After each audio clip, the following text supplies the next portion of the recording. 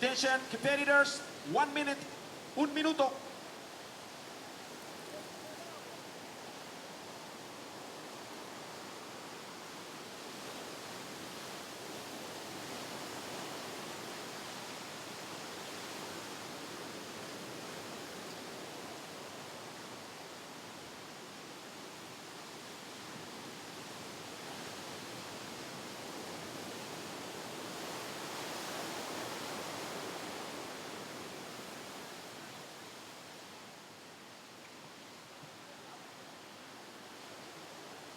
Attention, competitors.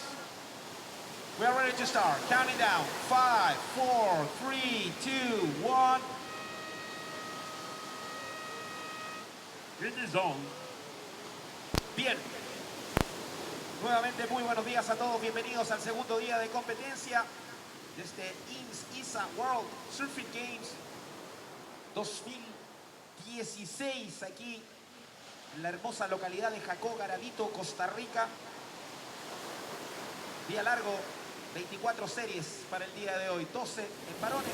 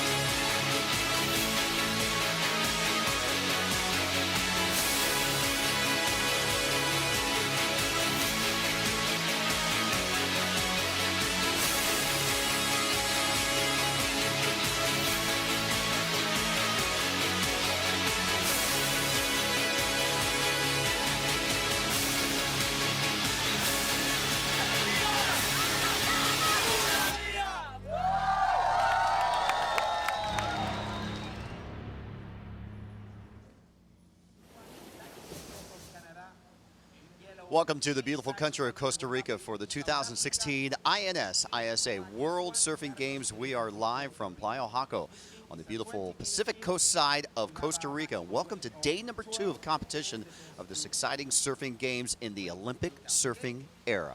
That's right, I'm Bo Hodge along with Mike Latronic. Good morning, Mike. Hola, how you doing this morning? Good morning, Bo. Doing fantastic. You can see we've got some nice glassy conditions here. Surf has subsided just a little bit. We're going to see the waves drop off a little today and tomorrow, but we are still expecting some surf midway through this contest and towards the end. So should have a good day of competition. Right now we've got high tide, but yeah, doing great. Looking forward to another great day here in Playa Jaco.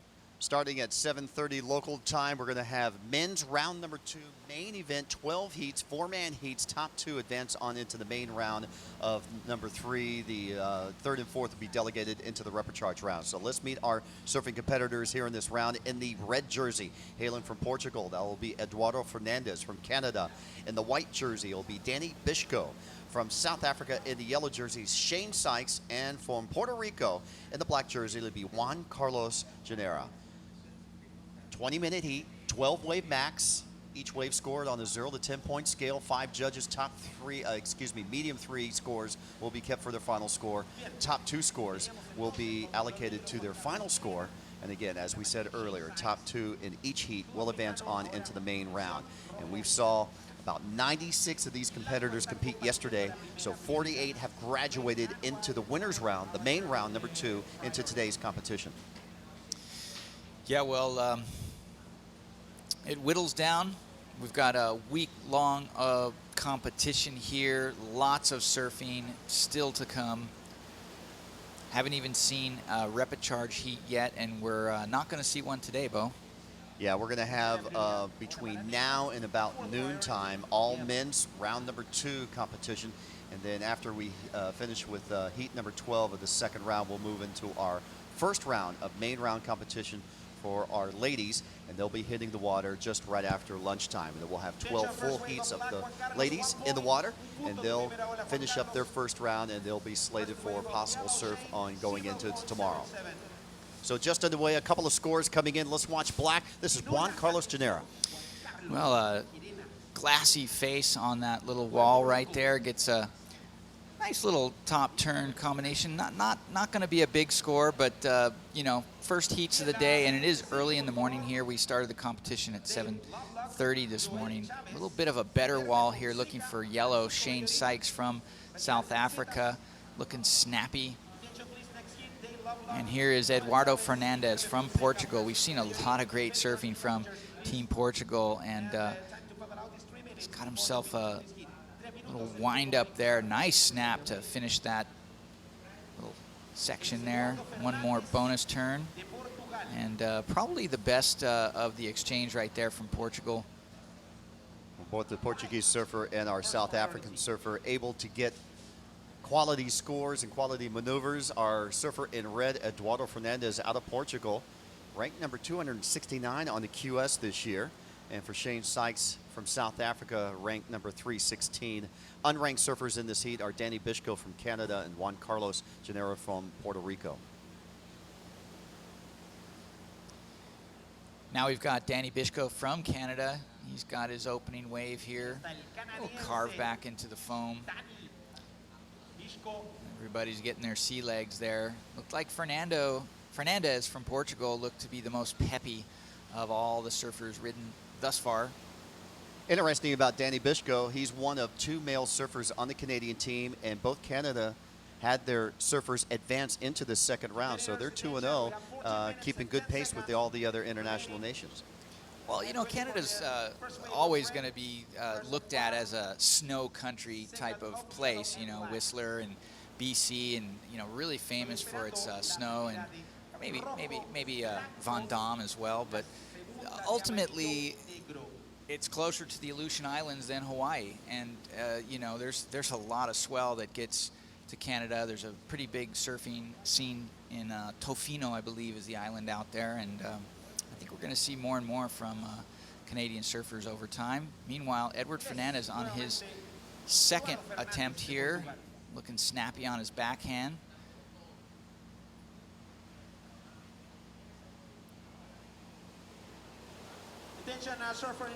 So our computer screen is being rebooted at this time, so unable to give you scores of the following exchanges. We can tell you time remaining in this heat, of this 20-minute heat, 13 minutes, 15 seconds. Let's regroup from yesterday.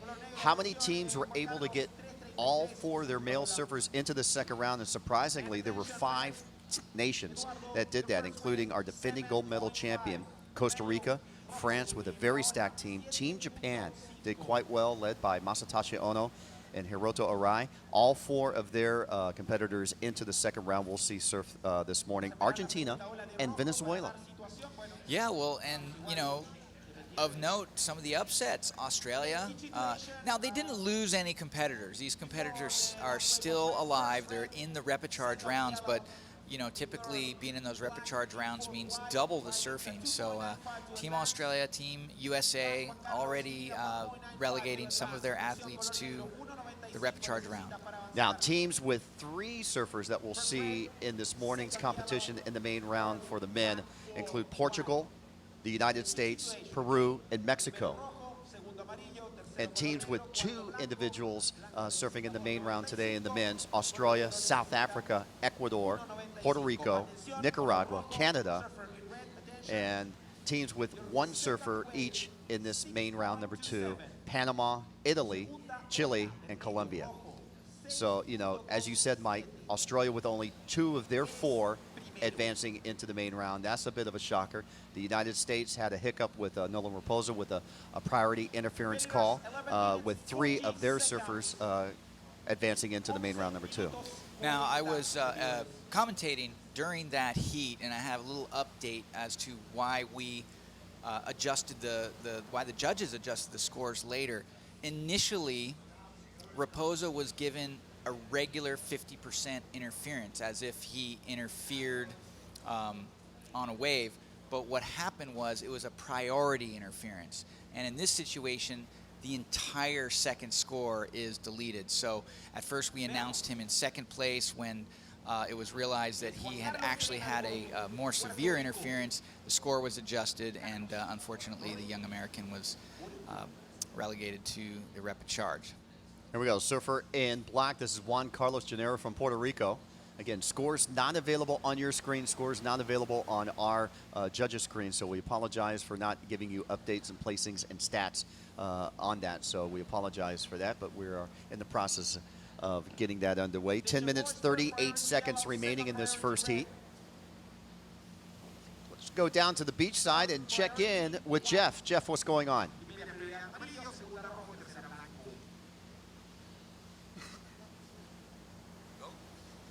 Okay, hey, Jeff Baldwin here with Candelario Rosado, 10 years old, surfing for Nicaragua in the round that's about to come up, the women's round, heat number 4. How is it for you being here today? All this excitement, you have a team member coming up in the next heat. It's really exciting to be able to compete here because there's like so much emotion and I can learn so much. And if I have luck and I train hard, I can probably pass a couple heats, so that's good to know. And I'm really excited for my heat. And you just live in Nicaragua, which is the country just north. Do you come and surf in Costa Rica often? Yeah, so in Costa Rica there aren't many, in Nicaragua there aren't many girls, so every month we come here for the nationals, and we go to Costa Rica once a month for nationals, and it's really cool.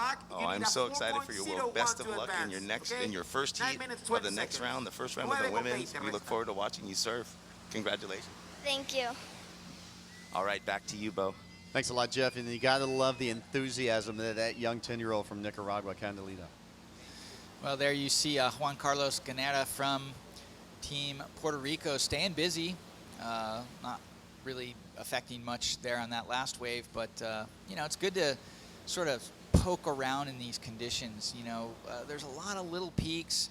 Obviously, you can see Eduardo Fernandez, he's already got 2 decent waves under his belt. He's waiting pretty far outside for what we'd say are the bombs. The bombs today are going to be 3 feet maximum. But, you know, if you don't already have 2 good scores like Gennaro, it's good to hunt and poke and see if something develops. Let's get you updated on scores out in the water. We just got rebooted with our judging computer screen. We tell you our surfer from Portugal in red, Eduardo Fernandez, has opened up with a 7.5 and a 6.27. Surfer in red is in first, Eduardo Fernandez. In second now is surfer in black, Juan Carlos Gennaro from Puerto Rico. He has a 3.33 and a 3.0, and his last wave that you just saw was registered at a 2.67. He is paddling right now. Let's see if he can get into this wave. He'll opt not to. In third place, our South African, Shane Sykes, opened up with a 0.77, and he has regrouped with a 4.5. He only needs a 1.84 to move into second place. Danny Bishko from Canada, he has opened up with a single wave at a 2.33. He now needs a 4.01. Time remaining in the heat, 7 minutes, 38 seconds counting down. Well, here we go. Looks like a little bit of a bump forming. Let's see if anybody takes that one. Nope. You know, it's very slight, and with this sort of mid to high tide, it's sort of a game of pick and choose. You really want to find something that provides a steeper wall to, you know, work some vertical turns into. So surfers being a little patient right now, and probably a smart idea. Unless a bump called. Well, once those little peaks start forming, though, it's sort of a roll of the dice, Bo. You can see on your screen on the top left over by the judging scores, we have added in very small print, if you look, squint your eyes very closely to your TV screen or your webcast, you can see the priority. They are in black, so our first priority is being held by surfer in yellow, Shane Sykes. Second priority is now Eduardo Fernandez. And fourth priority is going to be actually going up and riding. This is Juan Carlos. Well, true to form, Carlos has been very busy this heat. He's trying to improve on those 3-point rides. Probably not going to on that ride there. So maybe it is time for him to shift his strategy and wait for something more substantial. Mike, let's talk about the priority system. How did it get started? Why is it useful? Why is both amateur surfing, professional surfing, and the ISA using the priority system? Well, the priority system is a fantastic new development in surfing, you know, utilized just in the last year or two by professional surfers worldwide. And here at the ISA, thank goodness they've adopted it, because before the priority system, surfers would have every right to scuttle back out to the lineup after a wave, get position on other surfers that hadn't caught a wave, and usurp waves. And legally, as long as you can get the inside position closest to the curl, you have right of way on the wave. That was the old system. Now there's an actual judge that sits in the tower that commands the priority count and designates priority to the 4 different surfers in the water with a color board, so the surfers can see with the color board whether or not they have priority or not. This allows the surfers to actually be patient, wait for the waves they want, and when it's their turn, they know they can paddle for any wave they want. Now, does this mean that first priority being held by Shane Sykes, he's going to catch the next wave? Not necessarily, but it does mean Shane Sykes has, with priority, can catch any wave he wants. So you're going to see second, third, and fourth priority scrambling for different waves. If it comes to second priority, they have priority over third and fourth. So that's why we saw Juan Carlos with fourth priority catch that last wave, because Shane, Danny, and Eduardo felt that wasn't a good wave, and the score reflected it. It was a 1-5-3. Okay, and here we go. Shane Sykes opts to use his priority on the right. We're going to follow Juan Carlos Garena, getting another sort of low to average score there. Not sure what Sykes did, but you can see he is hustling to get that second score on the board. And hustling back out to the lineup to regain priority, correct? Correct. Here we go. Surfer in red. This is Eduardo Fernandez on his backhand, on an open face, making the connection. Spins it around. He's your heat leader. He's dominating in this heat with his first 2 waves. This is his 3rd wave. He's opened up with a 7.5 and a 6.27 with a commanding lead. In second is our surfer. You know, not only is Team Portugal impressing me with their quality of surfing, but their surfers are doing very intelligent work out here in their heats. Really smart surfing. There's a good natural flow. Of course, there's a little luck involved, because not every wave you pick is going to do exactly what you think it's going to do. But overall, Eduardo Fernandez from Portugal has picked the best waves in this heat and monopolized on them, capitalized on them. Well, Mike, we have a serious situation here. Juan Carlos Verena has caught 5 waves, excuse me, a 3.33. His last wave, a 3.1, has found himself into second place. Shane Sykes has a 1-wave better score of the 4.5. Now he's dropped to 0.77. That one right that we missed on the screen, he caught a 3.33. So now Shane Sykes will move back into second place. Carlos now needs a 4.48, and for Danny Bishko, he needs a 5.48 as we're watching the 6th wave now from Juan Carlos. Well, Juan Carlos finally gets a good crack on that wave. Let's see if he can manufacture another maneuver, and he does. Not quite riding out of it, so I'm still going to say that was a 1-maneuver wave. You know, he needs to break out of that 3-point range in order to overtake Sykes. Yeah, Sykes has a high of a 4.5 and a low of a 3.30, which pretty much matches Juan Carlos's best 1-wave score. Time ticking down, 2 minutes, 10 seconds remaining. This is heat number 1, round number 2 of the main event for the men.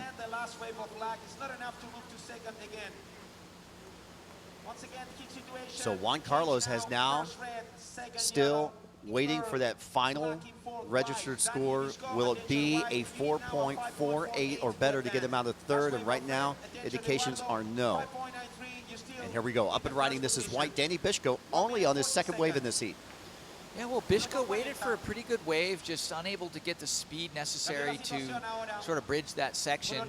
That's not going to help his cause. And now with just 1:30 seconds left, that moves yellow Shane Sykes into first priority. So Sykes, you know, he's not comfortable there with that 3.3 sitting on his score line. So he's going to look to improve his situation and try to lock down second place.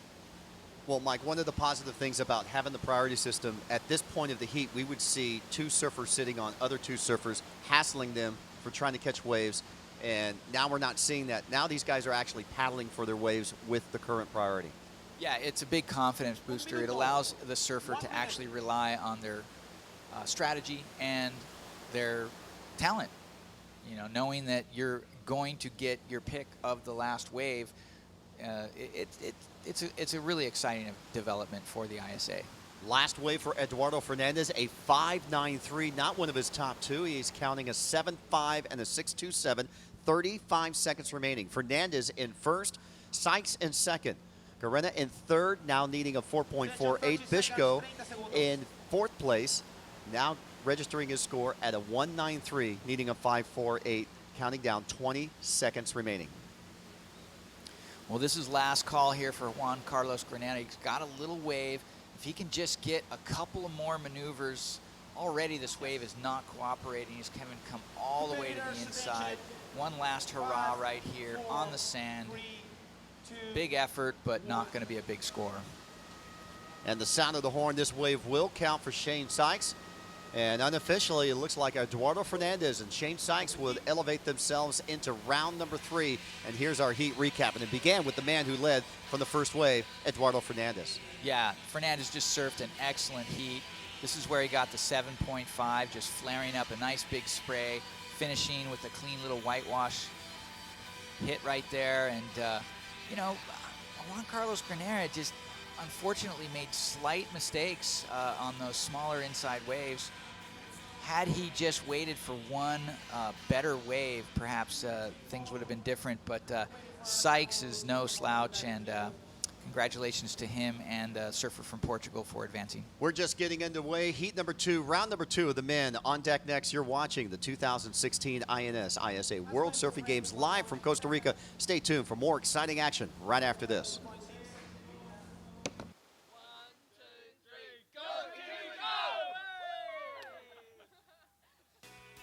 Qué bello es Costa Rica, un país pequeño pero gigante en experiencias auténticas listas para ser descubiertas todos los días. Somos un país diverso, lleno de aventura, cultura, naturaleza y bienestar. Lo único que tenemos que hacer es descubrirlo. Costa Rica te espera. ¡Vamos a turistear! Visita www.vamosaturistear.com para conocer las variadas opciones que hay para vos.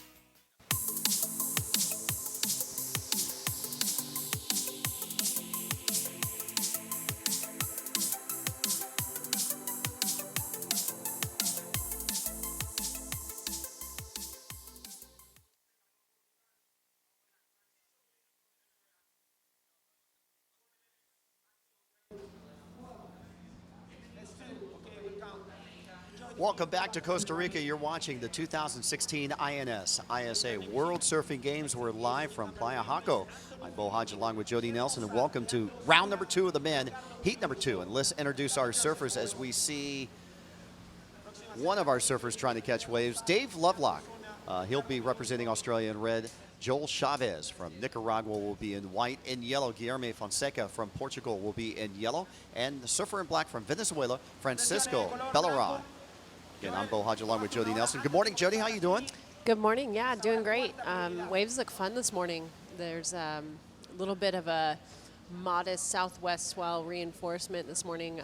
So we're seeing just a little bit different direction. It's making the waves a little peakier. We just had that high tide at 6:25 a.m. It was a 9-foot high, which will be dropping to a 1-foot low at 12:30 p.m. So definitely conditions will be changing before the women get out there. But here we see up and riding in yellow, Guilherme Fonseca out of Portugal. He got first in his round 1 heat yesterday, as we see him redirecting onto his front side there. And Dale Lovelock also got first in his round 1 heat yesterday for Team Australia. So we're into round number 2 of the men's main event. Scratching here on the inside. This is Francisco from Venezuela, determined to catch this wave. He'll pull back.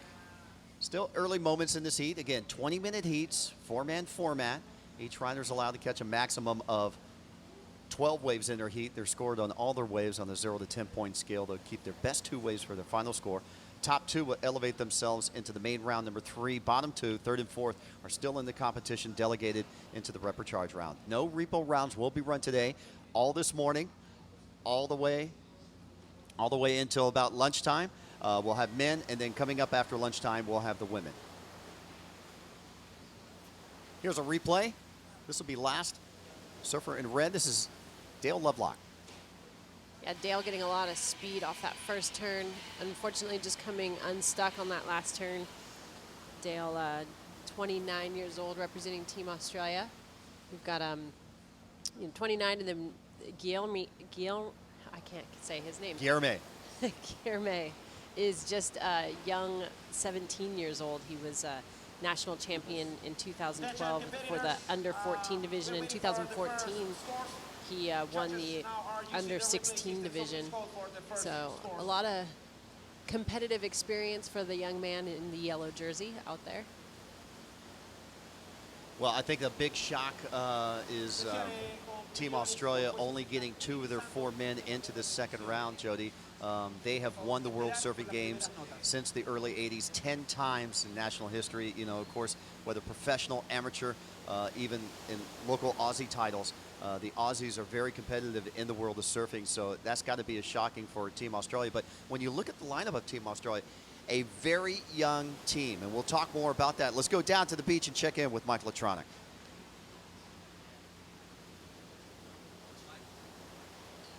Hey, thanks, guys. So, bright and early in the morning here at Jaco Beach, Playa Costa Rica. Always good to get a win first thing in the morning. That must be a relief. Yeah, for sure. It's a very good wind heat. The conditions is not so good right now, a little bit slower. And the first 5 minutes doesn't wave coming, and I just wait for a good one, and for my luck disappear, and I catch and surfing a little bit like I was trying here every day and get the score, and yeah. Well, it was clearly obvious that you surfed a very intelligent heat. Your surfing was great, but by far you waited for and picked the best waves with your priority. Yeah, just try to be calm outside, wait for the big ones, and for my luck I got.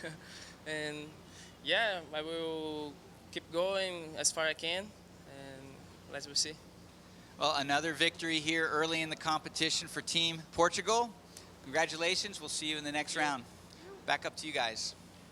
Thanks, Mike. Congratulations to Eduardo Fernandes from Portugal, as he's got one of his competitors, his fellow teammates, I should say, Guilherme Fonseca, in this heat, as we're watching second scoring wave from Francisco Belleran from Venezuela.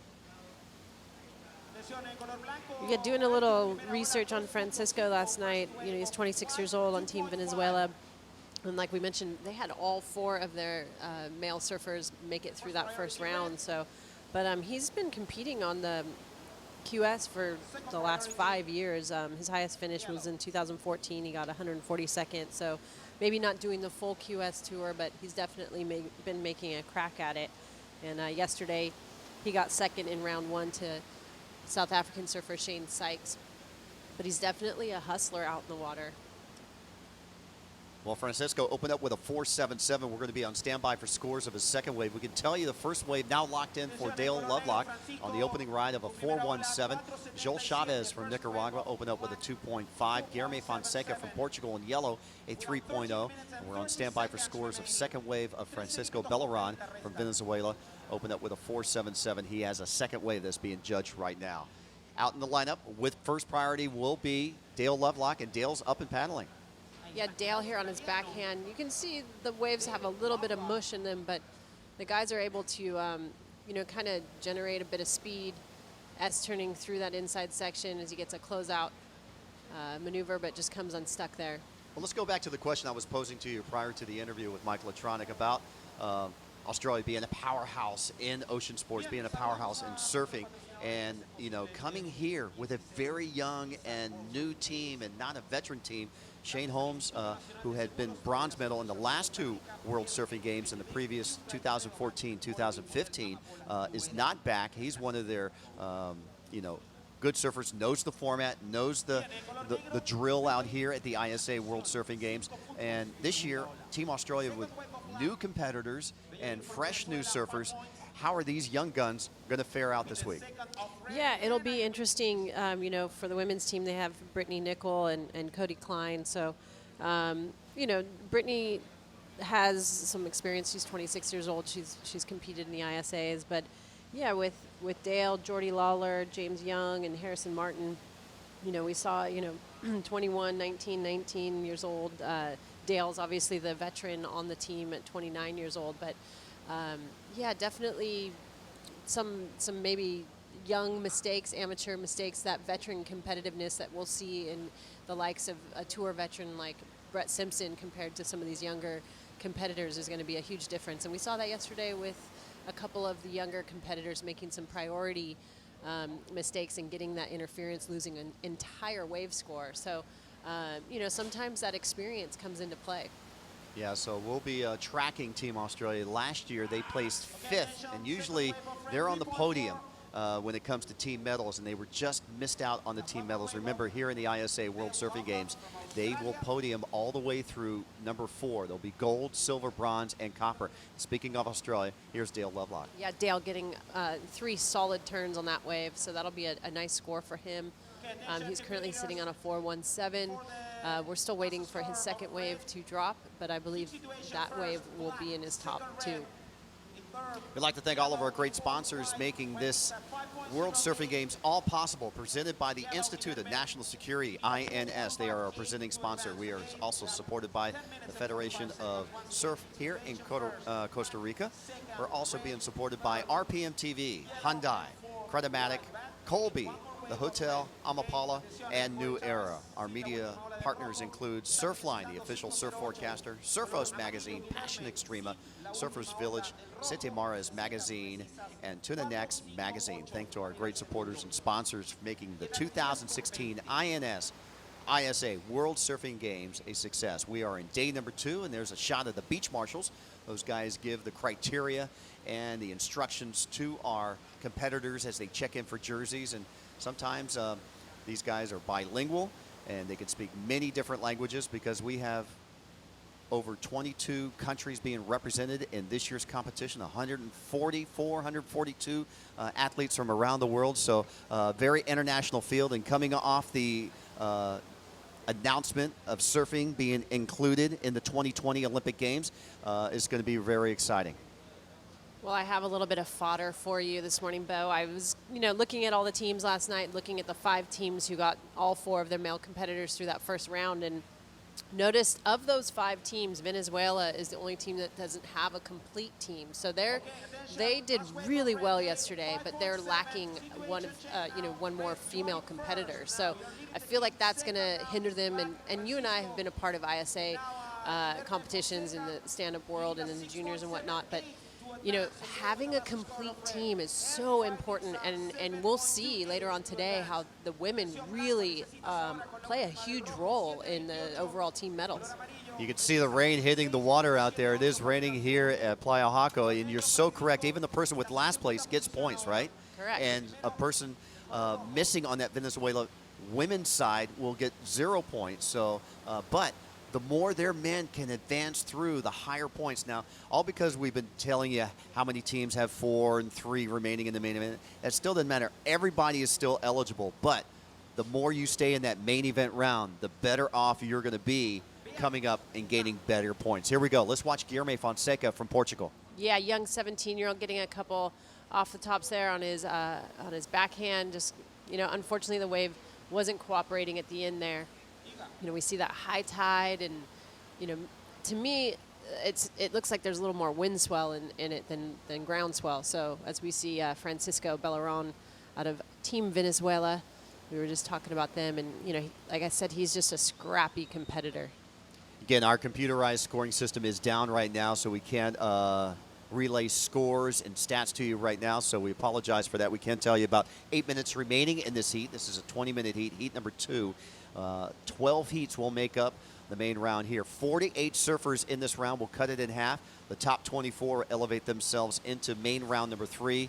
The bottom 24, 3rd and 4th place in each heat will be delegated into the repechage round. And we'll see the women coming up, making their presence. We'll have 12 full heats of the women. I believe 10 of the 12 are 4-man heats, and 2 of the 12 heats are 3 lady heats, so it'll be exciting to get the ladies underway and defending that crown. We're going to see Tia Blanco defending her gold medal. Yeah, definitely. You know, that's a bit of pressure on her shoulders, but I'm sure she's up for the challenge. And Team USA looks very strong and ready to compete.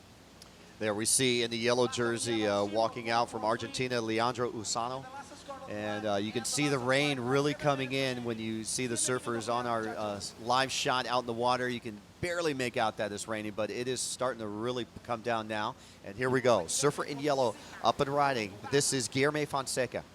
Yeah, Guilherme doing a really good job redirecting, staying real close to that power source, and you know, really great rail-to-rail surfing all the way to the inside. So yeah, he's gonna want to get back out and try and get into a situation where he can get a set wave. But, you know, it's still contestable. We heard from that interview from the winner of the first heat, you know, that it is a little bit challenging. But from watching these guys, you wouldn't be able to tell that it's challenging because they're surfing really well. Well, all these surfers had to qualify in their own national events to qualify for their national team. Some are handpicked, some have to compete against others. Every federation, every nation federation has their own criteria of picking their own team members. And the ISA, this is just one of many events that the ISA puts on, the World Surfing Games. They've been doing the World Surfing Games since the early 80s. And coming up next month in Portugal, will be the World Junior Surfing Championships in the Azores, and probably the biggest event that the ISA puts on each and every year. Yeah, definitely. To see the next crop, the next generation of surfers is so exciting, and ISA really does a good job of, you know, collecting the cream of the crop. And you know, with the 2020 Olympics coming in 4 years in Japan, a lot of these countries are using, you know, these junior competitions to really determine who you might consider putting on their national team for the Olympics. Gabriel Mendina, a former ISA world champion, becoming a WSL world champion. Tyler Wright, a former ISA world champion, now leading in the WSL rankings. Tatiana Weston-Webb, a 2-time gold medalist and winning her age group, just recently winning the U.S. Open. So, you know, the best juniors in the world will be competing in the Azores, and the best juniors in the world graduate, most of them, do qualify for the WCT. As we see our young man out of Portugal, yeah, Guilherme. I cannot say his name. Well, Guilherme I want to Fonseca. say Guilherme. Well, Guilherme is kind of run through, but we Guilherme. just have scores just in front of us with 4.5 minutes remaining. Let's get you updated. Francisco Belleron from Venezuela, he's been on fire. He opened up with a 4.77, and he's done better than that. He has now registered a 5.0 and a 6.23. Surfer in black from Venezuela, Francisco, is in the lead. Dale Lovelock from Australia is now in second with a 5.7 and a 4.17, and he's up and riding. Yeah, Dale gets a nice off the top on that first section there. Kind of gets hung up on that second floater, so I'm not sure that's going to be one of his keepers. But, you know, you see Fonseca just chipping away. We haven't heard a whole lot from Joel Chavez with a couple of 2.50s, but Francisco also is staying really busy as we see Joel Chavez up and riding. Gets a nice off the top there on his backhand, looking for another section to hit there. Cuts back, but just comes unstuck there. So, you know, Joel finding himself a little bit challenged out there in these conditions this morning, but everybody else seems to be adapting to the new conditions today. Every day, you know, you wake up, you don't know what the waves are going to be doing, but you've got to be prepared to surf anything and everything. Joel Chavez, who we just saw on screen, registered the 2.2 on his last ride, so not one of his top two. He has a pair of 2.5s. He's currently in fourth, needing a 7.38 to get into second place. Third place is Guilherme Fonseca out of Portugal in yellow. Guilherme has a 4.73, a 3.23, and possibly another wave to be registered. But let's focus our attention on Francisco in black up and riding. Yeah, Francisco getting a couple great turns off the top there, throwing quite a bit of water for, you know, how mushy it is, and gets pretty vertical on that last turn. He likes it. He gives it a little claim. He's looking to replace his 5.0. Guilherme Fonseca in Portugal, up and riding now on his backhand. Lots of speed here. Nice carving turn off the top. Big bottom turn, throws the spray. And that's where he gets the power. On the outside, Lovelock using priority, paddles for the wave. He may lose that priority, Let's watch the priority judge and see if they transfer priority over to Guilherme. He's looking back at the tower, and right now it's not registered, but it looked like a full attempt right there from Dale Lovelock. Time remaining, 2 minutes, 15 seconds. Heat 2, round 2. You see our surfer in red. That is Anthony Flanagan from Costa Rica coming up in the next heat, representing one of 4 surfers in this round from defending champion of Costa Rica. And sure enough, Dale did lose that priority going for that. So now White with first priority. Joel Chavez will hold first priority. Dale Lovelock will assume second priority. So with this priority system, Jody, if you hold priority and you paddle for a wave and not make it, you do lose priority, correct? Yeah, if you look like you're making an effort to get into that wave, then you definitely will lose priorities. We see Francisco's last wave dropped in at a 7-1-7. We're waiting for a couple scores from Yellow. Second to last wave of Yellow just dropped at a 5-6-7. So that moves him up into the second position. We're still waiting for his last wave score. Yeah, his 6th wave, possibly his best ride right now. One more judge needs to lock in the score. 1 minute, 15 seconds. This is going to put the hammer on Dale Lovelock. Currently, he needs a 4.71. He'll probably need a bigger score than that once Guilherme's score locks in. 1 minute remaining and scratching in. Guilherme's not going to hold off. He's going to try to find something better. Looks on his forehand, redirects to his backhand, open face, throws it off the whitewater, redirects, and this is definitely not going to be, and yes, Jody, a 6.2. So now Lovelock needs a 6.18, and Chavez needs a 9.38 to get out of third and fourth, respectively. And time is running out. 40 seconds remaining. Here we go. White, Joel Chavez. Yeah, Joel, he's needing a 9.38, so he's got to put everything on the line right now. Nice last turn for him, but I'm not sure that's going to be enough for him to move up into the advancing position. But things change so quickly as we saw Yellow Fonseca get his 2 high-scoring waves in 5 minutes. Well, Puerto Rico already advanced their first surfer in the first heat, this prior heat, and now Guilherme's following too. So Portugal with 3 of their men in the second round. Here's Dale Lovelock in the final 3 seconds. That first turn, he just threw tons of water, so he got 3 turns on the outside. He's claiming it, feeling good about it. He needs a 7.71. So we'll see what the judges have to say about that. Actually, Dale needs a 7.71 to go to first. He actually currently needs a 6.18 to go to second. He thinks he's got it. Don't know if the judges are going to give it to him. We're going to be on standby here for his score because that is a critical score. And you got to be happy for the man in white there for Nicaragua. Gave it all his best, Joel Chavez, but you know what? Still in the competition. There's the young Rosano. Let's watch a heat recap. Round 2, heat 2, and it began with the man on fire, Francisco Belleran. Yeah, he got a couple really good scores in this heat with that 7.17. His back up a 6.23, not too bad. But, you know, he was finding his rhythm out there, forcing things to happen as we see Dale Lovelock, you know, really pushing through that first turn. This was his earlier wave, I believe. It's 5.70. We're still waiting for the last score of his last wave as we see Francisco Belleran on his second wave. Love his surfing style. Power surfing, backhand, throwing the spray, mixing up the combination of maneuvers. We saw yesterday the judges rewarding surfers for those combinations, but Dale still hung in there. Yeah, Dale's first turn was great. I mean, this is him putting everything on the line, his last attempt in the last 9 seconds of that heat. It was registered at a 4.47, but not the 6.18 that he needed. So unofficially, Belleran from Venezuela first, Fonseca from Portugal second, Lovelock from Australia red in third. And here we go. We'll be counting down the next heat, and we're going to take a short commercial break. You're watching the INS ISA World Surfing Games live from Costa Rica. Stay tuned. Heat 3 up next. Atención, chileno corazón, CHI, Chile, L, G, viva Chile.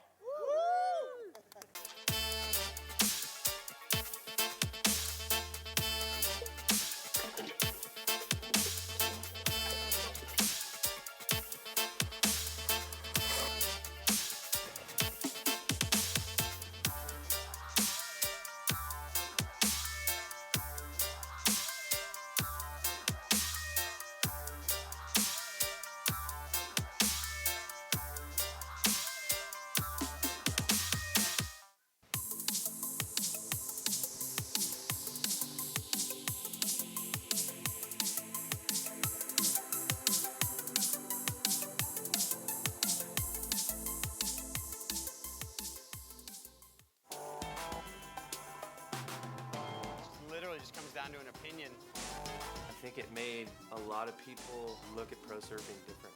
I couldn't imagine living life any other way.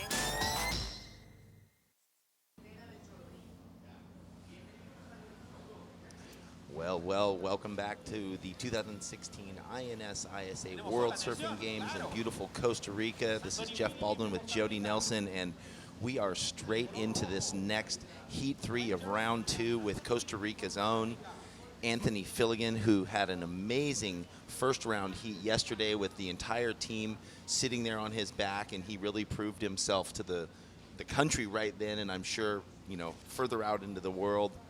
So good morning. Good morning. Yeah. The waves look good, and in this heat number 3, round 2, in the red from Costa Rica, Anthony Filligan. In the white, Guilherme Sat from Chile, and yellow, Leandro Asuna from Argentina, and in the black, we have Ricardo Palurza from Italy. All these surfers, the stage is set for such amazing surfing because, Jody, I know you've walked out there. The waves are really fun looking, peaks up and down the beach. Yeah, it looks really fun. That's why it was interesting when the winner of that first heat, you know, said it was challenging out there, but these guys are not letting it. It doesn't look challenging. It looks really, really fun. Yeah, as I was walking around pre-event, I saw all the teams kind of hanging out, and the Australian guys were sitting there, obviously getting ready for Dale Lovelock's heat, but they were just frothing, you know, saying, "Oh my gosh, we can't wait to get out there. It looks so fun, different than it's been the last few days." Yeah, it's not as lined up. It seems, you know, to be a bit peakier today, and you know, seen a lot of guys redirecting, you know, from rights to lefts, and so it's a lot more. It seems a lot more playful as long as you stick into that power pocket of the wave. And the way they're sort of reforming, guys are getting to get to that last section and really blast the tail through, like you said, weaving right to left towards the beach. I got to talk a little bit with Nomar McGonagall's father as he was videoing him pre-event, and I was trying to get the local knowledge and ask, hey, so what does this rain mean, this light drizzle? Are we going to have a day of calm winds? Wouldn't that be nice? And he goes, well, it could be because there's a slight offshore, which usually favors that, so we hope the conditions stay nice. And Jody, we had some first scores drop, so our Costa Rican Anthony Finnegan got a 3.5 on his opening ride, and Guillermo Sat from Chile a 3.10, and we're going to go down to the beach. We have a beach interview with Mike Latronic. Oh, with Mateo, excuse me. Thank you, Fred. Thank you, boys, at the booth. We are here with Francisco Lolo Bellorin from Venezuela. He has a really good hit. We're going to speak in Spanish because he doesn't speak English. So, Lolo Bellorin, felicitaciones por tu hit de Venezuela aquí, ganando el hit increíble. ¿Cómo fueron esas olas? Antes que todo, buenos días. Quiero dar gracias a todas las personas que están mirando este campeonato en vivo. Gracias a todos los venezolanos, nos están dando esa buena energía. Ayer nos tocó con buenos competidores como los australianos, sudafricanos y de Nueva Zelanda. José Joaquín López hizo un buen trabajo, Juan Caraballo, Rafael Pereira, pienso que es uno de los mejores equipos de Venezuela. Hemos llegado aquí con nuestros propios recursos, gracias a mi patrocinador también oficial, Latimove, y a todos los que apoyan, Carline y Surboas. Y bueno, estamos disfrutando de este segundo día del Campeonato Mundial ISA. Estoy muy feliz porque estoy usando una tabla epoxi que es muy liviana para estas olas. Las olas durante toda esta semana se van a mantener pequeñas y creo que tenemos ventaja al estar usando una tabla con buena flotación. Ahora se viene Juan Caraballo, va a ser una buena serie. Después se viene José Joaquín López y vamos a desearle mucho éxito y felicidades para ellos. Aquí estamos, Venezuela, representando el team con corazón. Aquí no estamos ganando dinero en este campeonato, estamos luchando y compitiendo con nuestra bandera amarillo, azul y rojo, y quiero regalarle una sonrisa. Ojalá Dios mediante me pueda montar en ese podio para darle mucha alegría y esa sonrisa a Venezuela que lo necesitamos en estos momentos. Gracias. Bueno, muchísimas gracias. So long to translate, boys, but he say they are a really good team. He say hello to Venezuela. They have a strong team. They come in by their own resources. They are resources, and he's using a epoxy board that works really good. He got a good hit. They beat some good surfers today and yesterday, and he had a dream to go to the podium and get a gold medal. Conoces mucho estas olas de Costa Rica, muchas veces han surfeado aquí. Venezuela tiene una hermandad muy grande. ¿Cómo te sentís aquí en esta tierra? Bueno, como lo dicen ellos, estamos en el país de la pura vida, los ticos. Gracias a todos los ticos por recibirnos, a todo el resto del mundo. Buena vibra, desde que llegué, el pana Gibre Brown, Carlos Muñoz, Jairito, todos de verdad apoyando con buena vibra. Y seguimos los latinos comandando, éxito y felicidades para Costa Rica, lo están haciendo bien. Y vamos Cali, tú puedes, al CT. You.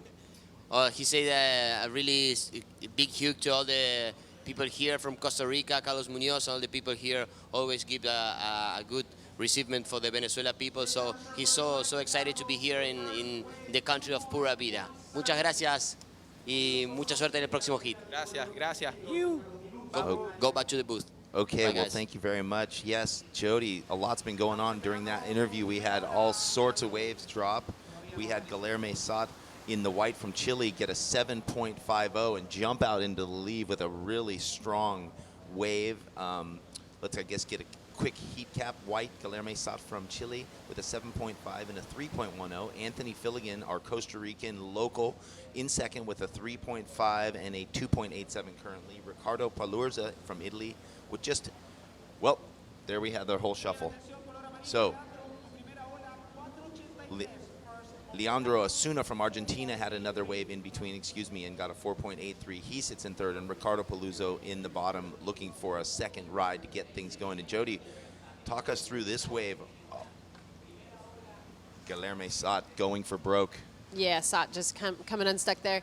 As we see Anthony Filligan up and down real quick, our Costa Rican surfer. But just to comment real quick on Francisco Bellarone, you know, this is a kid from Venezuela, 26 years old. He's been, you know, fighting on the QS for 5 years and, you know, probably not a lot of financial support, but, you know, being able to come here and represent his country, and they have a really solid team. They have a really good chance of medaling. So yesterday he got second in his round one heat, and so to come out and win his heat today, I'm sure he's just building confidence. Well, and like you mentioned, and I think you got to interview their young surfer, JJ, who had an amazing heat yesterday, coming out kind of in the end clutch with a few big reverse, you know, aerials. And then in the last heat for them, Rafael Pereira, who came from behind to grab that 7.57 or whatever he needed in a clutch moment after the coach had actually told you, we have our guy in the fourth position, you know,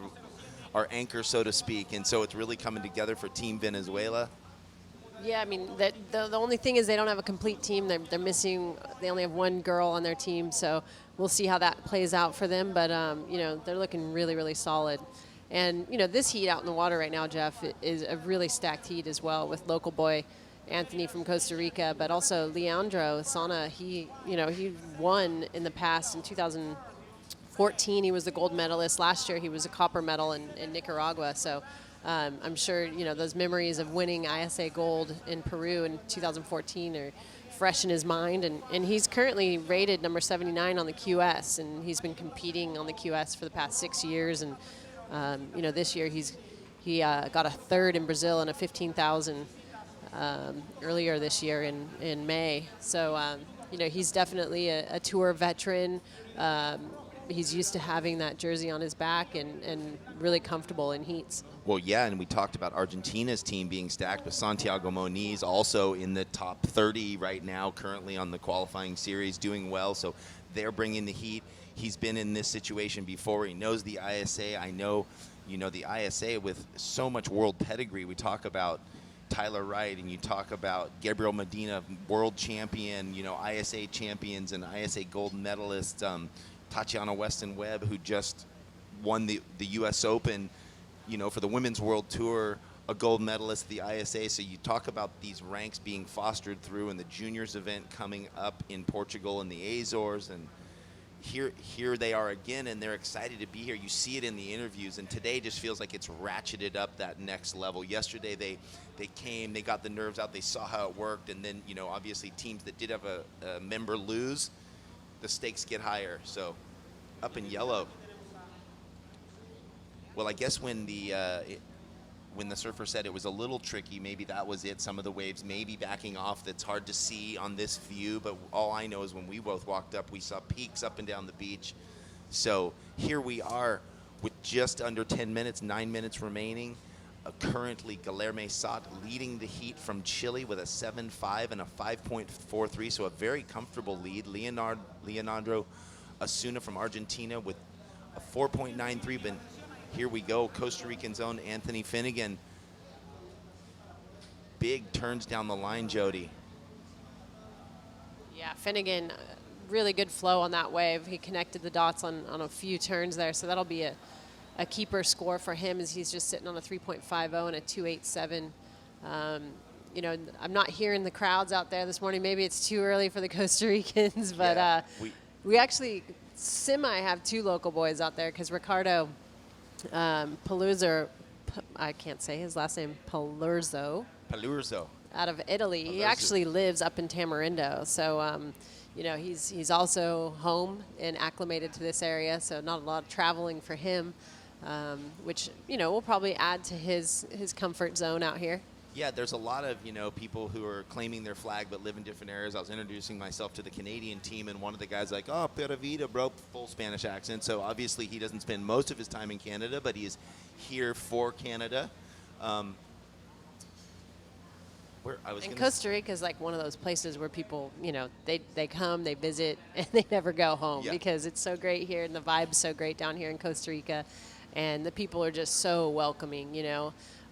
It's not like other places where they don't like to, some places, you know, they don't like to share their waves. Costa Rica is very sharing, very caring, and very energetic towards visitors and, you know, transplants and all that good stuff, which just creates a really fun vibe as we see Justine Dupont, Team France, up on screen there. Well, to have this 2016 INS ISA World Surfing Games here back in Costa Rica for the second time in its history, you know, the surf community has grown over the last 2 decades, alluding to what you were talking about here in Costa Rica. You're right, sharing is caring, and they have so much great surf on offer. People come and just fall in love with the country, and so why not? I mean, here we are, beautiful Playa Jaco Beach on this wave-rich Pacific coastline, breaks up and down the entire length of the country.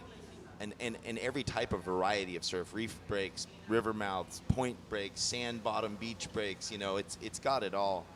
It seems like this heat's kind of, you know, the ocean's taking a little bit of a breath here. So, I mean, you know, note to the athletes that are sitting on the beach watching and the coaches, I'm sure they're taking note on the ocean slowing down a little bit, and, you know, it just goes to, you know, strategy in that next heat. Do you get your heat started super fast and early and take whatever you can? I mean, when it's higher tide like this and a little more inconsistent, you kind of got to just jump the gun from the start of the heat. Well, I guess to answer your question, I guess the rain is coming down a little harder than it was when we were out there here in this beautiful part of the world. But since we have a short break, you know, this event is brought to you by a bunch of great sponsors. It's presented by the INS, and it is supported by the Federation of Surf here in Costa Rica, RPM TV, ICT, Speak Up, Sinopolis. Well, we've got paddlers, Jody. Tell us about this wave by Leandro. Oh, my. Every time you say that, someone falls. I'm going to stop saying that. I think Commentator you're jinxing curse. them. Yes. Yeah. Okay, so back to our supporting sponsors. Speak Up, Sinopolis, Hotel Teresa del Pacifico, IPSAC, that's the EPSAC, and the media partners are the Inertia and Magic Seaweed Wave Forecasting. So we have a whole host of sponsors. We got them all here. Currently, our heat leader sitting with priority, Jody, so it's sure playing out nicely for him with 5 minutes remaining in this heat. Anthony Finnegan from Costa Rica is sitting in third. He has bettered his situation with one of his last ride. They got him a 5.6, so now he just needs a 4.7 to jump up and get into that second position, which is no doubt what he wants to do, staying out of that Reprecharge round. But there are no losers. But we are going to have a stacked Reprecharge round when they start coming up. I mean, we've seen a lot of world-class surfers in third and fourth in the first round, and as we're in the second round, no doubt that'll happen. So the Reprecharge heats will get thick soon. Well, so far, 2 of the 4 countries competing in this heat have had all 4 of their surfers advance through that round 1. So if Costa Rica loses Anthony Finnegan in this heat, you know, that's going to be a bit of a task for him making his way through the Reprecharge heat. As we see Marc Lacomar from Team France. We saw Team France getting ready on the beach, and that's to cheer this man on. Well, it is, and you know, he was running down the beach.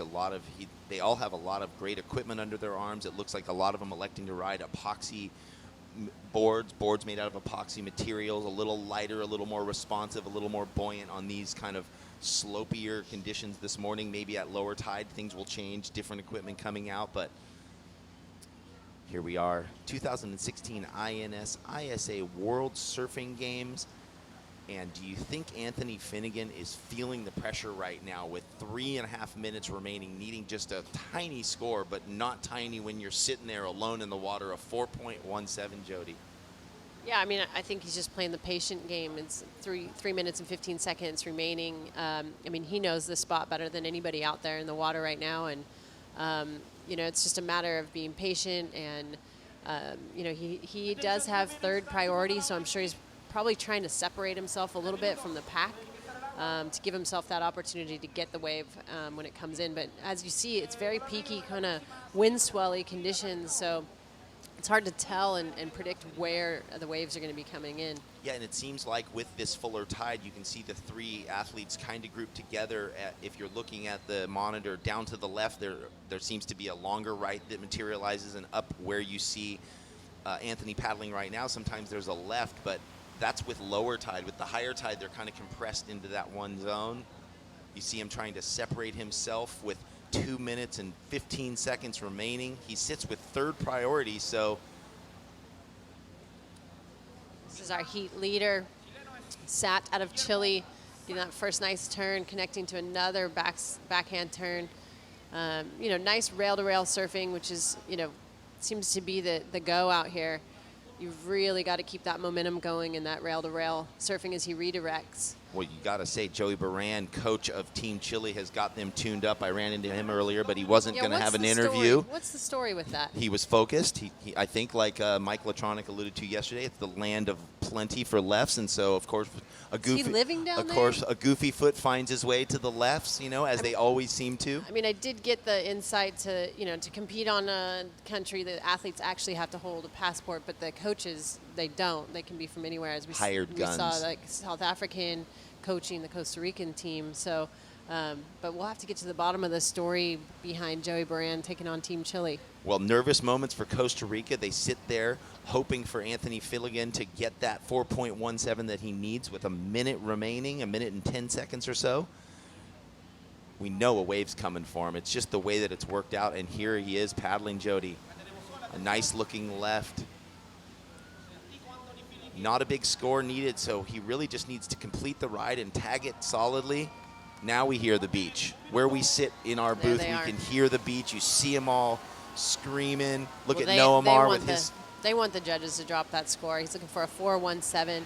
His first turn was a little, you know, but his second turn was really good, and he had that nice, you know, exclamation point on the end there. Well, you see Noamar McGonigal giving it up all the way, and yeah, you're right. Instead of these guys getting to wave their hand or do a little claim, they got a whole team with flags claiming for them, so, you know, and they're front and center to the judges. So we'll see how this plays out with 20 seconds left in this heat.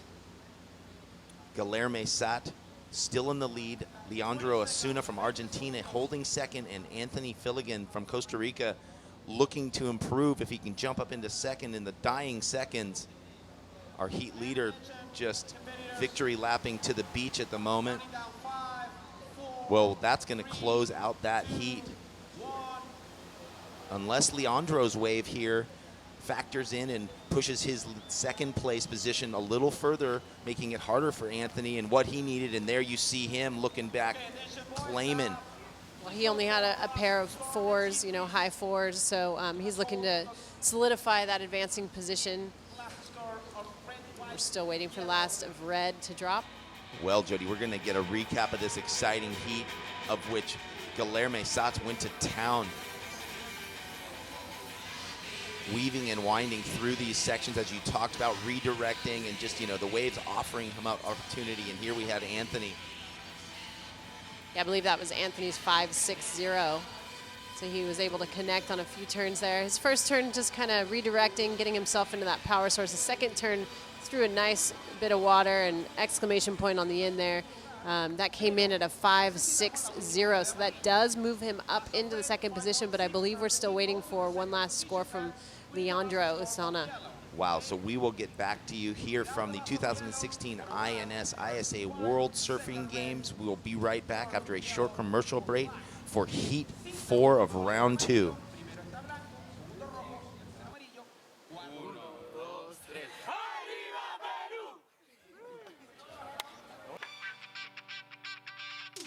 Soy Fabiana Páez.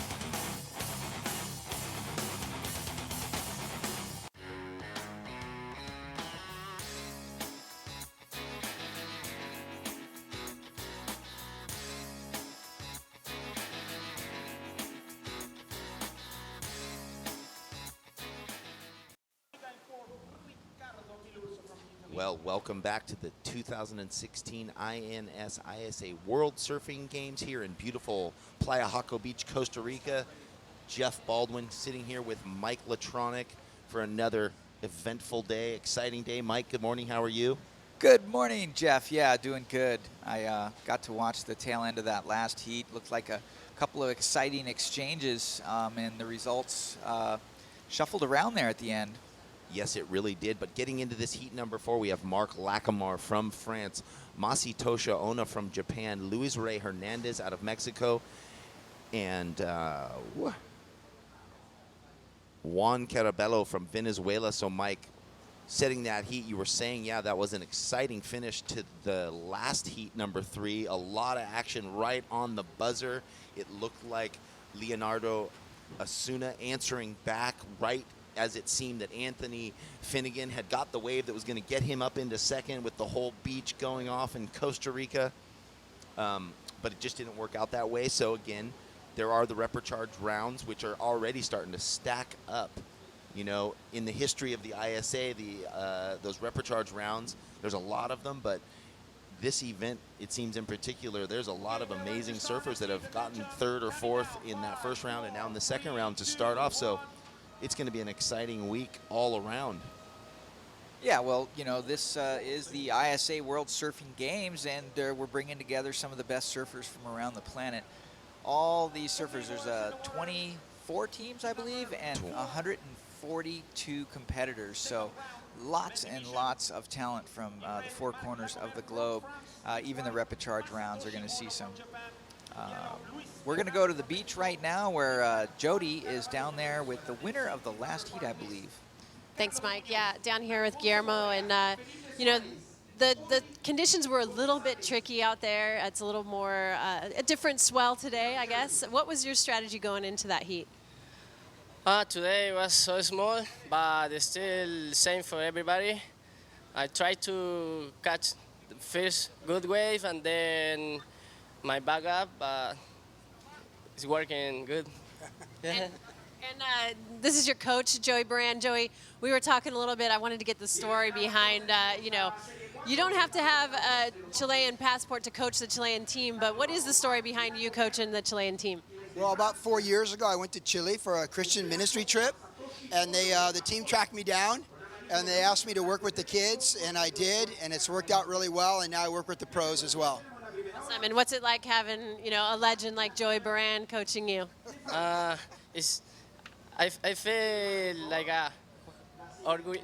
¿Cómo se dice orgullo? I feel, Pride. I feel pride. You know, like it's a good surfer, and it's a legend. You know, it's good. Awesome. And you know, anything all the fans and family watching at home that you'd like to say in your native language? Quiero decirle gracias a todos los chilenos que están apoyando. Vamos con todo. Todavía estamos todos los chilenos vivos. van por repechaje algunos, pero todavía quedan las mujeres hoy día y vamos a ir con todo a sacar medallas. Así que gracias a todos los que estén apoyando hoy en Chile. Well, congratulations, Guillermo. Avoiding that repechage round. Congratulations and good luck in the next one. Back to you guys. All right, thank you, Jody. Well, Mike, here we are at the 2016 INS ISA World Surfing Games, and you can just see the pride beyond, you know, flag and country. Look at the pride he has in having USA's Joey Baran, the pedigree that Joey brings to that table, the, you know, being invited to work with the young amateurs and then saying, hey, or being asked to work with the top pros, and now they're going, this is incredible, really?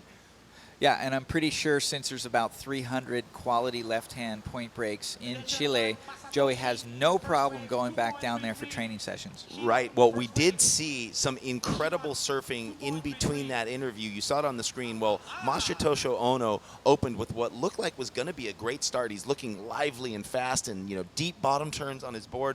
But did you see, obviously, the wave of Mark Lackamer's that has still, we are waiting for that score to drop, but I think it's going to be a big score, Mike. Yeah, hoping we can get a replay of his opening ride. Definitely one of the best ridden waves here of the morning, if not the entire competition.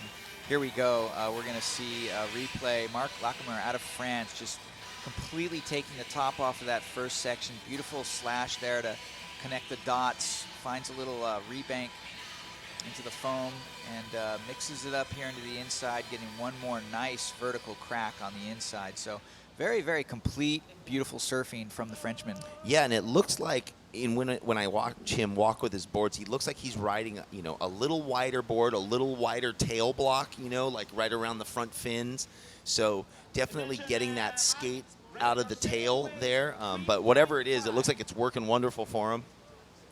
Well, big reward for that opening giant turn. He got an 8.67. Before we get back to the action here in the water, Jody has found some more color on the beach. That's right. Thanks, Mike. And down here with Leandro, Team Argentina. You know, that was a bit of a stressful heat. You had a buzzer beater at the end. Walk us through those last minutes of that heat. First, I got to say, sorry, Mom, Dad. I'm sure you were nervous back there watching me. But, yeah, you know, I surfed in the morning. I got a couple waves. It was really slow in my heat, but I knew you just had to fight till the end. You can get that last wave and make that happen. I was really just trying to look for 2 good waves instead of a lot of little ones. Just try to get 2, you know, that's all you need, just 2 good waves. But near the end, Anthony, you know, he's local favorite, so, you know, he knows where to find the waves. He knows which ones are good. And just kind of strategy, and at the same time, just hope for the best, you know, let my surfing do the talking, and have my whole team right there. My whole country's watching, I'm sure, so I'm really happy. Now, you have a lot of experience competing in the ISAs. You've won gold in the past, last year copper. How important is it to stay in that main event and not drop down into the repechage? Yeah, I mean, if you keep going through the main event, you surf less. You still got 2 lives. And it is really important to stay in that main event and just try to take out the good guys one by one, but just play as it is, you know, to heat by heat and have the most fun. That's what we're here for. I mean, we're all the same kind of people. We love surfing. We love the beach. So we're all friends. We're not enemies at all. You know, we're competitors. And that's what it's about, just enjoying the time here. All right, well, congratulations on moving on to the round number 3 of the main event, and we'll send it back to you guys in the booth.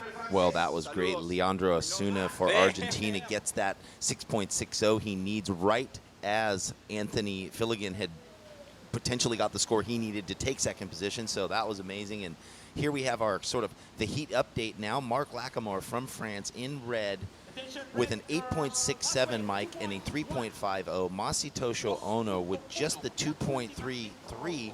And our Mexican surfer Luis Rey Hernandez in yellow still electing not to ride a wave or just hasn't found one. And Juan Carballo from Venezuela also sitting without a wave ridden. So Mark Lackamer just kind of out there having his own thing, finding the groove, and you'd look to see him expand his lead, trying to drop that 3.50. Okay, well, here is Juan Carballo in the black jersey from Venezuela, finally opening up his account. A couple of nice little quick turns, but failing to connect the dots there on that last section. Now we've established first priority to Luis Luis Rey Hernandez, I gather that's what he was waiting for. You know, he was very, very patient. Now he's got his pick of the lineup. So priority situation, Luis Rey Hernandez gets to pick any wave he wants now. Well, yeah, so, you know, 7 minutes have gone by so far in this heat. Now, you, Mike, as a former competitor, you know, there's that point where you're sitting for that long, and then you're not really waiting for priority. You'd much rather have had a wave, right? Where do you go in your mind in this situation, nearly halfway through a heat? Yeah, it's tough to rely on Mother Nature, but I think, you know, like Leandro Osuna just said, you only need 2 waves. So there's a certain amount of time. Some surfers give themselves 2 minutes. Some surfers might give themselves 5 minutes.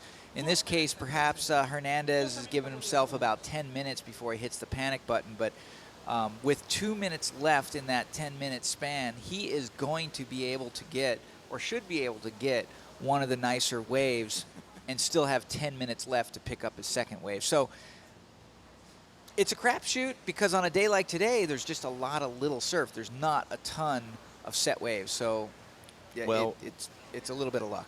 Yeah, we saw earlier the tide was, you know, I'm not sure if it was peaking high, but there was a lot of waves going on. Maybe right now just pushing up a little bit more, but it looks like we might have some action on this split peak, Mike, red and yellow, and they elect to go with our heat leader. Yeah, and oddly enough, you know, Mark Lacamar did not have priority. Our surfer in yellow did, but it looked like Lacamar got the better of the side of the wave. Like the left looked like it stood up more than the right. That's probably why the cameraman went with the left. And we'll see. Maybe they have a replay of it. But here's Masatoshi Ono. Here's a very important second wave for the Japanese surfer, veteran surfer. Looking good, looking solid. Not much on offer on that wave, but he's getting some work done. And yeah, Masatoshi Ono kind of paving that way for now Hiroto Arai and Hiroto Ohara. You know, he was that beyond some of the early Japanese surfers that went out into the world, he was the one that, you know, really was on the qualifying series, knocking on the door, bringing it to the globe. Like, look at the level of surfing that's happening out of Japan, and now here he is, sort of the established veteran for this team. It's amazing, and no doubt, look at his surfing style, not here in black, but in white. That was Juan Carbello with a nice wave from Venezuela. Yeah, that was short and sweet. You know, that was a small wave, and didn't go for very far, but, you know, he was able to fit 3 maneuvers in pretty quick. That last maneuver, fairly vertical, so, you know, that should be eclipsing, if not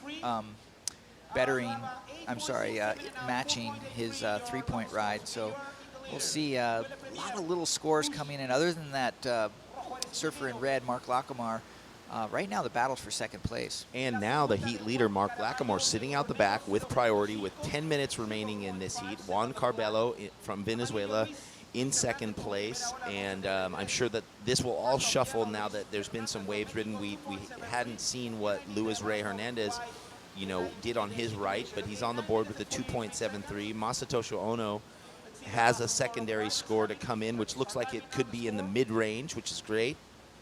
And here's our heat leader utilizing that priority, Mike.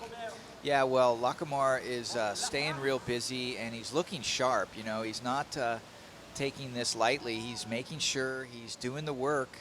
Even though he's got a giant lead, he's taking waves that he can, you know, try to manufacture a better score. His second score is definitely a good filler, 4.83, but he's looking to replace that with something more substantial. There it is, Masatoshi Ono on the left that we saw him ride earlier, got a 5.60, so he is now jumped up into second, pushing Juan Carbello from Venezuela into third, needs a 3.77, and now Luis Rey Hernandez from Mexico, who we saw have a great heat yesterday, needing a 5.21. You know, real contrast in styles, Mike. Mark Lacamar, taller, lankier, really having to extend his arms on those waves. You can see him pushing through, where Masatoshi Ono is staying so tight and compact. Obviously, height difference, but here we have it. Yeah, well, good observation, Jeff. I think you're 100% accurate. A little bit of a bobble right there for the Japanese surfer, and Luis Rey Hernandez trying to generate something. You can see the obvious frustration there in the body language, slaps the lip of the wave as he kicks out. So, and here's Team France, no doubt, wearing their red berets, the classic French hat, right? Yeah, well, they got to be pretty relaxed about this situation. Lacamar's got that 8.67. He may have improved his situation with that last score. Still waiting to see what judges determine. Pretty close to mid-range average, I'd say, but maybe just above what that 4.83 came in at.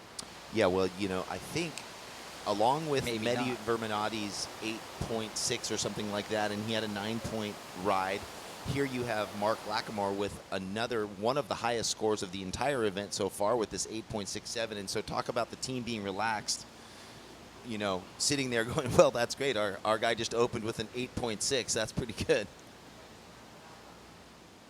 Well, great talent coming out of France in these past few years. Lacamar is one of the more veteran French surfers on the scene today, but definitely a troop of new talent coming out of that country. And a lot of them have been involved in these ISA events through the junior ranks and in just the World Games over and over. And here we have Mark Lacamar in red up again. Big open face turn and his tail's released, Mike. We shall see what happens. Oh, and he comes unstuck at the end. What an exciting wave. He kind of had the freedom to risk it right there.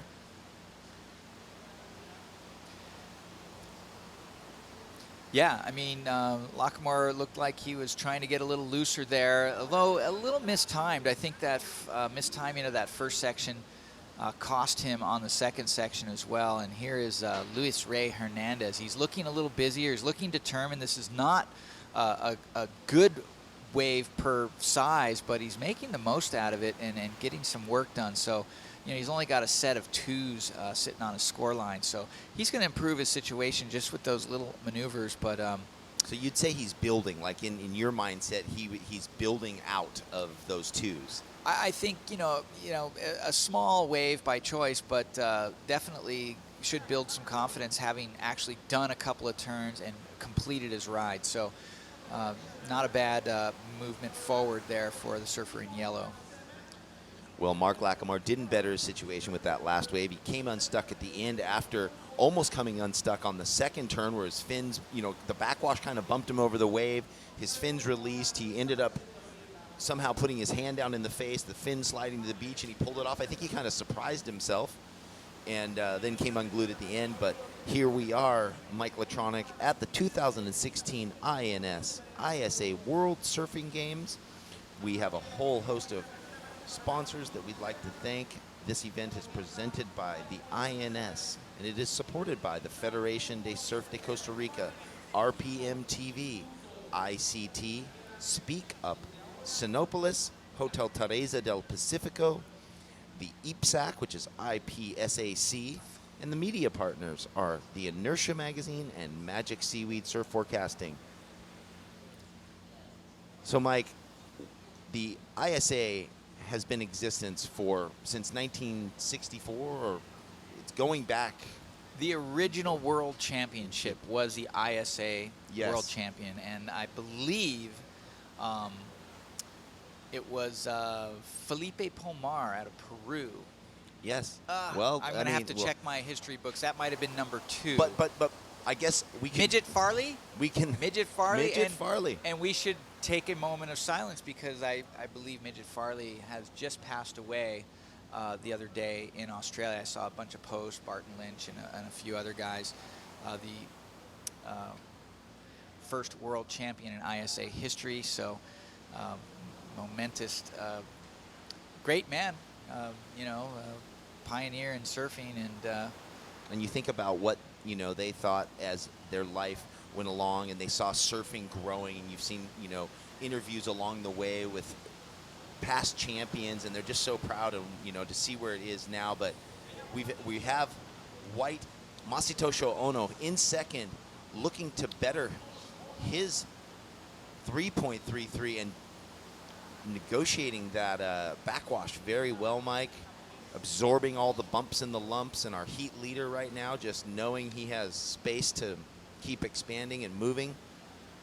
All right, got a little information here on the first championships, the early ISA events. 1964 was in Manly, Australia, and Bernard Midget Farley, Midget was his nickname, was a men's champion on that year, and for the women, it was Phyllis O'Donnell, another Australian. And year number 2, yes, it was Felipe Pomar, and the women was Joyce Hoffman. And we'll go one more up, because in 1966, it was in San Diego, USA.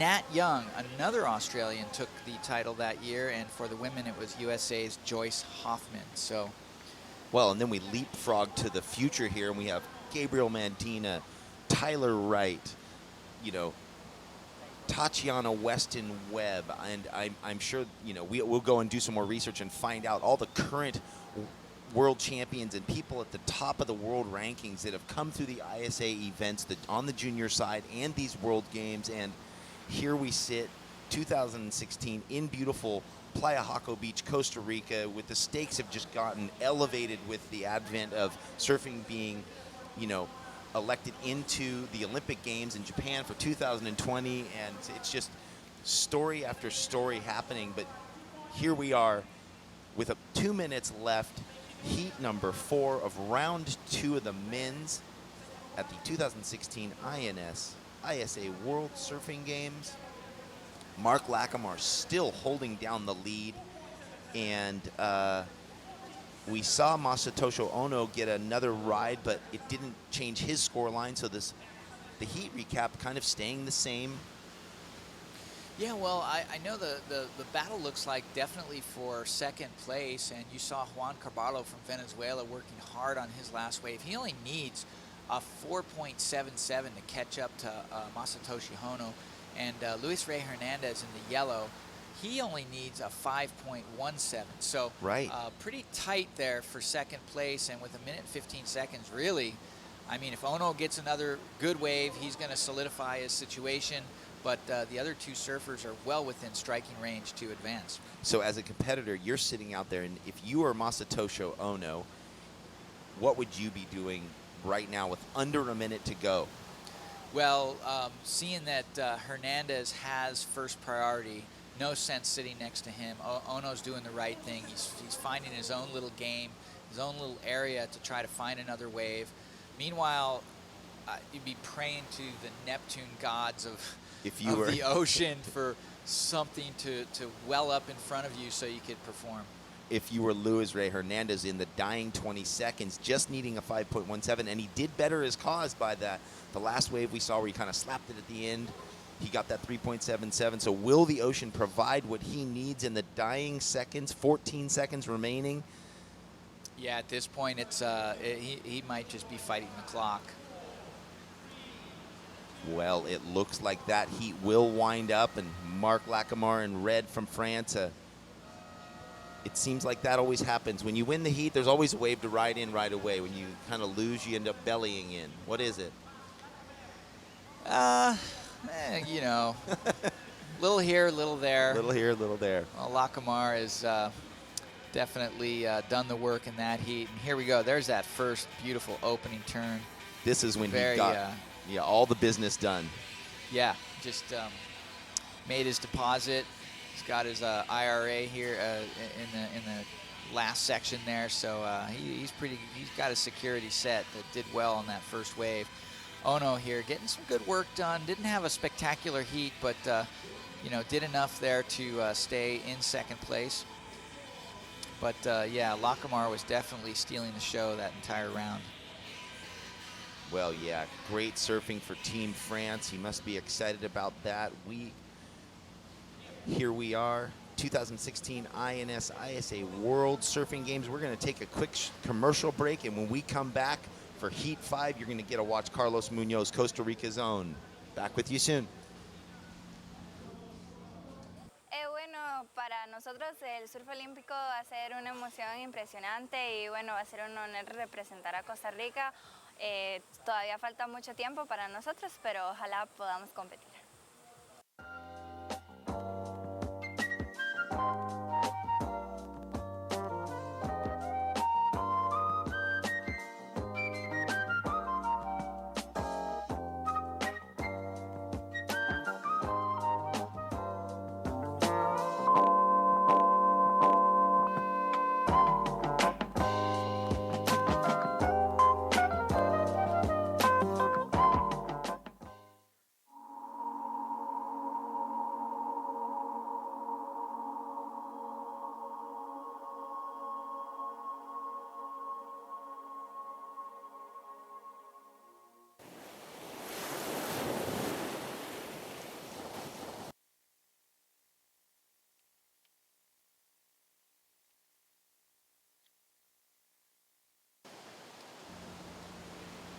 Welcome back to the beautiful country of Costa Rica. You're watching the 2016 INS ISA World Surfing Games live from Playa Jaco in Costa Rica on the Pacific Coast side. We are in heat number 4, round number 2 of the men, and Carlos Munoz tearing apart this wave, opening up the exchange.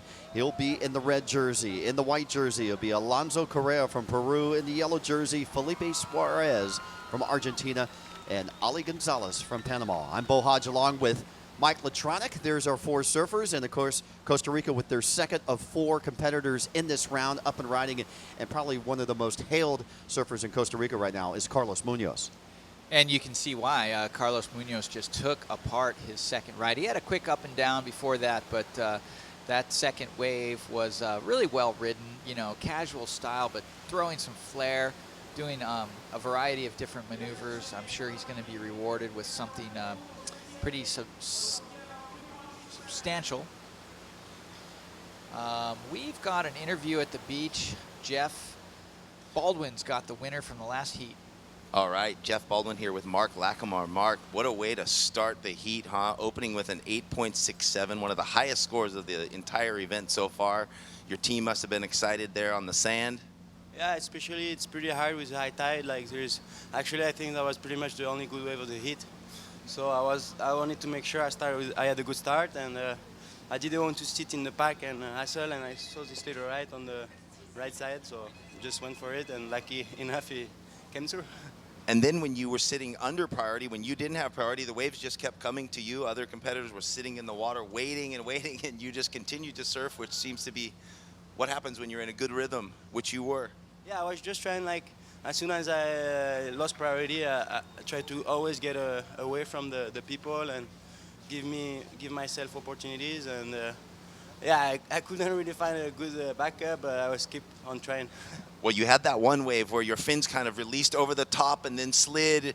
Almost looked like it surprised you, and then you kind of came in and went for broke on the last term, but didn't pull it off. Yeah. Actually, I wanted to do a big carve, and I kind of went a bit too high. That way, it kind of slide. But yeah, my board feels good, so hopefully I get a good chance on the next round. Well, that's what I wanted to ask. What board are you riding? Is it a epoxy board or just a regular? It's a Blake from US, China Island. Like call my shaper back home, the French shaper for China Island, and we went with that thing. It's a Fred rubber kind of cut in the tail, so to cut out the lift, so it's more flat, and it's going good on a kind of mushy beach break. Well, it looks like it's going well. Good for Team France. Congratulations. Good luck in the next round. Back to you guys. Thanks a lot, Jeff. Congratulations, Mark. And Mark keeping the flow going for Team France with a quality team, and can't count out their Wahinis, their women that will be coming up later on this afternoon. Let's get you updated on scores. We can tell you out in the lead is our surfer in white, is Alonso Correa, opened up with a 3.67. He's backed it up with a 5.17 two-wave combination of an 8.84. Carlos Munoz had an up and down earlier wave of a 0.73, but right when we started the webcast in this heat, a 5.67, tearing apart that wave. In third right now is Felipe Suarez. Felipe's had a 3.67 and a 2.67, and here we go, Carlos Munoz up and riding. Well, Munoz takes that late drop like it's nothing, throws a couple sprays, beautiful vertical snap right there. 4th maneuver already, so Munoz getting some good work done on that set wave of a left-hander. Costa Rica is obviously stoked with their, I'm going to call him the mayor of Jaco is out in the water right now. Well, I tell you what, I love the combination. I love the variety of maneuvers there. He went for the big bottom turns, went for the power surfing, didn't go for above the lip. I mean, very consistent there from Carlos. One wave scored in for our surfer in Panama. He is in the black jersey, Ali Gonzalez, a 1.23 currently in 4th place. Just underway, 14 minutes remaining in this 20-minute heat. Heat number 5, round number 2, and we have total of 12 heats in this second main round. Here we go, surfer in yellow, Felipe Suarez. Well, Suarez has had first priority, got that wave. Nice second snap there. A little bit of a timing issue, but throwing some big spray always impresses the judges when they can see the power that's attached to, throwing a lot of water. Mike, I got a question for you. Conditions today, declining swell. We're seeing the high tide conditions. Does it favor a regular foot or a goofy foot this morning on the beach break?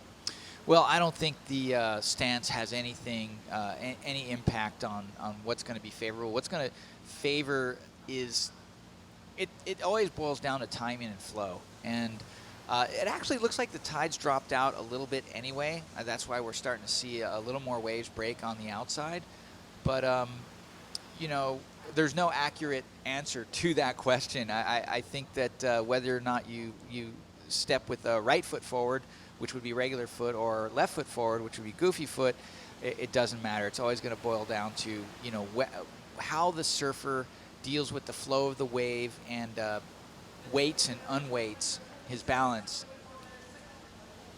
Well, maybe this question, backhand or forehand, whether they're goofy or regular. Well, you know, it seems to be that a lot of backside surfing has a, you know, there's a bit more recoil to backside surfing. These are peak conditions. I mean, we've seen some rights, we've seen some lefts, maybe some better lefts than rights. So, you know, indicative of that last wave from Carlos Munoz, he's getting the biggest score of the morning on his backhand. So at this stage, I think we're going to go with the backhand recoil is doing the trick. Well, there you go. You called it, Mike. An excellent score for Carlos Munoz, Team Costa Rica. Very impressed with it. A 9.17. Talk us way through this wave. Well, you know, he took that really late drop, you know, really looking smooth and flowing through those turns, and was able to put a series of vertical snaps in there as well, like you saw in that last one. So just an excellent display of variety and control and radical surfing. With the ISA format, Mike, being kind of a marathon of a week between now and coming up on Sunday. I mean, today's Monday. Today's the second round. Last year there was a total of 6 main event rounds and 10 repecharge rounds just in the men alone, as we watched surfer in black Ali Gonzalez, and Ali not happy with that wave. Is it wise for Carlos to conserve, or should he keep charging here? He's got a commanding lead early in this heat. Well, I think with most surfers, you're going to go with your flow. And he's already got a substantial lead. He's, you know, in great rhythm. You've seen him on 2 different waves of quality nature for this morning. So if he just keeps following his flow, whether it's fast or slow, he's you know, he's going to do himself a favor by just staying with that flow. Here we go. Alonso Carrera from Peru. Nice carving turn back into the pocket on the open face with the closeout section. Flies right through that white water, redirects. It's going to be a good scoring wave for Alonso. He's registered a 3.67, a 5.17, so this is his 3rd scoring wave. He needs a 4.84 to jump into second place to outpoint Felipe Suarez in yellow. Yeah, well, Suarez and Correa both surfing, you know, snappy, fast. Conversely, Ali Gonzalez hasn't really even had a start. I mean, we talked about that flow earlier with Munoz, and you know, Gonzalez is just on the opposite end of that spectrum right now. But you know, still considerable amount of time in this heat. So we'll see. With this tide, you know, draining out a little bit, we could see quite a few more waves hit the sandbar. 2016 INS World Surfing Games being presented by INS, the the Institute of National Security. We are being supported by the Federation of Surfing here in Costa Rica, also being supported by RPM TV, Ecodare, the Best Western Jaco Hotel, the Oceana Jaco Hotel, Morgan's Cove Hotel, and Coral. Media partners include Waves, Coastal Watch, Zigzag Magazine, Surfing Nation, and Free Surf Magazine. 9 minutes, 11 seconds remaining. And let's go back down to the beach and check in with Jeff Baldwin. Take it away, Jeff. Hey guys, how are you? I just wanted to get a shot of being down here in front of Team Costa Rica that is sitting here so excited after Carlos Munoz, 9.17. Obviously, we'd love to be timing it when he gets another one of those, screaming, but the team is so passionate here in front of the beach, cheering on their local hero and just getting a little scene bite for you. Back to you guys. Thanks a lot, Jeff. In fact, we got the drone coverage of you right in front of the team there, and Team Costa Rica with the flags, and being the defending gold medal team, being the host team, kind of double duty here in Jaco. All right, well, there's Ali Gonzalez, sorry. And he's heading back out. Not sure what he was able to get done on that last wave. Looks like a small to medium score getting filled in here on our scoreboard. Just about 8 minutes left. So the 917, the second 9-point ride we've seen in the contest. Yesterday we saw a 9.6 being registered, and Carlos being from the host country and the host team here, he's going to be, you know, really dialed in and defending that gold medal. And here we go, paddling in white, Alonso Carrera. Alonso Carrera's already got a lot of speed. Nice little float section there. A little waft off the top, gets his board above the lip again. So collecting maneuvers here. This might be one of his top two. He's going to want to throw away that 4.97. And a good flow on that wave. Yeah, the 9.6 yesterday was from Mehdi Vidamarti. 9.6 yesterday in the first round. And Jordi Lawler yesterday an 8.93. Mark Lacomere yesterday had an 8.67. And, of course, he has topped that with his last heat. And Matthew McGinnigy from South Africa, an 8.6. Masa Ono yesterday, an 8.5. Carlos Munoz had an 8.5 and an 8.33. So solid scoring from Carlos yesterday. And he's picking up here today. And there we go, Carrera just registering in 4.97. And of course the cheers going up for Carlos Munoz. Yeah, well, that was a short wave, but beautiful surfing once again from Carlos Munoz, Team Costa Rica. So we'll see what the judges say. I mean, only 2 maneuvers, but solid. And you know, sometimes 1 or 2 maneuvers is all it takes to get close to the excellent range.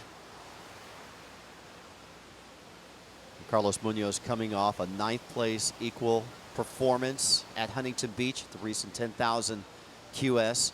The Vans US Open of Surfing just a couple of weeks ago. There we go, surfer in black, Ali Gonzalez. Well, Ali Gonzalez, he had about a 4.37 on that last wave he took. We didn't get to see that. So he is now in striking range. We'll see what that last score was for Correa. Yeah, score still coming in. We're still on standby for last of red, last of white, last of black. And those scores, once they get put in, we'll give you a situation update. Currently, Munoz in first, Correa in white in second, Suarez in yellow in third, needing a 3.82 to regain second. And Gonzalez only needs a 5.78 to move out of fourth into second place. Time check. We are looking at 5 minutes, 25 seconds remaining in this heat. This is heat number 5, round number 2 of the ISA World Surfing Games, live from Jaco, Costa Rica. All right, little action here in the lineup. Looks like Suarez is going to use his priority on his forward stance here, facing the wave. A little cut back into the foam there. Finds a little lip, but a little sloppy there on the dismount. So not going to be factoring into his 2. Well, maybe. He's got that 3.67 to throw away. So he doesn't need much to improve his situation, although I believe Correa is going to improve his situation, or just has improved his situation slightly.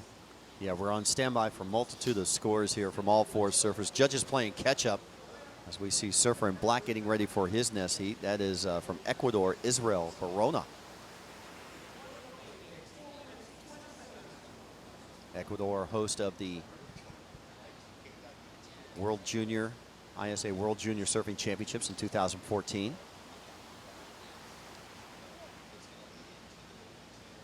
I believe the World Masters that you were at, was that in Montanita? Si, senor. Here we go, Carlos Munoz up and riding. Oh, Munoz finally makes a mistake. He is human. We now have proof. But, you know, look at that, choosing another solid wave. So Munoz just has a really great nose for waves out here at his home break. Well, Mike, you called it a 7.33 on the prior wave from Carlos Munoz, so he does drop his 5.67 and dominating in the heat. Here we go, Felipe Suarez in yellow up and down. We're still waiting for 2 scores from him. Last wave for Alonso Correa now in at a 5.36, a 5.36.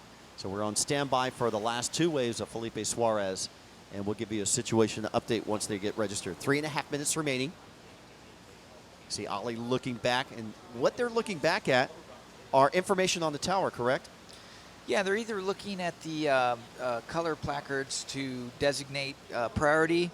Sometimes they're looking in at their coaches, little flag systems as to where they might want to sit in the lineup. And other times they're just trying to get their own bearings for where they're at on the sandbank. So here goes Ali, takes a look at that wave, opts not to go. Suarez goes a little bit of a steep section there to start with, but not much left on offer, so he's out of there. Munoz in red in first, Correa in white in second, Suarez in yellow in third, Gonzalez in black in fourth. Ali in black needs a 6.18 to go to the top two. Suarez in yellow. Felipe from Argentina now needs a 4.22 to go to second place. And for Alonso Correa in second to improve his positioning, he's got a couple of 5-point rides. He needs to do better on his next wave to hold down second place with a 5.17. We've seen these heats being dissected, especially in that heat number 3 earlier today between Leandro Usana and Anthony Finnegan. 0.33 separated second and third. Here we go, Ali Gonzalez. Well, Ali Gonzalez did a nice backhand turn, and we've seen him in the finals of these events before. He got runner-up just a couple of years ago in this event. Did a nice backhand snap to start that wave, but you could see it was pretty frustrated, kicking his board out, nothing left on offer.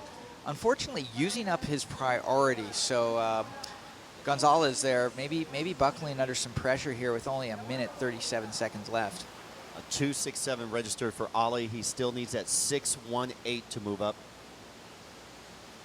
Felipe Suarez still in third, needing a 4.22. See the priority on your screen. In the black, first priority is white. Second priority is red. Third priority is yellow. See the water safety here from the lifeguard department out on the outside, patrolling the waters.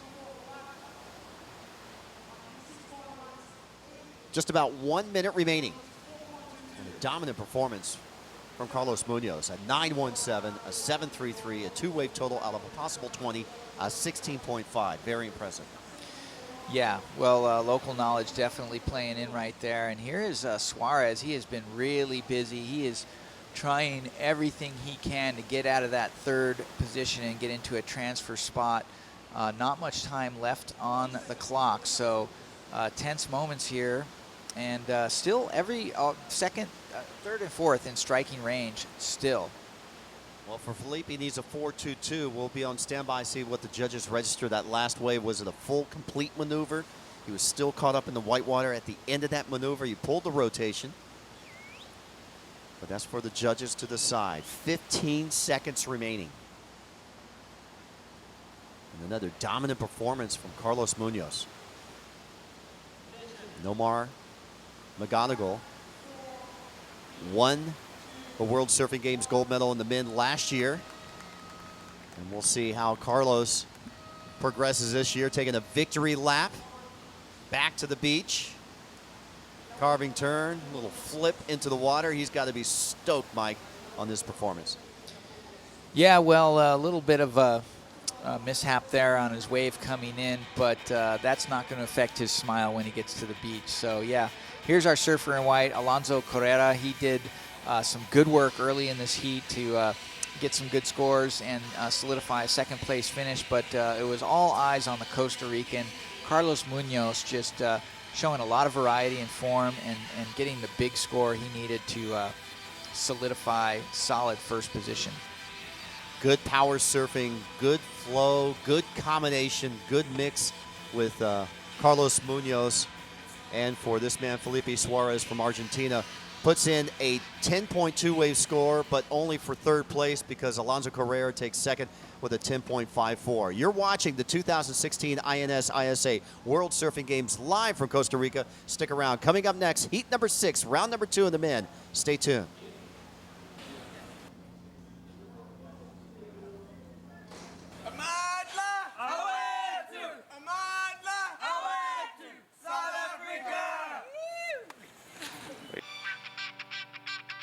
Soy bicibarista.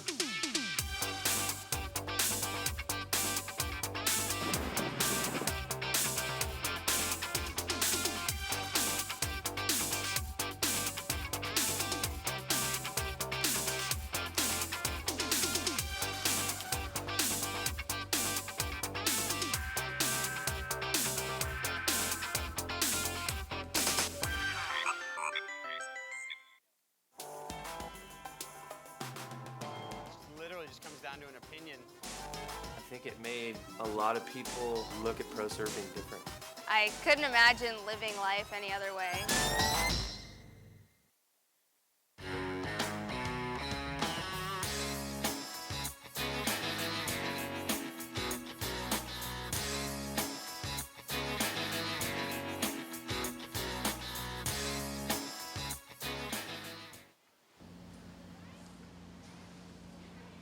Welcome back to the beautiful country of Costa Rica. You're watching the 2016 INS ISA World Surfing Games live from Playa Jaco in Costa Rica on the Pacific Coast side. There's a view down towards the south end of the beach area and the staging area. And here we go. Heat 6, round 2 of the men. Let's introduce our surfers. Dimitri Auvray from France will be in the red jersey. Kenta Ishikawa will be in the red. He'll be in the white jersey from Japan. In the yellow jersey, it'll be Brett Simpson from the United States. And in the black jersey, Israel Barona from Ecuador. I'm Bo Hadjalong with Jody Nelson, and a very stacked heat, especially 3 of these 4 surfers in red, white, and yellow. Talking about Dimitri, Kenta, and Brett Simpson. Yeah, this is going to be a pretty exciting heat, Bo, as 3 of these 4 teams had all 4 of their surfers advance in round 1. And you know, I was doing a little bit of the math here earlier. If you make it through the main event and you don't lose all the way to the final, you'll only surf 6 rounds. But if you get bumped down into that repechage in that first round yesterday, they'll have to surf 10 times before reaching the final. Yeah, I was looking and those stats are just based upon the numbers from last year. We could have more athletes this year. It could be even more repechage rounds. We got to check in with Marcos upstairs at the judges' towers. We're watching live footage from our drone. That is Kenta Ishikawa from Japan in the white jersey. And let's go down to the beach and check in with Mike Latronic. He's got Carlos Munoz, the winner of the last heat. All right, thanks, Bo. Always stoked to hang out here with the unofficial mayor of Costa Rica. This guy, he's practically a superhero. And I noticed when he walked up, I think he's got like a superhero ring on. Check this out over here. Is that from M for Munoz? Yeah, the M for Munoz. Me and my brother has the same ring. We have 1 silver and 1 gold. It's just for, loyalty. All right, so we knew there was some kind of superhero stuff going on. Superhero out in the heat, you just walked through wave after wave, scoring good scores. Take us through that 9-pointer. Oh, yeah, super stoked. I know the conditions are a little tough than yesterday. I tried to be in the current, in the right spot, and I got that long walk, and I just hit it. Vertical, and I got my 9, and after that, I just back it up, and I'm super stoked to make it. I know Anthony lost in the earlier one hit before me, and kind of pump me up, because I don't want to lose too. And well, I hope my country keep in the same way. He's coming Noemar and Thomas, and I wish you the best for them, and super happy to be in round 3. Cool. I want to ask you about the strategy of the actual when a wave is coming, because on that 9-point ride you got, I saw a lot of variety. I saw a lot of power. You exhibited some variety. But when it's all happening, do you think about what you're going to do, or does it just come section to section? Come section to section. I don't know. I cannot predict what is going to happen. I just stand up, and whatever the waves tell me to do, I do it. So I'm really friendly with the waves, and just hit it. Hear me here, hear me here, hear me here. I got my 9. Well, the surfers are in control, but Mother Nature dictates what's going to happen. Carlos, we'll see you in the next round, holding up the flag for Costa Rica. 1, 2, 3, pura vida. Pura vida. Thank you very much. Back up to you guys. Thanks a lot, Mike. On screen is our current heat leader, Israel Barona. Nice backhand snap, throwing some spray. Here he goes again with the re-entry. Boom. Opened up with a 6.0. And the Ecuadorian surfer is leading at this stage. In second, Kenta Ishikawa with a 3.93 and a 1.8. Third, Brett Simpson. He has a pair of 2.5s. And for Dimitri Ovre, he has just moved into the lead with his locked-in score of a 4.33 and a 3.5. So still early times in this heat. Great shot of the drone showing the main stage. That's the judges' tower. And there's the beach announcer, Mano, in that little booth off to the right-hand side. You see Megan down below. She is monitoring. She's one of our head officials here at the ISA. Good carving turn. Dimitri Ovre from France. Yeah, good opening turn for him as he's connecting onto this inside section, Bo. Redirecting there. The wave kind of dies out. Some updates on scores will be dropping here pretty soon, Bo. Yeah, we missed surfer in yellow. You can see in the foreground a 7.27 from the former two-time U.S. Open champion WCT surfer Brett Simpson. He moves into the lead with a two-wave combination, now registering at a 9.77. So as these surfers, and once we see Israel's score, he could move back into first. Israel currently in fourth, but only needing a 3.78 to regain fourth. So from fourth to first. So still early times in this heat. I know there's no scores up on your screen, but if you split your tablet and you can have the scoring down below on the webcast, you can follow some of the scores as they're being registered. So big heat, stacked heat in this round. Round number 2, heat number 6, and these surfers are not seeded by their surfing history or their ability. They are seeded by the history of the 2015 placings of teams of the last World Surfing Games. Here we go, Brett Simpson from California. Well, Brett, you know, very familiar with waves like this. Huntington Beach not too far off of the conditions that we're seeing today as we see Kenta Ishikawa out of Japan up and down there. You know, it's crazy how time flies, right, Bo? I mean, it seems like just yesterday Brett Simpson was winning the U.S. Open of Surfing back-to-back. He did that back in, 2009 and 2010. He's actually been on tour for 7 years. I mean, on the CT, it seems like just yesterday he was qualifying. So, I mean, Brett's been traveling all over the world, competing in the jersey day in and day out. So, you know, it's probably a little bit different feeling for Brett coming out here, putting on the jersey for Team USA. And, I mean, he's one of the most prideful Americans besides Kolohe and Dino out there. So I'm sure he's pretty pumped up to be representing his country. Yeah, and Brett admit, you know, hey, this is my first ISA event, so everything's new.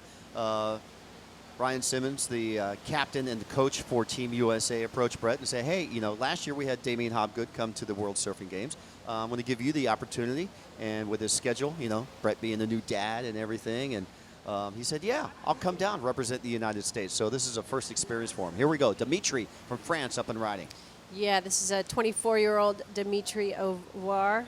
He just comes unstuck on that one. He won his round 1 heat yesterday, and you know, he's pretty active on the QS Tour as well. He's currently ranked number 71 on the QS rankings. He's been competing for 6 years. You know, probably not the full tour, but on and off for on the QS. And right now, you know, he's having his best year so far. We're only about halfway through, so a lot more contests to be had. But he did get first place back in March in Tahiti at the Papara Pro. That was just a QS 1000. But he won against fellow competitor here at the ISA Games, Matthew McGillivray from South Africa, who got second. So interesting stat, and he's from St. Lou. From the Reunion Island, home of Jeremy Flores, Joanne Deroux, home of Joanne Defray, excuse me. But yeah. He also won an event earlier this year in the Canaries. I don't think it was a QS, but probably like a specialty event or something. So he's got a couple wins under his belt this year, which always helps with the confidence. Let's get you updated on scores. Israel Barona, who's up and riding right now. This will be his third wave. Did lock in a 5.07, so he regains first. Up and down, digs in the nose there and goes down. So this will be a throwaway score for Israel. And, you know, when we saw the four-man heat here, I kind of pegged him to be odd man out. But right now he's leading the charge here with a 5.07. But now Brett Simpson has regained the lead with his last wave of a 5.67 and combo that with his third wave of a 7.27. So Brett Simpson has creamed to the crop there, risen to the top as He is on screen right now there, paddling back out into the lineup. He holds down first priority. In second is Israel. Kenta Ishikawa in white is in third. He has wave scores of a 5.63 and a 3.93, now needing a score of a 5.45 to go into the top two. And Dimitri Ovre, a 4.4, a 4.33. He's got a couple of three throwaways. He's been very consistent there, but he's found himself on the back of the pack, now needing a 6.68 to go to second place. Still lots of time, 8 minutes, 40 seconds remaining. Priority 1, Simpson. Priority 2, Ishikawa. Priority 3, Ovre. And what an exciting heat. Carlos Munoz, he's had 2 really high scoring. He's got the second highest heat total and the third highest heat total, 16.83 and a 16.50. We saw Mede Viminarde yesterday out of France getting the highest heat total of the event so far with that 17.83. He had a high scoring wave of a 9.60. So we're starting to see where the consistency lies with these surfers. But a lot of time in, game out, every contest, you know, you can go to this sheet and say, oh, he's had the best one wave, he's had the best 2 waves, but they usually don't end up winning the contest. We'll see if that holds through this one. And of course, Costa Rica is hoping Carlos Munoz can do that for their host country here. And well, it's all about pacing, right? And peaking at the right moment. You know, if you peak too early, you know, you can kind of bonk and lose your stride. But it's those surfers that go slow and steady and gently chip away, you know, and then peak at the right moment. Those are the ones that usually come out on top. Let's go down to the beach with Mike Latronic. I believe he has Team USA down there. What's happening, Mike? I do, Bo. I have the coach for Team USA, Ryan Simmons, here. Ryan, welcome to Costa Rica. And you guys were just talking about coming out on top. I'm of the opinion that you're coming out on top when you bring a good attitude, and that's what I wanted to talk to you. I mean, we could talk about coaching and technicals and interferences and high scores and low scores, but what really impressed me about the performances yesterday and some of the interviews was when Brett Simpson just really landed at home that you guys are stoked to be here and be part of something with national pride and, of course, a world contest like this. Wow. I mean, words can't really express how emotional and how good, prideful this makes you feel at this event, the ISA World Games, and with the Olympics on the future, and just it makes it that much more exciting. And yeah, you talked about it. We have a really good camaraderie this week. We got a younger team, and then we've got the captain, Brett Simpson, former World Tour surfer. So he kind of, you know, he's the guiding light, so to speak. And then the Groms, we got a younger team in Nolan, Colt, and Kevin. And so, you know, like Brett said, we're just rolling along and trying to keep it day by day and having fun. Well, you know, aside from having fun, now let's switch gears and go, okay, behind closed doors, when the day's done, when you go back to the hotel or wherever you're staying, what goes down? Coach has to roll out the plan for the next day? Yeah, you know, at dinner we have our team meeting. Obviously, we go over the day's happenings. You know, Nolan made the priority error. He thought the guy was in fourth priority when he was in first priority. So just a mistake learned and in the repecharge round now. But we already know most winners have come from the repecharge round, and he has his hard yards cut out. But basically, it was a great comeback after a mental error from our first surfer, and that could hurt you. So we pulled it together, and we came back strong, and we got 3 still in the qualifier round. Brett's out there now having a great run, a 7, a 5. So hopefully we keep that ball rolling today. All right, well, I won't keep you from the rest of this heat, but yeah, aside from the great athletes and the great scores, I just love that you guys brought a great attitude, and we're going to have a great event. Right on. Thanks, Mike. Thanks a lot, Mike. Congratulations, Ryan. Of course, Ryan helping coach successfully the ISA U.S. World Junior team to a national championship, international championship last year at Oceanside, so bringing that good vibe, and they brought a very competitive team this year. Well, and if anybody knows Ryan Simmons, he's one of the most competitive people I know, whether it's golf, whether it's surfing, you know, no matter what it is. And he just has so much energy, and he's so serious. You can see, you know, he takes this very seriously, and as you should. You know, this is representing your country, and a gold medal is at stake. There we go. Brett Simpson from Team USA up and riding. Brett getting his fins free there, but just coming loose. He can, you know, he can afford to cut loose a little bit now. He's got that 727 and a 5.67. I would say he probably wants to get a better backup score under his belt, and that's what he's doing. He's kind of going for broke, going for a little higher risk maneuvers. You see him paddling away from the pack right now because he's going to be down in 4th priority, and that comes to that WCT, that CT experience and knowing how to use priority, knowing where to go when you're in 4th priority. There's Team Ecuador cheering on Israel Barona, currently in 2nd place. Kenta Ishikawa in 3rd, needing a 5.45. Dimitri Ovray from France in 4th, needing a 6.68. And Jody, we're just 5 days removed from the IOC announcing that surfing included one of 5 new sports for the Tokyo Games coming up in 2020. Fernando Aguirre was quoted saying, "After decades of hard work and dedication, we are absolutely thrilled that surfing will officially join the Olympic sports program for Tokyo in 4 years. Our Olympic dream has now become a reality. On behalf of the entire surfing family, I would like to express our sincere thanks to the IOC and the Tokyo Olympic Committee for 2020 and their pioneering vision of making history and deciding and making this all possible. Taking Duke's dream from over 100 years ago, coming full circle, where Japan introduced snowboarding into the Olympics, Japan's now introducing surfing, skateboarding, rock climbing, karate, baseball, and softball in 4 years." And what an exciting time. I mean, if you haven't been watching the Olympics past few days, then you've been, hiding under a rock. I was watching last night, and it's just you get goosebumps watching these athletes who've worked so hard, and they get, on top of that podium, that gold medal around their neck. There's nothing like that in the world. And to know that surfing is going to be able to have that opportunity, 2020 can't come soon enough. Michael Phelps looked like a Grom last night in the Olympics, winning his 19th gold medal. He's got 23 Olympic medals with 2 silvers and 2 bronze in his history. This is his 5th Olympics. That's his life, Surfing coming in 2020 will be an abbreviated version of the sport, but who's to say what's going to happen many years around from that?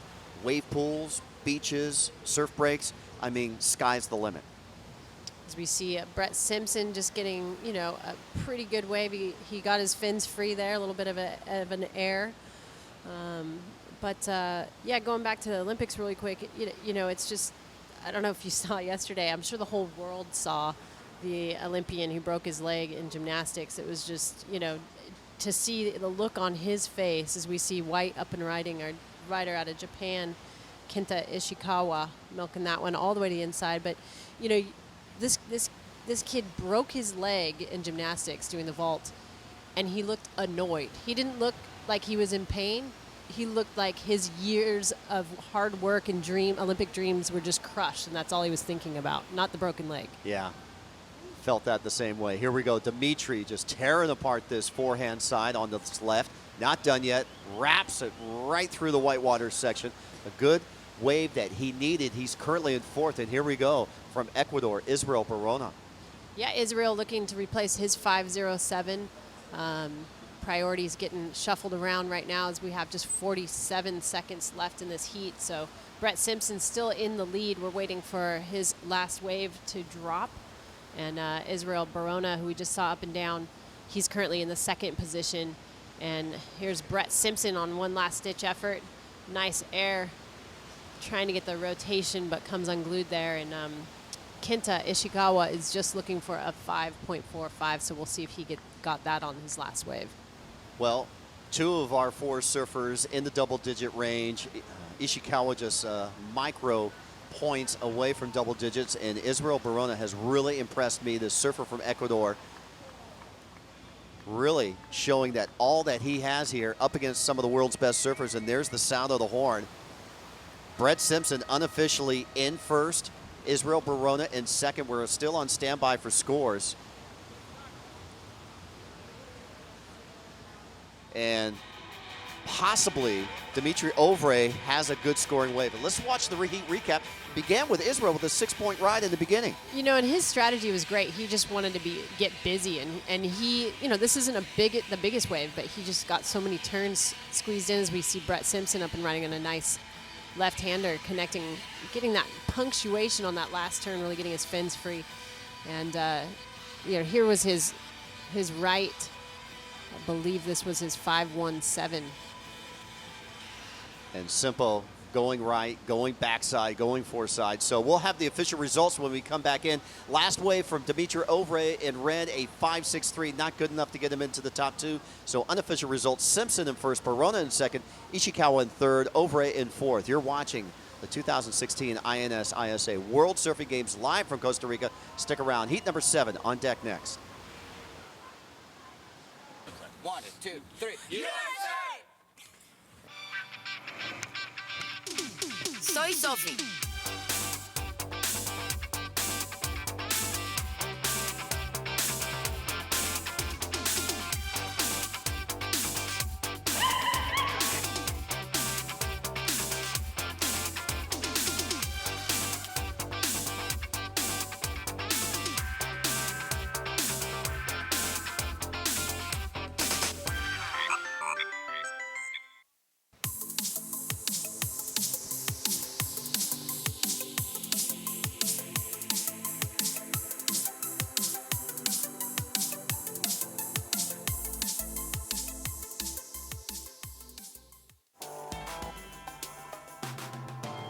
Literally just comes down to an opinion. I think it made a lot of people look at pro surfing different. I couldn't imagine living life any other way.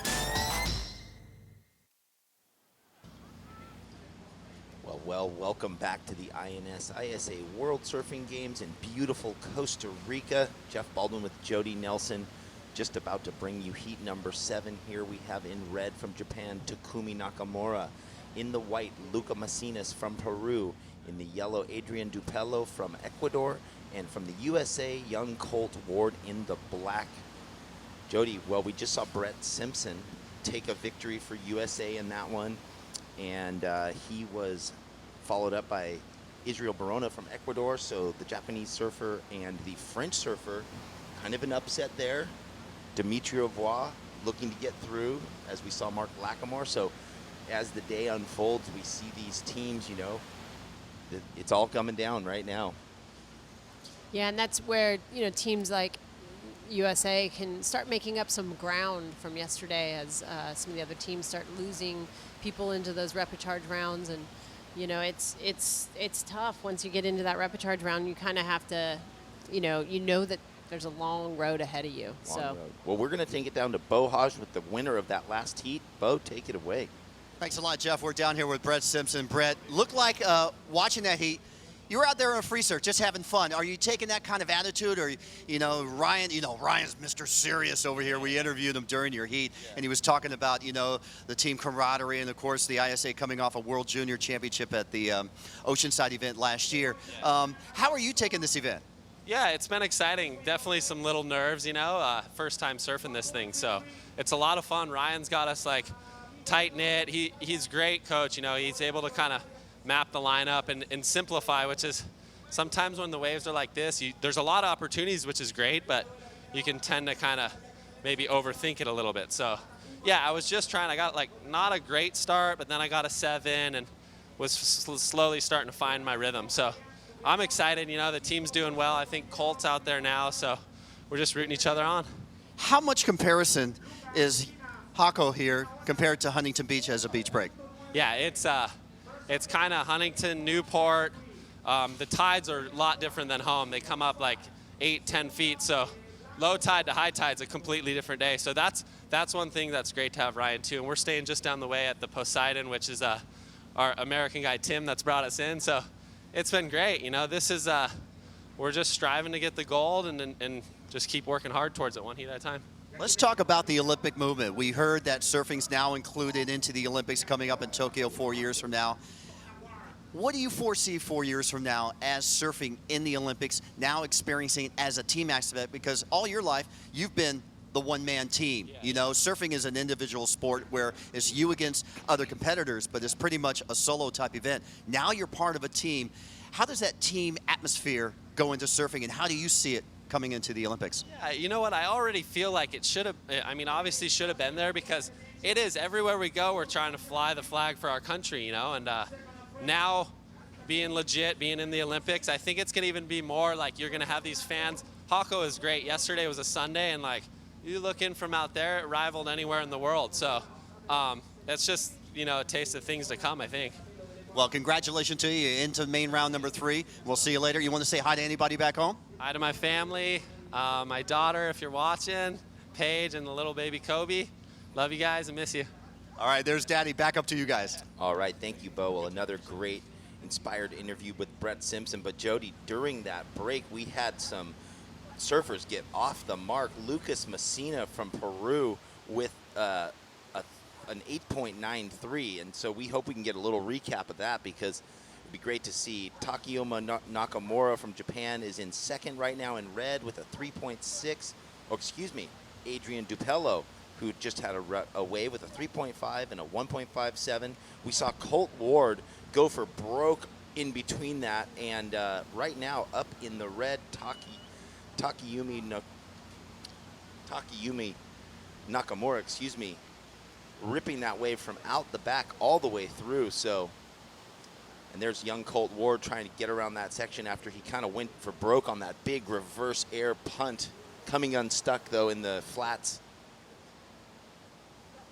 Well, everybody in this heat so far kind of mediocre scores, other than Luca with that 8.93. So, you know, Luca, 20 years old, out of Lima, Peru. He was the winner of the Pro Junior Cocoa Beach, Florida in 2015. As we see his opening wave here, he gets his fins free on that first turn, hits that whitewash, kind of cut back there. Well, I guess they really incentivized that. Here's the 8.93. Yeah, sorry, that was Adrian Dupello out of Ecuador. I was going to say, whoa. Yeah, so here we saw Lucas that was Adrian's 3.50 and Luca's 8.93. So now we see what it was, throwing together 4 very solid, you know, compulsory surfing, but it was just real consistent, solid fins through the lip type stuff, big sprays, setting his you mark. can see the surfers on their backhand really, you know, able to coil up and get down low and really get vertical and throw a lot of water on their backhand. Punctuating, yeah. I liked there was an interview earlier with the coach for the USA, and so I was surprised that he was up there during Brett's heat, and he scrambled back down, but up and riding Adrian Dupello, a soft little air, kind of a cruisy slide towards the beach. Probably not, he thought he maybe would get a little more loft there. And Takumi in the red from Japan, he is surfing well too, as the competitor just before going down. So we will see another Japanese surfer potentially into that reprecharge round, as we see Lucas Messina up, maybe going for another, milking these lefts, finding that he got the score on the earlier ride and just kind of a little unglued there. Well, he has a little more room to play. You know, he's got, in his single wave score of an 8.93, he's got a, you know, higher score than anybody's combination of waves. In second place, Japan's total 2-wave score is 8.10. So Luca has a little more room to play. He's sitting on a 2.50 as his backup score. So I'm sure he's going to go for broke, just so he can really, really pull away from the pack. Well, and you've got to think Colt Ward in black from the USA, he's surfed in these events, the junior events, over and over, and so he knows what it means when you land in the reprecharge. So he no doubt wants to find himself going through first or second. Nice ride by Adrian Dupello there from Ecuador. Yeah, a lot of these surfers, they're probably not thinking about it just yet. It won't hit them until they get out of the water and realize, okay, now I'm in the reprecharge round. And you know, you've got to take one heat at a time, but you could be surfing up to 10 heats to make it to the final, as opposed to, you know, just 6 rounds if you keep yourself in that main event. So yeah, so talk about hydrating and sleeping and keeping fit. I mean, if all of a sudden you have to surf 10 heats to the final in these type of warm water, hot, humid conditions, I mean, it's really a drain on the body compared to 4, and not to understate the emotional you know, energy lost at this type of event, different than an individual event, so to speak. yeah, and for the women, it's even more incentive to stay in that main event, as you know, they'll surf 4 rounds in the final, but if they get bumped down to the reprecharge round today, they'll have to surf 9 rounds to reach the final. So incredible. 5 additional heats than staying in the main event. And as we see Takayumi Nakamura up and riding. Well, yeah, he just seems to be finding these little rights, surfing with fluidity, all the Japanese surfers, amazing style, graceful, beautiful surfing from the entire team so far. You know, it was interesting. You had Brett Simpson up on there, and he's kind of, you know, been a World Championship Tour surfer, a qualifying series, you know, warrior, and he finds himself in this kind of mid-position, not sure what exactly he's doing professionally with his competitive career, but he's here for the USA. CJ Hopgood, when he had kind of taken a break from the tour in 2008, did the World Surf Games, and he ended up being victorious. So we have, you know, such pedigree at the ISA World Surf Games, both on the open men's, women's, and juniors that we'll go through. But up and riding, our heat leader, Lucas Messina, finding another left where he just seems to be able to punctuate it in each one of those little mini peaks that approach him. Yeah, Luca opting, you know, to take this wave. It's not a set wave, but you know, time's ticking down. It's 9 minutes and 43 seconds left in this heat, and you know, he wants to keep busy. He needs to replace a 3.33, but he is sitting on that high score of 8.93. So it'll be interesting to watch how he kind of plays out his strategy in this heat. Well, look at the scene here in beautiful Playa Jaco Beach, Costa Rica, 2016 ISA World Surfing Games. The beach not quite as full today as it was yesterday on a Sunday, but again, Brett Simpson alluded to, you know, the masses of people that were down on the sand yesterday, and from his perspective as a surfer looking in, it rivaled anywhere in the world, a la Huntington Beach, the French beach breaks in France, you know, really where you get a lot of people up on the shorefront. And we know, anticipating this weekend coming, it's supposed to be kind of, it could be bigger than all those put together. Yeah, if it's anything like 2009, you know, they had over 100,000 people go down the single road to Playa Hermosa and try and get a view of the competition down there. And I mean, that was one of the reasonings that ISA and the government decided to relocate to Jaco. It's a very contestable wave. It's about, you know, it's the closest beach to San Jose, about 100 kilometers away. And yeah, I mean, it's very contestable, and you know, for the fans and the spectators, they're able to conveniently get down here. There's, you know, parking and public transportation and all that good stuff, and lots of great hotels for the athletes as well and the coaches. And the town's big. I mean, it's not long and big, but I mean, it's, you know, what, 3 miles long, full of restaurants and shops, and so it can accommodate a lot of people having a lot of fun. And you know, it's so impressive what the ISA has done over the years. And just to go through, we've kind of name dropped a few of the, you know, uber champions that are out on the world tour right now, where they've come from. And you had Gabriel Medina, the 2010 junior champion, Tyler Wright, who is #1 in the women's world tour, the 2010 junior champion, CJ Hopgood, 2008 open men's champion, Alejo Moniz, 2008 junior champion, Jordy Smith was the 2006 open champion, Julian Wilson, juniors champion in 06. I mean, talk about the top of the world best surfers. They've all come through these fostering ranks, and it's just incredible to see this right now as we see Adrian Dupello looking for that 3.71, Jody, and I don't know if this will be enough, but it's not a big score. He looks excited. You see him clapping, and so. Well, yeah, that last turn was, you know, pretty vertical, and you know, you never know what the judges, they're looking for, you know, that degree of difficulty, that speed, power, and flow, and the variety of maneuvers. So.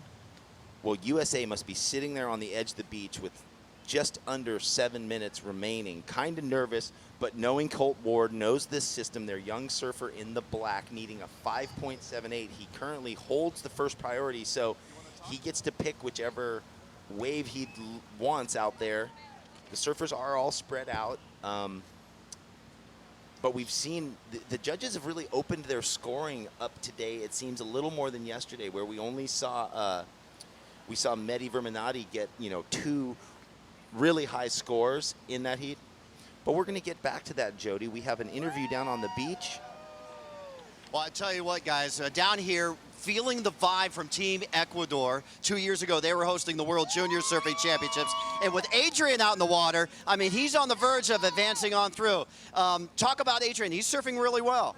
Yeah, he's always been one of our best competitors in Ecuador, so we're really happy for him right now. He's now fighting to take the 2nd place, so yeah, we're rooting for him now. All right, let's get a team cheer from Team Ecuador. You ready? Yeah. A ver, amigos, esto es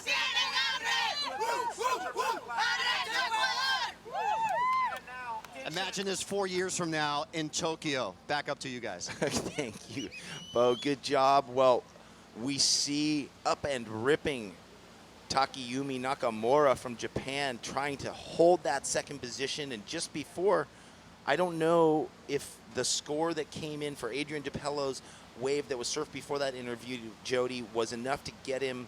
It looks like it just decreased what he's needing in third to jump up into second. It looks like it maybe came in at a 4.57, and our heat leader, Lucas Messina, isn't it like that? The heat leader just has a rhythm, and they just take it all the way. Yeah, Luca is in form with the Ocean. He's just chipping away at his backup score. He had a 2.50, and then he got a 3.33, and then his last wave before that one was a 4.83. So just chipping away and improving upon that backup score. Well, and now a whole round of surfers have gotten up and ridden and got their scores. We saw Colt Ward, what looked like a nice open face left. You know, it seemed like he could have surfed the wave a little more conservatively. And that's normal. Yeah, that's normal. Puppy bag. Gone for some big open face carves to just kind of claw his way out and get a good medium score on the board.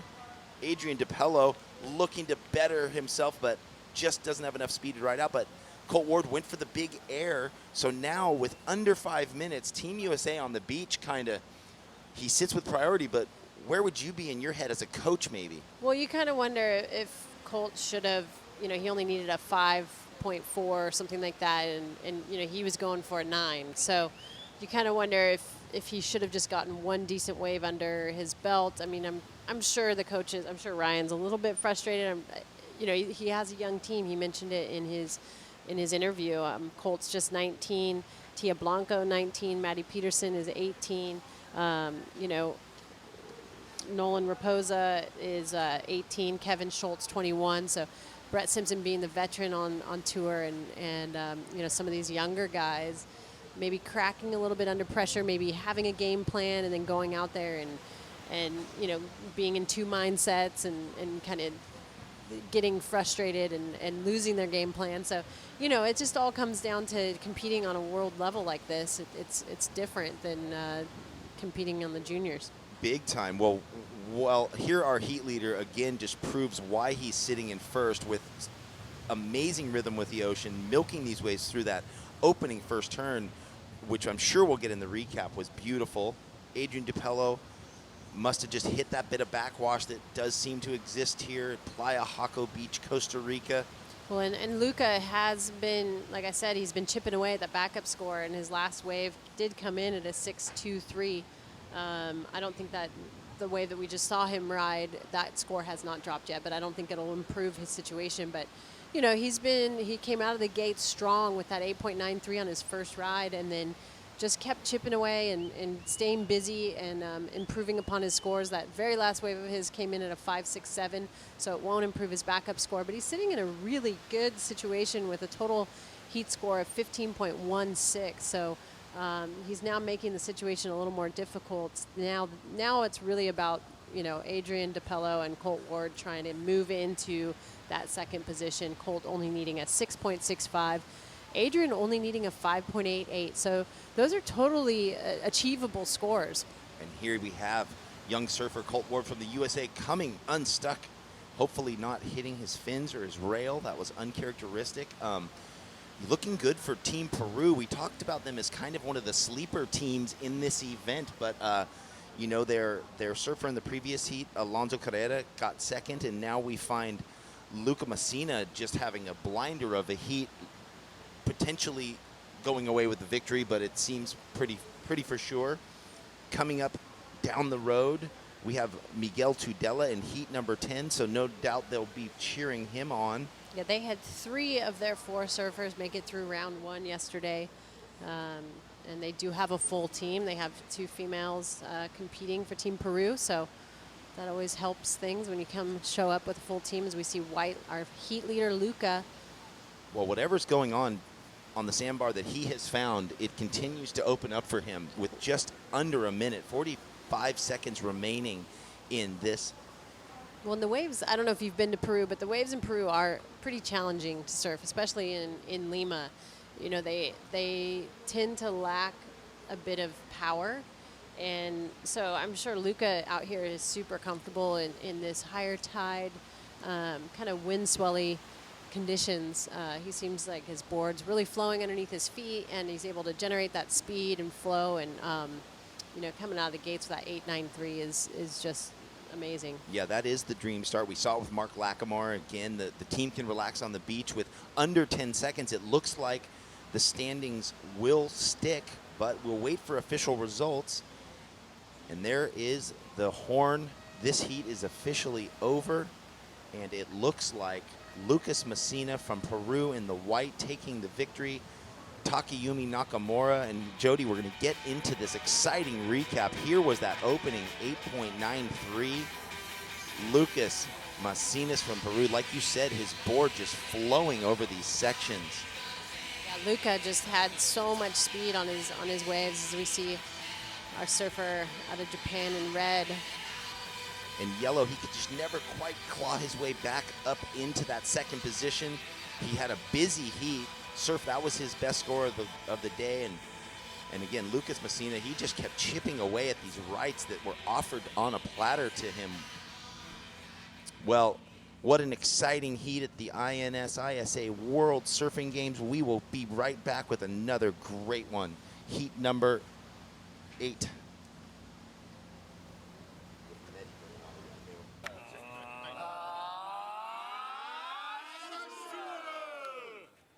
Welcome to Costa Rica. Welcome to Morgan's Cove Resort and Casino, where our driver will be waiting to take you to a resort. After sleeping in our queen-size beds, you will enjoy our local breakfast of gallo pinto. Relax with a cocktail from the poolside bar. Enjoy sunset dining and lots of games at the casino. Run by pro surfer Josimar Fuentes, Costa Rica Surf Camp by Superbrand creates the ultimate surf camp for the whole family. For more info, please visit www.morganscoveresortandcasino.com.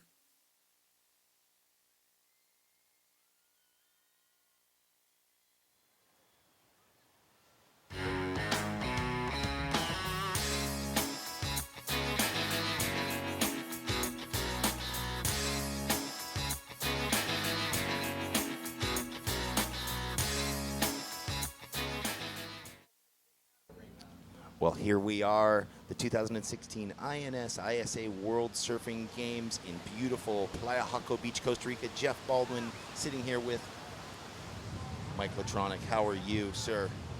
Well, good to be back in the booth, and I can see some pretty testy conditions out here on this sandbar. You know, surfers forced to pull out all the tricks in their bag, make things happen. Well, we have an exciting Heat 8 on offer right here. Round 2 men's open division.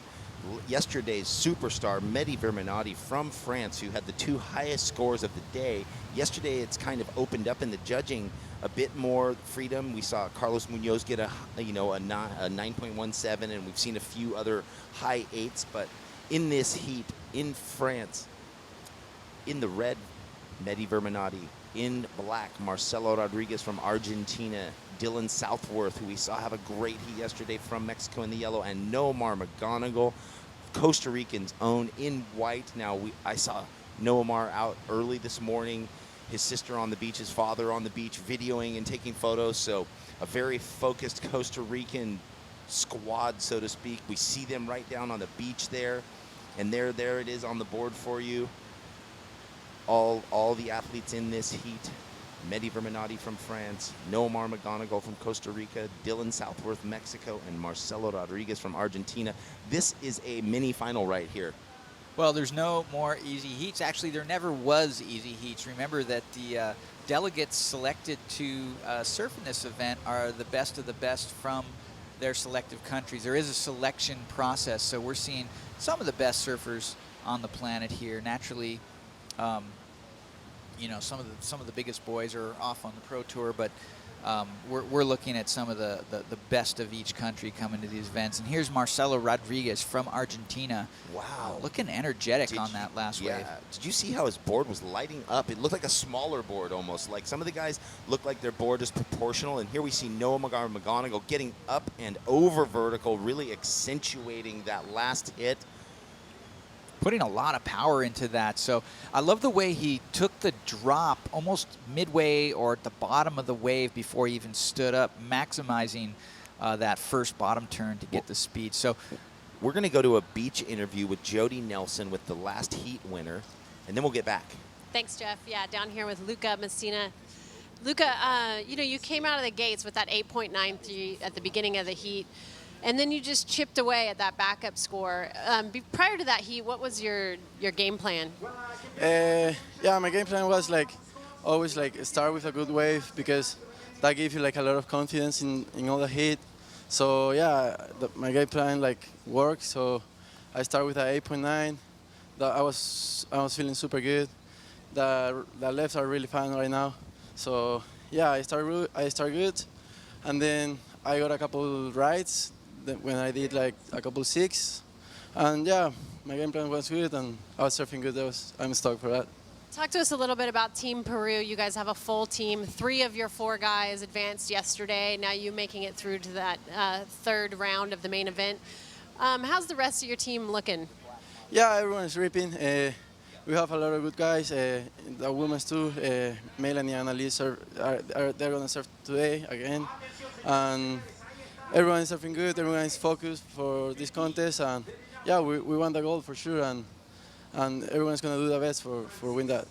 Now I know I'm sure a lot of people are watching at home, friends and family, if you want to say hi to them in your native language. Estoy muy feliz de haber pasado la tercera ronda. Alonso también pasó hace unos minutos, y ahora Miguel, apoyarlo, mandarle las mejores vibras y así ir con todo, que aquí estamos. Gracias. All right, well, congratulations, Luca. Moving on to that main event, round 3. We'll send it back to you guys in the booth. Well, thank you, Jody. There we have Luca Messinas from Peru getting the win in that heat. We have had all sorts of action, Mike, here. Nomar McGonigal opened with a 6.43, and we hope to see that in a replay because we missed it during the sort of opening ads.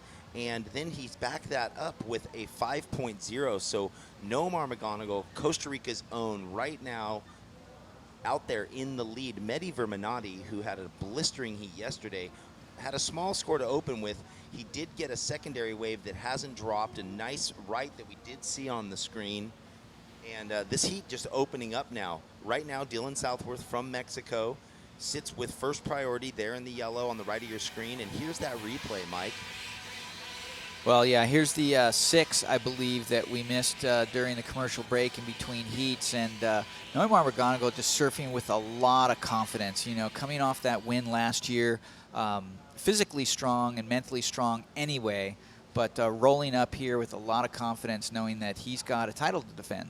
That's right, a title to defend, and it's wonderful to go down on the beachfront. Earlier I got to stand just in front of the Costa Rican team during Carlos Munoz's heat, actually, where he got that 917, and there they are, and there's Nomar just screaming as loud as he can with a flag waving, and here we have Dylan Southworth, who we saw yesterday getting amazing projection and throwing massive spray on those backhand wraps that he was doing. His board, that epoxy version of Mayhem made, which he feels very comfortable under his feet. He had a great event down in Acapulco just recently, so feeling wonderful on this board.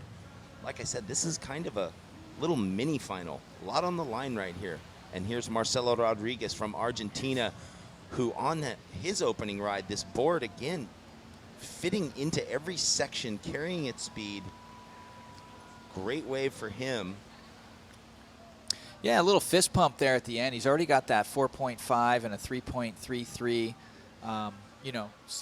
Solid turn on that wave. At least one solid turn. Did a couple, but I think that's going to improve his situation. That 3.33 is just waiting to be thrown away. So still a lot of time left. Dylan Southworth, we saw just a moment ago. There he is on screen. Got kind of caught behind that bigger wave. He had a good option there on the right, but just maybe went a little too far down the bank. You saw him heading back, trying to get in front of it, but after that one turn, he was just caught behind the whitewash. So not going to be a big score. 2.2 there for Dylan Southworth. And there it is, another 4.9 for Marcelo Rodriguez. Has him in second place. Well, we have Jody Nelson with Team France, it sounds like, down on the beach. Thanks, Jeff. Yeah, down here with Pauline Adu. You know, you guys came with a stacked team for Team France today, this year for the ISA World Games. Talk to us a little bit about Mede. He's out in the water right now. We saw an amazing performance from him yesterday with the highest heat total. Talk to us a little bit about him.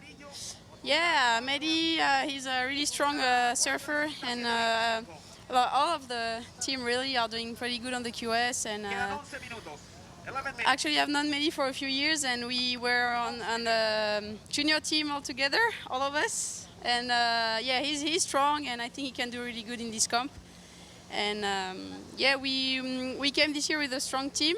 It's been a few years that France didn't come to the ISAs, and this year I think everyone was really eager to come, and we're looking for, we really want to have a good result here as a team. And so yeah, there's a good vibe between all of us. Yeah.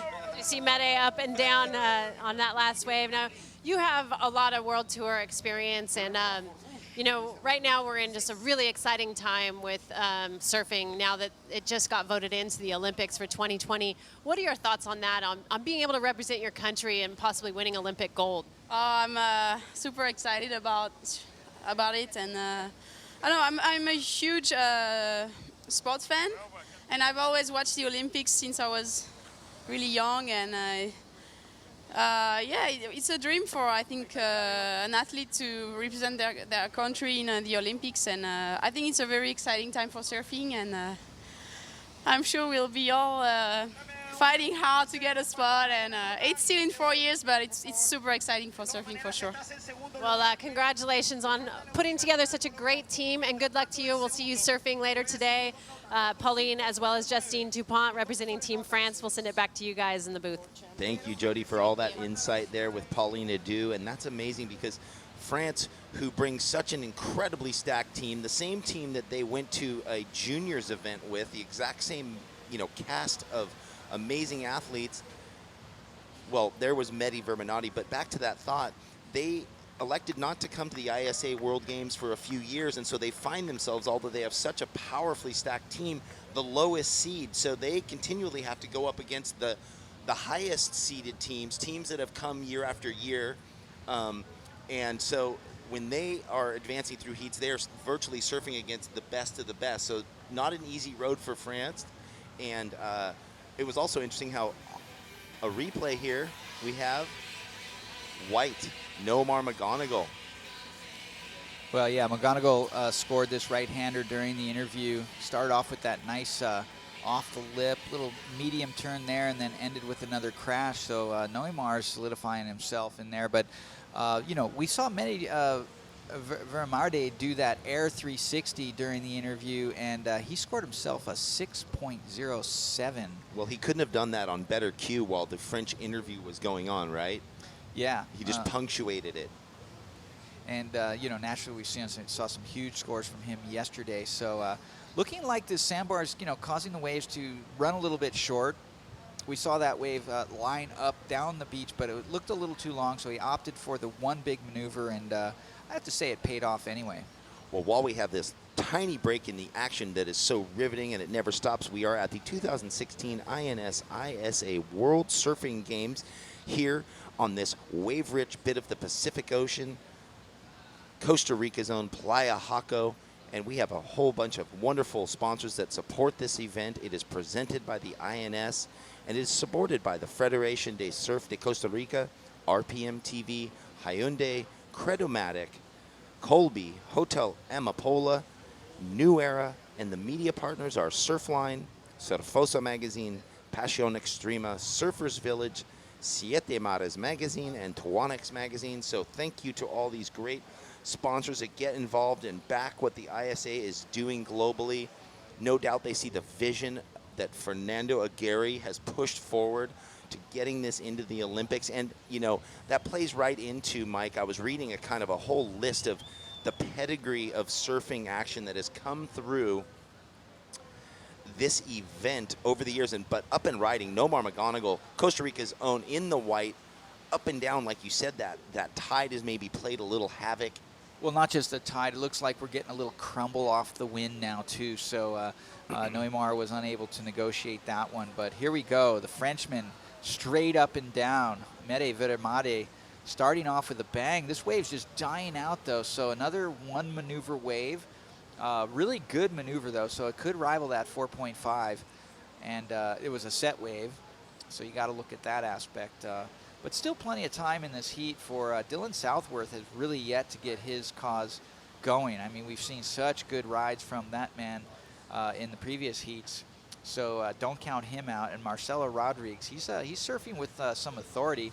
Hasn't really found his pot of gold, but he's got that 4.9, so he's probably going to hold on to that and look for something big here. He only needs a 5.68 currently to move into advancing position. Well, yeah, Dylan Southworth really hasn't gotten started, so that's why you see that he needs such a big score to jump up into second. I mean, for him to replace his 2 and his 1 is not a big deal, but he's, really running out of time 3/4 of the way through this heat with just over 5 minutes remaining. We were talking about the pedigree of this event and all the past champions of the junior and the open classes, both men's and women's, but I mean, our 2-time defending U.S. Open champion, not Brett Simpson, but Felipe Toledo was the juniors champion in 2009. I mean, there is just Alejo Moniz, 2008. Jordy Smith was the open men's in 06. Julian Wilson, the junior champion in 06. Let's not forget Gabriel Medina. Well, that was currently 2010. Yep. I mean, so Alejo Moniz's brother is competing in this event here, so he would love to come and get a open men's title for Argentina and get on the placard at Christmas and at family events with his brother. And let's not forget current World Tour surfer Tatiana Weston Webb, one of the ladies champions in 2013. So we got the stats and figures delivered. I love it.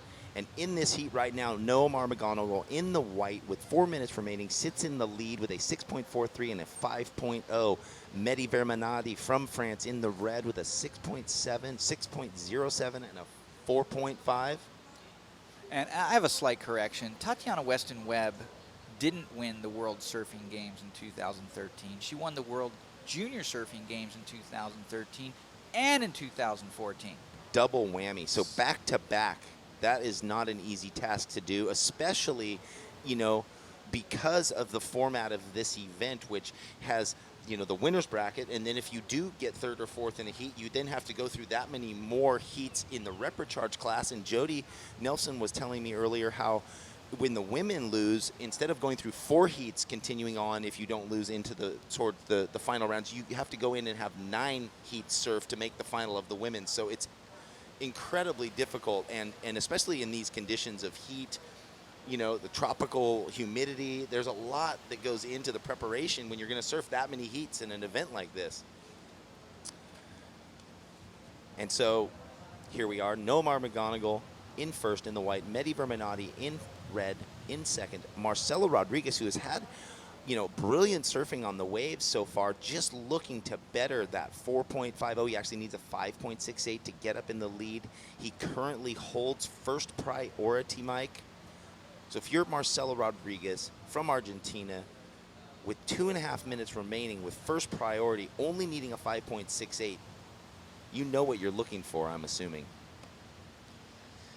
Yeah, well, the sandbar is draining out, so these guys are going to be hunting and pecking for what they can. But there are more opportunities. You can see with the lower tide that, the waves are breaking more vertically, and there's just more breaking out there. So kind of gets a little confusing, but more opportunities. And here's another one for Dylan Southworth. This looks like his first decent wave.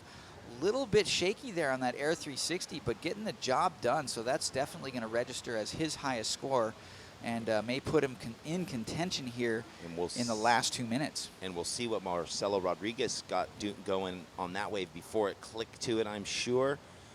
Here we have Noam Armaganago just trying to, better his status in first place. That wave will not help. Well, Mike Latronic, no one knows better than you what it's like to surf through the Reprecharges heats, as you have surfed 9 heats to win the Kahuna division in Ecuador.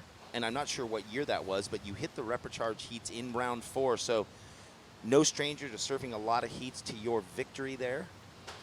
Yeah, it was something like that. I remember hitting the repecharge, and I was so bummed because all I could think of was, wow, oh no, my team is going to be bummed. I can't lose now, yeah, I just remember having to surf twice as much after that, and it was taxing, but at the same time, it was fun. I mean, you know, if you love surfing, sometimes surfing in the repecharge can be a good thing, but it is a little more stressful, and you know, I'll still say it, you never want to drop out of the main round. Well, absolutely, lots of surfing there. We just saw an amazing little moment. Mehdi Verminati in red from France was holding first priority, and he held off Marcelo Rodriguez, his closest competitor, who is in third.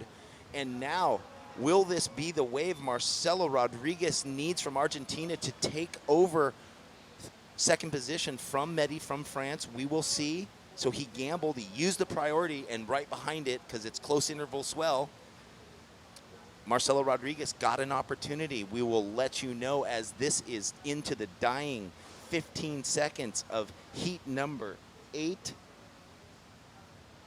round 2 at the INS ISA World Surfing Games in Costa Rica 2016. We are down to the final second, Mike. So we will have to wait to see what score drops in for Marcelo Rodriguez on that wave that he surfed right behind Mehdi Verminati. I'm sure we'll get a nice little recap package of all this, and then we'll deliver that. Here we go, Mike Latronic, with the recap. This was Nomar McGonigal's opening and highest score of the heat for him, 6.43, setting the pace. It ended up being a kind of a heat of those 6s and 5s and 4s. And yeah, a lot of medium scores, you know, based on what we saw. Just most of the waves were ridden powerfully, but short-lived. And here's that last wave of our surfer in black from Argentina. We're going to see what that scores in. It's going to be close. He only needed a 5.5. I'm sorry. He needed something bigger. Well, we will get right back to you here at the INS ISA World Surfing Games Costa Rica 2016 with more exciting action. Puerto Rico, Puerto Rico, Puerto Rico, Puerto Rico.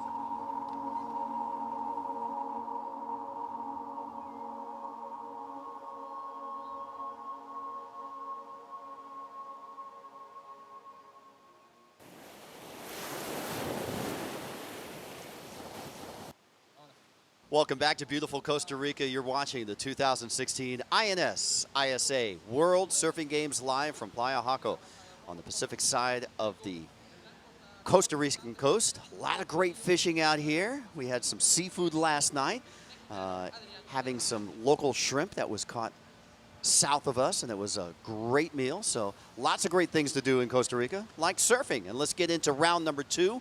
We are in heat number 9. Let's introduce our surfers. Thomas King from Costa Rica, from the defending national team that won from last year, the World Surfing Games. Charles Martin from France. He will be in the white jersey. From Venezuela, Jose Joaquin Lopez from Venezuela in the yellow jersey, and Adrian Hernandez in the black jersey from Mexico. I'm Bo Hodge along with Mike Latronic. And Mike, maybe if we got some time, we have to do some fishing. Besides, first we got to do surfing. Well, you can see on your screen there the fishing boat. Little bit of an ominous backdrop, though. We've had thunderstorms every night. This is rainy season here in Costa Rica, but you know, lots of fish out there. Yeah, and Tropical Storm Javier is spinning off the Baja coast, so that's creating a lot of that weather that is spinning down to Central America. So that's a lot of rain showers. Last night we heard a lot of thunder and lightning. And there we go, surfer in black, Adrian Hernandez on his opening ride. And during the break, we had Thomas King from Costa Rica surf a wave along with Jose Joaquin Lopez. And this will be the first wave for Charles Martin in white. I love the way Charles Martin surfs. He's just all business. He gets out there. He just looks for big turns. And he got a couple done on that wave, so we'll see what the judges say there.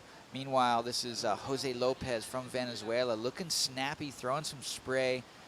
Manages a little teeny foam climb there at the end, but nothing after that. So good little flurry here to start the heat. We know Thomas King is going to come out flying. He was looking like a pit bull yesterday, just pretty much fit as a fiddle and fast, lean, mean surfing machine.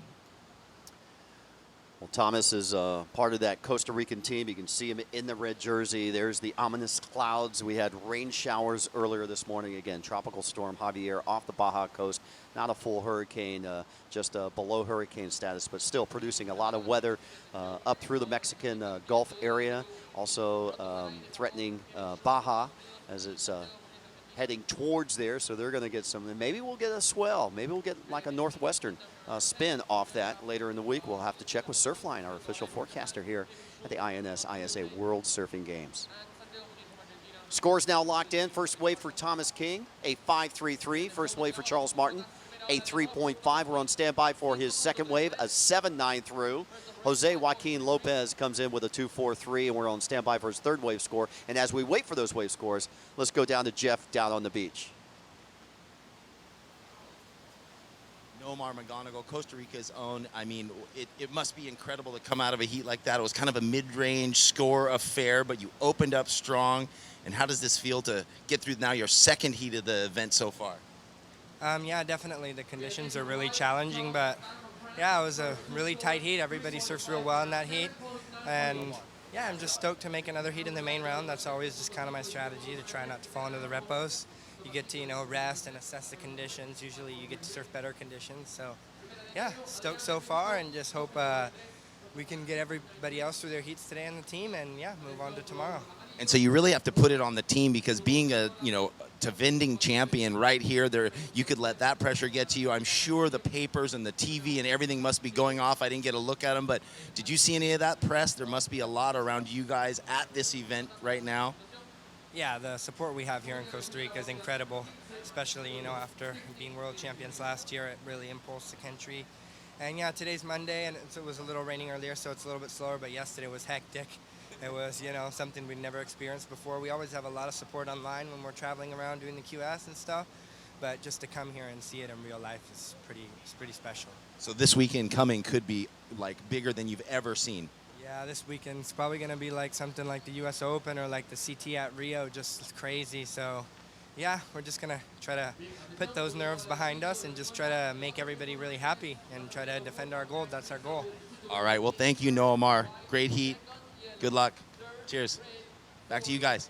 Thanks a lot, Jeff. Nomar McGonigal, ranked number 97 in that top elite 100 of the QS. Again, our defending gold medal champion, defending gold medal team from last year in Nicaragua. And here we go, surfer in white. This is Charles Martin. He's opened up with a 3.5 and backed it up with a 7.93. That'll be a throwaway wave. Charlie Martin is now in the lead, representing France via Guadeloupe, where he's originally from. Jose Joaquin Lopez in yellow from Venezuela is in second on a two-wave combo score of a 7.53. He's at 5.1 and a 2.43. Thomas King, a one-wave score of a 5.33. He only needs a 2.21 to go into second. And for Adrian Hernandez, he has a one-wave score of a 2.93. He needs a 4.61. Now riding is Jose. Well, it looked like Jose was attempting an Air 360 there, lost it on screen. But here goes Thomas King, Costa Rica's own, flying across this section, gets a nice little foam climb right there, wafting a big tail tap right there, and finishes with another one. So really fast, excellent surfing there by the young Costa Rican. Live shot. Team Costa Rica down on the beach. They've been quite busy. They've had 4 surfers already advance into this round. There are 12 heats. We are in heat number 9 of 12 of this round. And once we finish this round, main round number 2 of the men, we'll move into main round number 1 of the women.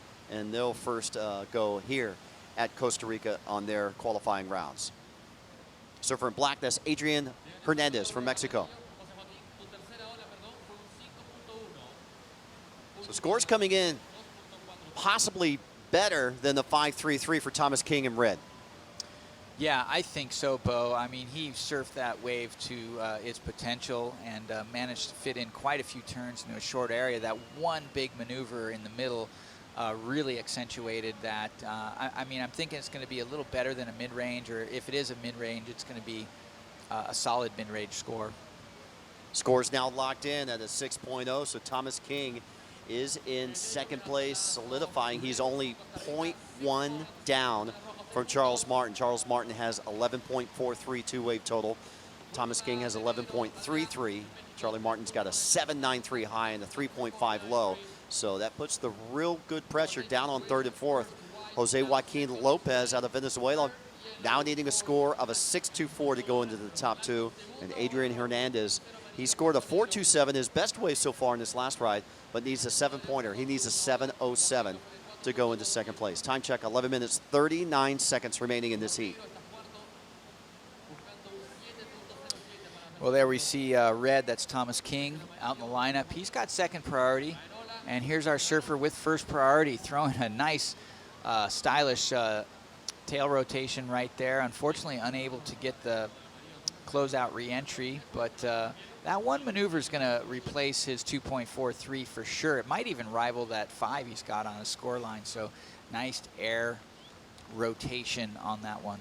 We'll be on standby for scores. 11 minutes remaining in this 20-minute heat. You know, the ISA is the world governing authority, being recognized by the International Olympic Committee as we watch Surfer in Black. This is Adrian Hernandez, but with priority, first priority, this is going to be Thomas King. So he, using the priority, forces Adrian to get off the wave, correct? Yeah, I mean, really interesting too, because Adrian had gotten on that wave a section before him and would have been able to put a nice turn right where he was. But good tactical strategy there by King. Not a bad wave, probably not going to enter his top 2, but definitely worth taking that risk. Now, here's a good question, Mike. Could that have been an interference if Adrian had already established a couple of maneuvers on the wave, or is still priority belonging to Thomas in red since he had first priority? Yeah, it doesn't matter. He could have done 4 off the lips on that wave. Thomas had priority. It was his wave. Interesting. So that's why Adrian kicked out, so he didn't incur a future interference call on that. So he was very wise, knew he didn't have first priority, red did. So interesting how this priority system is working here at Costa Rica. And interesting fact also, the part of the wave that Adrian did surf gets scored. So had Adrian been able to do a couple of really big maneuvers, get himself a sizable score, it still works.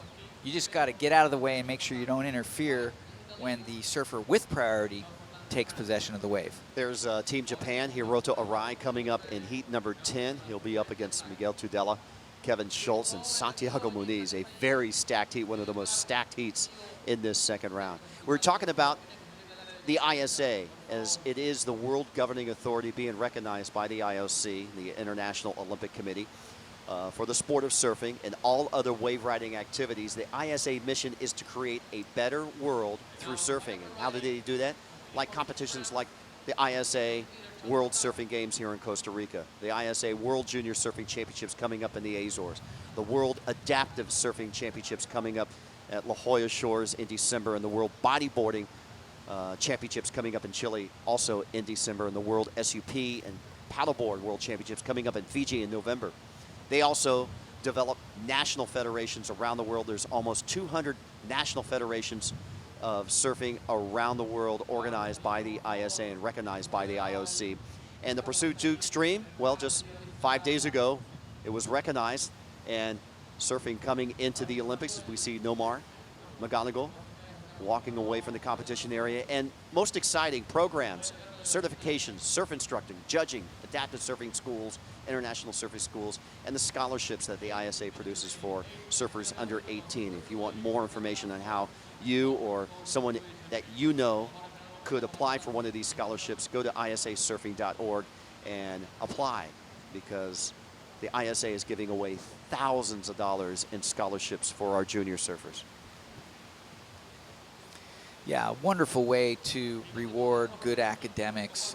Love to hear about that, love to see it. I've seen it firsthand at some of the junior events. You know, they always have some of the surfers from around the world that are recipients of those scholarships surfing in the event. So good to see it happen, good to hear it happen, good to actually watch it unfold. Didn't we see a young South African surfer from a scholarship, first time ever leaving South Africa, Nabando? Yeah, we did. So using that scholarship towards his travel fund. Here we go, surfer in yellow, trying to get some air there. That's Jose Joaquin Lopez out of Venezuela, currently in third. Well, he looked like he was all wound up. He was going to really try to get some air, but just something snapped. The rubber band snapped, and he was unable to launch on that one. But here we go. Here's Thomas King, man of the hour, trying to get up above that 6-point range to move back into first place. Two nice snaps to start with. Let's see if he can get a little reform here. He's going to stay with it. No, he kicks out. Nothing left on offer there. But very similar to what Carlos, his teammate, was doing earlier in this round. Power surfing on the backhand, nice power turns, bottom turns, off the lip, big sprays. Yeah, the first part of that wave, he really went to town on those first two maneuvers. So he may well be able to get the score on that. The judges have a discerning eye and are, you know, the judges are having to adjust every heat. I mean, these conditions with the tides coming in and out, changing, you know, every 20 to 30 minutes. So the scale's being adjusted every single heat. Here we go, paddling. This will be surfer in white, Charles Martin, your heat leader. Up and riding, this will be Charlie's sixth wave. He's been very busy. Smaller wave on the inside. Still able to make a couple of connections there. Yeah, but he surfed that with authority, Bo. I think those first three turns, you know, he just really had a great timing on those maneuvers and maximized that little wave. Charles Martin from Guadeloupe representing France. Currently ranked number 62 on the QS, having a good year. We've seen him on the North Shore of Hawaii competing in the Vans Triple Crown of Surfing. Always does quite well. Charlie registering so far is high of a 7.93, a low of a 4.0. We'll be on standby for this next wave score. If he can improve on that 4.0, he'll just increase his margin. But right now in double digits are our first and second competitors. Charles Martin, 11.93. Thomas Martin, two-wave total, 11.33. Puts the pressure on Jose Joaquin Lopez in yellow from Venezuela. Now needing a score of a 6.24. And Adrian Hernandez from Mexico in black is comboed out of second. He needs a two-wave combination of 11.94, and he's up and riding. Well, nice wave across the sandbar. I was able to get two turns before we just cut to camera there. And looks like Thomas King got the score he needed, so he's moved into first. We're still waiting to see what Charles Martin did, but Bo, you're the expert on the numbers here. As those come in, Bo is going to update you. Yeah, 6.43 for Thomas King. So he improves on the 5.33. So he goes from second to first. And we'll see what Charles Martin gets on his sixth wave. And we'll be on standby for call last of Adrian Hernandez. Definitely a keeper wave.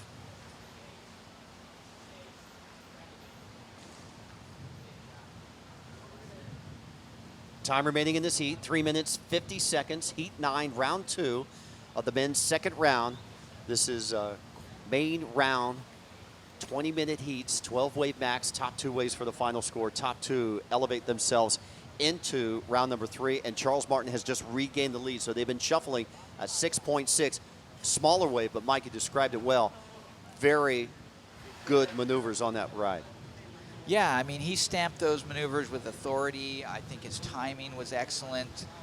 Nice style, little flare off that first snap he did on his forehand. So really interesting to see. You know, Thomas King had that little bigger wave, but only fit 2 maneuvers in, got the 6.3.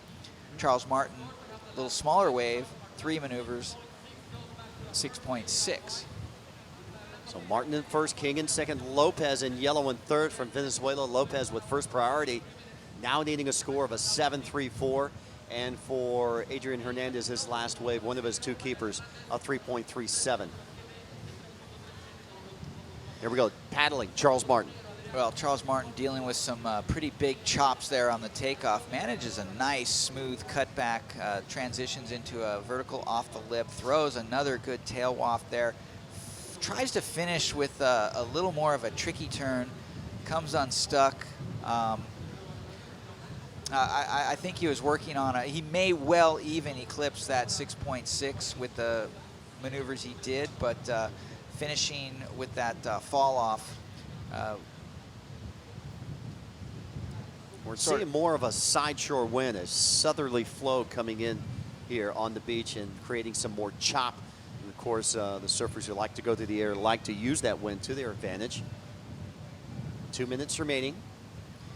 Yeah, the air coming across the wave going from the rights to the lefts. I'd imagine that we're going to see the air guys look for rights because they want to get that air underneath their surfboard as opposed to on the other side when they're going left. Yeah. Not that they can't do it on the left, but I think the air direction on the right is going to be the one.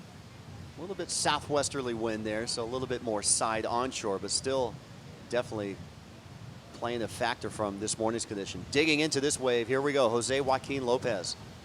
And there we have it, air attempt. He got the height, he got some good height, but unable to complete the rotation. Charles Martin's last wave, a 6.3. Above average score, but not one of his best 2. He's keeping a 7.93 and a 6.6. 1 minute, 8 seconds remaining in this heat. Yeah, I knew it was going to be close, Bo. Had he finished that last maneuver with just a simple turn, another off the lip, or even a foam climb, I think he would have just eclipsed that 6.6.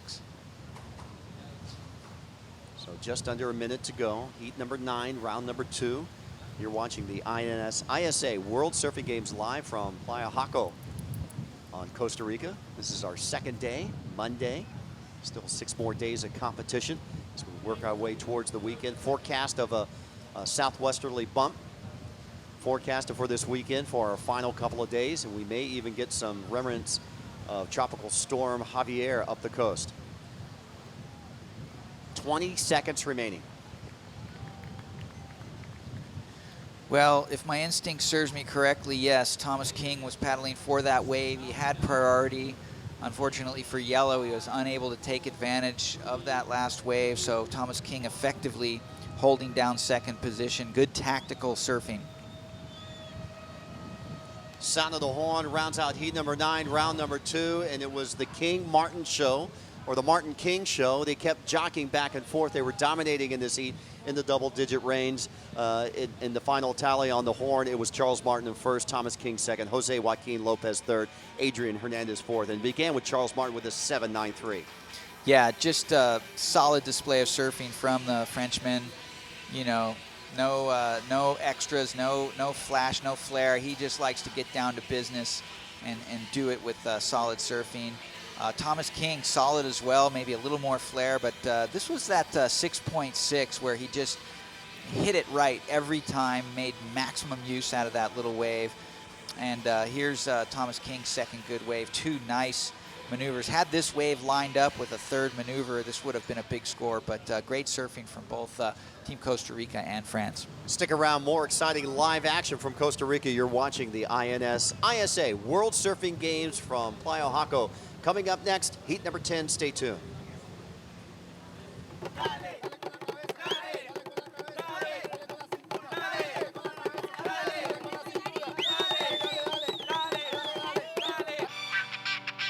Soy Pau Valerius.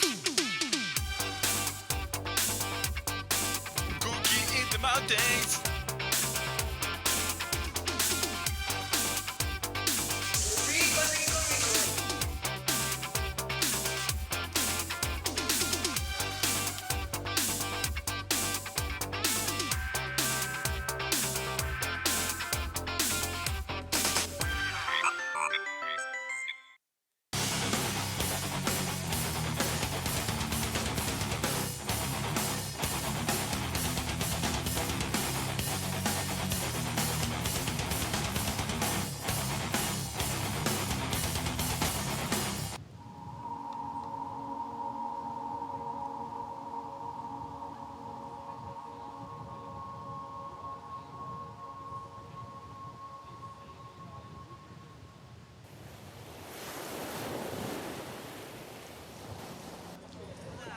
Welcome back to beautiful Costa Rica. You're watching the 2016 INS ISA World Surfing Games. We are live at Playa Jaco on the Pacific side of the Costa Rican coast. And you see the weather, the inclement weather that we've been experiencing throughout the morning.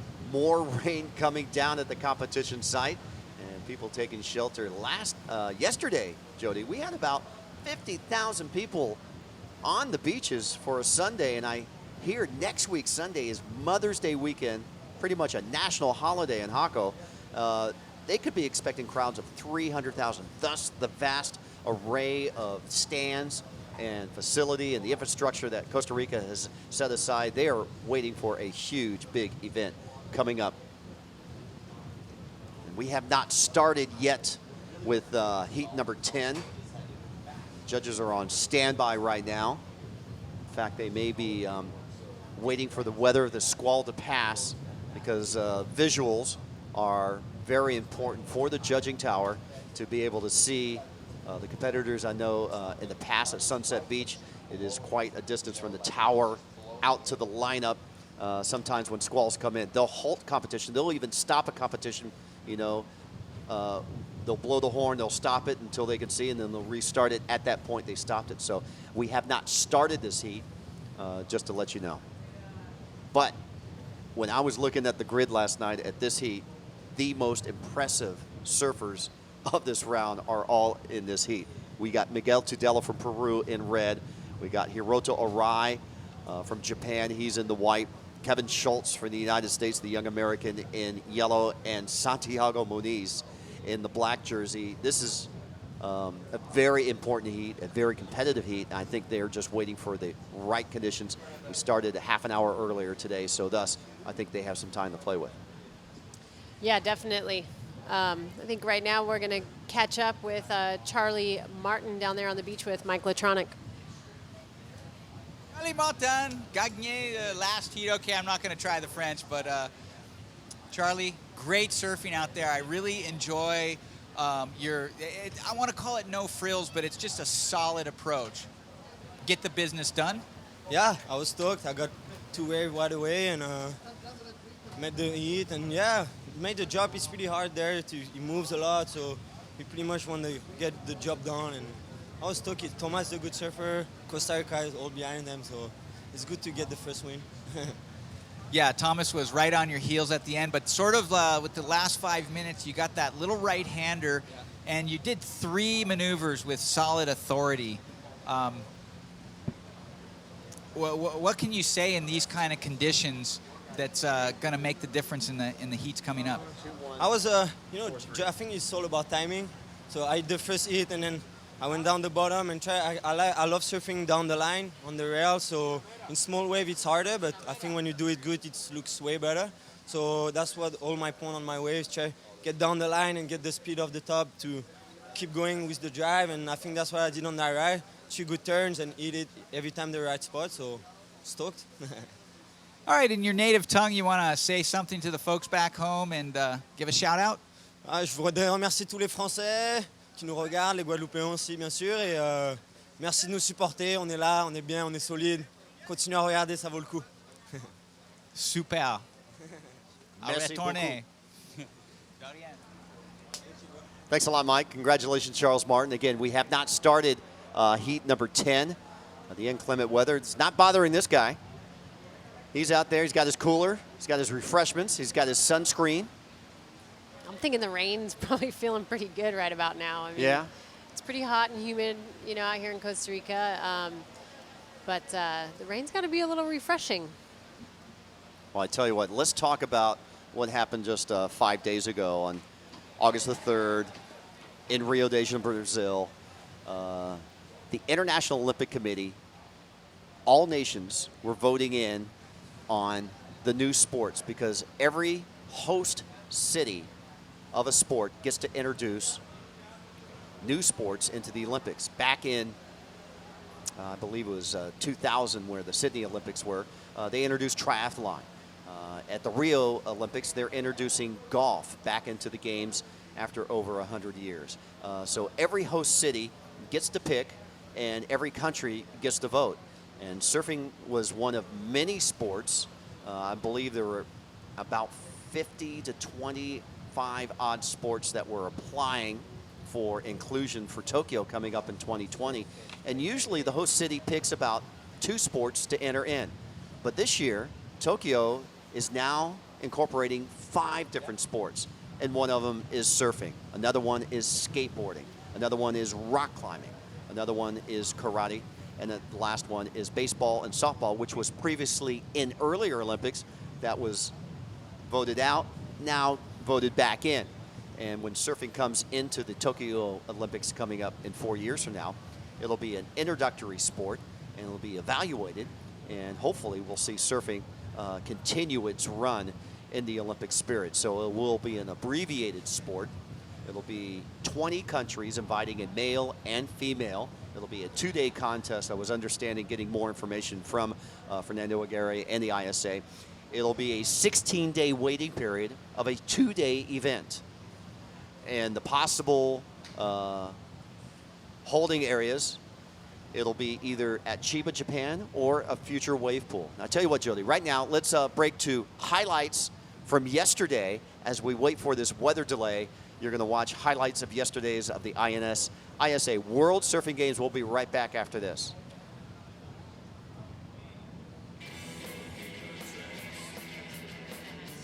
Welcome back to the ISA World Surfing Games here in Costa Rica, Playa Jaco. I'm Bo Hodge along with Jeff Baldwin, and we saw some exciting surfing here today. Nice first backhand snap, second one, third, throwing lots of water.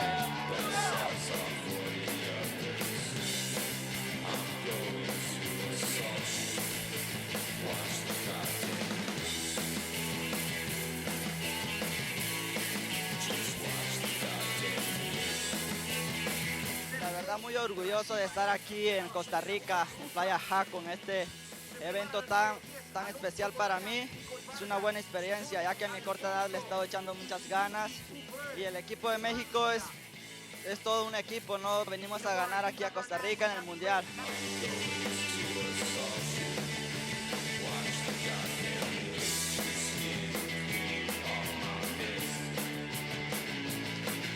This is the air. That's the one we went nose down, fins up with the spray. Up first, we see a big air rotation. That's a Masatashi Ono from Japan, power surfing on his backhand.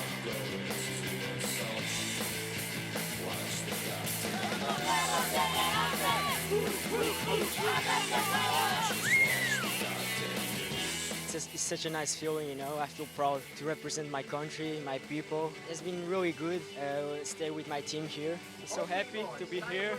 Such a nice place, beautiful place. And let's keep going, have fun.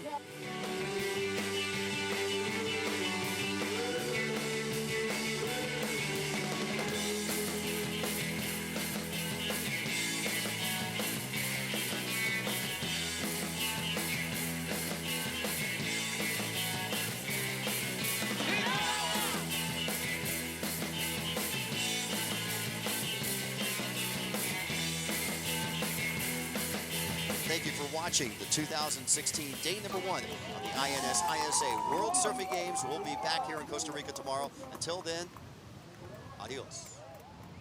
Well, Jody, that was very impressive. That was day number 1, and we still have 6 more days of competition.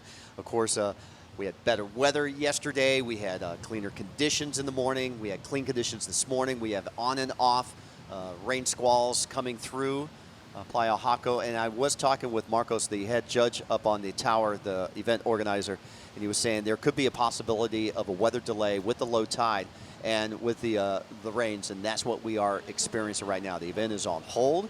But let's go back to the Olympic announcement. I mean, you've been involved in surfing all your life, Jody. You, former competitor, an organizer of events. How huge is this for surfing?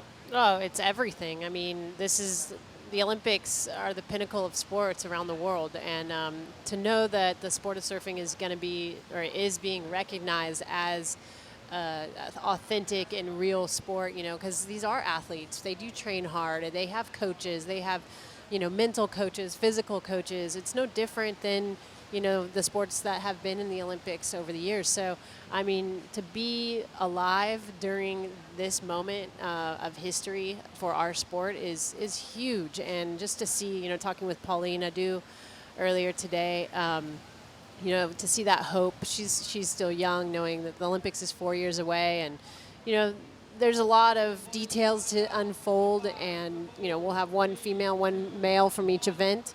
From each country. So there's there's going to be a lot of people fighting to get those positions for their country to compete for Olympic gold. We live in exciting times, and we just heard the horn, so we're back into action. We have just started the 20-minute heat of heat number 10, and I just can't wait. 4 years just can't come fast enough right now. I remember when surfing got into the X Games, and we were like, yes, okay, we've made it. We're on ESPN. And now it's like surfing is going to be in the Olympics. I never thought I'd be saying that in my lifetime.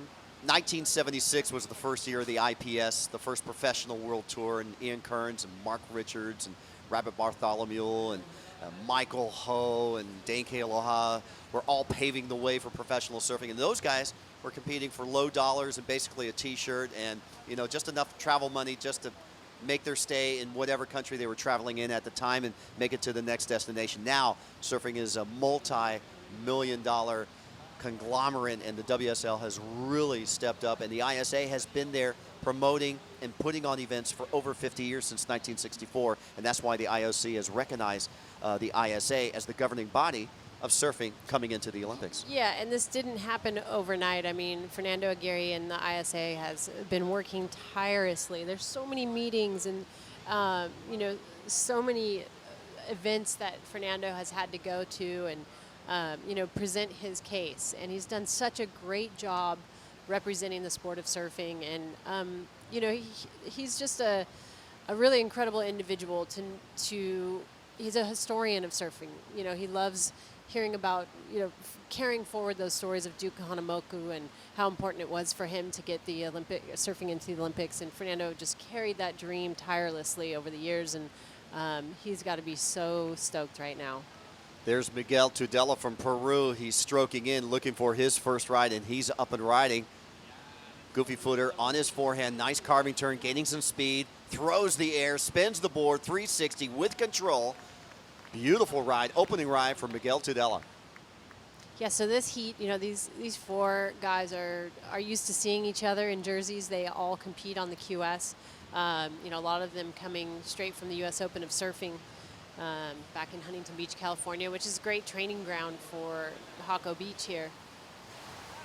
And we got a former gold medal champion in Santiago Muniz, who won the gold medal in Panama, the World Surfing Games, back in 2011. So a very veteran. 2014, he was 6th in Peru at the World Surfing Games. 2015, last year, he was 18th in Nicaragua. So you've got a former champion. And here we go. Former U.S. Open champion out of Japan, Hirota Arai, does a 180 maneuver, pulls it off, and can't finish up his ride. Now, Hirota opened up at the beginning of a heat of a 5.67. We can tell you Kevin Schultz from the United States, the young American in yellow, opened up with a 4.67. So we're on standby for wave number 2 of white and wave number 1 of red. Yeah, and all of these guys out here have, competed in about 8 or so QSs this year already. So, definitely getting that competition mindset going for the year as we see Kevin Schultz up and riding, young 21-year-old out of San Clemente, California.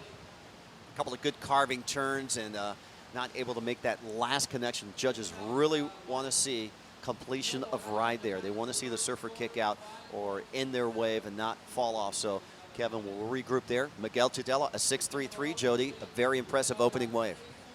Yeah, Miguel, he's an impressive surfer because he's got so much variety. He's just as comfortable in 20-foot, waves, hucking himself over the ledge and also just whipping, air rotators. He can do it all, and I think that's really like the future, to be well-rounded. He's rated 104th on the QS Tour right now, and he surfed in that Pico Alto big wave event a few years back, and he competed in the Sunset Pro earlier in January. It was a QS 1000. He finished 5th in that, so getting some confidence booster at the beginning of the year. I'll tell you what, each and every year, Miguel Tudela has been up on the North Shore, especially this past year, El Nino year, where we had just record-setting waves on the North Shore. And each and every year, he's competing, whether it's the HIC Pro at Sunset, whether it's the Sunset Pro, the 1000 event, whether it's the Vans World Cup at Sunset, the Hawaiian Pro at Haleiwa, and the Vulcan Pike Pro over at Aukai. He is one to contend with. Here we go. First opening ride from former gold medalist Santiago Muniz from Argentina. Well, Santiago looking very fired up. They had all 4 of their surfers advance through round 1, but they've lost 2 of their 4 so far today. And Felipe Suarez got 3rd in his heat number 5, and Marcelo Rodriguez got 3rd in heat number 8. So Santiago knowing he's got to carry the flag as we see Miguel Tudela up and riding out of Peru. He's our current leader right now, sitting on a 6.33. So we'll be on standby for scores. Second wave of red, first wave of black, and here we go. This will be the 3rd wave for Kevin Schultz out of the United States. Unfortunately, Kevin just coming stuck right there and falling off. But yeah, he's looking for a backup wave. He's got a 4.67 for his opener. So we're on standby, Jody, for 1, 2, 3, 4, 5 wave scores. Judges are playing catch up here. They have the use of instant replay, and the ISA panel has judges from around the world. There's always 5 judges judging. They'll throw out the high, they'll throw out the low, a 0 to 10 point scale. They'll take the 3 medium waves, average it out. There's 12 wave maximum that the surfers can catch during each heat. The best 2 waves is their final score, and top 2 surfers will advance on into the future rounds. And speaking of Miguel Tudela from Peru, Peru has won 2 of the ISA World Surfing Games in the 2 years that they hosted it back in 2014 and 2010. Yeah, that's an interesting stat right there, because you know we're here in Costa Rica. Costa Rica won last year in Nicaragua. They might be carrying some of that momentum, especially having their hometown crowd, you know, really lifting them through this week. Let's watch Kevin Schultz here from the United States, a goofy footer from San Clemente. Nice carving turn on the inside of the sandbar. Here he goes down the line, taps it one more time, right through that whitewater section. Very impressive ride there, multiple maneuvers. Kevin has a 4.67, a 4.53. That is the 4th wave of Kevin, and currently sitting in 2nd place. That was a great wave for Kevin. He really carried his speed. It was a smaller wave, but he had a variety of maneuvers, speed, power, and flow. He was pretty much ticking all the boxes that the judges are looking for. The United States being represented very well here at the INS ISA World Surfing Games. Former champion, 4-time former champion. They have won the surfing games in California in 1984, in Newquay, England in 1986, at Huntington Beach in 1996, and in Costa Rica in 2009. And last year they finished with a bronze winning team, medaling on the podium.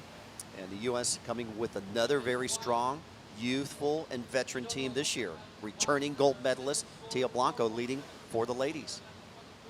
Yeah, and Maddie Peterson backing that up for their women's team, which we'll see take the water a little later today. But having that team captain, veteran surfer Brett Simpson, really, you know, leading that team, and he's already advanced through his heat today.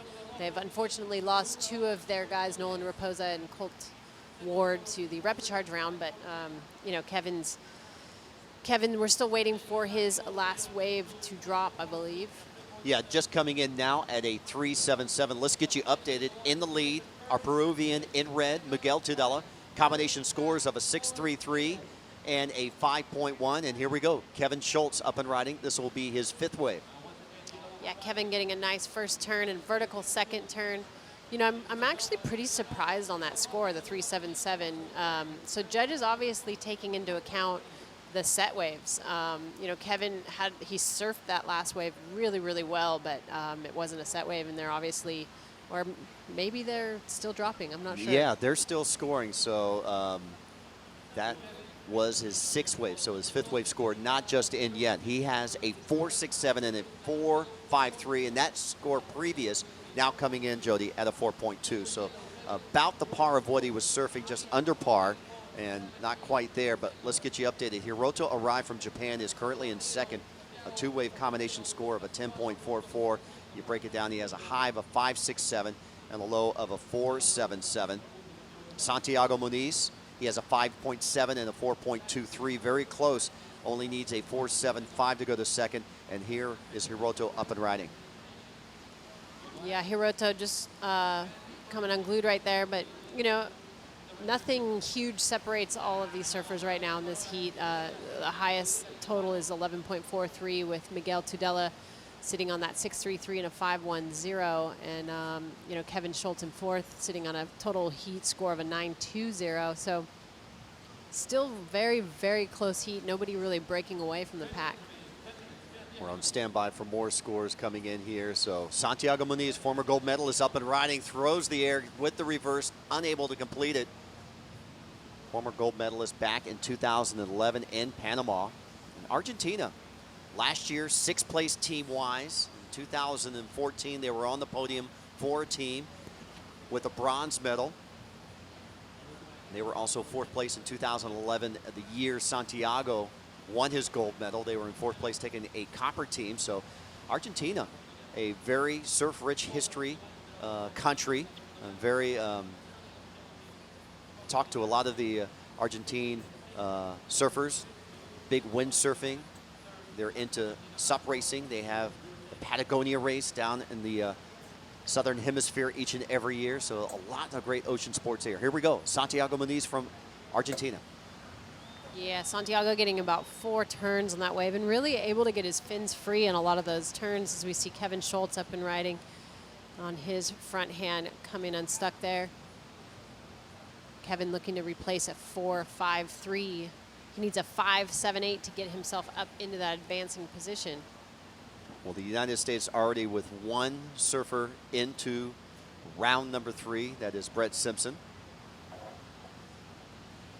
And Kevin trying to help the United States keep that momentum going. Remember, surfers in third and fourth are not eliminated from the competition. They are delegated into the repechage round. And looking at last year's grid, like you said earlier, Jody, there were 6 rounds in the main event, 10 rounds in the repechage event, and going to a final 4 where all 4 surfers will medal gold, silver, bronze, and copper. There is a 4th place medal, copper, in the ISA format. So last score for Santiago Muniz. Jody now coming in at a 5.9.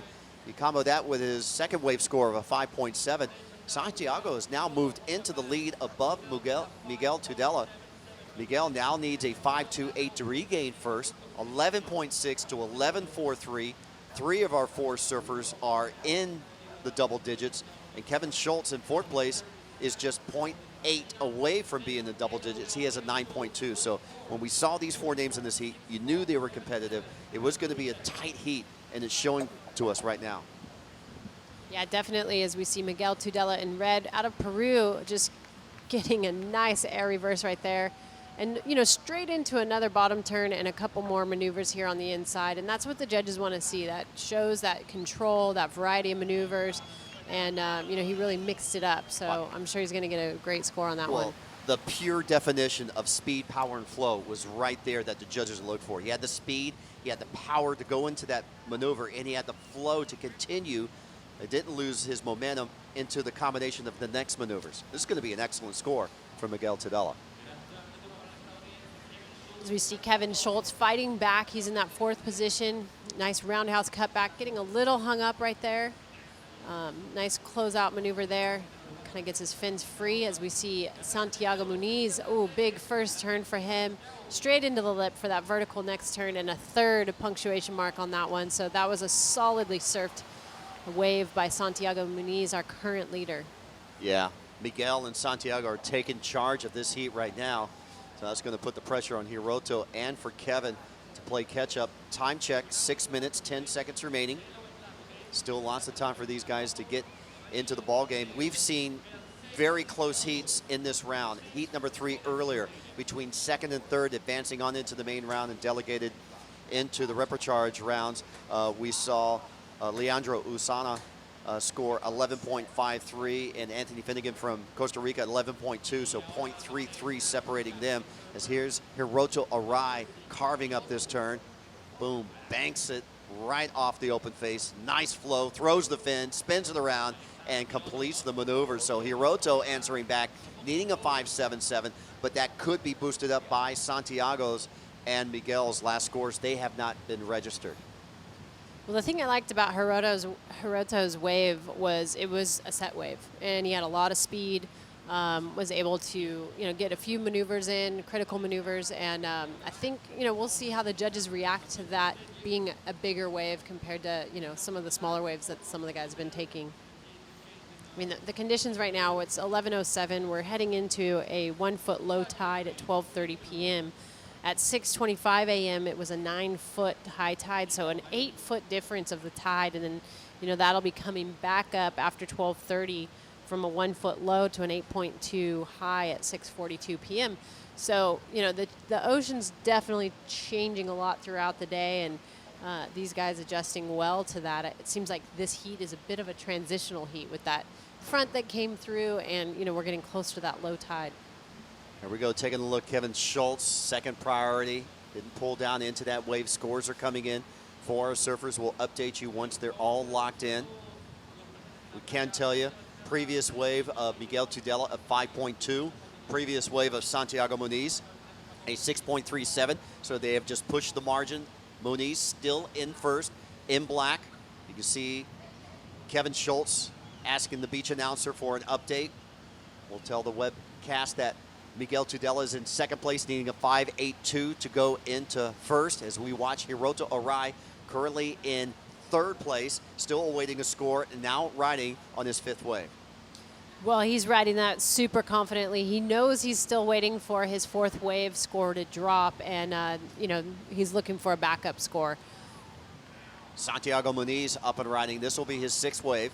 He's charging. You can see on the outside with priority, it'll be Miguel Tudela holding off Kevin Schultz. Miguel will take it on his forehand, throws the board with the wind, and not able to pull it off, and here's Kevin Schultz. Well, the judges have their work cut out for them. So many waves that they need to drop scores on, and you can see how everybody's kind of feeding off each other. We're down to the dying 3 minutes of this heat, and everybody's one-upping each other. As we'll start to see some scores drop, and the situation is most likely going to shuffle around a bit, Bo. Yeah, the score for Hiroto Arai could play a factor into the final two advancing here. But then again, Miguel Tudela and Santiago Muniz, they still have the call here. Our priority surfer right now belongs to Kevin Schultz in yellow. Second priority has been deemed to Miguel Tudela in the red. So yellow, center of your screen, the young American, the 21-year-old out of San Clemente, needing a good above average score, just under excellent of a 6.87 to break into the top two. But we're still awaiting multitude of scores, and especially an important score from our Japanese surfer in white, Hiroto Arai. Yeah, they actually have 2 scores to drop for Hiroto, and I'm sure the judges taking their time, watching replays, really comparing and contrasting from the highest wave of the heat so far, the 6.37 of Santiago Muniz. Miguel Tudela has a 6.33, so I'm sure they're watching replays and making sure that they get this right, because it's a very close heat. 2 minutes remaining. Heat number 10 started with a delay. Here we go. Kevin Schultz up and riding. Speed, nice floater off the top. Banks it one time off the section, and then the closeout, and goes down. So possibly his best ride. We'll see if he can better a 4.53 or a 4.67. Here we go. Hiroto Arai. Hiroto getting a nice rotation on the inside. One maneuver wave, probably not going to be a keeper for him. Again, we're still waiting for his last 2 wave scores to drop. We're waiting for last of yellow, last of red, last of black. So judges still shuffling and scrambling up there to get all these scores dropped. And, they take their time, and as they should, because, there's a lot on the line here at the ISA World Games. Well, especially being a beach break, the paddle out is, could be 20 seconds. They're not paddling out through a channel. They're not going out, far distance like, whether they be in Tahiti or Sunset Beach where there's a long paddle out, quick paddle out. So that's why thus the flurry of waves here. And we're under a minute to go. Multitude of scores still have yet to be dropped for all 4 surfers, especially 3 rides from Hiroto Arai, which could boost him up into the top 2.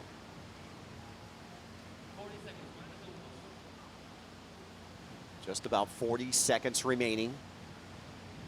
We're on pins and needles as you are too. Well, it's looking like when they drop the top and low of Hiroto's fourth wave, he may get what he's needing to move into that second position as we see red up and riding. Miguel Tudela currently second place.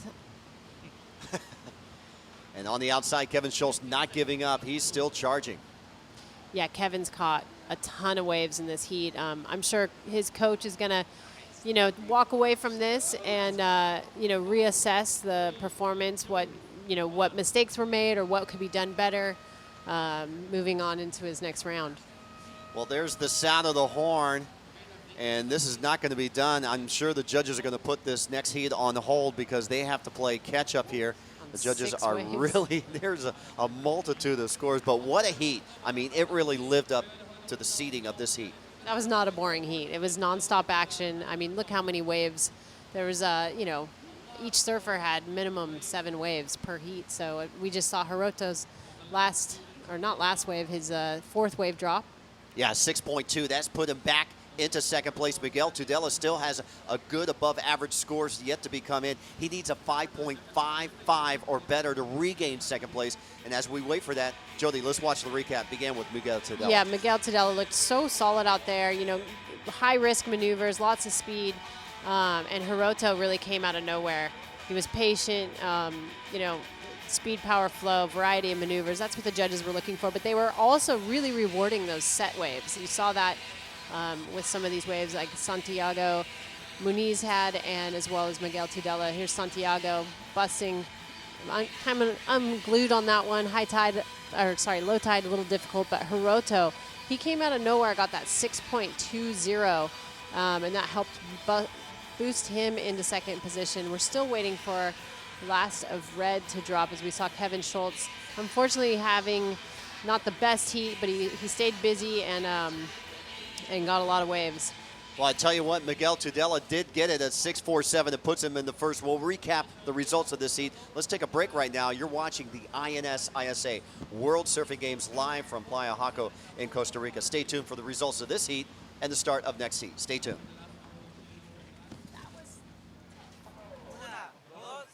México, México, México. Imagina que este colibrí vive en un país donde la naturaleza le rodea, donde gente feliz y educada escoge vivir en paz, donde productos de calidad se hacen y comparten, y el talento, la innovación y los sueños abundan. Este país existe. Visita, invierte y compra de Costa Rica, un país pequeño con una gran visión. Literally just comes down to an opinion. I think it made a lot of people look at pro surfing different. I couldn't imagine living life any other way.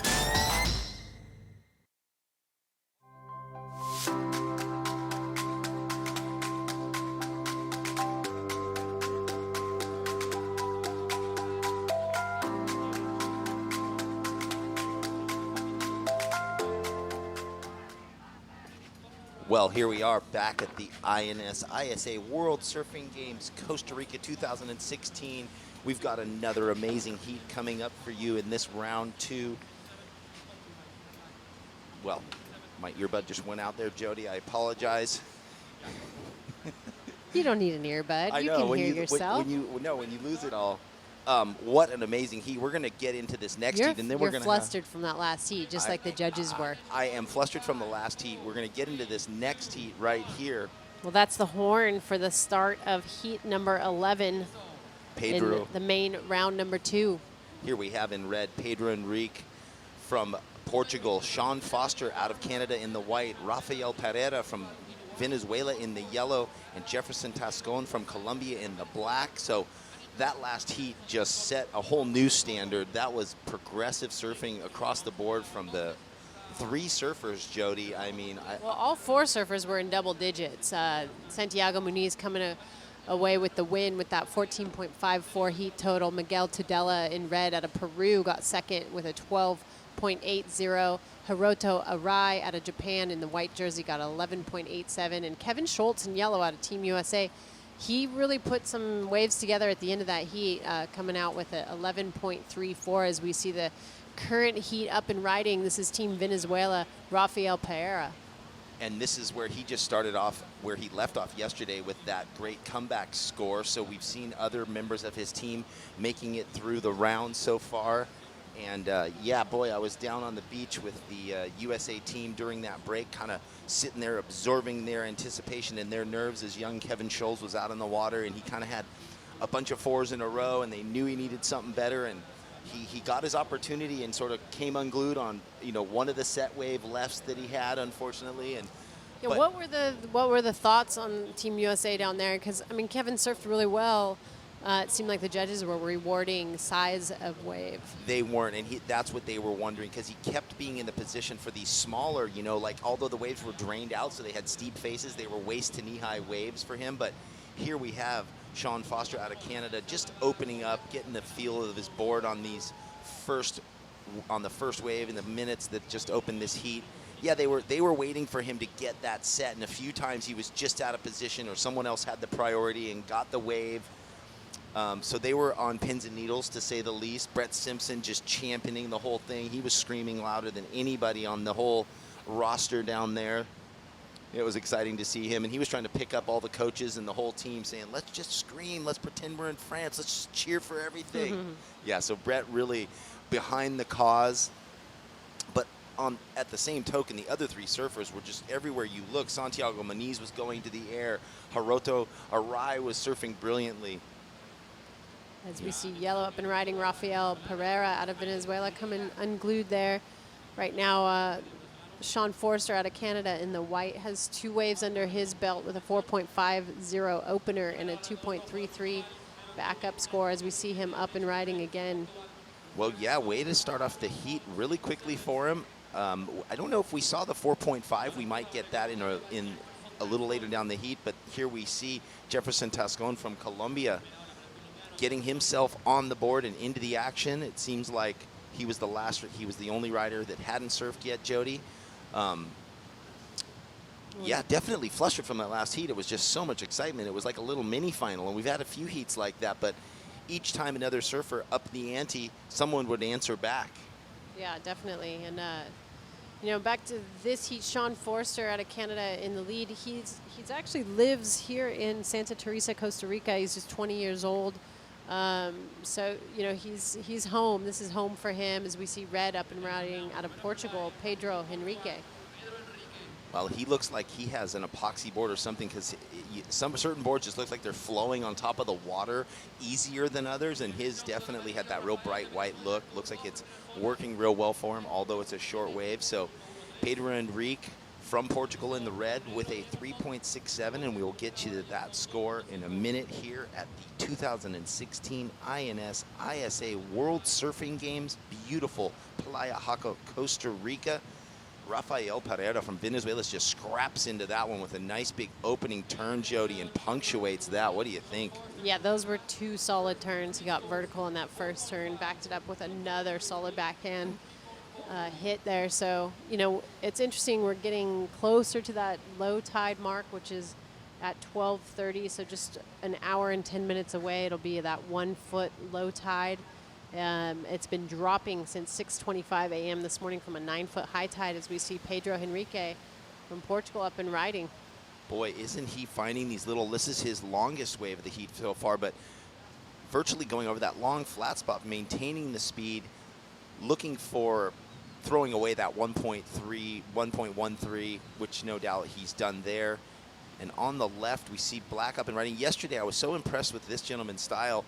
Out of Colombia, Jefferson Tascon, long, lanky surfer, but he kind of found his rhythm, and he found these rights, Jody, where his hand movement was just so graceful, and at the same time, when he puts his foot up into the tail, a lot of spray coming off, a lot of speed and follow through. As we can see the field out there pretty spread out. The peaks are pretty far apart from each other as we see Sean Forster picking off this left, And just coming unstuck there. but that was his 4th wave for Sean Forster. So he is keeping busy on this, and knowing the low tide. And when I was down there with Team USA kind of watching, as Brett Simpson put it, oh, the water's off the reef now. So a lot of these smaller waves are kind of standing up real steep for them, so they're electing to ride some of them. But we're going to go to Bo Hodges down at the beach. Thank you guys at the booth. We are here with Santiago Muniz. He just won the last heat from Argentina. He's a gold medal in 2012 in Panama. Santi, ¿cómo estás? Acabas de ganar el hit. Ya tenés una medalla de oro colgada en tu currículum. Me imagino que bueno, eso es una motivación ya haber sentido esa sensación para intentar volver a lograrlo. ¿Cómo te sentiste en el agua? ¿Cómo está el equipo? ¿Cómo estás? Sí, la verdad que haber salido campeón del mundo fue una motivación muy grande. Así que nada, yo sigo entrenando y trabajando mucho en lo que amo, ¿no? Que es surfear y competir. La verdad que ahora me tocó, era un hit muy difícil. Todos los hits acá son muy difíciles, están con los mejores surfistas de cada país. Así que nada, contento de agarrar mis buenas solitas. Primeramente agradecerle a Dios, ¿no? Que él me iluminó y mandó las olas. Así que nada, contento también por mi equipo, que estamos todos avanzando. Y nada, y que sea lo que Dios quiera. He said that he's so happy about the last heat. He says thanks to God and that sent the waves for his surf. So he's so excited about this contest.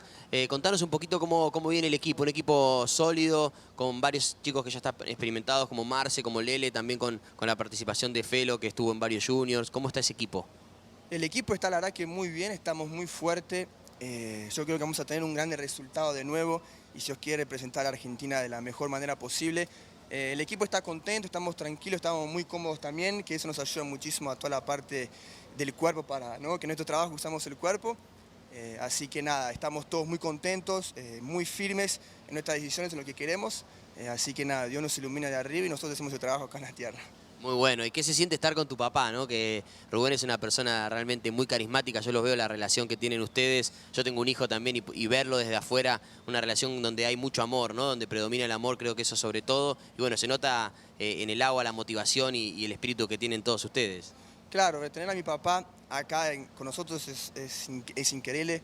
No solamente por ser mi papá, sino también porque es nuestro coach junto con Santiago Dipache. Y bueno, y tenerlo él acá, a estos dos grandes coaches, es muy importante para nosotros competidores, nos ayuda y nos guían en nuestro camino. Bueno, mi papá es mi héroe, es mi sangre, así que yo muy contento de que está acá conmigo, es una motivación no solamente mía, sino de todos los surfistas. Así que nada, primeramente siempre es el amor por lo que hacemos, como dijiste, y después hacer el trabajo de la mejor manera, pero todo es basado en el amor, así que tener a mi papá conmigo acá es excepcional, es increíble. He was telling us that his father is his coach. He's here, and he's so proud to have his father here as a great coach. He is also a coach. Was a coach of Alejo Muniz, his brother, and all the team. Also Santiago Dipache, that is a really experienced surfer from Argentina, is working with them. So everybody's really happy. The team is so strong. Everybody is going to forward. So that's Argentina team. Muchas gracias, Santi. ¿Algún mensaje para la gente que está mirando? Muchos mensajes a través de la web que les mandan saludos. Si querés saludar ahí a la gente de Argentina. Claro, le quiero decir a toda la gente del país, muchas gracias por acompañarnos, por toda la hinchada que nos hacen, que la verdad eso es increíble y se siente de corazón y del alma. Así que muchas gracias a todos los que están ahí hinchando por nuestro país, por nuestro equipo, y vamos a Argentina con todo. Thank you very much. Go back to the booth, boys. Okay, thank you very much. Well, I love all the insight that Santiago Muniz has given us. Although it's in Spanish, picked up a bunch. It's great to hear how motivated he is and that his father's supporting him and his brother, who's a past champion also, and he just gets the importance for his flag and his country, and he's honored to be here and part of the passion of the whole event here at the 2016 INS ISA World Surfing Games. Jeff Baldwin here with Jody Nelson. And Jody, during that long interview, there were a bunch of waves ridden, but nothing is past the 5-point mark, so it's kind of the battle of the mid-4s and 3s still at this point. Could it be the low tide, do you think? Well, I think the tide's definitely playing a factor into it. It's, you know, the ocean's kind of adjusting right now as we come upon that low tide. But, you know, these guys have to be prepared to surf anything, and they've been out here practicing, you know, day in and day out since they've been in town. And so they're all aware of the huge tidal differences here. And, you know, you've got to be prepared to surf the higher tides and the lower tides and understand what the sandbars are going to be doing, what the waves are going to be doing throughout the day. And do you think the judges have to adjust their scale for this heat? Or, you know, coming out of that last heat, you saw a bunch of guys going above the lip. But in this heat, it's been this battle of these smaller waist high and smaller waves, but they are standing up a little more vertically with the low tide. So do you think the judges would be appropriating their scale going, well, you know, if they get a long runner and execute a bunch of nice turns, we got to reward it because there might not be a bigger set? Yeah, well, I think the judges kind of, you know, set their scale at the beginning of each heat, and you know, they give themselves some room for improvement as the heat unfolds. As we see Black up and riding, getting a nice off the top there. That's Jefferson Tascon, our surfer out of Colombia. Well, yeah, you saw those fluid hands right before the camera panned away. Maybe we'll get the complete replay of that. So he was looking for just getting a second wave on the board, and here is our Canadian surfer, and I ran into him earlier. I think I was mentioning to you that I introduced myself, and he came back with just perfect Spanish. So I was thinking, yeah, he must be living here or somewhere in South or Latin America, Central America. Yeah, he's just 20 years old. I'd be interested to hear his story, find out a little bit more, because I'm sure his parents moved down here when he was younger. He lives in Santa Teresa, Costa Rica. So, you know, we've said it before, a lot of people come from different countries and transplant to Costa Rica. It's just a, you know, it's a great welcoming place, and you know, it's surrounded by beautiful jungle, beautiful waves, and a lot of tourism down here. So, you know, a lot of people come, visit, and they never go home because it's one of those places that's just so easy to stay and hang, and the people of Costa Rica are just so welcoming. Truly diverse topography, I mean, and the wildlife too. You know, you do have the monkeys you hear about here in the jungles, and the zip lining and the skydiving. They have so much great stuff going on for tourists when they do come, apart from all the surfing that these beaches provide up and down the coast of Costa Rica. Well, that was Justine Dupont right there on screen getting ready for Team France. She'll be coming up in heat number 3 of the women. She's currently number 14 on the QS. She got a win earlier in the year in Australia, as we see yellow up and riding Rafael Pereira. Well, that's his go-to move. He comes unstuck there, and we don't have the priority situation, but we also saw someone further down the line riding, but they weren't close to one another. And Rafael from Venezuela, who we saw come through in a clutch moment yesterday, he's sort of the Venezuela anchor man, or that's how they kind of described him in some of the post-heat interviews, but he was just looking for a 4.17 to jump up into second and take over that from Sean Forster. Well, there we see, you know, and we talked about, you know, the countries and the flag. All the competitors are required to ride with this sticker on their board, the ISA competitor sticker. You see all of them with their country sticker, their ISA sticker. So that all just plays into boosting the ISA and their country, and what the meaning of this event is really about, going back to 1964. And I mean, just champion after champion that have gone on to go into the halls of fame in surfing long ago, and currently, you know, we'll talk about all the women that have come through the ISA juniors and open women's ranks to go on and be on the world qualifying tour, or the, you know, the women's championship tour. So women's round 1 coming up after heat 12 finishes. We have just 5 minutes and 43 seconds left in this heat, and you can see the ocean definitely taking a little bit of a break. We might be seeing a set coming in here, but you know, little bit of a break out there, and you know, nothing over a 5 on the board. Still, yeah, where we saw quite a few scores coming in that last heat, you know, and that's how it does. Sometimes you have heats that pulse and others that don't, but while we have a little time, but before we do this, Sean, Forster, oh, excuse me, that was Rafael Pereira, our Venezuelan surfer, finding a nice little left that opened up over and over for him through the reform. So he'll be happy with that, looking to replace that 1.13. Yeah, he's a groveler. The board that he's on seems to really maintain speed, and you know, he's able to generate that nice flow through the wave. And I mean, that wave he was riding on the inside had 0 juice left in it, and he was still going. And he's got that low center of gravity, really punchy style, you know, so contrasty to Jefferson's. Here's one of the biggest waves we've seen come in so far during this heat. And our surfer in yellow had priority. I think that's yet to switch, but up and riding, that's Sean Forster out of Canada getting just one maneuver on that wave. It kind of closed out. Fizzled out on him, didn't it? And he's just trying to hold on to that second position, advancing for Canada with a 3.43 in his score line. So we're not privy to the priority at the moment with our monitor, so we're just delivering to you what's up on the board, the same that you have. But as we sit here, 2016 INS ISA World Surf Games, 4 minutes remaining in this heat number 11 of round 2. Amazing action that has been going on all day, and we have a bunch of great sponsors involved in this event. Our presenting sponsor is the National Institute of Insurance, that is the INS, and we're supported by the Federación de Surf de Costa Rica, RPM TV, Hyundai. They supplied these beautiful cars that we get shuttled around in. Credomatic, Colby, Hotel Amapola, where I get to stay, and it is beautiful. New Era. But, well, I wanted to take a break. It looked like a nice set left, but it didn't quite come through. And our media partners, Jody, Surfline, one of the official forecasters, Surfos Magazine, Pasión Extrema, Surfers Village, Siete Madre Magazine, and Tawanix Magazine. But here is our Canadian up on another wave, definitely staying busy. You can see him negotiating up and through those lumps and bumps. You can see how the waves are bottoming out a little bit. Difficult conditions. He's got a good strategy, just staying busy, because you've got to go on anything and everything in a heat like this, because the waves are so hit and miss. And here's Rafael Pereira getting a nice wave with a rotator coming unstuck. Again and again, he goes to that move, and I mean, they are dynamic, and if he lands one of those, he knows he will be throwing away. And well, we think that the score line is as we're seeing it, but I guess we'll really have to wait and see, because we're not sure if the board we're looking at is current or not.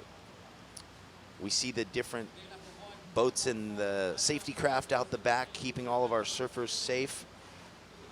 I don't know if that was the Costa Rican military or Coast Guard out the back in the gray boat, but they're supporting the event, being a part of it. It was interesting talking to Noah McGonigal after his round 2 heat win, saying that the support behind the Costa Rican team within the media, the newspapers, the television, not only just the crowd here on the beach, is like kind of overwhelming, that they've never seen anything like it. Rafael Pereira again going to that move. He wanted to stick it. Fourth time's a charm. Pedro Enrique really up into that, flowing nicely between turns, and the judges have been incentivizing, it seems like, Jody, that real flow between carrying their speed nicely, the speed power flow. Winding down this heat, aren't we, with just over a minute remaining. Well, surfers looking for the current situation. Our surfer in white waving his hands, trying to see how much time is left on the clock. And we're waiting for quite a few updates and scores. Our scores are down right now. So we will update you as soon as we have them. Yep, sometimes we're just sailing blind here, but not to worry. We'll get this all back up. We will deliver the heat recap. And as soon as the next heat begins, exciting heat number 12, we'll be able to even talk a little further about it. Looks like a wave coming on the outside, but not much room for them to work with. There's Canadian surfer in white. Jody, not a lot of space. One turn, hit, but. Yeah, some of the set waves seem to be only getting one maneuver in, as we see Jefferson Toscan getting a little bit of a closeout there. Well, I know that we're going to be moving into the women's round, and it is the dead low tide sort of right now. It sounds like this heat has just ended, and we will have to bring you the news as it comes to us. We're not quite sure who was in the lead in the end of that heat because we didn't have it up on our monitor. We apologize. I know Bo Hodge had mentioned, but here's our recap, Jody. Yeah, this is our surfer out of Canada, but living local here, Sean Forster. You know, he had a few great waves during this heat, and this man right here, Rafael Pereira out of Venezuela, was very busy throughout the entire heat, and Pedro Henrique out of Portugal got a lot of really good waves. His board looks really good under his feet. He's maintaining a lot of speed, getting vertical on his backhand, you know, getting multiple maneuvers, variety of maneuvers. But it was this man right here who did not give up on those air reverses, as we saw multiple attempts by him, kept lofting higher and higher as he liked that last one, and that'll wrap up heat number 11 of the main event, round number 2. Well, yeah, we will be back for heat number 12 from the INS ISA World Surfing Games in Costa Rica Beach shortly.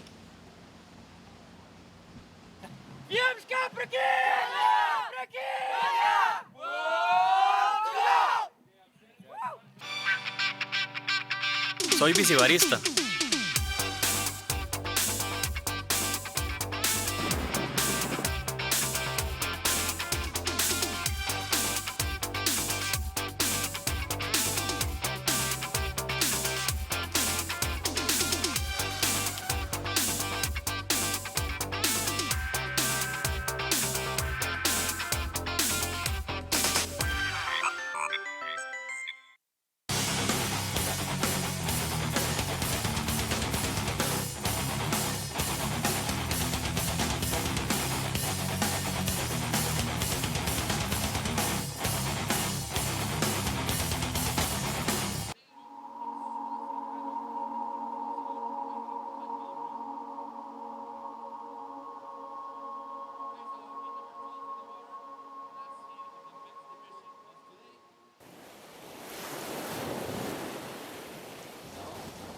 Welcome back. The INS ISA World Surfing Games in beautiful Costa Rica. It's 2016, and we are here, Mike Latronic, for the second round. Heat number 12, we will see in the red from Australia, Jody Lawler. In the white, Kevin Cortez from Nicaragua.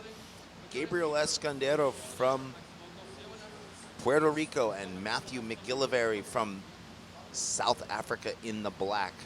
So another exciting heat right around the corner. We will have to come back once we find out exactly what the results were in that heat number 11. Jeff Baldwin here with Mike Latronic.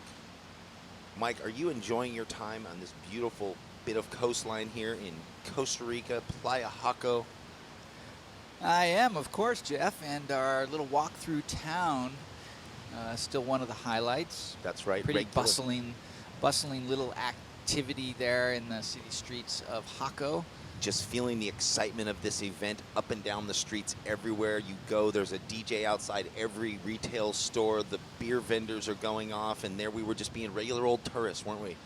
Yeah, I didn't have the Panama hat and the Aloha shirt, but... well, yes, we did. We had our broadcasting shirts, which haven't gone on air yet, but we did, our beautiful Hawaiian type, you know.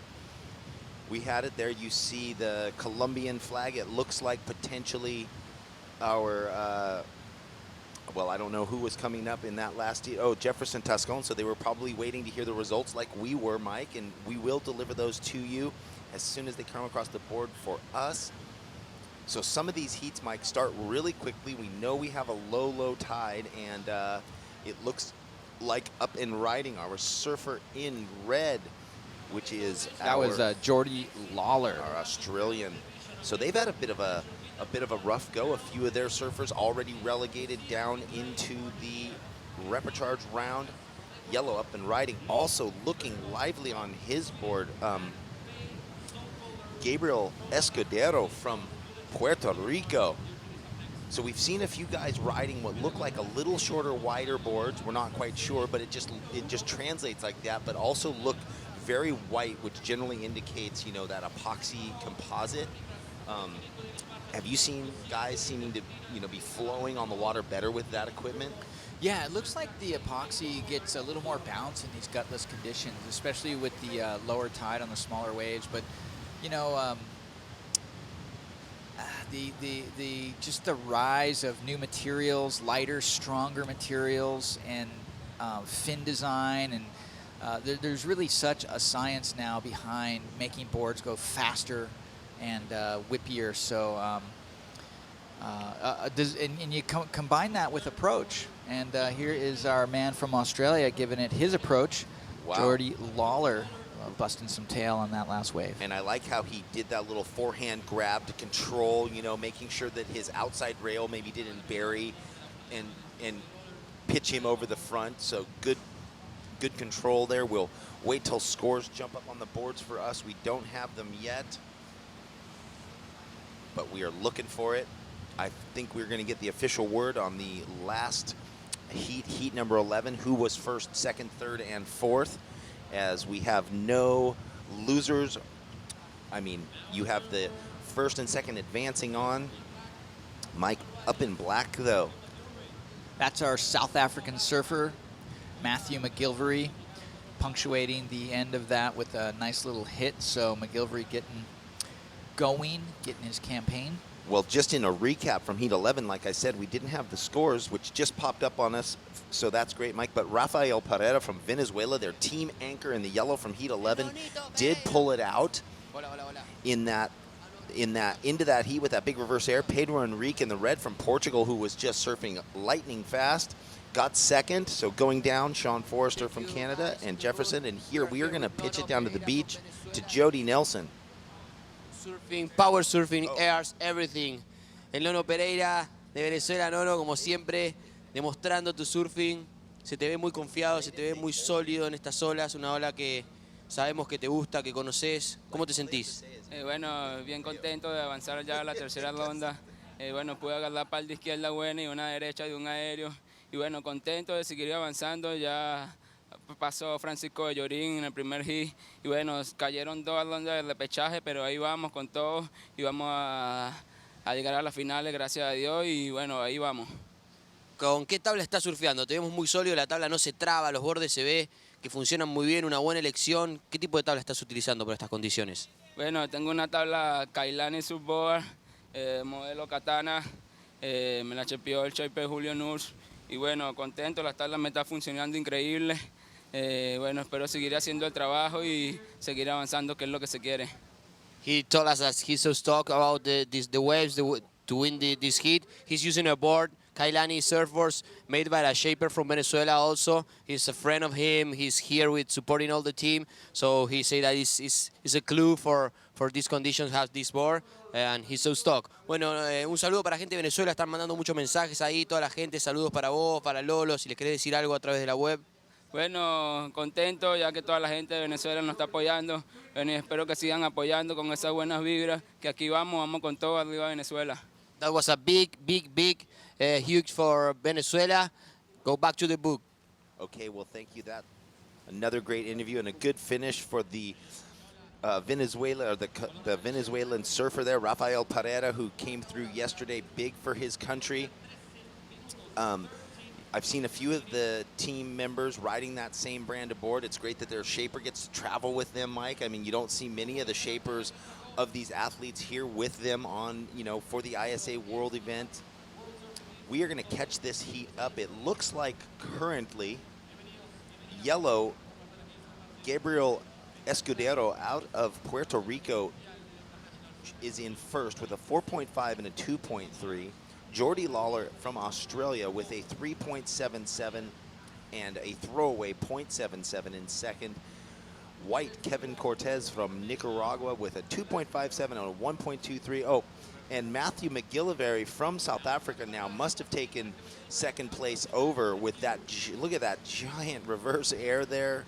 Mike Latronic throws it up and... Yeah, well, definitely a risky maneuver there. Landed sort of in the flats, but managed to pull it off. So, you know, maybe taking notes from John Florence at J-Bay a couple of weeks ago. Well, yeah. Jody Lawler from Australia, currently needing a score, but Matthew McGillivray from South Africa, he's going to definitely post something more than a 3.43, his lowest score. Meanwhile, Gabriel Escudero from Puerto Rico, he posted a 5.1 on his last wave, so he's even more solid in first place now. Well, I think that we just saw on screen one of the female surfers from Sweden making her way out. I saw her earlier looking excited to get out in the water, putting her stickers on the board. But yeah, Gabriel Escudero from Puerto Rico with a 5.10 and a 4.50. So he has jumped out in the lead with Matthew McGillivray from South Africa waiting for that last score. But it's looking like it will definitely better one of his mid-range threes, Mike. So he will then jump up into either first or second. Unfortunately, we don't have it on our monitor in front of us on the main screen that you guys are all looking at. And there we see with some of the beautiful scenery of Costa Rica and this nice left sandbar. There's been a few. We saw our surfer in yellow, our leader, get a few waves over there. That one that he paddled into, and it was like he was on the Russian Rapids, you know, and got into it. Yeah, he's really been able to read that ripping sandbar. You can see the rips kind of going out to sea, and it's causing those little curdles of water, chops. And he's been able to find those chops. He only got 2 maneuvers on the last wave, but a nice crispy maneuver to punctuate that last wave. So we'll see if that helps his cause. Meanwhile, here is our Aussie in red. Jordy has got himself a redirect there. Unfortunately, the waves closed out, so not a lot on offer at the end of that wave. But surfer in white from Nicaragua. This is Kevin Cortez, unable to make that maneuver work for him. Well, that was interesting there, that wave at Jordy Lawler. You saw him open up with that nice carve, and he must have hit something as his foot kind of bounced to the outside rail, but he held on. That will obviously replace his lowest 0.77, but in the meantime, Matthew McGillivray out of South Africa in the black with that big reverse that landed him in the flats, got a 6.83, Mike. So I'm not sure, but it is tight between South Africa and Puerto Rico right now. And then we just had another score drop in. Gabriel Escudero from Puerto Rico, that last lefty surf, a 6.10. So 100% he's in the lead, although we're not seeing it up on the main screen, with a 6.10 and a 5.10. In second, in black, Matthew McGillivray from South Africa with a 6.83 and a 3.77. In third, from Australia in red, Jordy Lawler with 2 threes, a 3.77 and a 3.13, and Kevin Cortez with a pair of mid-range 2s looking to jump up out of that. I would say that Jordy Lawler is looking for something in the mid-6s to get himself up into second place. Mike, it looks like we have a little set on the horizon, and black has first priority currently. Will we see it utilized? And we do. And our first tiny cover up there for the surfer from South Africa. Not a barrel, but of the whole event, it was the first head dip-ish moment. You know when you put a seashell up to your ear and you hear the sound of the ocean? Right. I think our surfer in black from South Africa got to hear a little bit of that sound that technically was a split-second barrel. The sucking sound, that amazingly dreamy sucking sound, yes. We do love the tube ride, and Playa Hako, no stranger to supplying that type of wave. I'm sure during the course of action over the next week or 8 days, we will see some barrels. Kevin Cortez out of Nicaragua looking to get into this thing and out of the cellar. Jordy Lawler. Well, Jordy Lawler needs to step up the pace here. He's gone to the air, did a little reverse 360 there, and you know, the judge is definitely rewarding the South African for his air maneuver. Not the exact same kind of maneuver, but definitely a telling sign that, you know, progressive surfing is going to be rewarded. Well, Mike, I would say that was some really good coaching by you, because, you know, he kind of did that on demand. As you were saying what he needed to do, he went and did it. So I think, you know, that was instead of the commentator curse, that was a commentator blessing. Well, I'm sure he's getting plenty of coaching. The Australian surfing machine is well at work out there. They've got such a strong background in surf competition, and you know, they usually come with a full contingent of coaches, and they're just really, really competitive. Great group of guys. Always fun loving those Australians, but once the horn blows, they really are instinctive as to what to do. So you can never count the Australians out all the way up to, you know, the last second of the heat. Well, and that just leads back into why the ISA events are such an amazing platform for what is becoming this world stage of surf. And we see so many Central, South American, Central American countries represented here, which you never used to see. You'd always see the staples as white. Kevin Cortez from Nicaragua opens up on that big turn and goes down, but it's really opened the doors for South American, Central American, Latin American surfing to get on the main stage, and you see it now all through the top 100 in the world,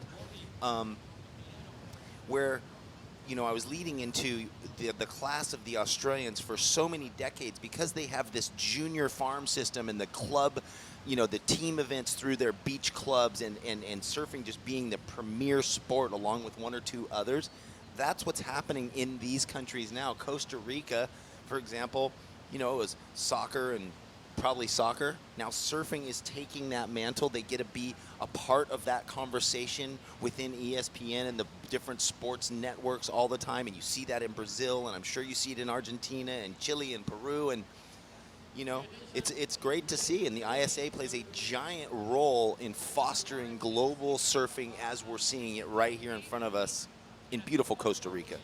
Yeah, and I think the governments of these countries are going to take an exponential interest in just the whole sporting aspect, maybe even dumping some money in the federations. And we saw Peru win the gold a couple of years ago. Now Costa Rica's defending their championship. So these guys are now national sports figures, and it's not being ignored. Well, and here we have up and riding South African Matthew McGillivray with two big hacks, giant attacking turns, very nicely surfed. So he... just noting that Jody Lawler did put in a good score for that progressive surfing he did a moment ago, so that's got him well in contention now. He's back in the game, only needs a small score to overtake the South African. Meanwhile, this man here, he's got a lock on first place, but let's see, he's getting chased down by the Aussies. Nice floater, nice snap. Up and over the roof of that one. Well, interestingly, Mike, the Jordy Lawler from Australia and Matthew McGillivray up into that last wave that Matthew rode were tied with a 6.83 and a 3.77. So it looks like it's going back, but I don't know. Is there an interference call that happened? No, I think they would go to the third wave. I'll have to check on the official rule, but yeah, it's there's going to be a tie break before this is done, and there's 3.5 minutes left, so I'm sure there's going to be a bit of shuffling. We can see one of the competitors out there. It looks like our competitor in black. It's definitely dim lighting, so forgive us here if we can't see the colors. I'm not sure if that's black or red calling for the situation.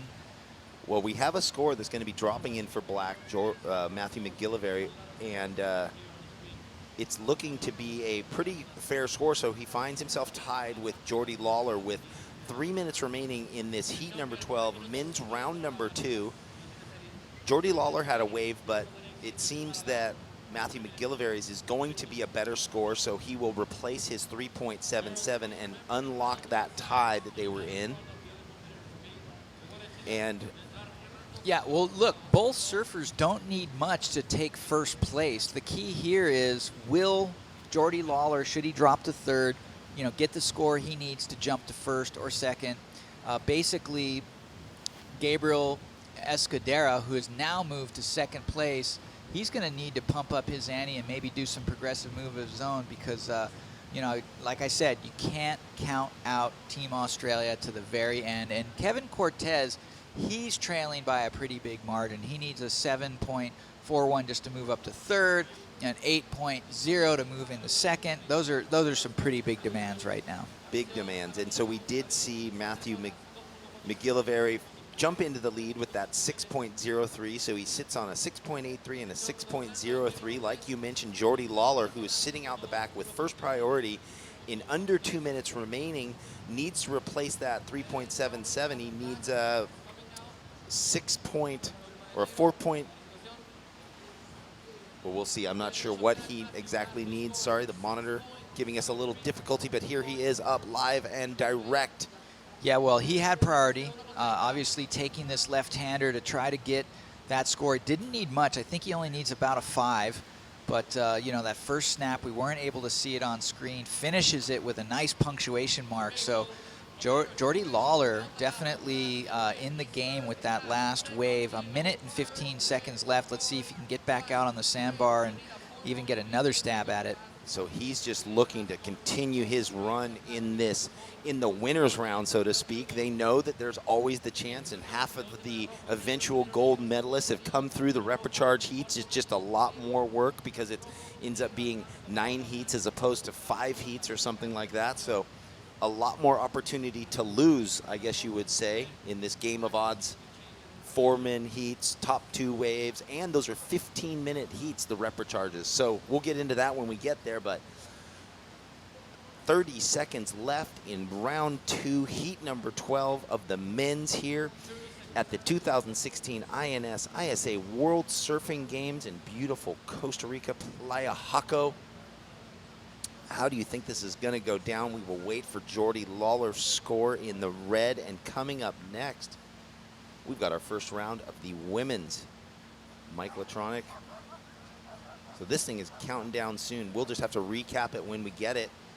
Yeah, I don't see the scores yet, but I do believe, if Yellow doesn't get another wave, he may well be in jeopardy of losing his second spot because Jordy Lawler surfed that wave well. He punctuated it well at the end. He only needed about a 4.8.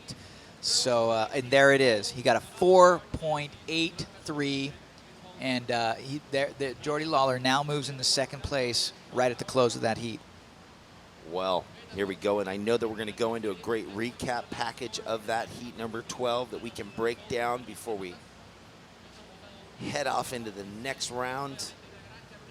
Yeah, a lot of good surfing. Escudera surfed well, surfed solid, but in the end, I think the progressive surfing by the young Australian and by the South African proved to be the deciding factors in getting those scores. Nobody ran away with it. Nobody got into the excellent range, but some solid surfing. Here we go with that recap, Mike, with that giant frontside air reverse by Matthew McGillivray, and then Gabriel Escudero, our eventual third place finisher, open strong, and there was the slight head dip barrel we talked about by Matthew McGillivray.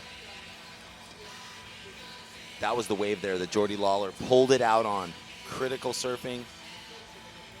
Yeah, and this was almost to the last third of the heat. I thought Escudero maybe needed to pump it up instead of doing that floater, try something a little more radical to separate himself. But in the end, that's all she wrote. Well, here we are. We will be coming back at you shortly for the first heat of women's round number 1 from the INS ISA World Surfing Games in beautiful Costa Rica.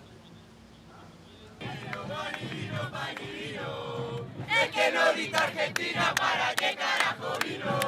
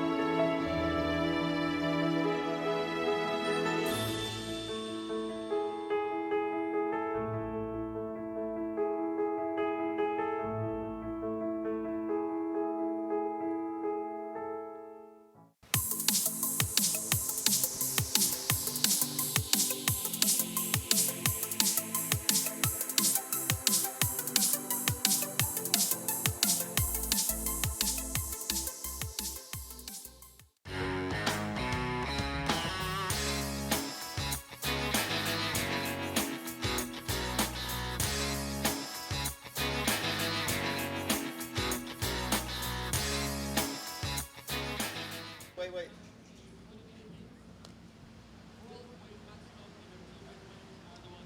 Welcome back. Welcome back to the beautiful country of Costa Rica for the 2016 INS ISA World Surfing Games. We are live at Playa Jaco in Costa Rica. Can you turn that off?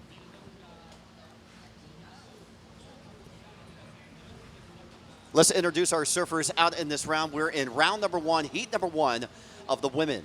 Luciana Indergrain will be in the red jersey from Argentina. Cristiana Vargas from Ecuador in white. Lynn Bernbo from Sweden in yellow. And Faye Zoltmuller from South Africa in black. I'm Bo Hodge along with Mike Latronic, and welcome to the second half of day number 2. We switch from men's round number 2 into women's round number 1, and the first time we'll see our ladies compete in this year's 2016 ISA World Surfing Games. Yes, all about the ladies. There was our surfer in yellow. That was Lynn Bernbo from Sweden. Just a quick up and down. Plenty of waves on opportunity here. You know, a lot of challenging sections, but we're seeing a lot of breaking waves, so there should be no shortage of rides. This is Faye Zoetmuller from South Africa putting together the pieces there to make a scoring ride. So likely she'll put down the first decent score of the heat. So we'll be on standby for scores. He been patient with all of our technical difficulties getting the scores up to you. We had a rain delay earlier today in the men's round, and we got through that. Squall had come in, and the judges were unable to see the surf lineup, even though it's a beach break. It was a very heavy rain, so we had about a 10-minute delay there midday. And Marcos was telling me earlier, our contest event organizer, that we may break it sometime during the peak of low tide. Yesterday we got through it. Seems like today we're still trudging right through the low tide conditions. A 9-foot tidal change here in Costa Rica, which plays havoc to the surf break. We can see now Lucia Indoran from Argentina is the last surfer remaining that hasn't caught a wave. So the priority judge has assigned her first priority. Christina Vargas now a second priority. Faye Zoetmuller from South Africa in third priority. So if that's going to make a difference, but a lot of waves on offer. Priority for the surfer means that no matter where they are in the lineup, if they decide they want a wave, all the other surfers must yield and let that surfer with priority take the wave. Here we go. Lucia Indoran is using her priority. There's a little bit of a small top turn there on her backside. Not a great wave choice, but gets on the board nonetheless and gets her campaign started. Less than 4 minutes elapsed in this heat, so plenty of time, Bo. Yeah, we can see Lucinda in red with a 4.5 in first. We'll be standing by for scores right now. Our Springbok surfer from South Africa with a 3.83 opening ride is in second place. A couple of 1-point rides from our Swedish surfer Lynn in yellow, and Christina Vargas with a 2.5 opening wave registered at this point. And it's great to see the ladies back in it. Our defending women's champion from last year hails from the United States. It'll be Tia Blanco, and we'll see Tia coming up in heat number 7 of this round. All right, well, Christina Vargas here in white representing Ecuador finds a little end section there to kind of float down off of. She's got a 2.5 on her first ride, and looking to get back out there. Looks like a set of waves on the horizon to get through. See the teams cheering on the beach. Christina Vargas competed in the World Surfing Games just 2 years ago. She placed 15th in the women's division, getting some valuable points for Team Ecuador.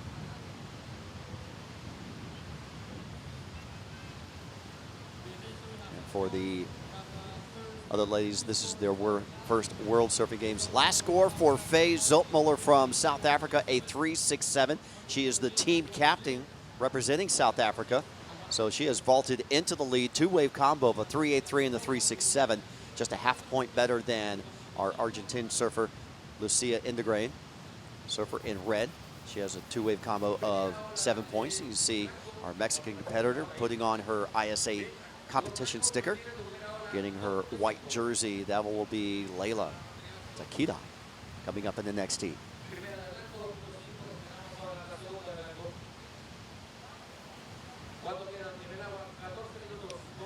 Well, a little lull in the action here, Bo, and no shortage of surface chop out there. Although looks like Lucia Indoran's going to make the most of chopping back at the ocean, getting a nice top turn there. She's got a 4.5, which at this stage is the highest score in the heat. So that looks like that last wave could well replace her 2.5. And She only needs a 3.01 to move into first position, so we'll see what she's awarded. You can see Jet Ski Water Patrol out there.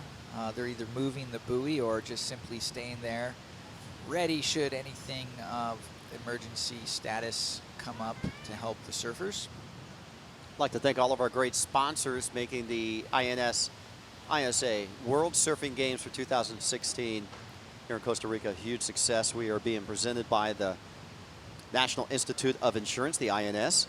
We are being supported by the Federation of Surfing here in Costa Rica, RPM TV, Echo Dare, the Best Western Jaco Hotel, the Oceana Jaco Hotel, the Morgan's Cove Hotel, Coral, and our media sponsors include Waves, Coastal Watch, Zigzag Magazine, Surfing Nation, and Free Surf Magazine. Let's go down to the beach and check in with Jeff. Jeff, what's going on? Well, I am here with our last heat winner, Matthew McGilvery from South Africa. That was a tightly fought heat. You were kind of tied with some of the other competitors during the heats.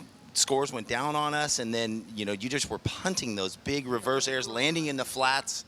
How did it feel to come out of that cellar? And thank you. Yeah, during the heat, I wasn't too sure what was going on. I knew that I'd done one nice air, which I got a 6.83 on, I think, and I was trying to get a backup wave, and I couldn't really, or I wasn't too sure what the situation was. I was just trying to find that runner and get a nice section. yeah, and to come out here for your team, and now you have your first woman surfing in the event. I saw your team down there and asked, do you want to do the interview there or up in here? And you're like, whatever works for you, but you got to get down there and cheer her on. And how does it feel being here from South Africa with this whole environment? Yes, we've got such a cool group of people. We've got such a good team, and there's good camaraderie, and yeah, everyone's happy and stoked and cheering each other on, so it's good. And how are those conditions? The low tide conditions kind of challenging, not many of the bigger waves to ride, but yes, I kind of preferred the low tide today. It was a bit more power in the waves because it was a bit shallower. I saw this morning it was fading out a bit, but yeah, it looked good in the low tide now. You just had to try get that one that had a good peak and ran. But so a little relief to just keep advancing on and not have to go into the repecharge rounds, yeah? Yes, definitely. It's so nice to stay in the main round and know that it's a couple less heats to surf. Yeah. All right, well, back to you guys. Thank you to Matthew McGillivray from South Africa. Back to you. Thanks, Jeff. And Matthew joins Shane Sykes from Team South Africa, moving on into round number 3. And let's update everybody how the men did in round number 2. We had quite a few teams with 4 surfers going into the round. No country successfully graduated for their surfers in round number 3, but we can tell you that France, Costa Rica advanced 3 of their 4 into round number 3. Peru and Portugal advanced all 3 of their men that were in round number 2 into round number 3. We can tell you South Africa, Venezuela, Argentina advanced 2 of their surfers, and especially Venezuela, Argentina, they had 4 surfers in that second round, so half of them go into round 3. And the following teams, Chile, United States, Ecuador, and Australia advanced only 1 of their surfers into round 3, where the U.S. had 2 of their surfers being delegated into that second round of the repo. So there's your break of 48 surfers, now cut down to 24 in the main round events that have not lost a heat. And we'll be dwindling that down from 24 in the next round to 12. And we'll cut that half into 6. And then we'll have a couple of 3-man heats, taking the top 4 into the 6th round, and then the final main round event, top 2 will go into the ultimate final. So the breakdown from 96 just dwindling away half by half by half all the way till we get to the final 2, and they'll meet up with the repecharge round surfers, possibly 10, 11 rounds for those guys to meet up into the final 4. Well, Bo, excellent explanation of the numbers, and while you're at that, why don't you update us? Been a couple numbers dropped on the board since we last got to check into this heat. Well, we can tell you Lucinda Indegrain, a 7.17, the surfer in red in the lead, combination with her first wave score of a 4.5 is in first. Faye Zoltmulder from South Africa, from Cape St. Francis, surfer in black, has still maintained second place with a 3.83 and a 3.67. Christina Vargas out of Ecuador in white in third, now needing a wave score of a 3.41 to move up into second. And for Lynn Bernbo from Sweden, surfer in yellow, now needing a 5.48. She has a couple of one-point scores. 9 minutes, 15 seconds remaining. Heat 1, round 1 of the ladies of this year's 2016 ISA World Surfing Games. All right, well, here goes Lene Binbo from Switzerland trying to find something on the open face there. It's not going to really help her cause. Got a bunch of grommets on the beach enjoying the sunshine in and out of those tropical rainstorms. We are experiencing some beautiful sunny conditions here at Hako Beach. Definitely a lot of love on the beach. A lot of pura vida going on out there. Now that is not a fishing boat. That looks like one of the police boats or Coast Guard, maybe, local safety boats from Costa Rica out here monitoring the waters. A little bit more onshore winds. We saw with that squall, it was more side shore, side onshore. We're getting more of a straight onshore wind direction. To me, it looks a little better with the straight onshore. I kind of like the texture of the wave with the straight onshore versus the side shore. Maybe even easier to surf. And here's Cristina Vargas. She only needs a 3.41 to move in advancing position. Didn't really take advantage of that last section, and nice tail slide by our heat leader, Lucia Inderon. Not quite able to run out of that last section, but beautiful surfing. Well in the lead. Look at that, 7.17, holding down the top position in this heat. Well, she set the pace with her first wave, Mike, with that 4.5. That was the highest wave until she eclipsed it with that 7.17. 7.5 minutes remaining. Heat 1, round number 1 for the ladies. A total of 12 heats will make up this round. We have 10 heats, 4 ladies in each heat. But when we get into heat number 4 and number 5, there'll be 3 lady heats, so a total of 22. There's Team Argentina. See Santiago Muniz and Santiago's dad right there in the Hurley shorts. And Leandro Usona. Well, no shortage of spirit from Team Argentina, that's for sure. Really blessed with great surfers and wonderful attitude. There's Team Ecuador. Got some shakas. Ever notice that the shaka is sort of an international peace sign now? That one emanated from Hawaii. When did the first shaka come about, Mike? Oh, Bo, you're posing the tough questions now. Last time you gave me a wave at Queens, that's when I got the first shaka, as far as my memory is concerned. No, it happened way before then. Yeah, probably when Duke, when the King of Sweden acknowledged that one day perhaps surfing would be in the Olympics. Duke flashed the shaka. We'll have to trace the shaka back. Well, either that's a sea monster or one of the river outlets let go a big piece of timber out there. If that's mango wood, that thing is worth some money out there. Well, maybe the Water Patrol can get that piece of wood out there. It's starting to creep into the surf zone. Looks like it's making its way down the beach, though, so you can see that onshore wind is howling nice and strong. Team South Africa with the beautiful red, white, green, gold, black, and blue. Colorful flags of South. I haven't heard the Vavazela. Wait, what is that thing called again? The Vuvuzelas. Vuvuzela. I think they've been banned worldwide. Well, they're kind of irritating. And it's team spirit, though. I understand that.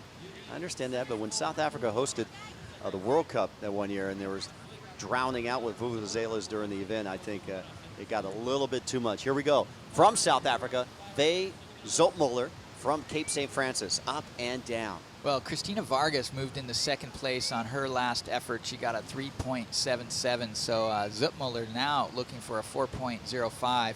Probably not going to get it on that wave. We'll see. And there's Team Panama. Oli Gonzalez. They have Samantha Alonso coming up in the next heat. So they're prepping prime real estate on the shoreline. Here we go, our heat leader, Lucia. Yeah, well, Inderon has definitely walked away, separated herself from the pack here. Everybody else needs pretty high scores just to encroach on that first place position. So she's got a pretty comfortable lead with just about 4 minutes left. Not sure what she was able to do on the outside of that wave, so can't really discern whether that's going to make an impact on her score. But here is Cristina Vargas. Nice little crack off the top there. Not super crisp, but getting some work done, and you can see Ecuador visibly stoked. That's Javier, team coach, manager. We'll see if the improvement of the last wave from Vargas is matched or done better by the 377 on her 4th ride. That will be her 5th scoring wave. In fact, the 2 throwaway waves from Lucia Indurain in red could be leading in the heat. She's thrown away a 4.27 and a 4.13. She's keeping a 7.17 and a 4.5. So dominating in this heat is our Argentine surfer in red. Team Ecuador right now holding down 2nd place. So our South American teams in 1 and 2, our South African team in 3rd, and our Swedish team currently in 4th for Lynn Bernbo. Lynn now needs a 6.21 to move into the top 2. She's had 1, 2, 3, 4, 5 waves, all in the 1-point range. Still awaiting that 5th wave score. And there she is. She's having a look at that wave, opts not to try for it. Kind of a decent looking left right there, but you know, maybe this one, the 2nd wave often does look a little smoother, so good choice there by Lynn Bernbo. We'll fade back into the oncoming section here. She's gonna get a little speed. Let's see if she can get her board to throw some spray over the top. Judges really like when that happens, but this is perhaps her most complete ride, so she's probably gonna get something better than that 1.6 that's sitting low on her score line. But she needs an above average score to advance herself into the 2nd round. She needs a 6.21. Time remaining 2 minutes, 10 seconds. You're watching the 2016 ISA World Surfing Games live from Playa Jaco in Costa Rica. Day number 2 competition. Still 6 more days of competition remaining in this 8-day event. We are in the early rounds. In fact, the very first round and the very first heat of our women's division. We've successfully pulled off a total of 2 full rounds for the men. And there's Team USA. They've got Maddie Peterson coming up in the red. There's Coach Brian Simmons. Brian gets a lot of enjoyment. He's been coaching Team USA for quite a few years here, Mike.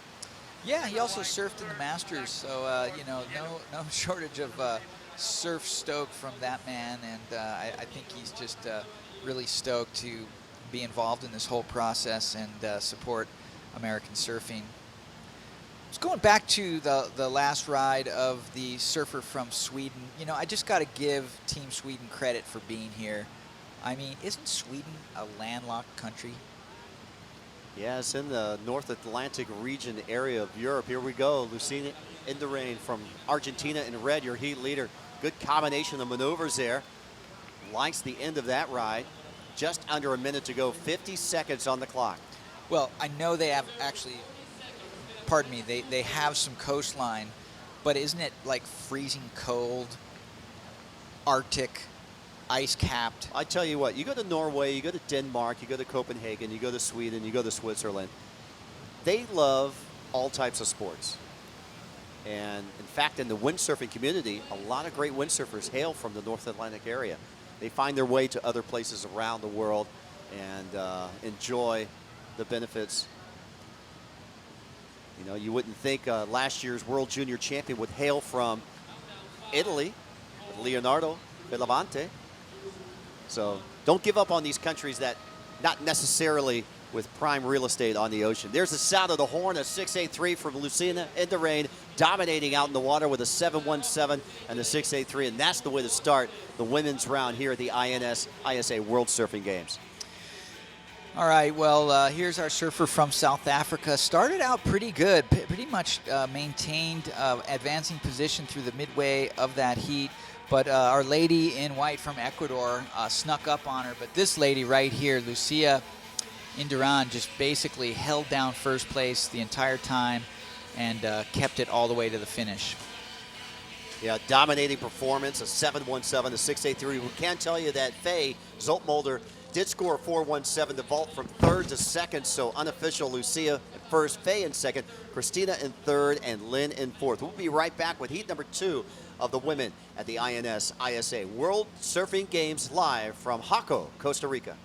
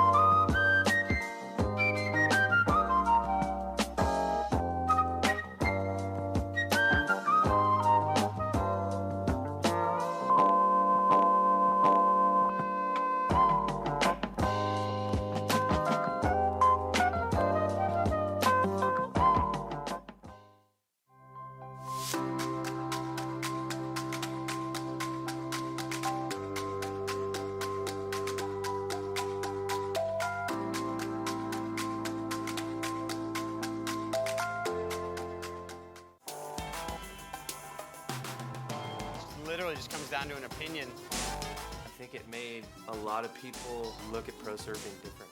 I couldn't imagine living life any other way. Welcome back to beautiful Costa Rica. You're watching the 2016 INS ISA World Surfing Games. We are live at Playa Jaco on the Pacific side of the Costa Rican coast. And let's introduce our surfers in heat number 2, round number 1. For the United States, in the red jersey, Maddie Peterson will be in red. In the white jersey from Mexico, Leila Takeda will be in the white jersey. In the yellow jersey from Panama, Samantha Alonso.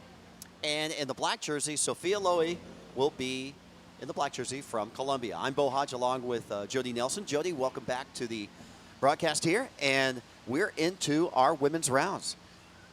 Thanks, Bo. Yeah, exciting to get the women underway in this main round 1, heat number 2. Maddie Peterson, one of the top junior surfers from the States. She's currently ranked number 3 in the world on the North American Junior Tour. How did she do at Nationals this past summer in California? You know, I'm not sure. You're catching me off guard there. Sorry with that about one. that. No, it's okay. But, I mean, she did get 5th in the juniors down at Los Cabos Open of Surf. So, you know, she's getting a lot of practice under her belt with the jersey on. So let's go down to the beach and check in with Mike Latronic. Take it away, Mike. Hey, thank you, Bo. You know, there's never a short of energy with Team Argentina and super stoked Lucia Indurain. She doesn't speak much English. I don't speak much Spanish, so we've got our friend here to translate. You were able to find some of the better waves and do some progressive surfing. It looks like you've improved a lot since I've seen you here last. What have you been working on at home? How, coaching, training, what's going on? Que mejoraste un montón de la última vez y que te vimos agarrar olas buenas que estuviste haciendo porque te vemos mucho mejor que los últimos años. Bueno, la verdad que el invierno pasado estuve entrenando mucho, este también. Estuve empezando con los circuitos mundiales del WQS, entrenando mucho, teniendo un foco. Después de haber obtenido el título argentino, ya empecé a pensar en este mundial. Y bueno, viendo cómo iba a ser la ola, busqué olas parecidas en mi ciudad y empecé a entrenar en olas que eran rápidas. Okay, I'm not exactly sure what she said, but she's probably watching videos of Carissa Moore and Coco Ho and, you know, all the girls on the Pro Tour and ramping it up with her coaches and everything. Why don't you translate? Yeah, she said she's been working a lot at home. She's been training a bunch, doing the QSs, Pro Junior. She was an Argentinian national champ, and it's kind of like home, so she's really, really onto the waves. Now, I'm going to make a little correlation here. The president of the ISA is from Argentina. We know how passionate he is. We know that a lot of the advances in surfing through the ISA and into the Olympics this year have come from your president. Has that put any effect or even pressure on you? Dice que como el presidente es Argentina, claro, si nos pone un poco de presión o un poco de emoción siendo de Argentina como Fernando Guerra y la pasión que tiene por el deporte. No, la verdad que no. Ahora vamos con todo, gracias al presidente y con la garra que le puso de argentino. Estamos en los Juegos Olímpicos, así que ahora a entrenar con una focalización nueva, que es Tokio 2020, y a tratar de entrar y representar a lo mejor posible en la Argentina y en los Juegos Olímpicos. She's saying that, yeah, she's super happy what Fernando accomplished, that it's great, it's an honor from him to be from Argentina, and the passion and the, just the volunteer he puts on to make it happen, and hopefully we go to Tokyo 2020. We're going to start training for that, so really happy for that. All right, all part of the Argentinian passion. Can we get everybody back in here for the team cheer? Happy birthday to my brother Frankie!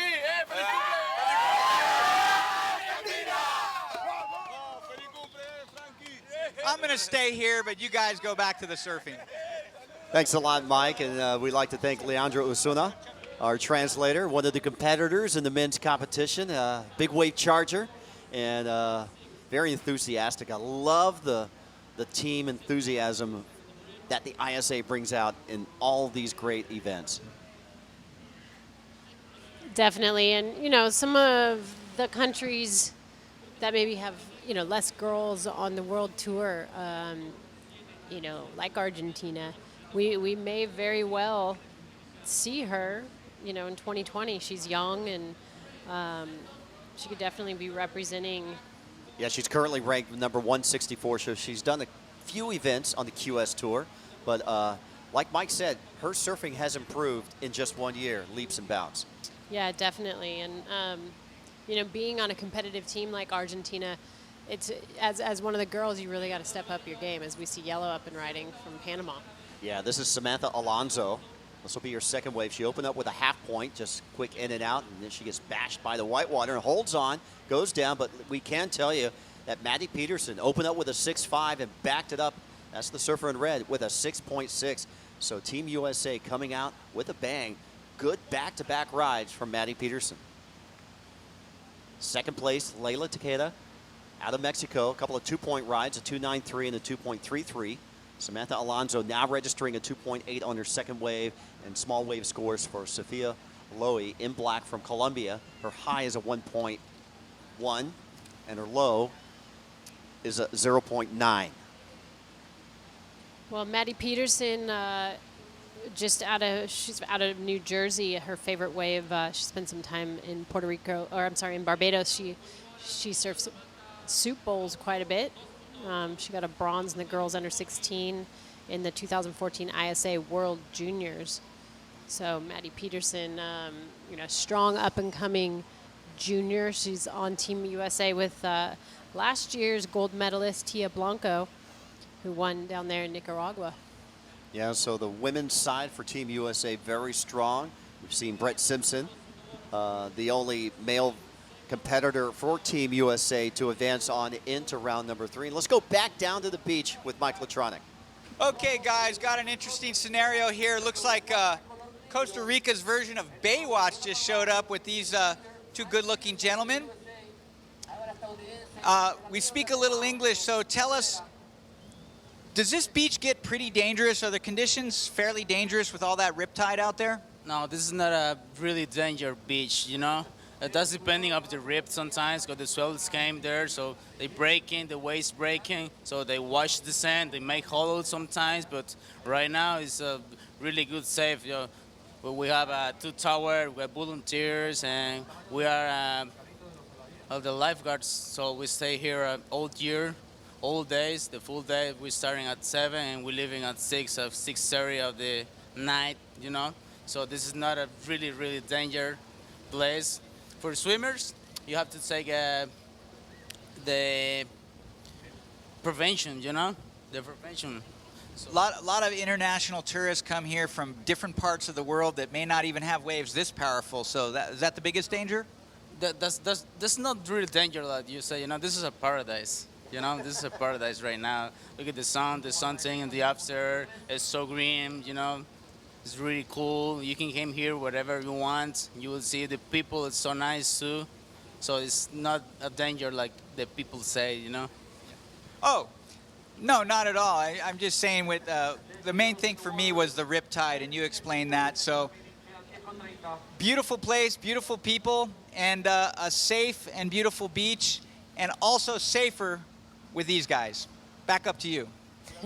Thanks a lot, Mike. I think Mike's been caught in too many riptides out at Sunset Yeah, Beach. I think he's stuck on the North Shore in wintertime. But myself, a 15-year veteran at the City and County of Honolulu and the Ocean Safety Department, working down at Sandy Beach and Makapu and Waikiki and Ala Moana and Anama Bay and Kailua and along the east and That's southern a coast. big tourist area. Yeah. I appreciate that these guys go through the training. You can see they have ATVs and they have wave runners out in the water, and they are using the ultimate technology. And most appreciative, they're volunteers.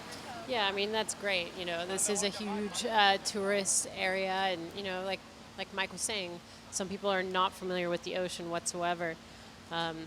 We saw that next heat getting ready. That's going to be heat number 3 of the women's round 1. Melanie Gunta out of Peru, Jessica Anderson out of Chile, Alina Ehrenbold out of Switzerland, and Justine Dupont, we see right there, getting the black jersey on out of France. We see white up and riding. Yeah, let's watch Layla here. She kicks out an 8.67, has now been registered by Maddie Peterson. She has dominated the field. In fact, Jody, she has comboed all her competitors from taking first place. All 3 need a 15.28. Maddie's come out with waves of 6.5. Her opening wave increased it to a 6.6, and now she's scored an 8.67. Yeah, you asked me about Maddie and nationals, and you know, she hails out of New Jersey. She's got some titles under her high school belt, but she did get 4th in the Mayor's Cup back in 2014. I think that was her best result that I can see on here for nationals. Well, I tell you what, knowing how Surfing America works, knowing how HASA works in the United States and in Hawaii, Hawaii and the U.S. Surfing America puts on great performances. The competition every year, you could be the defending champion and lose out in the first or second round because the level of surfing in the United States is compared to just around the world in all of their national events. Yeah, someone who's making a bit of noise right now and showing some consistency is young Caroline Marks out of Florida. I think she's won, I don't even know how many national titles. She's already gotten a chance on the big stage on the CT level, and you know, she's taking it slow, and I think it's really smart for these younger girls to take it slow and not jump onto the world tour too soon, but just really, you know, have a chance to be a kid, because you know you really can have quite a few years if you're one of the top pros on tour, and you only get to grow up as a kid once, so it's nice to be able to go to school and have somewhat of a normal life, although I think being a surfer, it's not much of a normal life because everything revolves around the ocean, but I think it's a really healthy thing, and it keeps a lot of the teenagers out of trouble because you want to wake up early the next morning and be out in the surf as early as possible. I think what you're trying to say is a very healthy and positive lifestyle. And the best. Caroline Marks last year won the U.S. Nationals under 14 and under 16. And she was in the go to win the under 18s also. And she backed it up this year with some great performances at Huntington Beach and at Lower Trussels. And again, like you said, she was awarded the wild card going into the Vans U.S. Open. And what an addition she would make on this team at the World Surfing Games. And I'm sure we're going to see her coming up in Portugal, the World Junior Surfing Championships. Up and riding, Samantha Alonso from Panama, currently in 3rd, needing a wave score of a 2.47 or better to outpoint our Mexican surfer in white. Yeah, definitely. And we spoke about it earlier. You know, some of these teams having, you know, really strong male teams. You know, 4 surfers for the male side of the team, and then 2 of the women. And you know, I think the women end up playing a very crucial role because not a lot of the teams have 2 strong females. Team Venezuela only has 1 female on their team, so they're running without a complete team. So you know, it's really going to come down to these points coming through on the girls' side of things are going to be so valuable. Jody, do you foresee in the near future with the ISA there'll be equal amount of participants, male and female, in the future? It should be. You know, it should be. I mean, look at the Olympics. It sounds like they're going to have 20 male surfers and 20 female surfers, so that's pretty equal.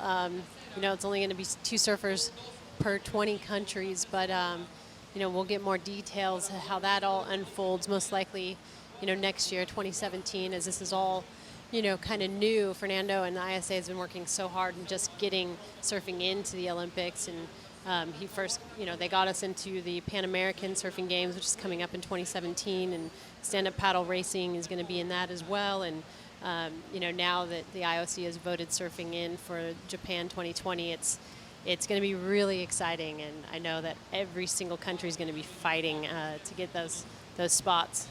Probably the darling of the event is not Tia Blanco, but one of the Rosano sisters out there. She has given more interviews, and she is just a sparkle in anybody's eye. And she knows coming here, she's surfing against her heroes, and she knows this is a learning experience, and she knows that it'll only make her better in the future, and you just got to love that. Well, it blows my mind. She's only 12 years old, and her sister, Candy's 10, and they're so humble and respectful. And they just want to learn. And I remember, you know, the first day I came here, I ran out to go surfing, and this little twig-legged, blonde-headed girl runs past me, and it just like, it just brought me back to being 12 years old when I started surfing, and it's so fun, you know, to see young girls, you know, out there and being given this opportunity. And those two girls growing up in Nicaragua, getting to surf, you know, epic waves all the time in their bathing suits, just living in the ocean. And there's nothing better than that. You know, the camera crew had the version of South America's Three Stooges up there. We had Carlos, we had Simon, and we had Flavio. Probably the three smartest minds in South American surfing. And they were arguing about where to go for a wave, I could tell, because they were arguing that at dinner last night. It'll be fun to watch Valen and Candy compete against some of the world's best. Coming up here in this women's round number 1, they'll be representing Team Nicaragua, 10 and 12 years old. As we see Maddie Peterson really running away with this heat, Bo, with that 8.67 on her 4th wave, and her first and second waves, she got 6.5 and a 6.6, so she's holding on to that 6.60 and the 8.67 and comfortably sitting in the lead. She has second place surfer comboed, which means everybody needs a combination of scores to get into that first position, but there's really not a huge difference between 3rd and 4th and second. Well, there we just saw Lucia getting a fan getting to sign her surf jersey, and a lot of signatures out there on that jersey. And Maddie Peterson, this has been the Maddie Peterson heat. The battle for second place is being held right now from our Panama surfer right there. That was Samantha Alonso trying to solidify her position in second. Leila Takeda from Mexico in white, very much in striking distance, only needs a 2.95. And Sofia Lowy from Colombia now requiring a 4.78. 2 minutes, 15 seconds remaining. Heat 2, round 1 of the women's ISA World Surfing Games. And we thank our international and local photographers covering this event. If you go to the ISA website, isaworlds.com or isasurfing.org, you can track all the day's events. There's free surfing photos, there's opening ceremony photos, day 1, day 2, all the way through day number 8 photos. See our surfers checking in at the Beach Marshal tent, getting their official ISA stickers on their boards. And let's watch Maddie Peterson here, Jody. Yeah, Maddie on her forehand getting a nice first turn, just a one maneuver wave, but finding that open face on the left. And we're just 10 minutes from what was low tide. We had a 1 foot low tide at 12:30. So now we're going to be seeing this tidal push coming in, and hopefully conditions, you know, improving quite a bit. We see the wind bump on the surface now, a little bit of white caps out there, but you know, I think more importantly, now the tide has turned, and we should be seeing some improved conditions. On screen right there, there's your 3rd place surfer, Leila Takeda, with 3rd priority, but sitting in that non-advancing position. She wants a wave, and nearly a below average wave score of a 2.95 can get her over the bump. But here we go, in black from Colombia, Sofia. Oh, Sofia getting a nice first turn on her backhand there, redirecting a little cut back here on the inside. She's only looking for a 4.17 to move into that advancing position. So, you know, really putting it on the line there for a young Colombian surfer. Here we go. Here goes Layla now on the attack. We missed the first part of her wave. This is the second half of it. Nice carving turn. Finishing up, she's smiling. She's happy with this. She's going to take this all the way in. There's only about a few seconds remaining in this heat. 10 seconds to be exact. Maddie Peterson taking the look with priority. The lone surfer out in the lineup will take the final wave of this heat. And what a performance this young American has performed out here. Maddie Peterson from the United States. A pure clinic in this second heat. An 8.67, a 6.6, a two-wave score of a 15.27 out of a possible 20.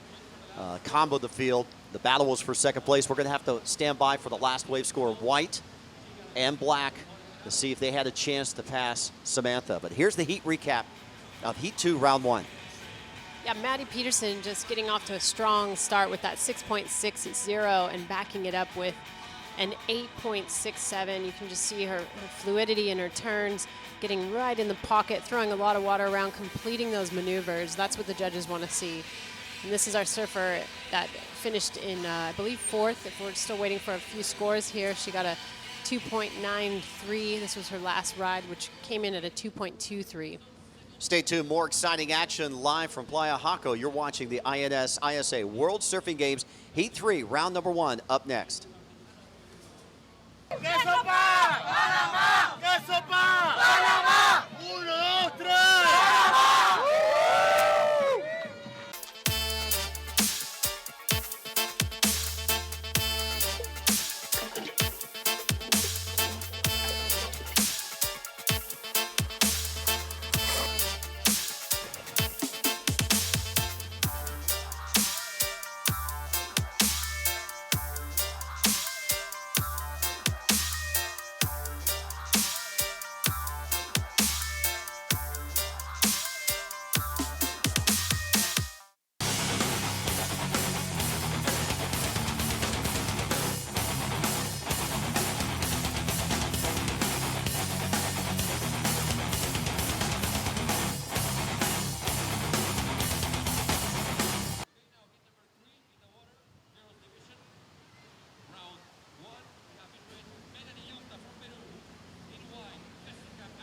Well, welcome back to the INS ISA World Surfing Games here in beautiful Playa Jaco, Costa Rica. This is Jeff Baldwin with Jody Nelson about to call the action for this exciting heat number 3, women's division, round number 1. In the red, we will have Melanie Junta from Peru. In the white, Chilean Jessica Anderson. In the yellow, from Switzerland, Alana Ehrenbold. And from France, surf star in black, Justine Dupont. We saw in that last heat, what we just had from Switzerland, Elena up on the first wave in yellow. We saw, Jody, in that last heat, Maddie Patterson just sort of set the standard really high with that 8.67. Yeah, Maddie Peterson really showing her her competitive prowess, if you will. She's one of the top juniors in North America and no stranger to competition. As you know, she's been competing in the nationals and she's been getting some international competition experience under her belt lately. So representing Team USA, she's going to be a real clutch key player on Team USA to gather some of those points for their overall medal contention. Yeah, and we will get back to that. We just had a few waves ridden there, an opening ride. Well, it looks like Bo Hodge is already ready for the interview with our last heat's winner, Maddie Peterson. Thanks a lot, Jeff. We're down here with Jersey Girl. I got corrected. I can't always assume everybody from the United States is from California. What part of Jersey? I'm from Cape May, the very tip of the southern end of New Jersey. Now, I know Jones Beach is a big surfing mecca in Jersey. How is the Cape? The Cape is good. I mean, it sucks because we're not as consistent as California and where you're from, but we get some hurricanes and it gets good. So, yeah. I tell you what, you put on a pure clinic out there in the water out there. How are the windy conditions? Are they similar to the East Coast there? Not really. I think once you get on the wave, it kind of glasses off for you and it gives you that clean slate. And I mean, it's bumpy when you're paddling out, but then when you get on a wave, it cleans up pretty good. Oh, I love your style, love your power surfing, love your carving, I love your combinations, I love it all. Talk about your equipment, because the board really makes a surfer. Yeah, so our coach Ryan Simmons has been persistent about foam and always having a good foundation under you. And I got a thick Marcio Zuvi disco, and it's a signature model for smaller waves, and it just floats me, and it's really fast, and it's an epoxy, so yeah. You were in the ISA World Junior Gold Medal team last year, so the ISA format now very familiar. This is your first World Surfing Games. How do you like Costa Rica? I love Costa Rica. I actually, I've probably been here a good 7 or 8 times. I've been training with Jim Hogan over in Playa Hermosa, and so I spend a lot of time here, and I love it. People are awesome, food's good, and waves are really fun. You want to say hi home, anybody back in Jersey? Yeah, hi Mom, hi Dad. I hope you're feeling better, Dad. Sisters, my fiance. Yeah, thanks for all the support. Love you guys. Keep your eye on Maddie. She's going for gold, even though her teammate's the defending gold medal champion. But she's a great surfer. Back up to you guys. Well, thank you, Bo, and thank you for the interview. Okay, you know, we've had a few waves ridden here, Jody. In that time during the interview, some mid-range scores. Justine Dupont in the black from France scored a 4.50.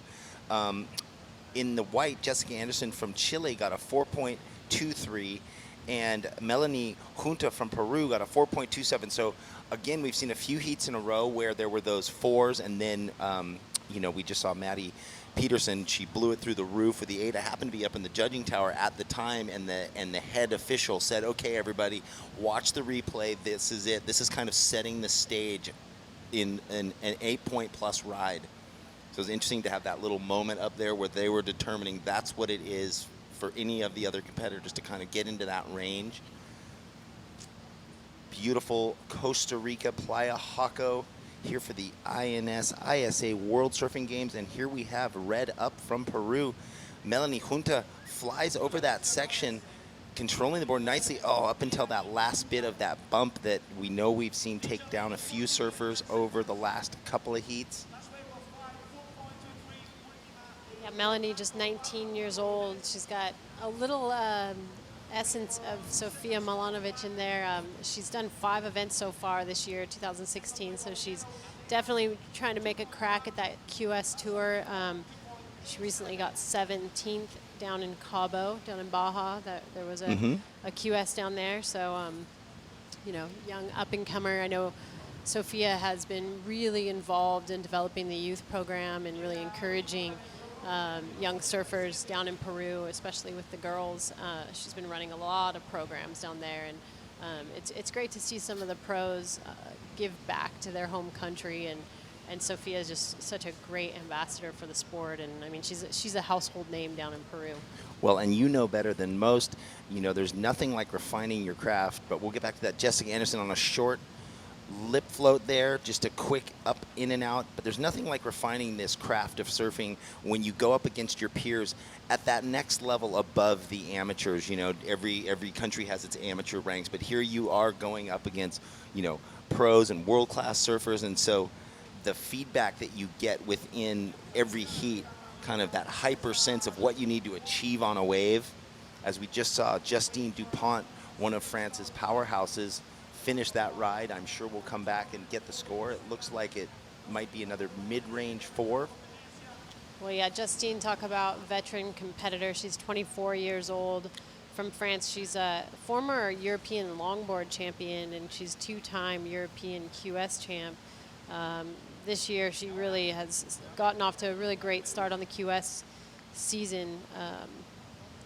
And she started surfing when she was 11 years old. Her dad and brother got her into the sport. So, you know, right now we see a lot of people working with coaches. Justine works with a physical coach as well as a coach that helps her with her mental strategy, which, you know, with surfing, a lot of it is mental, you know, and making those right decisions and being confident in your decisions.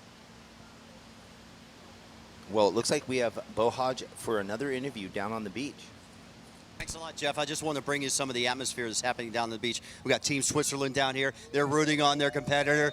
Team Nicaragua's down to the opposite side on the north side. They've got the young 10-year-old coming up in the next heat. If you pan over here, Team France, Justine Dupont's out in the water right now. Team Peru, they've got a surfer out in the water. You look down, Team Japan, you see Team Chile down here. I mean, everybody's on the beach cheering on their favorite surfer. The ISA World Surfing Games, getting ready for the Olympics in 4 years. I mean, this is what the IOC wanted. They wanted the youth. They wanted the excitement. They wanted all the atmosphere that the Olympics brings, and surfing is definitely going to do that 4 years from right now. So everybody, you guys having a good time? Yeah.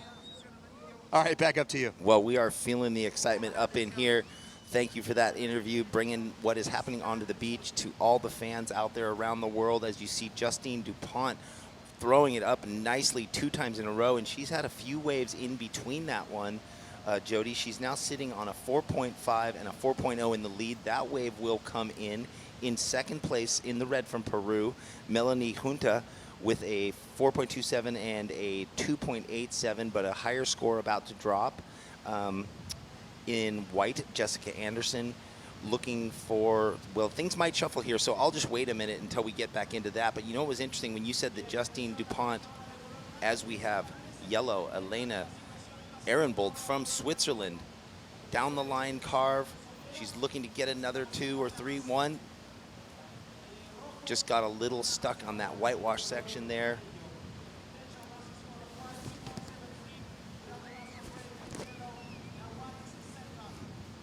Well, there we go. Jessica Anderson now, her final wave just dropped. The last wave she rode a 3.73, so she jumped up into second place. From Chile, Jessica Anderson in the white. So Justine Dupont in the black from France leading this heat. Jessica Anderson in the white in second. Melanie Junta from Peru in third. And we have Eleanor Ehrenbold from Switzerland in fourth. You were saying how Justine Dupont, who's our heat leader, started surfing at 11. Well, in the next heat, you have Candelaria Rosano from Nicaragua, who's already in this event at 10. And then the following heat, her sister, who's 12, you know, and so you have 2 very young surfers already in an ISA World's Game event when someone of Justine Dupont's pedigree only just started to go in the ocean and surf at 11. It just shows where surfing is going. They're coming in younger and younger from all these other regions. And I know, we've had young surfers from Hawaii and Australia and the United States for a long time, but now we're starting to see them from everywhere else in the world. And up again, Justine Dupont on a nice roll for France. No doubt their whole team down there screaming on the beach. Well, Justine just furthered her lead on her 4th wave with that 6.67, so she's sitting on a 4.50 and a 6.67. We'll wait to see what that last wave drops in on.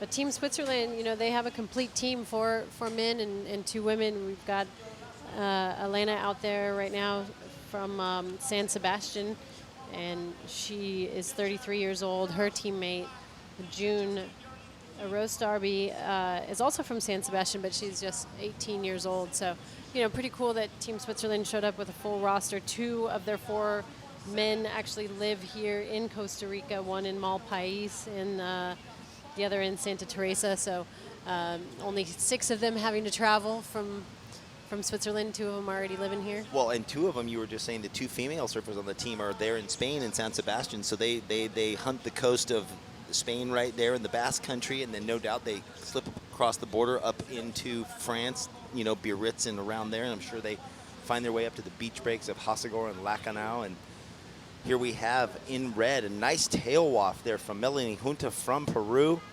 finishing that wave nicely. And so we do see the tide starting to creep back in. There are some bumps on the faces, but it seems like as it fills in and comes off that shallow sandbar right there, maybe it'll give the wave space to kind of roll through and let the lumps kind of become part of what the surfers are looking for on the wave, as opposed to when it's really low tide and bumpy like this, it kind of is a hindrance. Well, Melanie getting a score on her last wave that she needed, just a 4.0, which moves her up into that 2nd position, overtaking Jessica Anderson from Chile. Jessica now needing a 4.05, and Elena from Team Switzerland is now needing a 5.41 to move herself into the advancing position. I see that, and yeah, and Justine Dupont just furthered her lead with that 5.0 that she backed up her 6.67, so feeling comfortable in the lead and sitting out the back with first priority. You see her on the screen sitting in that what looks like a big rip current there. They've kind of been sitting right off of that. You can see where there's the difference in the watercolor, the brown water up to the blue water, indicating the rip current line that some of those lefts have been breaking off of that she's ridden time and again in this heat, getting her big scores. Yellow having second priority, so the Swiss surfer with second priority. So you can really see Justine's experience playing a factor here in this heat. Her boyfriend is actually the world body surfing champion, and he helps her a lot with some of her strategies and just bouncing ideas off of each other. But back in 2015, Justine also tackled some big wave surfing. She went over to Ireland and got to surf some pretty big surf over there. But she trains with the Spearfishing Chase Open Club in Biarritz. They do, she does a lot of the breath holding drills, the free diving, a lot of that pool training, and she's been around, and I know she's trying to claw her way back onto that CT tour. And Pauline Audu, her teammate, has been on the CT for 4 full years. She's not on right now, but I know the two of them are both wanting to claw their way back onto that CT tour. Well, what a picture you paint. Only 24 years old with so many, titles and 2 QS titles in Europe under her belt, a longboard championship title under her belt. The people she surrounds her with, the variety of things she does in her life to train, and still yet only 24 years old, ready to get back onto the world scene, the Women's World Championship Tour, so hunting the qualifying series. But we find her here in the lead of this heat at the ISA World Games in Costa Rica. That was white Jessica Anderson in Chile, who was currently in third position, looking for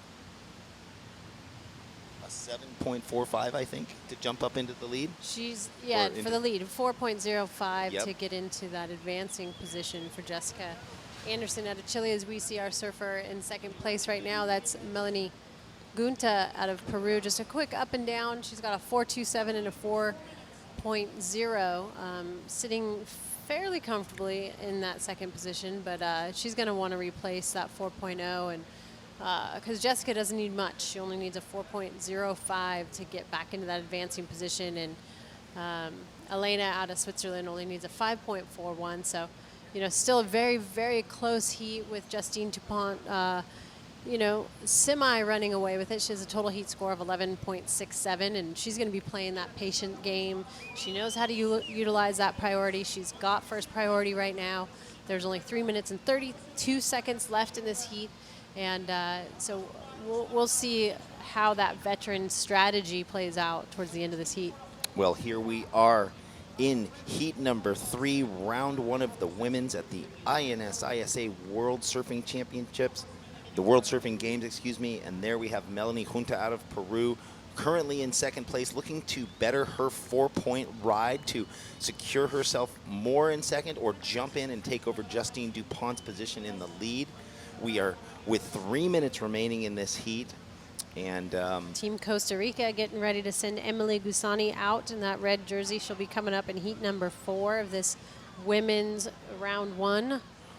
Well, exciting stuff, and with Candalina coming up, the 10-year-old from Nicaragua who trains here and does, she said, most of her competitions are down here. There's not as much of a junior scene happening in Nicaragua, so she comes down here once a month, very familiar with not only Emily, but probably one of her peers and heroes that she surfs with all the time in the competitions here in Costa Rica, but always training here, probably at this beach and Playa Hermosa. And well, that's got to feel pretty good, paddling out in front of your team, but also your home crowd, getting cheered.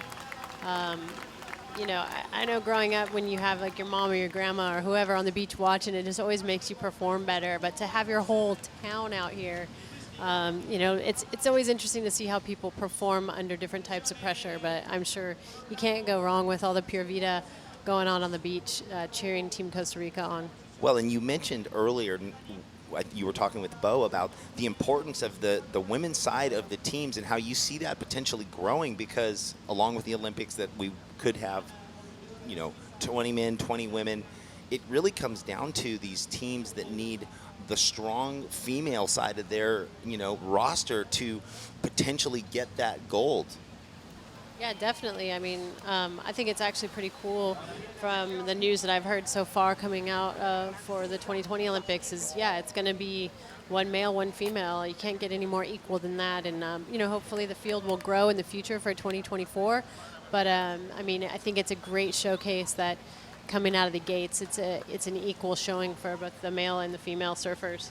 Well, and it just also shows where the ISA is playing such a big part in this, where you had the three main powerhouse countries for so long, and Hawaii's not here at the moment, but they've had a lot of young, amazing, amateurs go up into the pro ranks. But now you're getting it from all over the world as more and more strong competitive women come out of those young ranks in through the ISA and potentially onto the world stage at the championship level. So we are down to 30 seconds remaining in this heat number 3, women's round 1 here at the INS ISA World Surfing Games. Currently, Justine Dupont in the black, holding down the lead in second from Peru. Melanie Junta in the red. In third, Jessica Anderson, who we see paddling and scratching over this wave from Chile. Can she get the score she needs, which is just a 4.52? We will have to wait and see what the judges say as this thing is about to close out, Jody Nelson. We'll take it into a little recap package that will come. Not sure, Justine didn't really get a great wave there anyways, but I don't know if that one was before the hooter or not, but it looks like unofficially Justine Dupont will be taking that win. We'll watch this recap while we have some scores dropping. There was our Swiss surfer, Elena, in the yellow, and here we had Melanie Guntas on her opening ride, and this is what was putting Justine Dupont up in the lead, throwing it up and over the lip quick and precise, and Jessica Anderson, who just couldn't quite get it done at the end there. Our heat winner eventually, France's own Justine Dupont, putting an exclamation for her team. Well, we will send it back out. We have a commercial break coming up at the INS ISA World Surfing Games here in Costa Rica. Back with you soon. Recontra orgullosos de que el surf haya entrado a las Olimpiadas. Es el sueño de cualquier surfista y nada, en el 2020 hay que trabajar duro para poder ingresar a ese gran Olimpiadas, así que el surf para adelante. Soy Pau Valerius. Cookie in the mountains.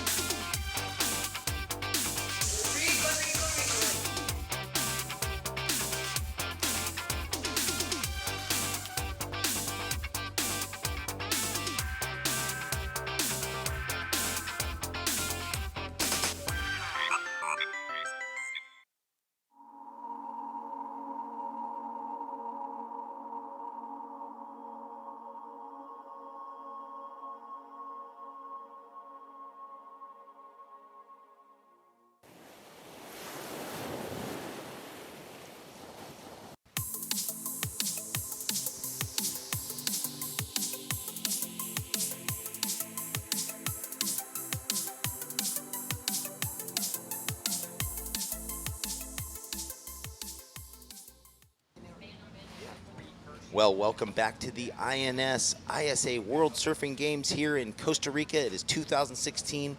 Jeff Baldwin with Mike Latronic about to kick off this heat number 4. Women's round 1. We have Emily Gussoni from Chile in the red, or from Costa Rica, excuse me, how could I get that wrong? Our local hero. And we have in white Toshiro Nagisa from Japan, and in the yellow, young Nicaraguan Candelaria Rosano, who I interviewed this morning, and it's been funny watching her in the earlier rounds. She's down there like any little 10-year-old playing in the ocean, just diving around like a mermaid, but here she sits paddling out against probably heroes and peers in her first heat of this ISA World Games. And it's a pretty compelling story. A 10-year-old, we were saying that Justine Dupont just just started surfing at 11, and here we have a 10-year-old already competing. She was in it last year, buddy. At 9. 9 and 11. Two sisters. And then now it's 10 and 12. They were dropping some bombs. Well, we're about to see that right here, live and direct from beautiful Playa Jaco Beach in this wave-rich area of the world, Costa Rica. Already some waves ridden there in the break. Looks like Emily Gusani from Costa Rica opening up with a 5.0. Tashiro Nagase from Japan, a 2.83. Candelaria Rezano, she's got 2 waves. She's a little power puff girl in action, man. She's not dropping any big scores, but a 2.0, 2.1, and a 1.0. So, well, you can tell that the paddle out is very fast because in that break, they, 4 waves surfed, of which we haven't seen quite yet, but 2 waves by Candelaria, just quick in and outs, and she's paddled back out, and there we see the Costa Rican Coast Guard or Navy, I'm not sure, sitting out the back, making sure that everything stays safe. Currently, our young surfer from Nicaragua in yellow sits out the back with priority. I'm sure our cameras will find them soon.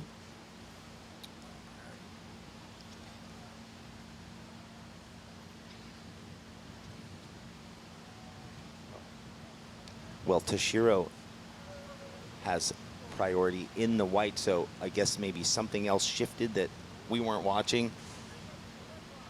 Thank you. Now we are panning onto the surfers. We see Candelaria Rezano paddling over that wave.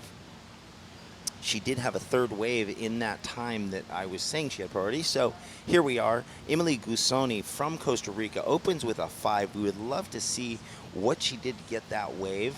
We heard the fans screaming from where we sit in our closed-off tented area, bringing this action to you from Playa Jaco in Costa Rica, the 2016 INS-ISA World Surfing Games. Well, it looks like Jody Nelson is down on the beach with the heat winner from heat number 3. Thanks, Jeff. Yeah, down here with Justine Dupont, who just ran away with that heat, your first heat, round 1 of the women's event here at the ISA World Surfing Games. You've done everything. You're European longboard champion. You've won, the European QS legs. You've been on the CT. Now you're competing for Team France. How does this stack up, with in scope of your career? Yeah, I'm happy to be there, and I've got a full planning for the year, for sure. I don't get the time to board, but yeah, I'm super happy to be there, and with the French team, it's really different. Normally, you travel alone, like all the QSs during all the year, and for this contest, there are so many people, and all the French team, all the physios, everybody around you, and so it feels weird, but it feels so good, and so yeah, you feel like a lot of support on yourself, and so it was the first heat. The wave are really fun. I like this kind of wave. It's not perfect for sure, but it's fun.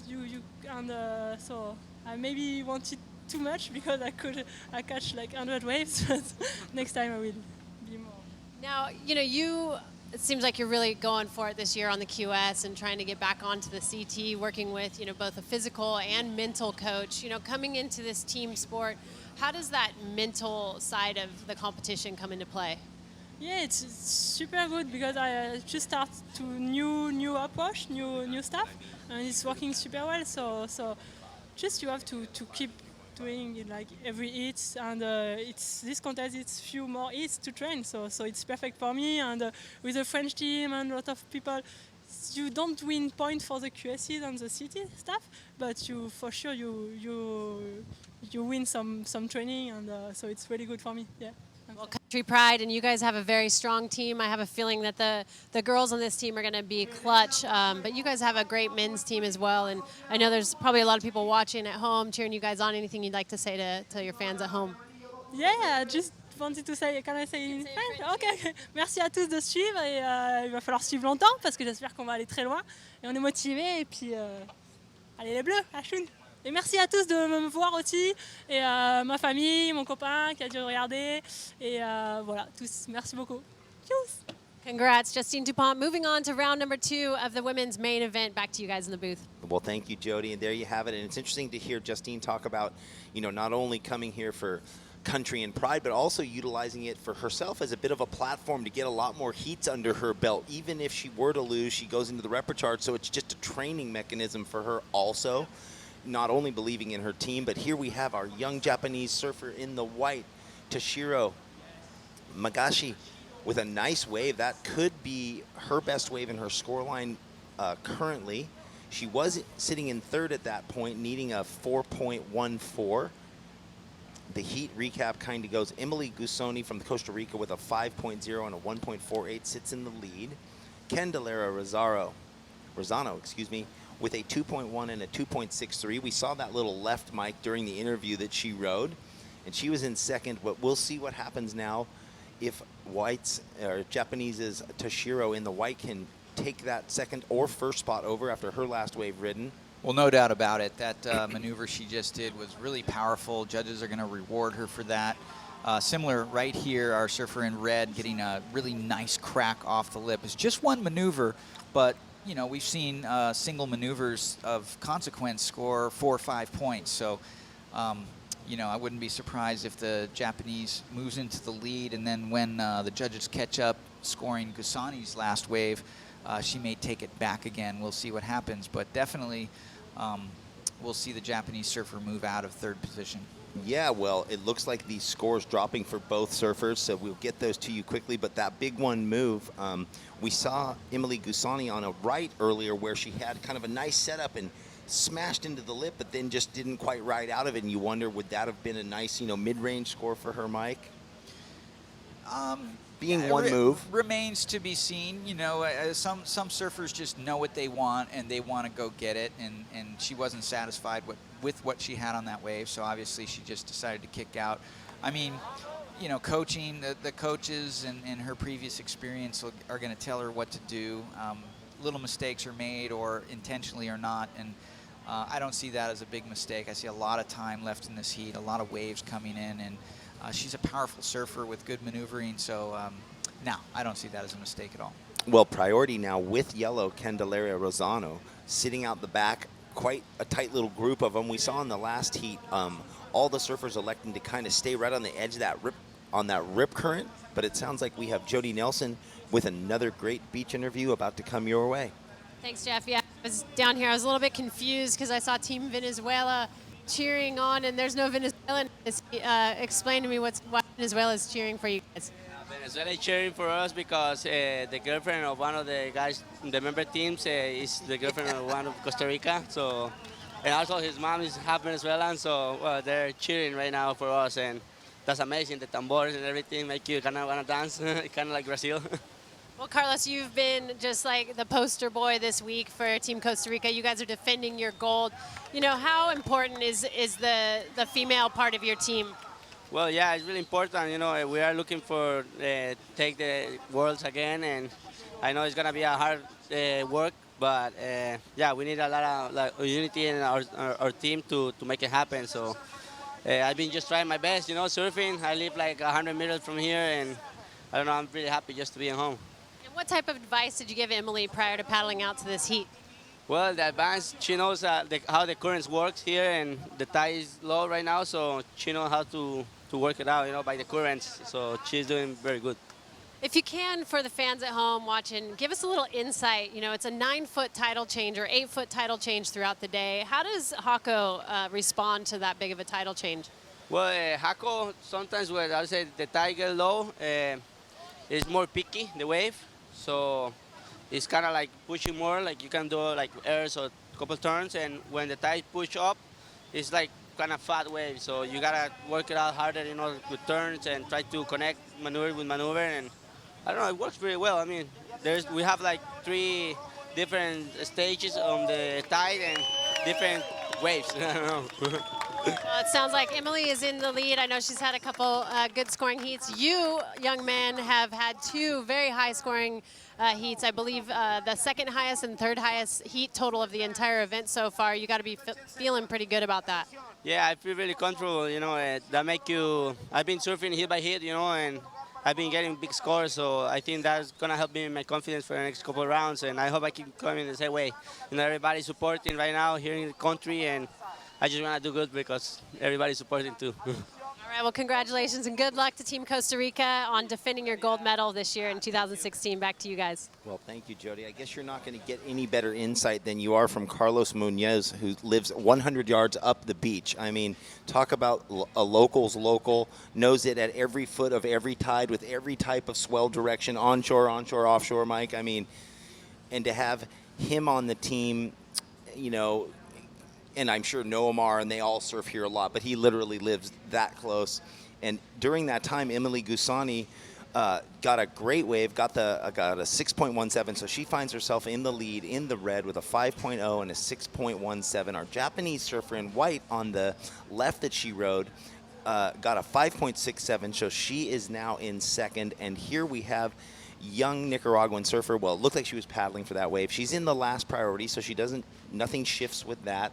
She's now looking for a 5.11 to jump up into second. Her last wave that we saw, that left where she had 2 turns, Mike, she got a 3.40. And our Japanese surfer, Chashiro Nagashi, up and down, looking to replace that 2.83. Yeah, well, as predicted, that one turn from Emily Gusani just really lit up that first big turn. That's all that wave provided, but judges rewarding her with a 6-point ride for that nice power turn. Momentarily, we saw Nagisa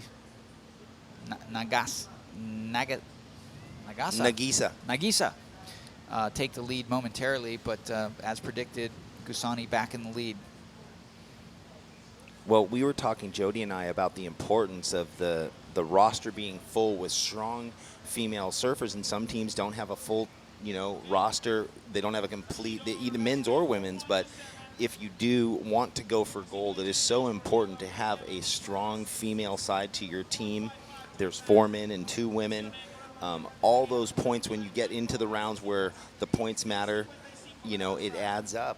And, well, we're seeing it with Costa Rica. Their representative, Emily Gusani, looking very strong. And I was also alluding to how the ranks of female surfers are getting stronger from all over the world, and that's amazing to watch. Well, here's our surfer from Japan, opting to kick out pretty early on that wave. Had a look, got a little turn off of that first section. Her low score is already a 4.27, so I'm thinking that wave's not gonna count in her top 2. Under 5 minutes remaining, so all eyes are looking at Candelaria from Nicaragua in the yellow. She needs a pretty big score at this point. Well, yeah, she needs a 6.55. She sits with first priority with a lot of time on the clock.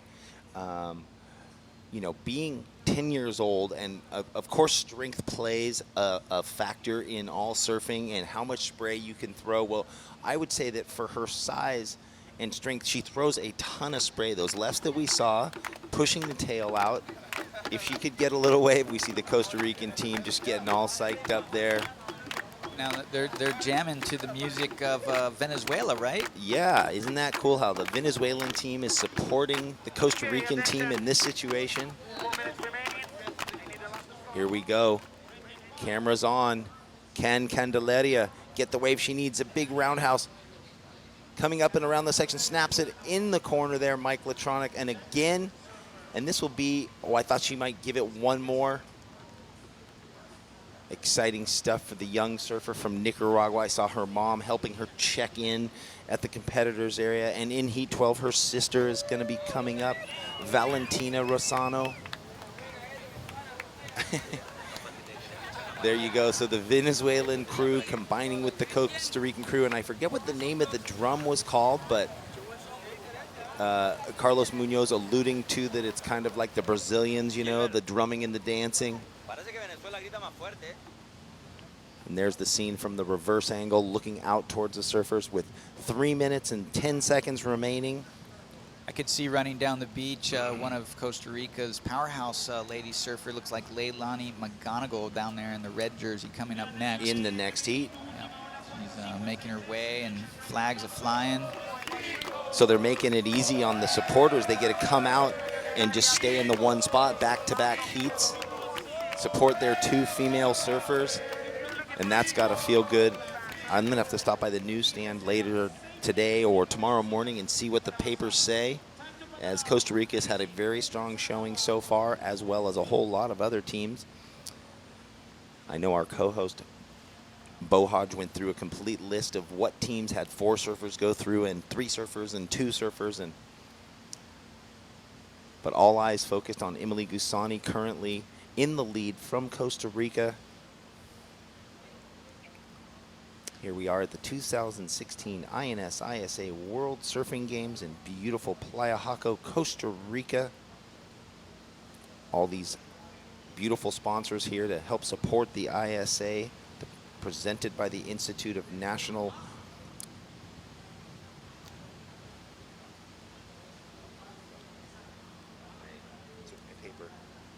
Instituto Nacional de Seguros, and it's supported by the Federation of Costa Rican Surfing, RPM TV, Hyundai, Credomatic, Colby, Hotel Amapola, and New Era. And here's our heat leader, Mike. Well, she's looking spry. You can see she's ready to spring. Gets a nice snap at the end of that wave. So 2 maneuvers on that wave. At this point, it's sort of moot. The other 2 competitors are going to need huge scores to catch her. So she's coming in. She's ended it early. She knows she's advanced. Wait, she might have just got instructions to go back out. Looks at her clock, says, oh, there's a minute left. Right, they're playing it safe. They say, hey, with that much time, you can get out there, maybe go back out and sit next to the surfer in white. I mean, I don't know. Top 2 advance. So, well, we don't know what she's doing. Camera's clicked away somewhere else. Not sure if, looks like maybe Japan got a ride there. Nagisa-chan. Well, under 1 minute remaining in this heat, and if she did, we'll see the score and let you know. In the meantime, Candelaria on that last left got a 3.60, so she didn't really close the gap, but she does have 2 medium waves there in the mid-range 3 for Nicaragua. We see her sister, it looks like, paddling out, getting ready for the next heat. 2 Uber Groms. When do you even become a Grom? Are you a Grom when they're that young, or do you have to be older to be a Grom? They're pre-Grom. Grom is in the heart. Grom is in the heart. Yeah, but these girls are going to be Groms for a long time. They could have 6 World Junior events under their, or ISA World Games under their belts by the time they're 15 and 16, which is pretty amazing to fathom. So in white, I don't know if she got up before the buzzer. Toshiro Nagisa from Japan. We will be closing. That heat has come to a finish here. I'm sure we'll get a nice recap, Mike, especially around our Costa Rican surfer, Emily Gusana. Here you go. Oh, actually, Candelaria Rosano on her opening ride. 10 years old from Nicaragua. Yeah, and there's our Japanese surfer. That's sort of started with a bang on her first wave. And there's that big 6-point maneuver from Team Costa Rica, Gusani, doing it. Well, we will be right back for heat number 5, women's round number 1 from the INS ISA World Surfing Games here in beautiful Costa Rica. Back with you soon.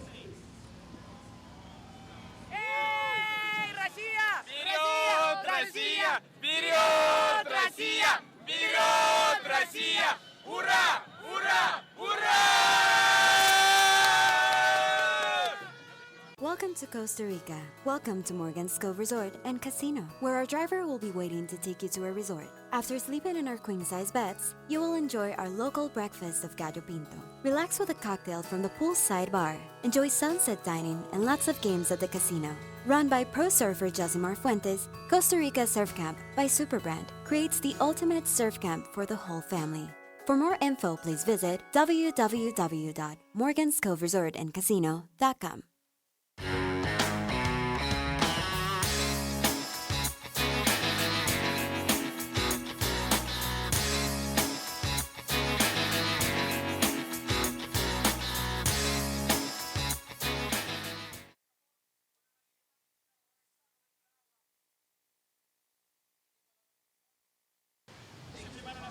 Welcome back to beautiful Costa Rica. You're watching the 2016 INS ISA World Surfing Games. We are live from Playa Jaco on the Pacific side of the region of Costa Rica. And moving on into round number 5. And part of our gold medal winning team continues. Back-to-back Costa Rica now with one of their top surfers. We're talking about Leilani McGonigal. She'll be in the red jersey. Now Omura from Japan will be in the white jersey. And Valentina, little 10-year-old Rosano from Nicaragua. So same, Costa Rica, Japan, Nicaragua going back-to-back. 2 different surfers in each of these heats, but still another 3-man heat in progress. I'm Bo Hodge along with Mike Latronic, and we'll see if Costa Rica can go back-to-back in this first round.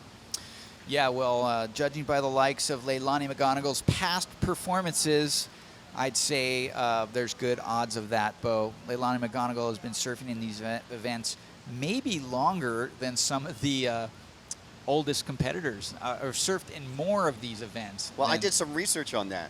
This is her 12th ISA event. Her 9th ISA event, but 12 different divisions, because when she competes in the juniors, she has competed when she was under 16 in both the under 16 and under 18. She is a 2-time individual silver medalist. At 2014, she was a silver medalist in the 16s and also a medalist in the under 18s in Ecuador. And last year, she was a silver medalist and, of course, part of that gold medal winning team. So a multi-medalist in the ISA format.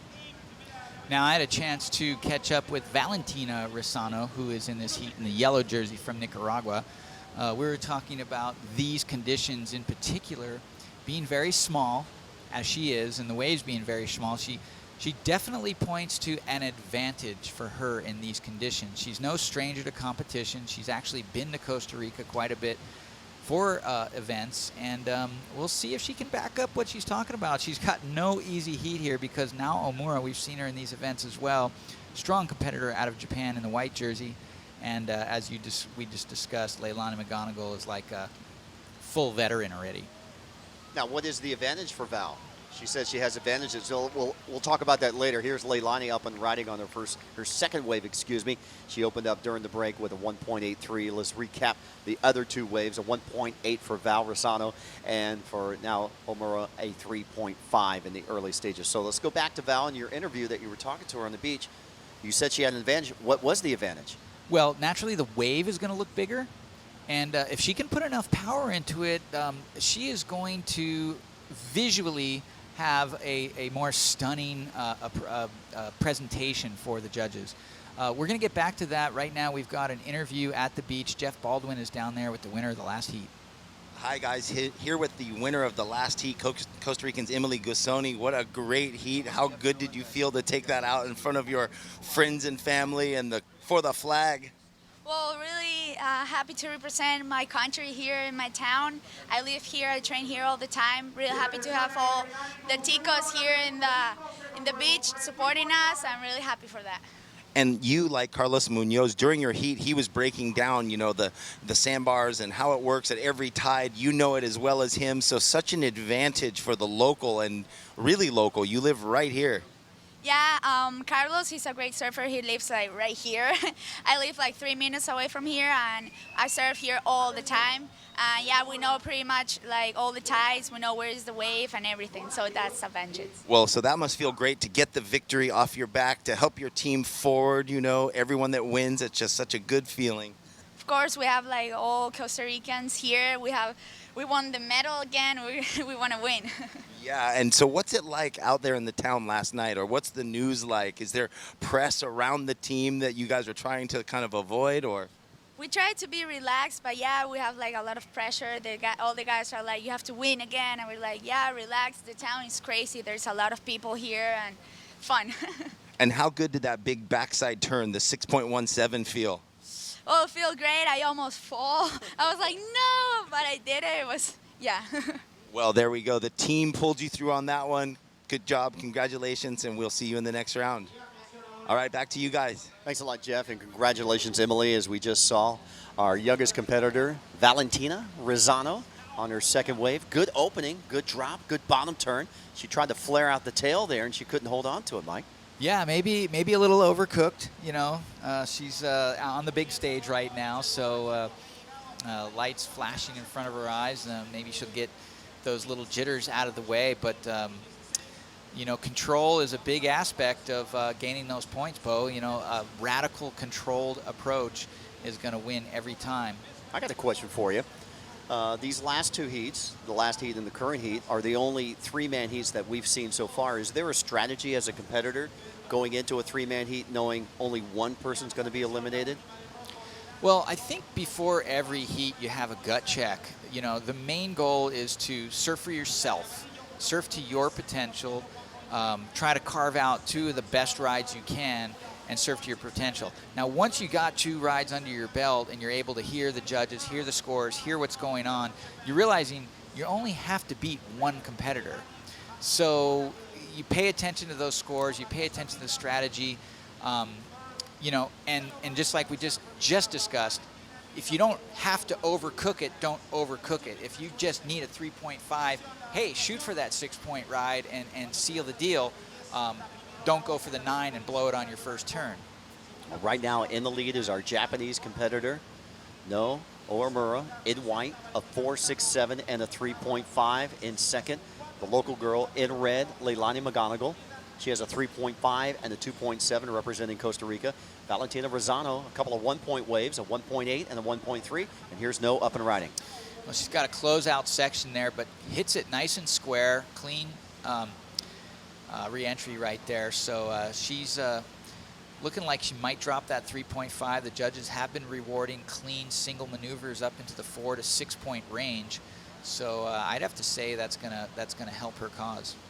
Going back to the Rosano sisters over here, we saw her sister earlier, Candy, in that last heat, placing third, but good, respectable score. She had a 2-point average, 2-point total, I should say, of 7 points. So very respectable. And there's her team cheering them on, Team Nicaragua, and the blue and white flags.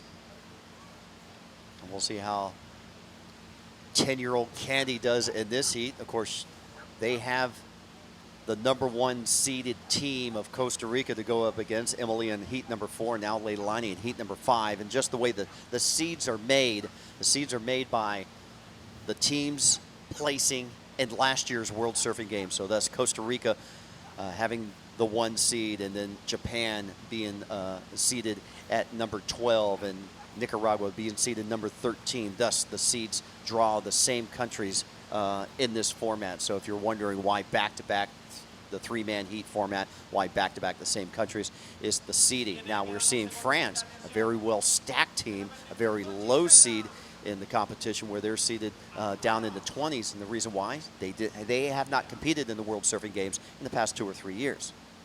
Well, they're certainly coming back with a vengeance, Bo, and I like to see it. I like to see those sparks flying early. You know, it's well, here we go, sparks flying early. Let's see if Leilani McGonigal can get some sparks off of this wave. Sort of playing a little casual, a little safe right there, but trying to get some work done. She's got a low score of 2.7, so she might be improving on that. And here goes Valentina Rosano from Nicaragua. Chooses a little closeout wave there, so not going to get her too far along on that. But now Oamura, right there in the white jersey in the center of your screen, she's making some smart choices. There's a lot of breaking waves on offer, so I think the key, Bo, is to pick those waves that afford them, you know, the multiple opportunities. 10 minutes, 20 seconds remaining. Just about halfway point. All these heats are 20 minutes in length. A 3-man format here in heat number 5. We'll move back into the 4-man format from heat 6 through heat 12 of this round. And here we go. Let's watch a little Val Rosano on the attack on her forehand. Bit of a double up wave as it splits in half. She kicks out there. Looked like she was going to have a good ramp start up. And like you said, with the smaller waves, the waves do look bigger for her. Yeah, they look bigger. I think Rosano's running into an issue right now where she's pretty much taking almost anything she can catch. She doesn't look like she's being very choosy, but there is still a considerable amount of time in this heat. So maybe the law of averages will work in her favor. If she just keeps ramping through some rides, she'll find some open face. I'll tell you what, she's in striking distance of a gold medal winner. A 4.35 is very much within her means. Well, on Leilani's defense, I mean, she's chasing Leilani McGonigal. She has not really gotten this heat started. This is a very low-scoring heat average for Leilani McGonigal thus far. So it remains to be seen whether, you know, the necessary wave for Razzano is going to stay in that proximity. The ISA is the world governing body being recognized by the IOC and the International Olympic Committee. They recognize that the sport of surfing and all other wave riding events, and the ISA's mission is to create a better surfing world through surfing. And Mike, let me ask you this question. The ISA puts on numerous events, from the World Masters, where you won a gold medal at many years ago, and they have the World Juniors, the World Bodyboard, the World SUP, and Prone Paddleboarding. What do you think about the World Surfing Games? Format, team, competition, this event specifically? Well, I think this event is one of their top events for sure. It's probably the closest event they have before the Olympic era to actually mimic an Olympic-style event for surfing. It brings together some of, if not the best surfers from the different countries that are represented, and the sparks are flying. I mean, there's usually some fantastic surfing in this event. Now back as we watch Valentina Razzano on her best ride. She scored a 2.53 so far and a 1.8. Again, needing that 4.35 to get into the top two, and she is chasing this girl right here, Leilani McGonigal. Well, McGonigal tried to stick that last maneuver. That would have been a big feather in her cap, because she's sitting on some really low scores, but unable to ride out of that turn. That's not going to really help her cause. Had she made that turn, it probably would have been one of those 4, 5, 6 point turns, because she did a deep bottom turn, hit it pretty solid, but was just unable to hold on. Now, 30 years ago, the ISA, during the World Surfing Games, incorporated men and women open divisions, longboarding, bodyboarding, knee boarding, I mean, many different divisions. And now they've kind of scaled it back to just men's and women's open, and they've kind of eliminated some of those because they're getting more and more competitors in the men's and women's open. Do you like the format now, or how it was many years ago as we watch Val up and surfing? Yeah, well, I prefer what they're doing now. I mean, I've been to the event here in Costa Rica, in fact, when it was longboarding inclusive, and it was a nice change of pace, but it sort of sent your brain into a different place. You know, you're here to watch.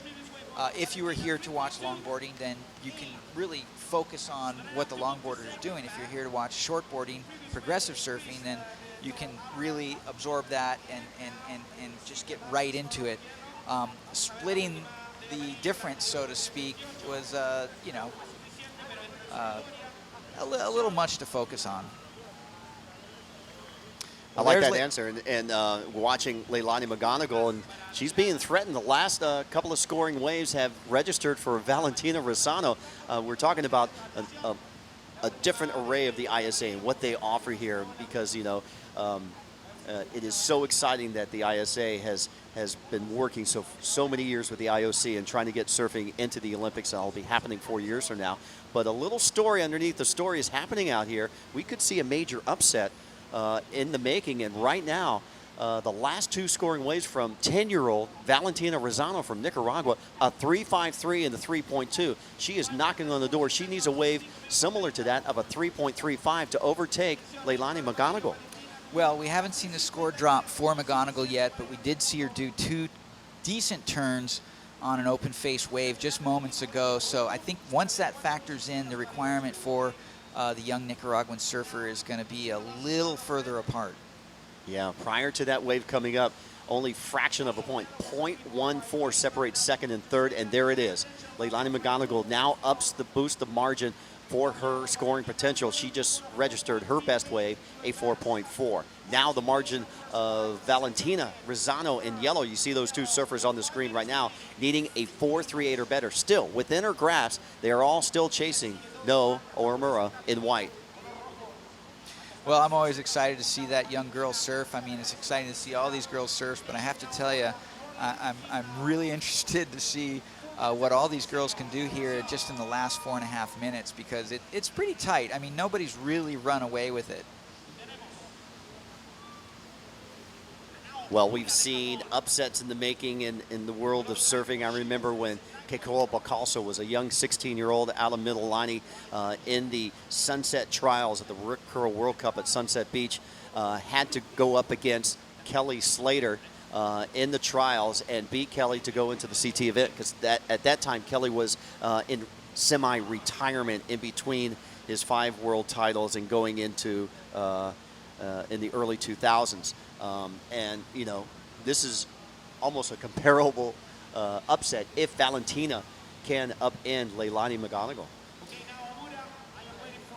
Well, there's still a lot of time on the clock, Bo, and you know, if I had to put money on it, Leilani McGonigal is used to scoring, you know, 7, 8 point rides. She hasn't gotten anything even close to a 6 yet. So with this much time on the clock, I wouldn't be a betting man, but I'd say that the veteran at the tender age of 16, Leilani McGonigal, the veteran is going to pull out something here and give this young girl a dose of reality. And you know, if Rosano can get something in the 6, 8 point range, then she'll definitely threaten the veteran. 3 minutes remaining. Red with first priority. That is Leilani McGonigal. You're seeing Oumura, your heat leader. A couple of 4 point rides. And Val with second priority, taking a look at that wave, and she loses her second priority. So a bit of an error played by the young 10-year-old, but still, she paddles back out in the lineup, and with first priority, Leilani's going to take this wave. Yeah, well, Leilani's eyeballed something that has a little more face, throws some spray over the top of that one, a second maneuver. So she's already working on her best score right now, 3 turns, and I'm guessing this wave will be her top score. Not you know, anything we're still used to seeing, much more powerful and diverse surfing from McGonigal, but at this stage of this heat, she's probably feeling pretty good about that ride. A 6.33, Mike, you called it spot on, and she moves into first place. Now, Oumura is in second. She needs a 6.07 to regain first. And for Valentina Rosano, Little Val now needs a 5.75, so the margin has just been pushed up a little bit more. 2 minutes remaining. White with first priority, yellow with second priority, red now establishing third priority. So there, Valentina off to the right. Duck diving is Leilani. So don't count her out just yet, the 10-year-old. There's She's taking a look. She has first priority, and she may take this wave. Yeah, well, she had a look at it. She's probably going to lose priority, and it doesn't matter anyway, because here's Valentina. She's got herself a wave. Little snap off the top. Slight bobble. Unfortunately caught up by that foamy inside section. And I'm going to give Valentina a little bit of a pass, because I've seen her home break. Her home break is Popoyo in Nicaragua. It is a reef setup. It sets up the same, and it's got a powerful left-hand pocket sections, and she's probably quite a bit more accustomed to that than these really shifty, quite difficult conditions here on the shore break. Well, I tell you what, for 20 minutes, she has caught 7 waves. She's been in contention. At the age of 10, on an international stage, she's done very well. Yeah, and you know, like I said, she's up against 2 regulars here. Oumura and Leilani McGonigal are pretty common names in the ISA ranks, and they're no joke. Even when the waves get better, these girls are going to be, you know, throwing it on rail and kicking up some big spray. So there you can see McGonigal loosening up. That's only 1 turn, but I'm sure as the competition continues, we're gonna see her unleash the beast. 25 seconds remaining. Heat number 5, round number 1. The ISA World Surfing Games underway. Playa Jaco, Costa Rica. Here we go. From Japan, Oumura. Well, that was a pretty big snap for Oumura.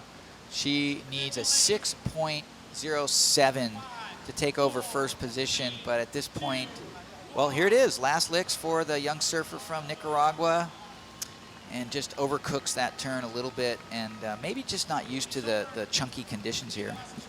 Well, there goes the sound of the horn. The 2 horn ends the heat. 1 horn will start a heat, and what an amazing heat. There was a little bit of drama mid-heat there with the local girl, defending gold medal team champion, but I tell you, set the pace here, but it was Leilani had late in the game to play catch-up. Yeah, the Japanese surfer certainly putting an early clinch on this heat, getting herself a couple good scores, and there's a young Nicaraguan surfer potentially on her best wave. Meanwhile, Leilani McGonigal, this is the wave that made the difference for her. She got a couple maneuvers, moved into second place, and then took over the lead with this right-hander with a couple of decent backside snaps. Love the fluidity and the variety and the combination of maneuvers there. We're going to recap this heat and introduce our next heat. Heat number 6 is standing by. You're watching live action of the INS ISA World Surfing Games live from Playa Jaco here in Costa Rica. Stay tuned.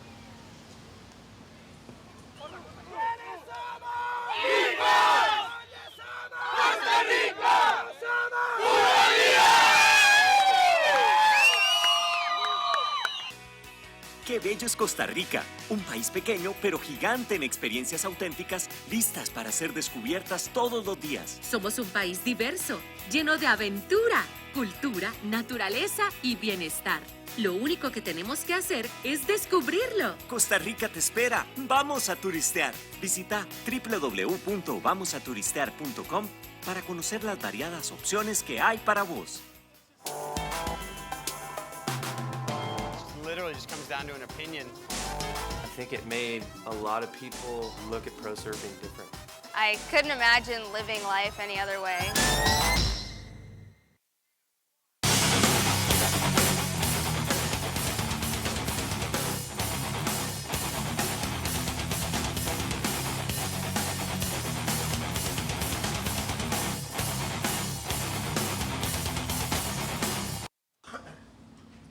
Welcome back to live action of the INS ISA World Surfing Games from beautiful west coast side of Costa Rica. We're at Playa Jaco. I'm Bo Hodge along with Jody Nelson. Let's introduce you to our next heat. We are in heat number 6, round number 1 of the women's surfing main round division. Annalie Gomez from Peru will be wearing the red jersey. From Chile, Lorena Fica will be in the white jersey. From Switzerland, in the yellow jersey will be June Irastraub. And in the black jersey from France, it will be Paulina Adu. I'm Bo Hodge along with Jody Nelson, and we had a little bit of drama there, Jody. I know you were watching in the back. I was trying to give Val some encouragement. We're seeing her on screen there, back in. I thought for a 10-year-old competing in an international competition, she gave herself all the chances to advance.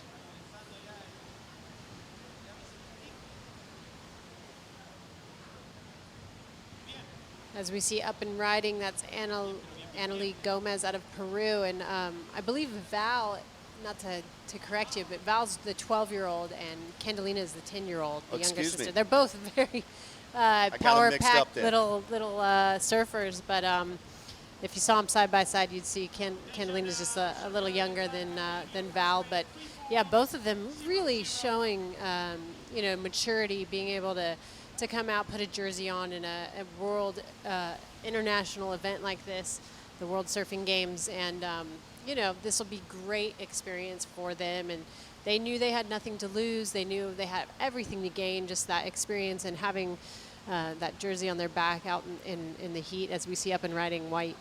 Yeah, this is Lorena Fica from Chile. Pronounced her name earlier wrong, so I've been corrected. So a couple of good carving turns from our Chilean surfer, working their way on the inside. And I was down on the beach talking to team captain and excuse me, not team captain, but the team coach for Chile, Joey Baran. And he was telling me that the girls have been improving. They've been training. In fact, talking about Jessica Anderson, she's been in the top 10 of the World Surfing Games for the past couple of years, a real veteran, and she's been improving on her surfing, coming from a missionary family, and just really enjoying the format here. Here we go, the French surfer, Paulina Adu. Well, yeah, Pauline, no stranger to competition. She's had 4 full years on the championship tour of the WSL, and she's just 25 years old. Her and her teammate Justine Dupont, really a crucial part of that Team France. Currently ranked in the WQS this year at number 17, and with her other French competitor, Justine, both in the top 20 of the QS, still flirting with trying to re-qualify into that CT. And we have some scores, some early scores, a 3.57 for Analí Gomez from Peru in red, a 5.5 for Elena Fica from Chile, and a 3-point right for Pauline in black. And here we go, first scoring wave for June from Switzerland. Yeah, June, just 18 years old, representing Team Switzerland. And, you know, really cool to see them come out with a full team. 2 of their 4 male surfers, like I mentioned earlier, actually live here in Costa Rica. So really interesting dynamics on that team. Let's go down to the beach with Mike Latronic. Mike, what's happening down there? Well, I am down here with one happy Nao Amura. Congratulations on that heat. She just told me that it's pumping with a typhoon swell back home in Japan. So, well, it's pumping here on the beach right now in Hako for you, my girl. How does it feel to get through that heat? I'm so happy because I didn't much surf before my heat because my ankle broken. Yeah, but I'm so stoked. Well, it's only up from here because if your ankle was broken, you'll be healing every day. Yeah. How did you break your ankle? I broke my ankle last come in America, in USA. Yeah. Aerial? No, shore break. Yeah. Remember earlier on the webcast, I was saying the shore break can be very dangerous. And very dangerous is Team Japan this year. This is the second time one of the Japanese surfers has foiled one of the Costa Rican surfers, the defending champ, although you're both advancing to the next round, so all safe there. But Team Japan must be very inspired with inviting the world to come surf in the Olympics in 2020. How do you feel about that? I'm so happy. When the Olympic decided, I was in Japan and everyone's so stoked. Okay, I'm going to give you a break on the English in Nihongo. Go ahead and give a shout out to your family. 応援ありがとうございます。夜中が多いと思うんですけれど、また1週間続くので応援よろしくお願いします。Okay, thank you very much. Ganbatte. ありがとう。 Oh, man. You gotta love Mike Latronic. He cracks me up every time. He's like full man on the street. No, that was a great interview. Love No. She's very inspired, very cheerful, very prideful of Japan, and surfing with a broken ankle. I can't even imagine that. Really? A broken ankle? Maybe it was a sprain. Yeah. I don't know. But It sounds gnarly, but she said broken. yeah, it sounds really gnarly. She's 23 out of Japan. You know, Japan's always been just such great advocates for the sport of surfing. And yeah, it's just so exciting knowing that the Olympics is going to be coming to Japan in just 4 years, as we see Analí Gomez from Peru just get a quick wave there. She's got a 5.20 and a 3.57. Currently in the lead with Paulina Do is in that second position. She's got 2 waves. We're waiting for her third wave to drop. She has a 3 and a 4.0. We'll see if she can improve upon that situation. And we've got Lorena Finca up and riding here on a closeout right. She's got a 5.50. And judges are waiting to drop 2 of her last waves. So we're on standby for scores, just 7 minutes into this 20-minute heat, 13 minutes counting down. Heat number 6, round number 1 of the women's portion, the Women's Open. Any age group. We've seen 10-year-olds, and we're seeing some veterans, some surfers in their 30s competing out here in the women's portion of this competition. In fact, we had for Team Chile, or Sofia Milanovic, I believe from Team Peru, was slated to surf in this competition. She had to pull out at the last minute. So, you know, we're seeing a wide veteran of female competitors in this competition. Yeah, and I was mentioning this earlier. I know Sofia is very involved with developing the youth program in Peru, as we see Paulina Do out of France, 25 years old, getting that first big turn there, Bo. Another big front hand hack and a closeout maneuver. So 3 solid maneuvers there for Pauline. That'll be a keeper score for her. Well, she's keeping right now a 4.37, and as you said, she's counting 2 waves now unscored.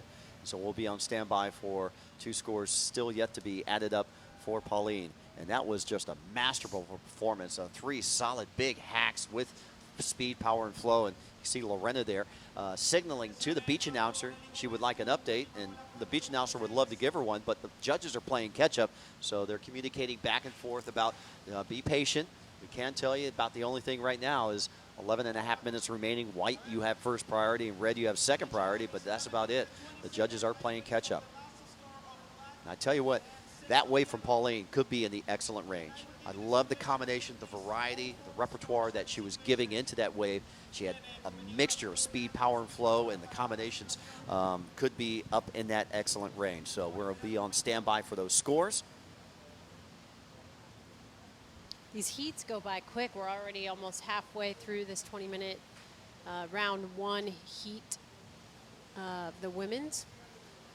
Coming up next, defending gold medal champion Tia Blanco. Can't wait to see her out in the water.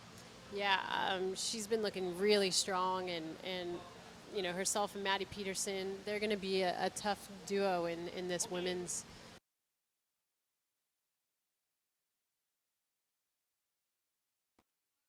Their play, but I mean, this international field, just in the women's alone, is really stacked this year. Yeah, and Annalie Gomez, she's been at it for quite a while.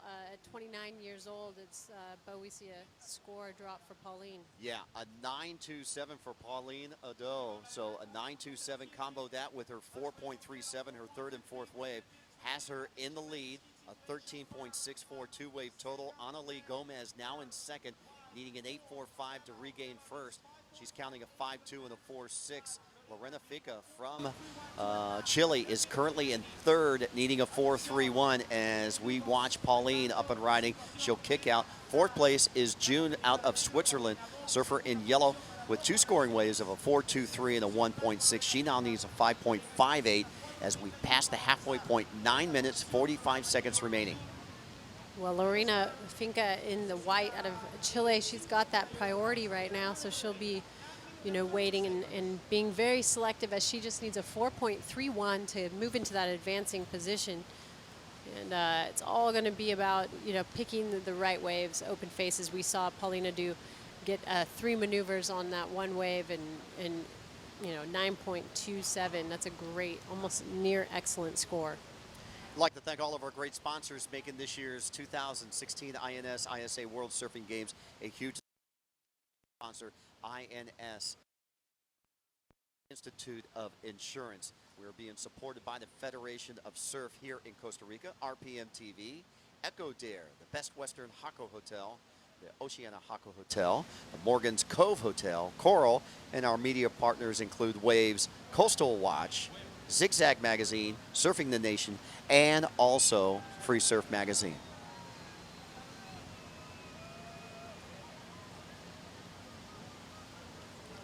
So Annalie Gomez currently in second place. This is her 4th World Surfing Games. She was the champion 2 years ago in 2014.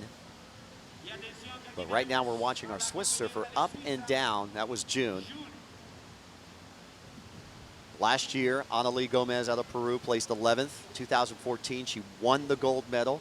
2016, she placed 6th place, just missing that final round going for the medal round. So a very experienced surfer in red, and she's up against a world champion type surfer with Pauline Ado in France. Let's go back down to the beach with Mike Latronic. All right, guys, well, I'm down here busy trying to pick the wax off of Leilani McGonigal's surfboard, get a little luck on my own draw. Now, I've read the chat boards, I've seen the message boards. I knew we had to get this young lady's green eyes on the webcast. That was a rough heat for you. Tell us about what was going through your mind. You had a little 10-year-old on your heels out there. Yeah, that heat, she's actually 12. The other one's 10. Yeah, but yeah, that heat was a bit complicated. The conditions are kind of rough. I didn't really sit in the spot that I wanted to, and I needed to sit where I wanted to, and I know it was kind of rough for me, but just kind of shaking off the nerves and getting my feet in the wax and hopefully do a lot better in the next heat. Well, ultimately, it's about advancement, and you did what you needed to do. How important is that going through your mind? Yeah, I'm super happy to have made it through the heat because, repechage is a lot longer route, and I did that last year. I went down in an early round and I crawled all the way up, and I surfed like 11 heats in the repechage round. So this year I'm going to try to avoid that and just kind of keep my rhythm going and get to some heats. Keep your rhythm going, get through some heat. So conditions today, not quite like your home break at Pavonis. We are expecting better waves throughout the week, but you're super connected. I can see here, can you pull a little wider? You're sponsored by one of the event sponsors, so you must know exactly what the waves are like at home. Yeah, the waves at home have been really fun. I'm actually kind of sad I'm missing it, but of course I'm super stoked to be here, and Colby always keeping me connected, and I'm super stoked to be part of the team. Well, from what I hear, the waves are going to be standing up, looking a lot better as the days go on. So we'll say adieu as soon as Leilani tells the folks back home in Español some words. Bueno, quiero decirle gracias a todos que están viendo de casa, gracias por el apoyo y pura vida. I second the motion. Good job. Keep going. Back up to you guys. Thanks a lot, Mike. And within that exchange, we've seen Paulina Du just blow up the record books out here. We told you about her 9.27. You saw that, but we missed her 8.5, Jody. And now she has a two-wave total where she has comboed the field. So the battle is for second place.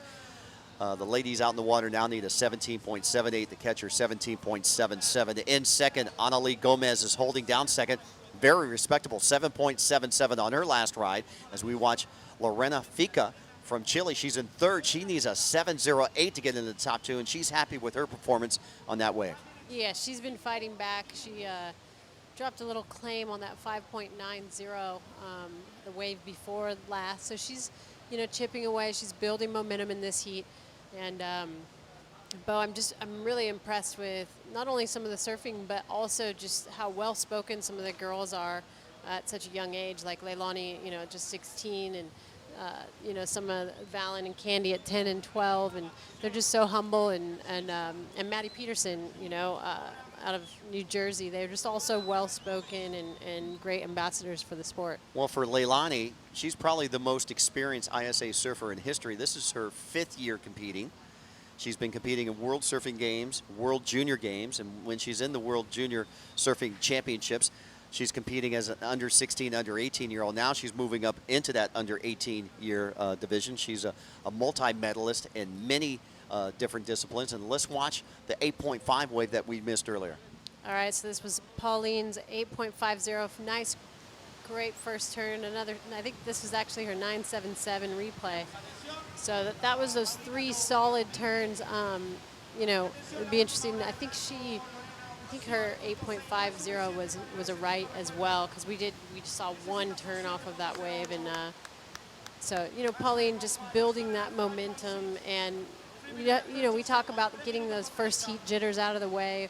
Pauline's just coming out of here and just going to town on her first heat. Well, she's just fantastic in this heat. A 9.27, an 8.5, a two-wave total. So far, best for the ladies out there with a 17.77, rivaling fellow French competitor yesterday, Mehdi Vinamardi from France, who had a 17.83.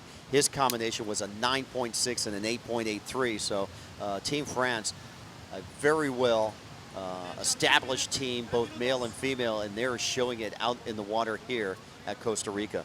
Time remaining, just under 3 minutes. Paddling, our heat leader. Let's watch Pauline on her backhand. Nice carving turn with spray. Can't make it around the next section, so she'll bail out of that wave. Good attempt there. Started out the wave just like she wanted.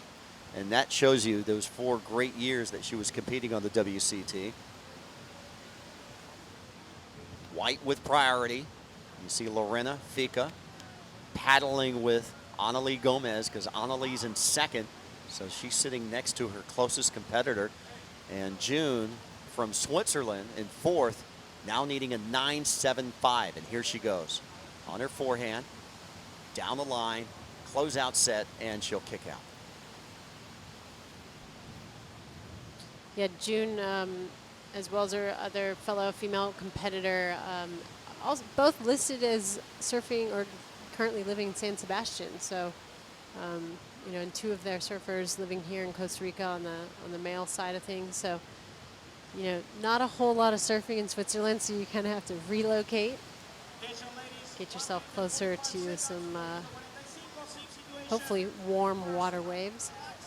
Taking a look here, Annalie Gomez with second priority. Nice floater off the whitewater. Spins it around on her forehand. Big bottom turn. Can she make the connection here? She will. Annalie, a gold medal winner from 2 years ago at the World Surfing Games. And a good solid ride performance. She's already counting a 7.77 and a 6.2. And she's trying to improve on that 6.2. And there's Lorena Fica from Chile. Currently in third. She may need more than an 8.08. Pauline up and riding. Pauline, another great right-hander. Nice turn into a cut back there. She'll kick out as that wave kind of dies out. But, I mean, Pauline can kind of just have a free surf now. I think she's going to be pretty hard to catch with that 9.27 and an 8.50 total heat score of 17.77 out of a possible 20. So Pauline coming out here with a great plan of attack and just, you know, really coming out of the gate strong. Let's watch Lorena now. She'll choose to go backside. The wave closes out. She tries to push in the maneuver before the closeout section. 25 seconds remaining. So what a performance for Team France on day number 2 of this event. Definitely. I mean, we've been looking at the roster for Team France from day 1, even from day 0 when we were doing the parade, just looking at the roster going, hello. France has a pretty stacked team here. I don't know if anybody's paying attention, but so we see June Arostaby from Switzerland getting that last wave. I'll tell you what, French, Baritz, and Hasigor are possibly putting in a bid for the World Surfing Games for next year. So I think they wanted to have a very well-funded team coming in here, possibly like Costa Rica and hosting next year. Let's watch the heat recap, and it all began and stopped in here with Pauline. Yeah, Pauline Adu just threw down the hammer here on a 9.27, and she backed it up with an 8.50 as we see Lorena Fica out of Chile. She's just putting everything on that rail. A couple great maneuvers there. She had a 5.90 and a 5.60. And our surfer out of Peru, Annalie Gomez, 7.77, and she backed that up with a 6.43. So solid performance from all the girls in this heat. And can't count out Lorena Fica. Lorena Fica. She was amazing out there, but came across Pauline and Annalie, a former gold medalist. We'll return with more exciting action with the women's surfing. We have heat number 7, our defending gold medalists on deck next. You're watching the INS ISA World Surfing Games live from Playa Jaco here in Costa Rica.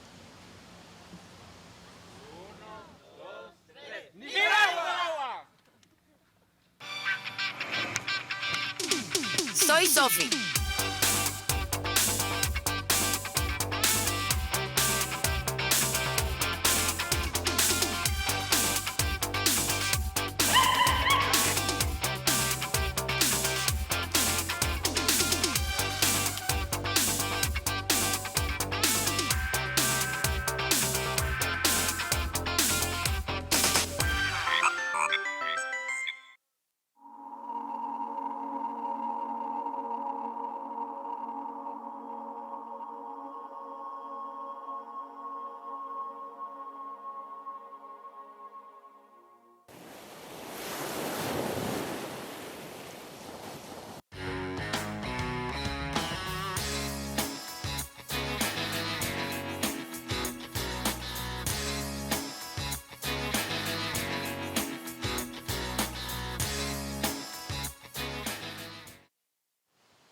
Welcome back to the INS ISA World Surfing Games here in Costa Rica.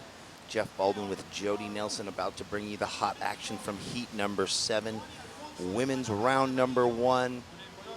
The waves are starting to fill in. It's getting a little more tide on it here, Jody Nelson. In this heat, we have defending gold medalist from 2015, Tia Blanco from the USA in the red. From Mexico, Isabella Leonhard in the white, in the yellow. Joanny Alfonso from Panama, and in the black from Italy, Alyssa Luna Bonamelli. Another stacked heat. there was sure some excitement in that last one, Jody. Yeah, definitely. I mean, Pauline Nadeau pretty much ran away with it with that 17.77. Team France, we've been talking about their roster for days now and how stacked it is. And so we saw Justine Dupont win her heat earlier, and her teammate Pauline followed suit with Anneli Gomez from Peru. She also took that second place spot, advancing on to round number 2. So she will join her fellow Peruvian teammate Melanie Gunta onto that round number 2. So Team Peru looking pretty strong, Team France looking pretty strong, and so far Team USA had Maddie Peterson advance, and we're going to see the second American out there right now in the red jersey, Tia Blanco, who, like you mentioned before, won gold in 2015. She's currently rated 33 on the QS. She got second at the Shoe City Pro at the beginning of the year, as we see up and riding our Panamanian surfer. Yeah, look at this nice right coming across the beach. Oh, and you could just see the backwash kind of buck her off. And now we will see Tia Blanco from the USA up and riding on a nice green left, some big forehand jams. She's going to look to weave this thing through to the inside and finish off strong. What did you think about that, Jody? Great way to open. Yeah, that was a great wave for Tia. She's got some great flow, rail-to-rail surfing, and she'll be looking to just kind of get her campaign started in this heat. Well, and the USA's got to be feeling good with a former gold medalist, and then for Maddie Peterson to come out and get out the blocks so well like she did and sort of set the whole standard for the day. But it looks like we have Bo Hobbs up on the beach with our last heat's winner, Pauline Nadeau. Yeah, we're down here with Pauline, and what an amazing performance. A 9.5, the single best ride for the ladies. An 8.27 backed it up. You have the single best one wave and the best two waves so far in the contest for the ladies. You're competing against your fellow competitor, Mede, who had a 17.63 yesterday with his performance. I mean, looked like you were having fun out there, but I know it was business at hand. Yeah, for sure, I had fun, but actually at the beginning I was a bit nervous because it's pretty tricky to choose an option to know where to sit. So my first waves were not very good, and I was just starting to move, and I got that really good wave. So yeah, it's definitely a good start, and hopefully the whole team can keep on and move on a few hits. How exciting is it for you to be amongst this all-star team from France that's put together here to compete in Costa Rica? It's amazing, and you know what, we were just saying back in 2008, all of us were actually in the junior team in France.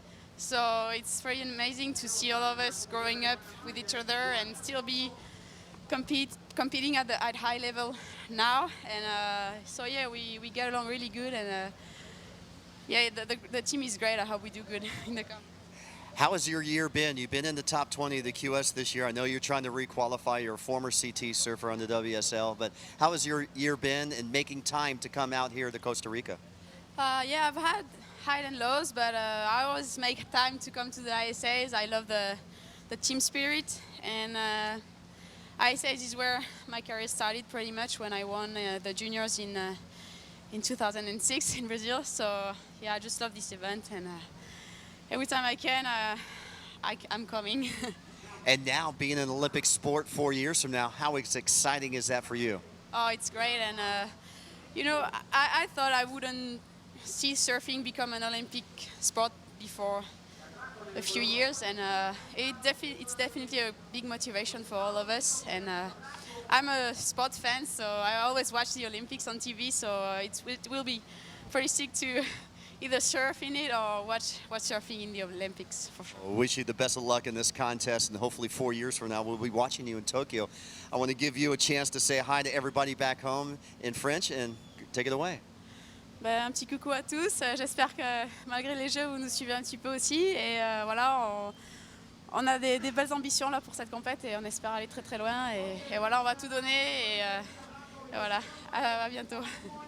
There you go, Pauline. putting on the best one-wave, the best two-wave performance so far we've seen. It could be better by herself or her other competitors, but she's made it into the second round. Back up to you guys.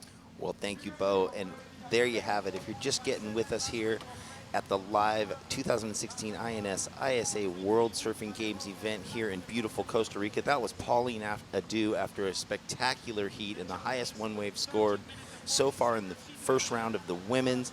I mean, talk about pedigree and what the ISA brings. Former World Tour surfer looking to get back onto the championship tour in the qualifying series. A 2006 junior champion out of Brazil. Knows the importance of the ISA, Jody. So many bylines that are coming up as these athletes get to go surf their heats and get their interviews. Yeah, definitely. And, you know, as we've got 13 minutes and 10 seconds remaining in this heat, you know, I've heard a lot about Tia Blanco, a surfer in red, but I've always kind of wondered, you know, her background, because you hear she's from Puerto Rico, from California, from Hawaii, like all over. But she was actually born in Puerto Rico and then in her early teens lived in Hawaii. She's lived in several beaches in California, currently residing in San Clemente, as we see yellow up and riding. This is Joanny Alfonso out of Panama, getting a couple great turns there. Wow, really lighting up that right. So Ryan Simmons does a good job in being able to pluck her up for the U.S. team. Well, she currently lives in California. You know, she's been competing on the Surfing America team, and she's won that gold medal in the ISA World Games last year.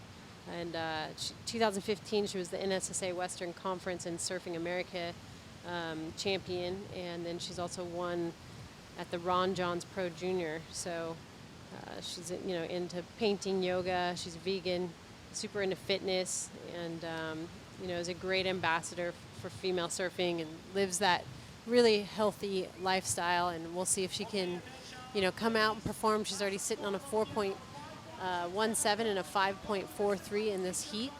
So I'm sure she's feeling that monkey on her back, trying to defend her gold medal from last year. Right, with all the other amateur accolades and the Ron Johns Pro and what's going on, yeah, to be back here looking to defend that 2015, and here we see her up and riding again with a nice deep bottom turn and a committed top turn there, throwing the tail out, Jody.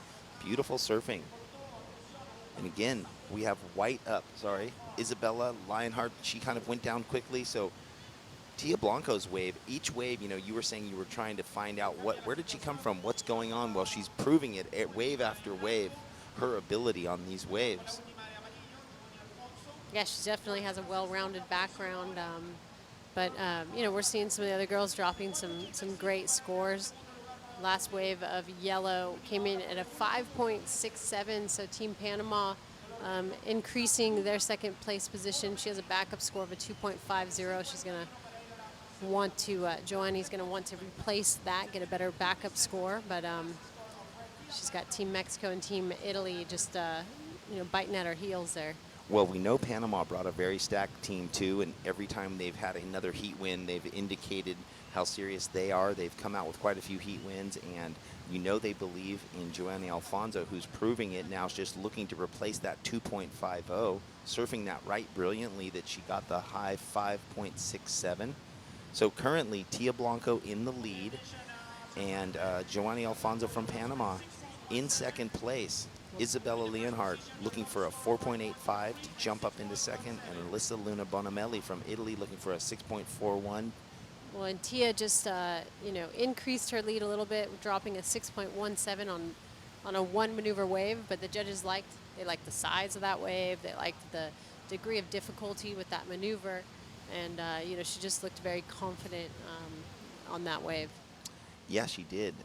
They're liking that big closing turn we saw earlier in the round with Emily Gusani from Costa Rica. One big backside jam earned her a mid-range 6 score. So finishing on the sets is definitely what the judges are looking for. Not that they're not going to score those medium-sized waves if you can connect a few good turns, kind of like we saw the Joanny Alfonso's was a smaller wave, but she got to open up on 4 or 5 nice turns.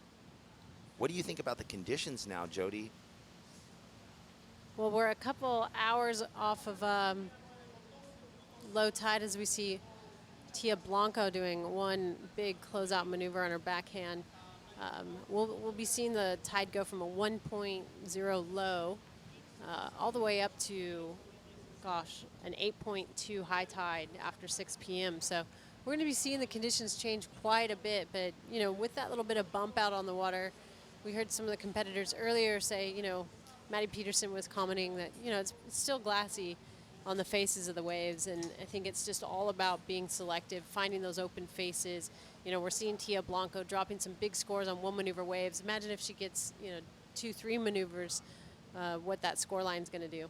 Well, yeah, and already the first judges kind of dropped their score in on that one maneuver wave, but you saw her getting so critical, both going up the face vertically, redirecting down. It looks to be a great score, Jody, a 7.60 for last wave of red, Tia Blanco from the USA.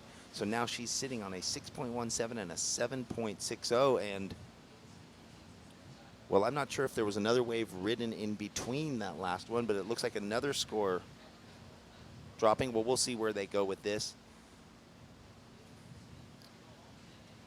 Here we are at the 2016 INS ISA World Surfing Games in beautiful Costa Rica. You know, I went for a swim between having a little break, Jody, and yeah, to walk down, you don't just walk out the beach, you literally walk downhill for, you know, quite a ways to get to the water right now. When you look back up, you see how much the tide does change in elevation. Like you were saying, an 8-foot tide, but it feels like more. You feel like you walk further down than 8 feet. But so different sandbars coming into play with each and every tide. As it is such a big swing. We have 7 minutes remaining in this heat, and here is Joanna Alfonso up and out. She had priority there, Jody, elected to use it, and the wave just didn't give her maybe what she was looking for to better that 2.5. Still sitting in second. And Tia Blanco up again, showing some great surfing. Well, there's Tia able to get 2 maneuvers on that wave. Nice vertical backhand turn. She's sitting on a 6.17, and her last wave, which was a 1 maneuver wave, she landed herself a 7.60. So really interesting that the judges are rewarding, you know, 1 maneuver waves like that. But, you know, it was a set wave. It was a critical maneuver. Yeah, I'm sure the judges are kind of like setting their scale and kind of letting the girls know what they're looking for, and it's those critical high-risk maneuvers. So what did Paulina do on the wave that she got the 9.17? I didn't get to see it. She had 3 solid turns, so you know, a variety of maneuvers, speed, power, flow. She ticked all the boxes. Very critical, fast surfing, and just textbook, really. So that's what you would say is the differentiating point. Like you were mentioning, if Tia Blanco could get that wave where she can connect 2 or 3 turns, you can just see the scores going, or any of the surfers really. But look at these sets rolling in. It is a bit broken up, but I mean, you see rights and lefts, very surfable waves up and down the beach. I like what Beau Hodges was alluding to, that France not competing in the event last year, but then sending a very strong team this year because they put a bid in to have the ISA World Games hosted there potentially next year. So they want to put their best foot forward, like Costa Rica did last year. And here they sit, you know, the great thing for this world surfing stage for the Olympics in 2020 to come. You know, as I was down on the beach too, Jody, I was looking at all the teams and the way they have to put out the energy to support one another. That doesn't just end today, though. They are all going to be doing that every day, all day long, because they always will have surfers surfing. It never really ends for them with the repechage round. Yeah, with repechage and the men and the women, you've got 6 surfers you're cheering on. You have to lose twice to get eliminated, so double elimination.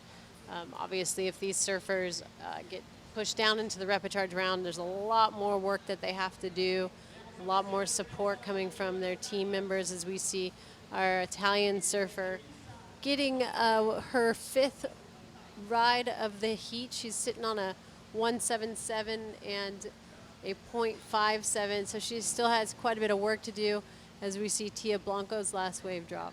Wow, a 7.43, Jody. So, you know, for what happened on the men's side of things, there are 2 female surfers just coming out, guns a-blazing. Not to say that the heat is over, but she has 2 very solid scores, setting herself in a comfortable position in the lead with a 7.6 and 7.43. So their team feeling great about what they're doing. Well, now it's really about that battle for second place. Is Joanny Alfonso from Panama is sitting on a total heat score of a 9.37. So she's not in the double digits yet. She's got a low score of a 2.50. So she's, should be looking for a better backup score, because Isabel Leonard from Mexico in the white jersey, she only needs a 5.85 to take over that advancing position. So it's still like really close with just 3 minutes and 23 seconds left in this heat. And well, with the priority situation, Tia Blanco, who's well in the lead, has first priority. We'll wonder if she'll just kind of elect to stay away, knowing that she's kind of, in a really great position. Yellow, Joanny Alfonso from Panama with the second priority. You see her up on the left side of your screen here paddling right now, Jody, just looking to get past that 2.50 and extend her kind of second place position. Well, Tia probably just lost her priority there, but I mean, the strategy for Tia now would have been, if she hadn't lost priority just then, to kind of wait it out and play a little bit of defense, as we see Joanny Alfonso get first priority now, and Isabel from Mexico in the white jersey has second priority, and Tia's moved down to that fourth priority zone. But now she's probably going to want to set away from the pack and really only go on a wave that might improve her situation.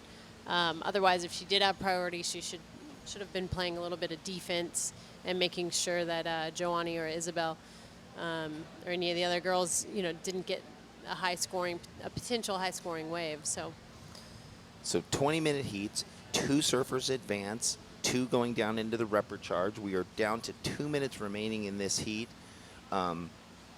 Exciting surfing happening. You know that Joanny has it in her back pocket to get, if she can find another one of those rights, she's just looking to gain on that 2.5. We had Isabella Leonhardt from Mexico. I'm not sure if we saw the opening turns there, but she's looking for only a 4.85, so under priority of Yellow. She got that wave. We'll see if she can jump up into second after that. With just a minute and a half remaining here in this heat number 7, women's round number 1 at the 2016 INS-ISA World Surfing Games in beautiful Playa Jaco, Costa Rica. It is spectacular out here, Jody. It's wonderful to be here, bringing all this exciting, energy-filled surfing to the world. Literally, the world is here. Everywhere you go, you see the national flags. Here we have Sweden and Argentina down on the beach getting ready for the next heat coming up. We saw that interview with Mike Latronic and the Argentinian surfer from the first heat who got an amazing... Oh, there we had Joanny Alfonso from Panama just going down in the final minute with that priority. But what I was saying is some teams really rally around. You feel the team spirit. Argentina was up all around Lucia in her first heat of the women's round 1, surrounding her, mobbing her, screaming for her right around the interview. Great team spirit from Argentina. Closing 30 seconds. Jody, if you were out there in second right now, what would you be doing? Getting rid of that 250. Okay, well, I set you up for that one. No, or me. Yeah, I think we're still waiting. Maybe, no, we're not waiting for another score from Yellow. Her last score was a 1.13, so sounds like that's the end of the heat. Wrapping up that heat, looks like Tia Blanco is going to take the win for Team USA, and in second place, Joanny Alfonso out of Panama. Well, it seems like she would have breathed a sigh of relief, because when she fell on that last wave she rode, she kind of felt, it seemed like she thought, oh no, I've set it up for Mexico to come back and to steal my second place. So she definitely left the door open, that's for sure. Yeah, so you saw her paddling out with her head down like, whoo, dodge that one, which, lucky for her, good for her team. Here's the recap, Jody, of all that exciting action. Tia Blanco really showing why she was a gold medalist in 2015. And here we had Isabel from Mexico. That's right. She finished up with a total heat score of a 6.16 as Tia Blanco just ran away with it, just getting huge scores on one maneuver waves. Her total heat score was a 15.03.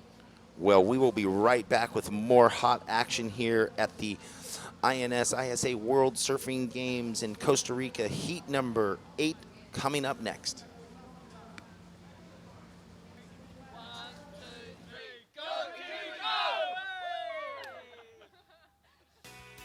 Qué bello es Costa Rica, un país pequeño pero gigante en experiencias auténticas listas para ser descubiertas todos los días. Somos un país diverso, lleno de aventura, cultura, naturaleza y bienestar.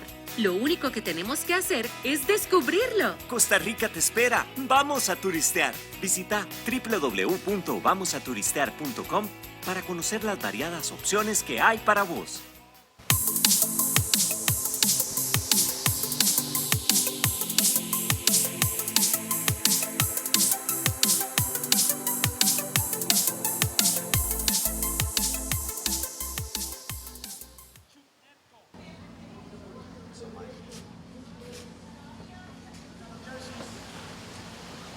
Welcome back, welcome back. Here we are in beautiful Costa Rica, ready for heat number 8 at the INS-ISA World Surfing Games.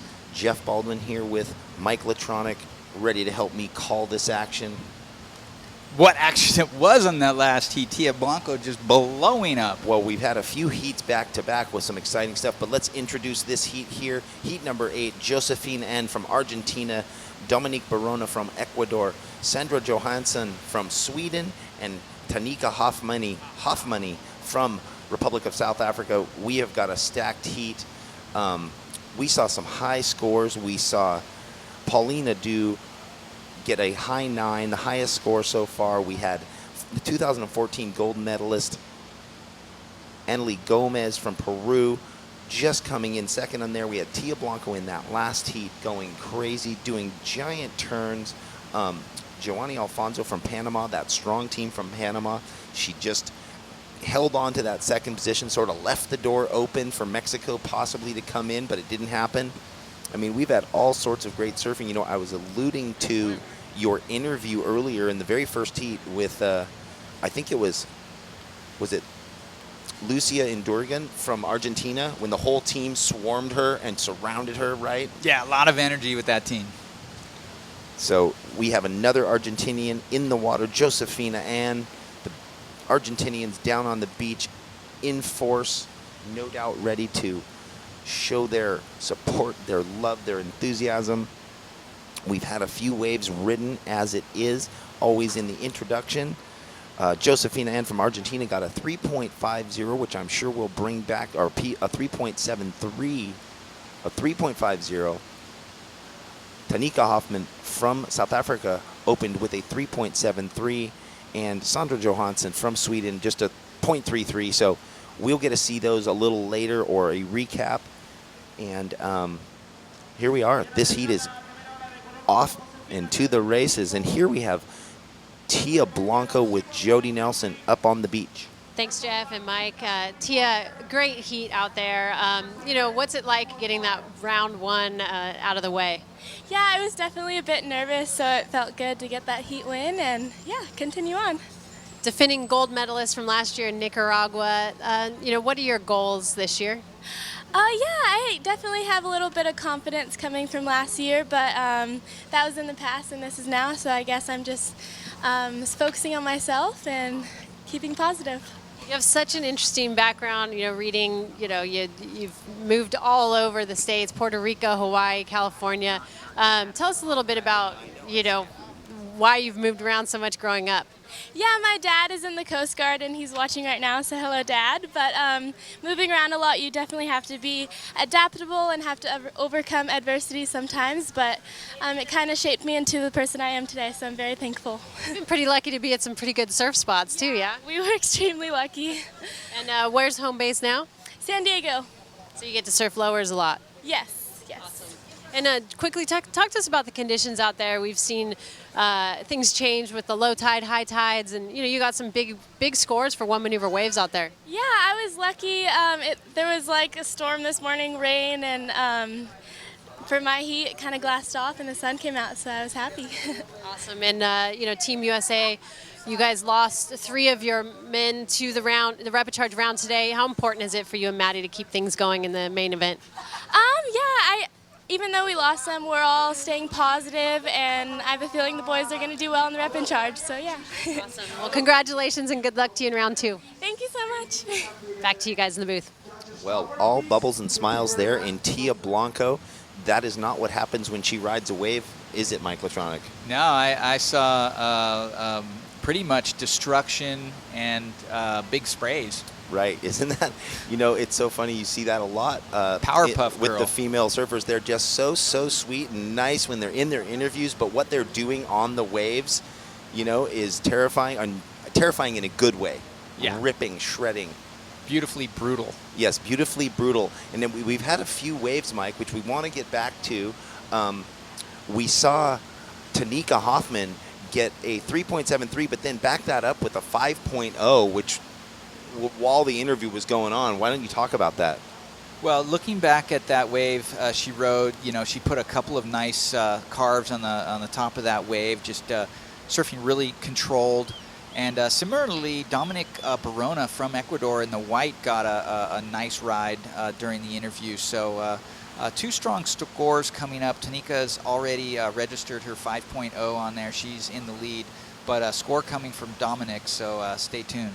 Yeah, that was one big backside jam where we saw her throw the tail up into the corner and throw a lot of spray, and so it seems like that should be a good score. And Josefina An from Argentina, you know, she had a smaller score, secondary wave, which we will let you know when it's all up here with 13 minutes remaining in this heat.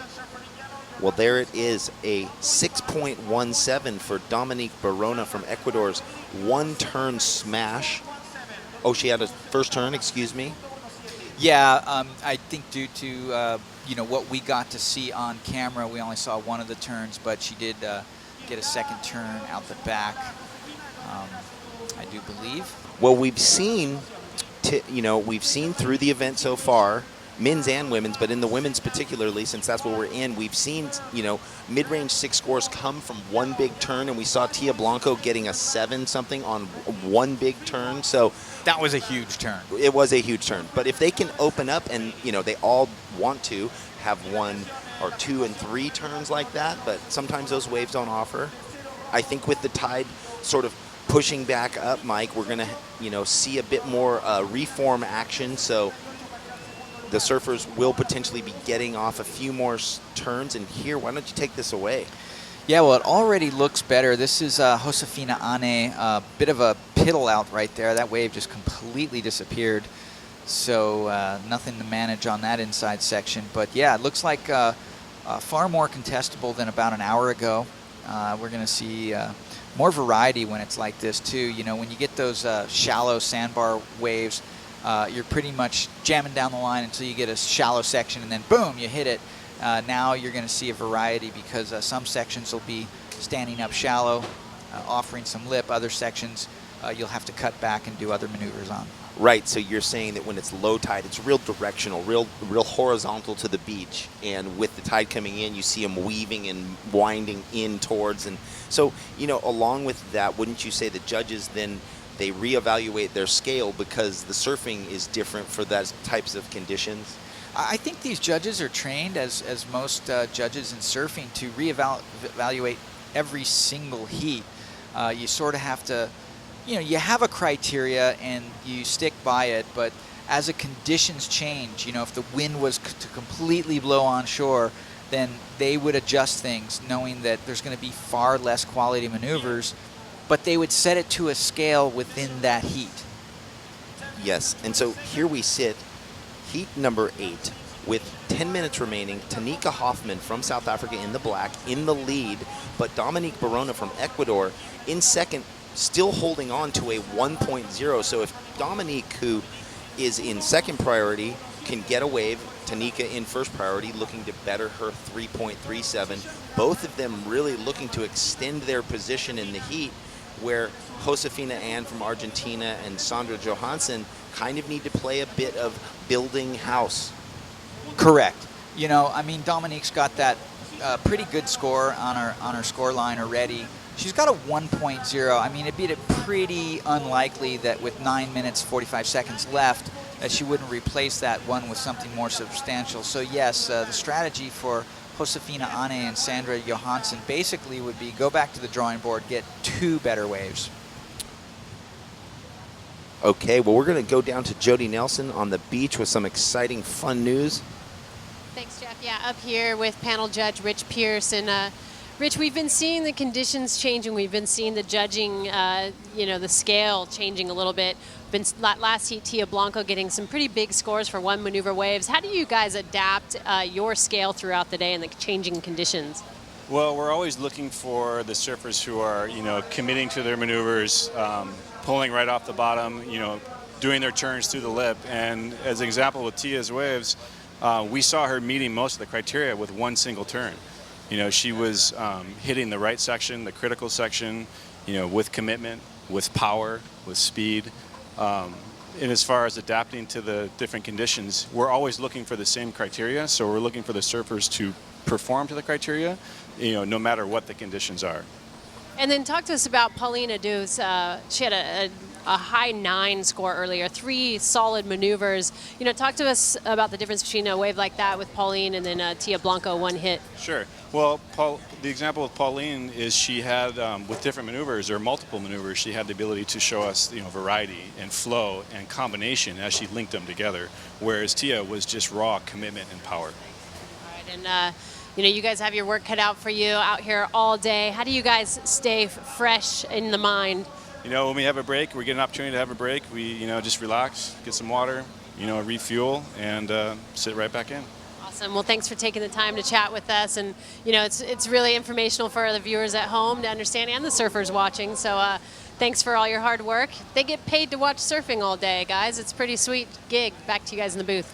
Well, it is a sweet gig, but it is no doubt a lot of pressure on these guys because, here at the ISA World Surfing Games, they don't want to make a mistake. We've had a few incidences over the years and even at this event where, teams stormed up and wanted to know the whys and the whats of what happened or, why was that score so low? Because, they've put a lot of money and time and effort to travel here, Mike, You've been a part of these games over and again. I'm sure you've been in those situations where you had to go and, have a conversation with the head judge. I was indeed the managing organizer for the Hawaii Masters team. And not only did I have to compete, but I had the thankless job or the horrible job of having to talk to the judges when one of my team riders wants to query a call or question a regulation. And it's not a pretty job. I mean, a lot's on the line, and answers need to be answered. And honestly, the questions I had were answered well. The rule book itself showed itself to be a little bit of a loophole on the questions we had, but in the end, as much as you have to factor in the talent, the determination, the consistency, the performances, you also have to go with the law of averages.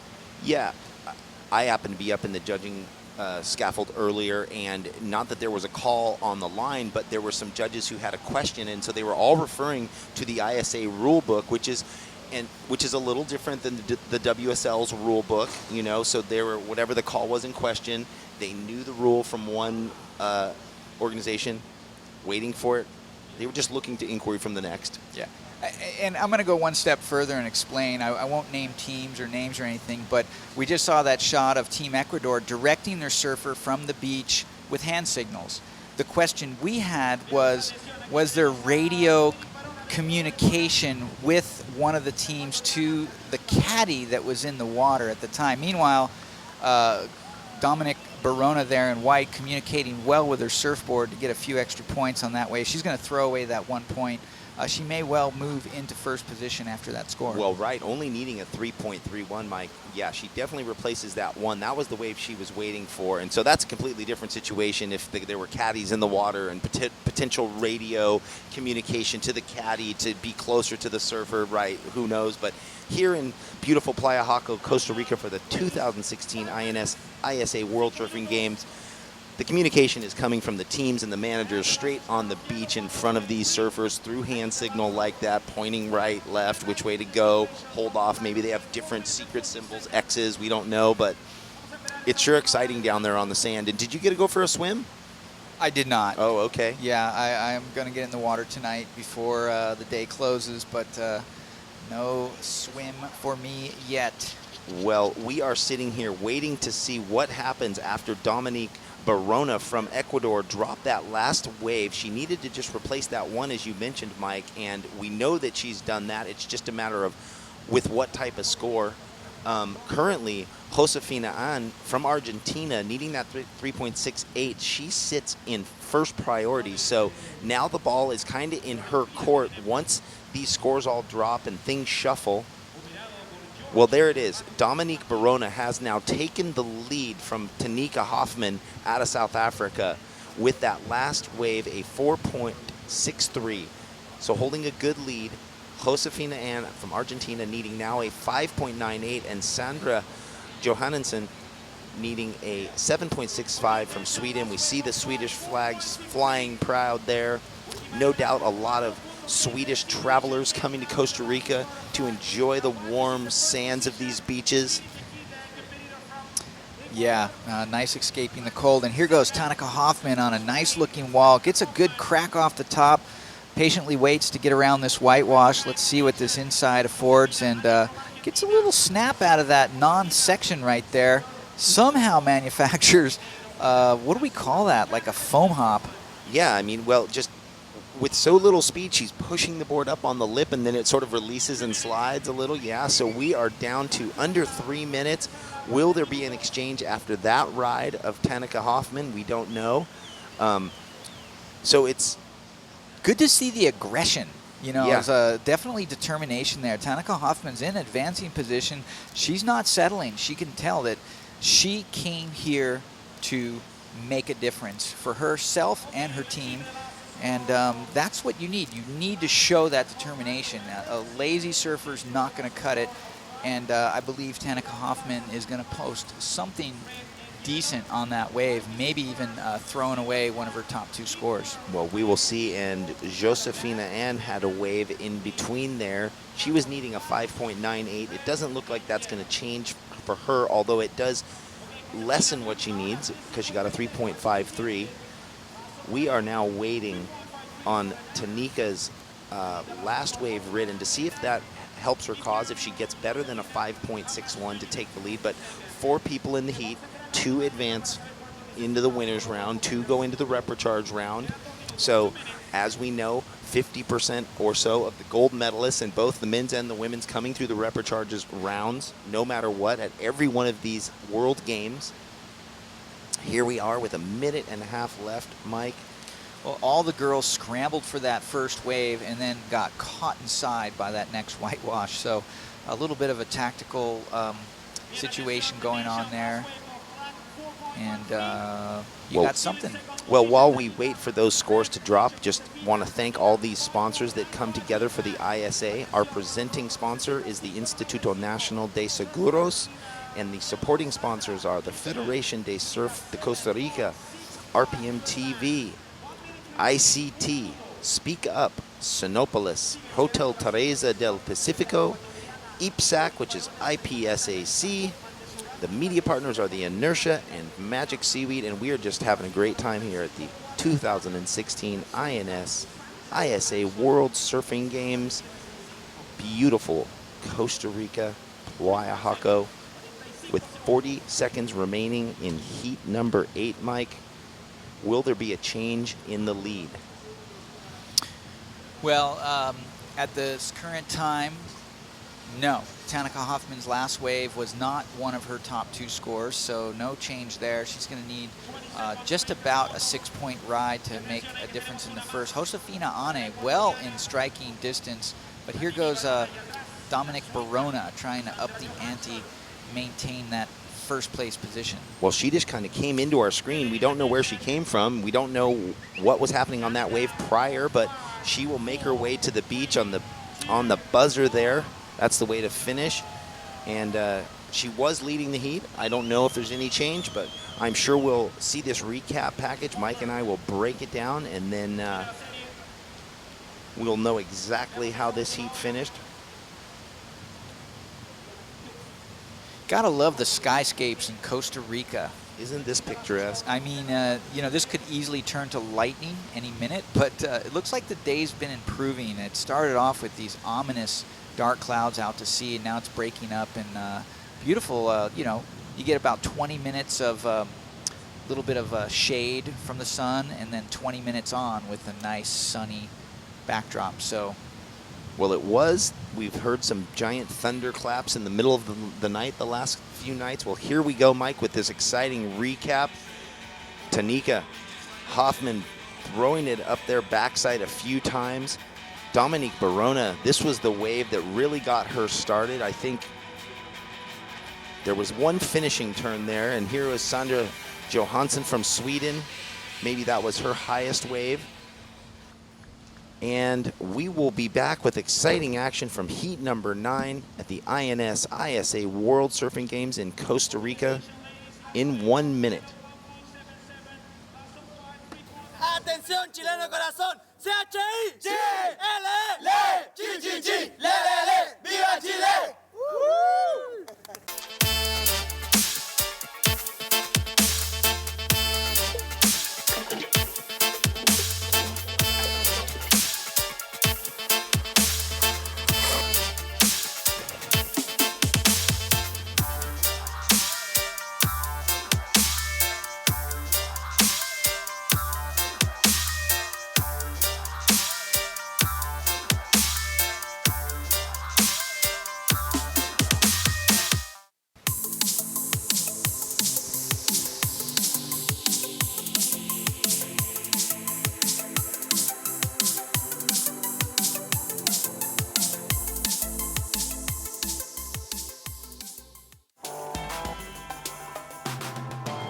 Literally just comes down to an opinion. I think it made a lot of people look at pro surfing different.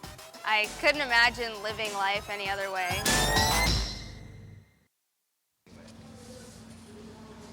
Welcome back to beautiful Costa Rica. You're watching the 2016 INS ISA World Surfing Games live from Playa Jaco on the Pacific side of the Costa Rican coastline. We are now entering heat number 9, round number 1 of the ladies surfing competition. Let's introduce our ladies out in the water right now. Carol Enrique from Portugal will be in red.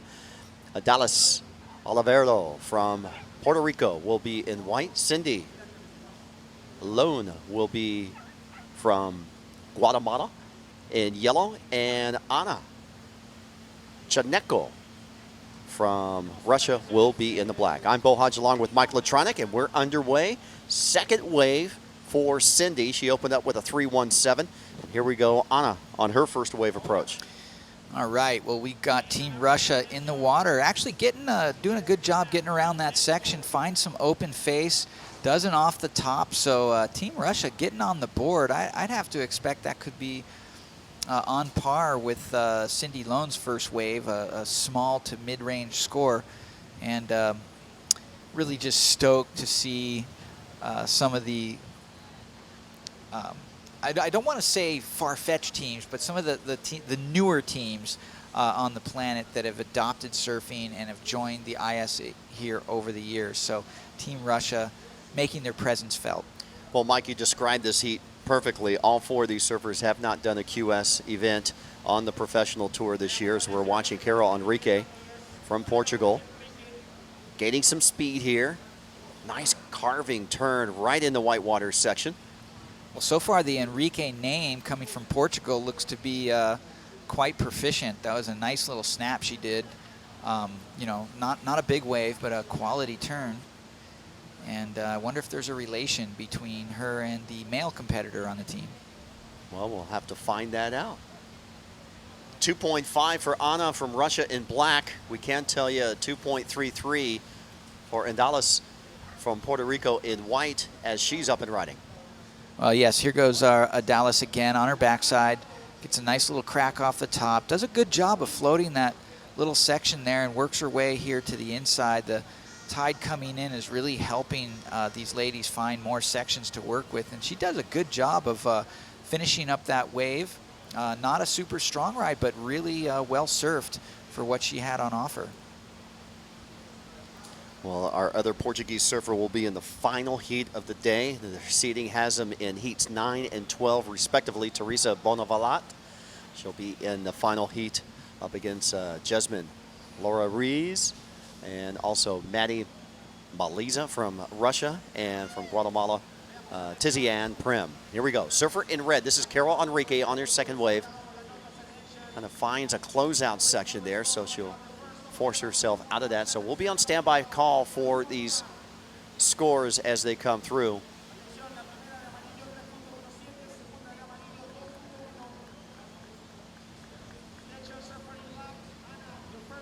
Results from the last heat. Dominique Barona from Ecuador wins that heat, a 10.82 wave score.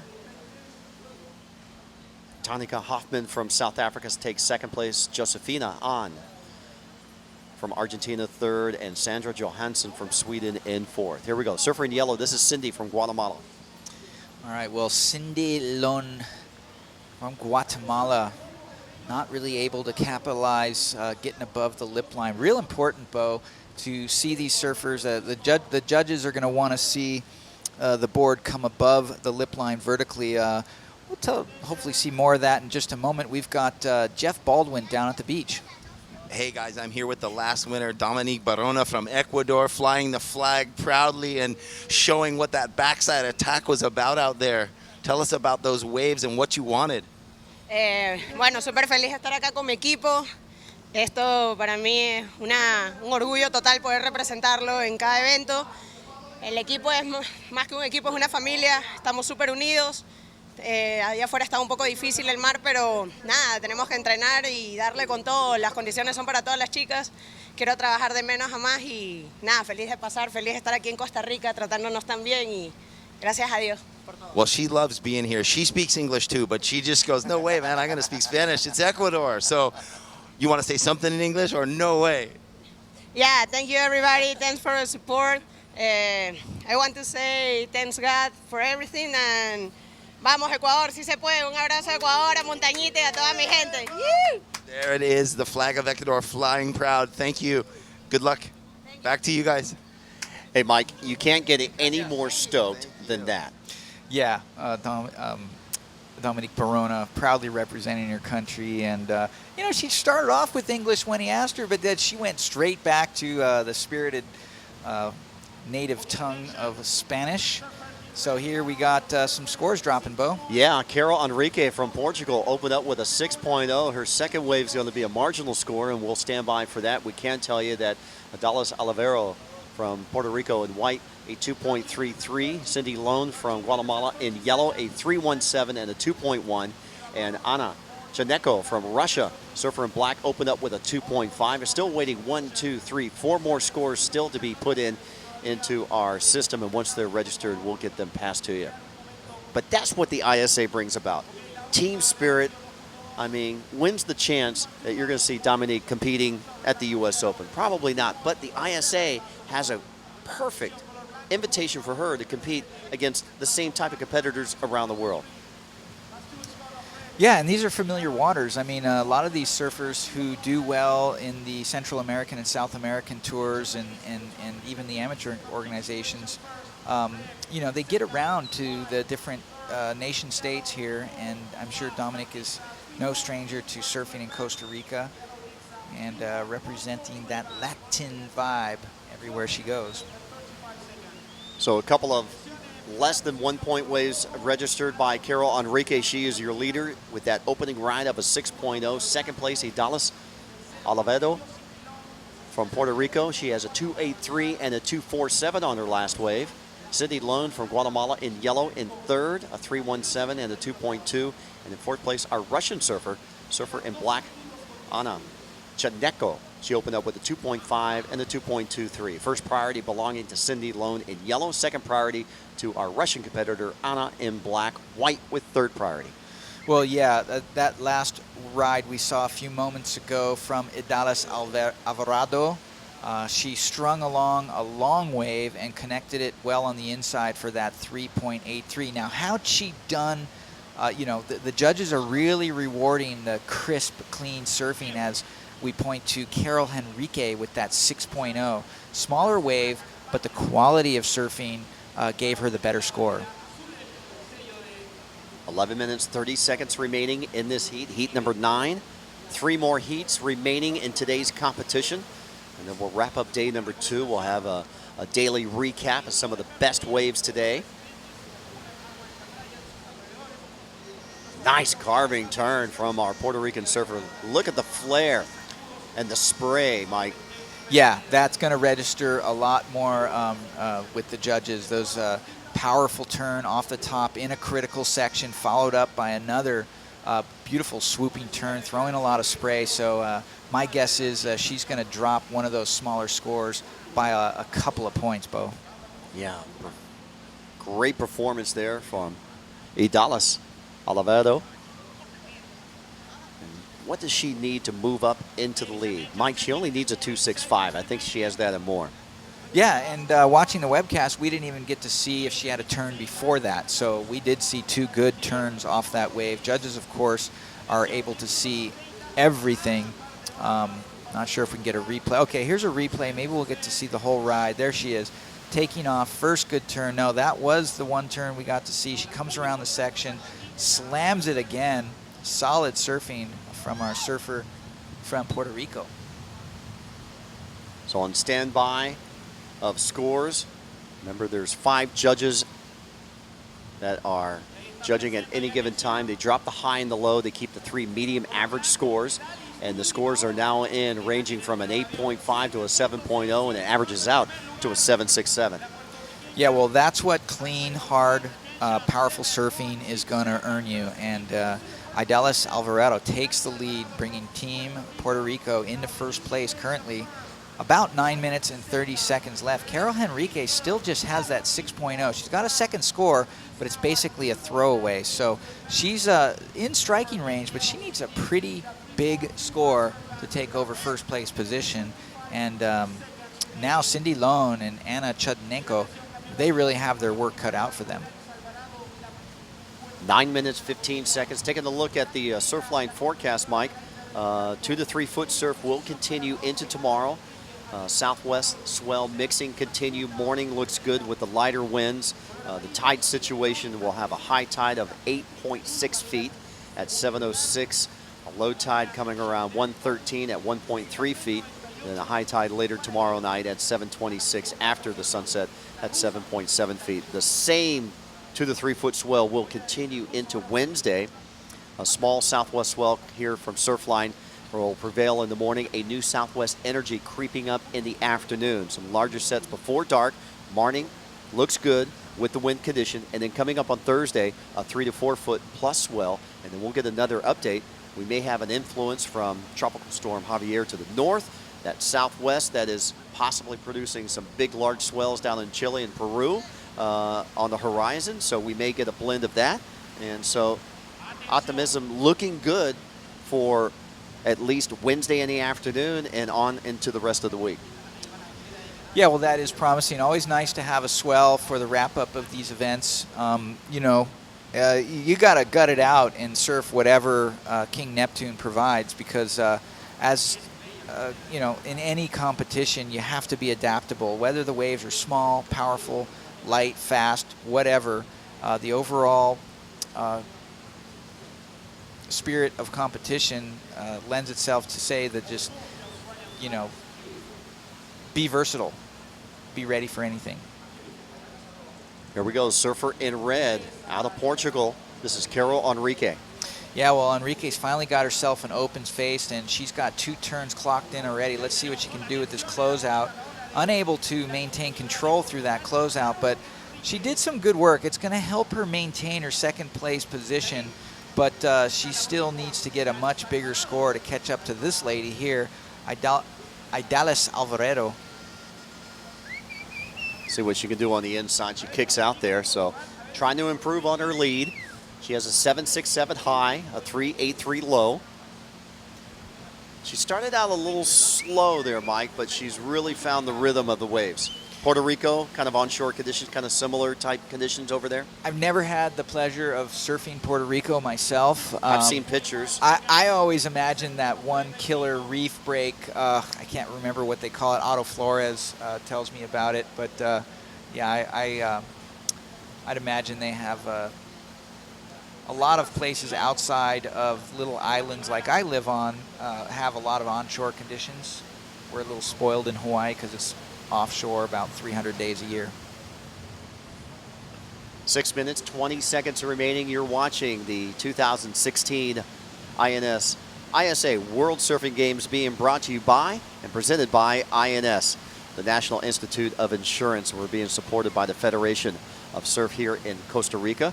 RPM TV, Hyundai, Credamatic, Colby, Hotel, Amapola, and New Era. Our media partners include Surfline, the official forecaster, Surfos Magazine, Passion Extrema, Surfers Village, and Siete Mares Magazine, and Tuna Nix Magazine. So there's our competitor coming up at heat number 10, a white jersey. That'll be New Zealand surfer Raya Isner.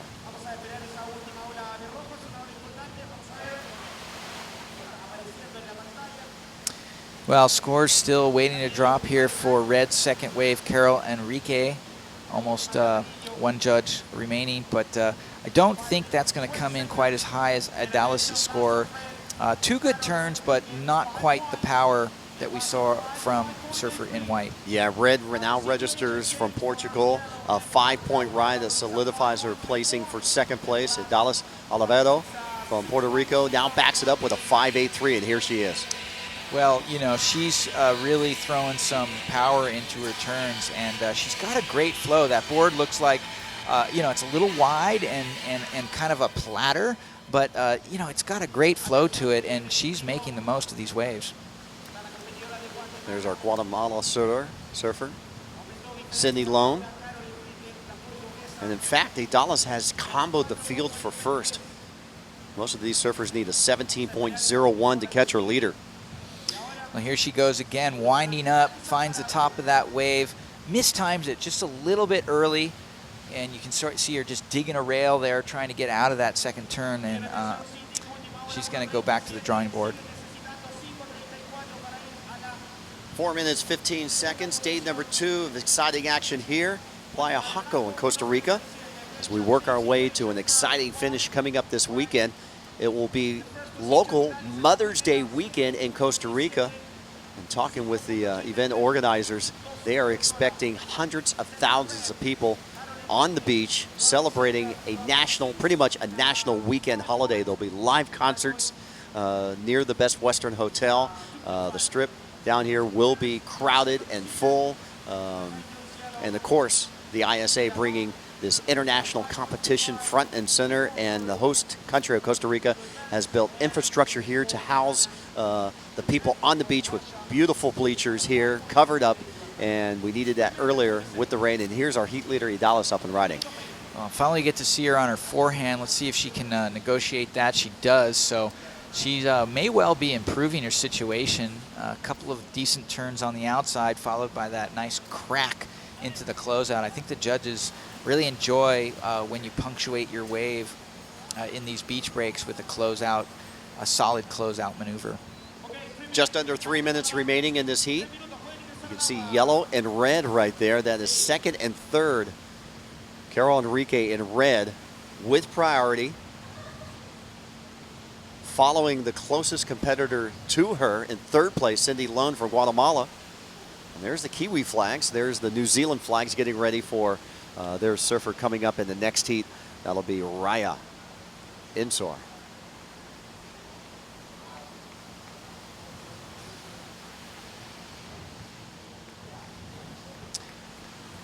Well, you see Carol Henrique in red and Cindy Lone in the yellow jersey, both hunting for a peak. Looks like they're both going to be just on the inside of this wave, so forced to duck dive under the wave.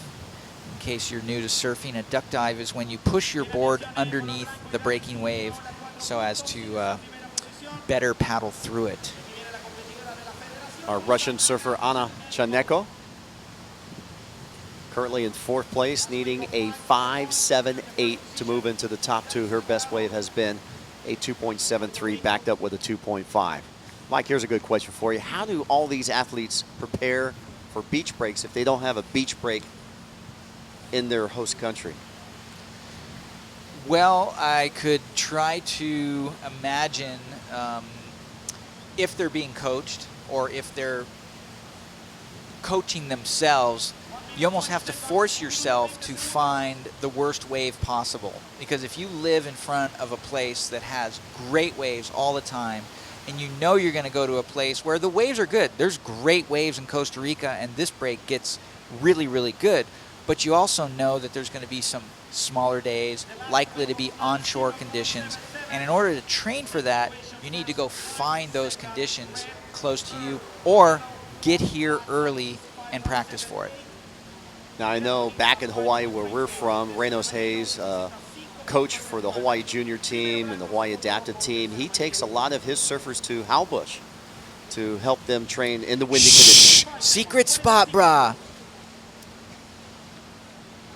I'm just joking. That place is so bad. I was making a joke. Like, that's a secret spot, yeah. I was like, really? That's not a secret spot in my book. Yeah, they leave Velziland and Makaha to go to Howbush. To train for onshore type conditions. Well, there's also something to be said with just the consistency of being in the ocean. I think surfers from Hawaii and a lot of these surfers in these kind of competitions, if there is year-round surf, then they're just going to be natural athletes in the ocean, and they're going to be able to surf any conditions anyway. We hear the beach announcer round out the final roll call for heat number 9, round number 1. And as the horn sounds, Idalis Olivero from Puerto Rico takes this heat with Carol Enrique in 2nd place. And here's the heat recap with Idalis.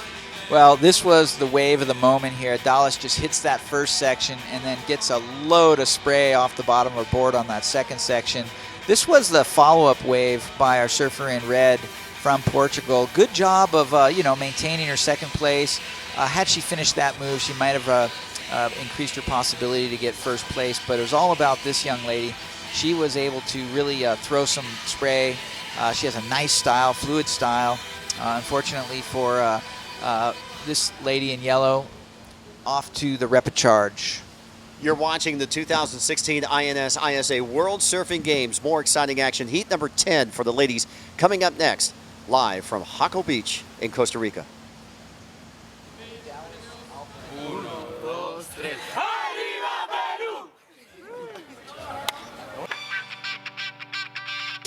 Soy Fabiana Páez.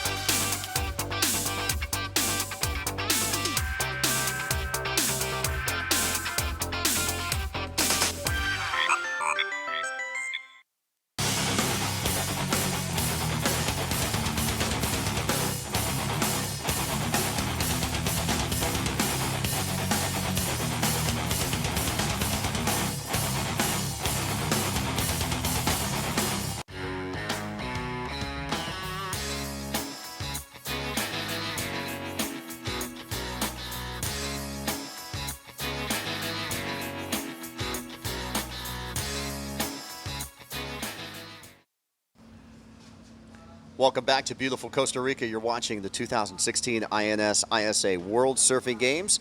We are at Playa Jaco on the Pacific coast of Costa Rica. And let's introduce our surfers here in heat number 10, round number 1 of the World Surfing Games. In red, Cody Klein from Australia. In white from New Zealand, Raya Insner.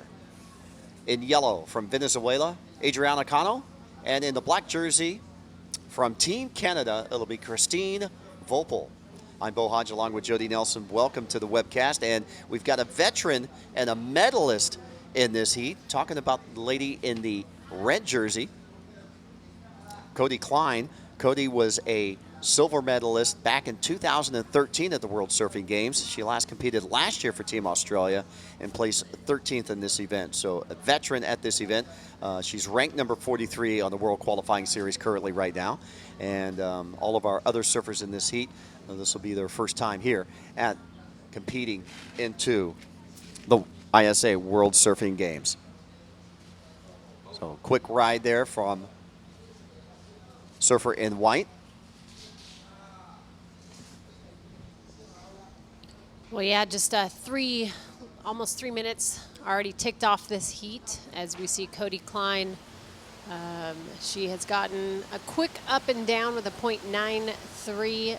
The girls all getting their campaigns started. We saw New Zealand a quick up and down as well. So, you know, everybody has to adjust throughout the day, Bo, as these conditions are constantly changing.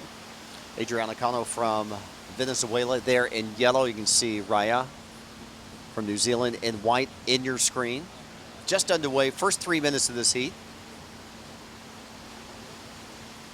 I'd like to welcome everybody here to Costa Rica. Day number 2 of our exciting competition underway. The host team, Costa Rica, winning the ISA World Surfing Games last year in Nicaragua, have stepped up to the plate and acted not only as defending champions, but as host country for 2016, which means extra duty for the surfers. You know, not only are they defending their title, but they're playing host. A lot of media attention is drawn to the host team. And so far, Team Costa Rica is handling it very well. Yeah, they're doing great. I mean, to have the whole country here supporting them, you know, via online, but also here in person on the beach. We've seen the crowds come out by the droves Saturday and Sunday, so it's been really exciting to be a part of that. Let's go down to the beach with Mike Latronic or possibly somebody else with an interview. No, Bo, you got me, and you got some happy faces with Team Puerto Rico, Aidales Alvarado, doing some beautiful work out there on that sort of an unconventional board, but great surfing. How was your experience? It's beautiful, the Costa Rica. I love Costa Rica. The wave is nice. It's short break. Is fast, but I like very much the wave. I feel strong. I feel happy. I love Costa Rica. You know, after your early waves, it looked like you were having some adjustments, but then once you got in the groove, it looked like you relaxed and just started surfing. But we were talking, I was trying to figure out the name of one of your home breaks, and you guys just told me it's Gas Chambers. Is really hollow, fast, right-hand tube ride. Is that one of your regular breaks? Yes, I love West Coast in Puerto Rico is amazing. The wave is beautiful, strong, reef and batter. I love big wave. I love batter. I love Puerto Rico. For surfing is beautiful. Awesome. Well, we'd love to hear some of that Puerto Rico team spirit. Do you guys have a cheer or any kind of chant that you do as a team? Awesome. Okay, get ready for this, guys. Come on, man. Let's get in there.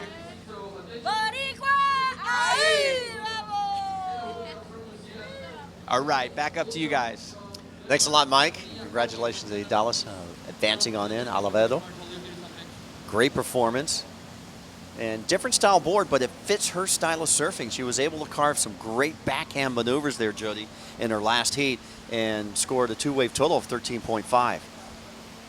That's right. That's a great win for Puerto Rico. We saw Team Portugal also getting Carol Henrique through that last heat. And these next two heats, Bo, we've got, you know, Australians, New Zealanders, and Canadians.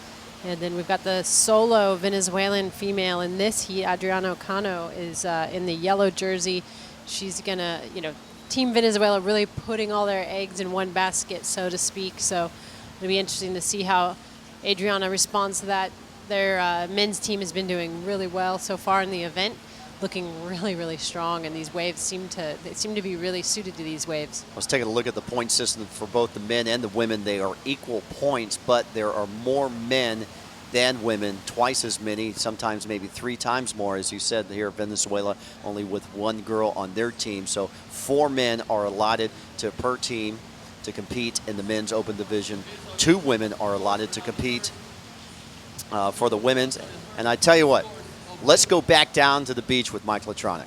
Okay, so Anna here from Russia was not one of the advancing surfers in that main round of women, but as you can see, she's still got one of the biggest smiles on the beach, and we all have to celebrate that Russia, you see the Russian flag, is here at the ISA World Surfing Games. Anna, tell us about your experience. Wow, I don't have enough words to tell you how I feel it here to represent my country.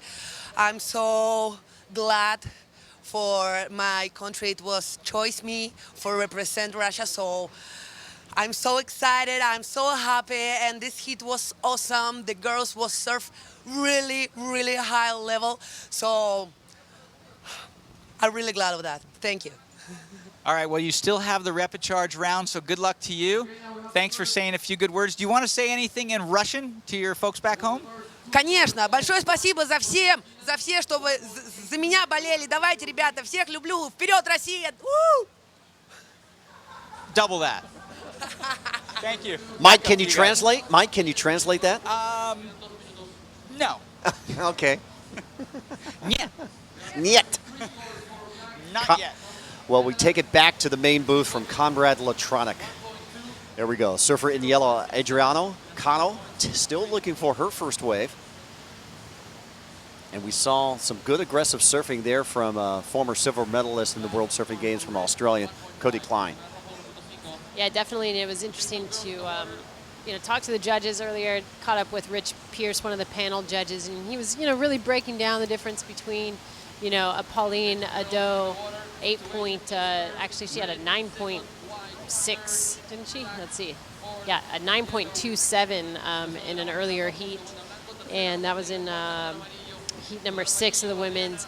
And he was comparing that to Tia Blanco's, one maneuver waves where she was still getting some high 7 scores. And, he said they're not changing the criteria, but they're looking for that critical, those critical maneuvers in the power source of the wave. And Tia was doing that, and so she was rewarded. So, these girls watching all of those heats, I'm sure they've been watching online, if not down here on the beach, and taking note to, how the judges are scoring and if they're scoring higher on set waves versus the smaller open face waves, those are all things that you have to take in leading into your event or your heat. Yeah, so the judges have a big job upstairs. We just saw Raya Enzor, and right before that on the beach, fellow New Zealand female competitor Ella Williams, national champion down in New Zealand and renowned QS surfer, and she'll be coming up in the next heat. So Team New Zealand going back-to-back in that white jersey. There's our Australian surfer currently in the lead, Cody Klein, a former silver medalist from a couple of years back. A 3.4 is her high, a 2.67. There's Ella Williams. Ella was a bronze medalist last year, 2015. So I'm sure that Team New Zealand relying heavily on her to show up and perform. She's got a pre-heat ritual going on there. I know a lot of the coaches have these athletes do stretches, do routines. Yoga is very much involved in surfing. One of the premier surfers of our generation and other generations, Jerry Lopez, is a master of yoga, and he says without yoga, it wouldn't have put him in that surfing physical shape that he's been able to do and still do up until, these days that he still goes out in the water.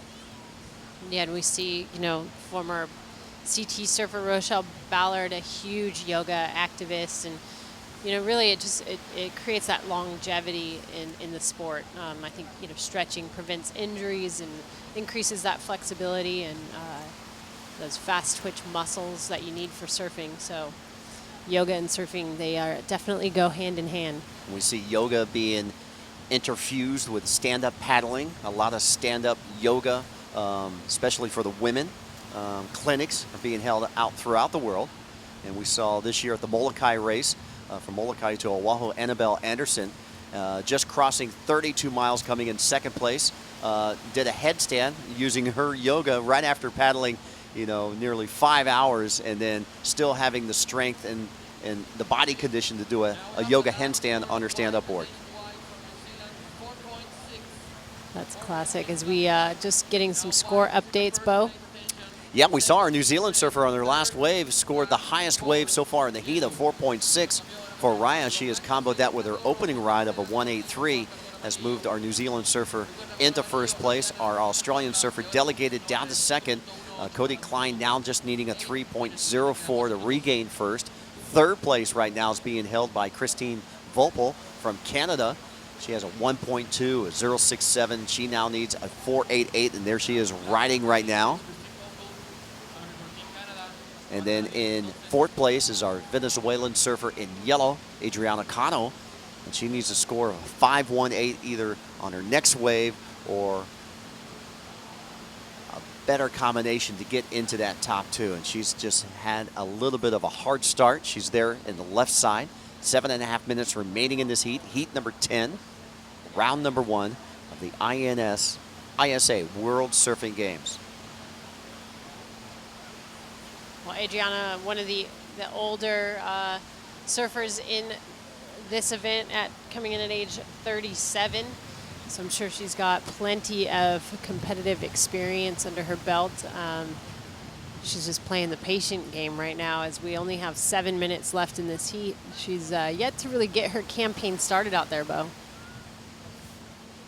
Well, she's been in position. Wave selection, sometimes you could be the best surfer out there but be sitting at the wrong spot of the area. We have a good 200 meters allocated for these surfers here at Playa Jaco, but they're pretty much in front of the stand. Now you're seeing not all the surfers are in one same exact spot. See Cody Klein off to the left. Taking a look at this wave, Jody. Could turn into a good right-hander, and she's up and riding.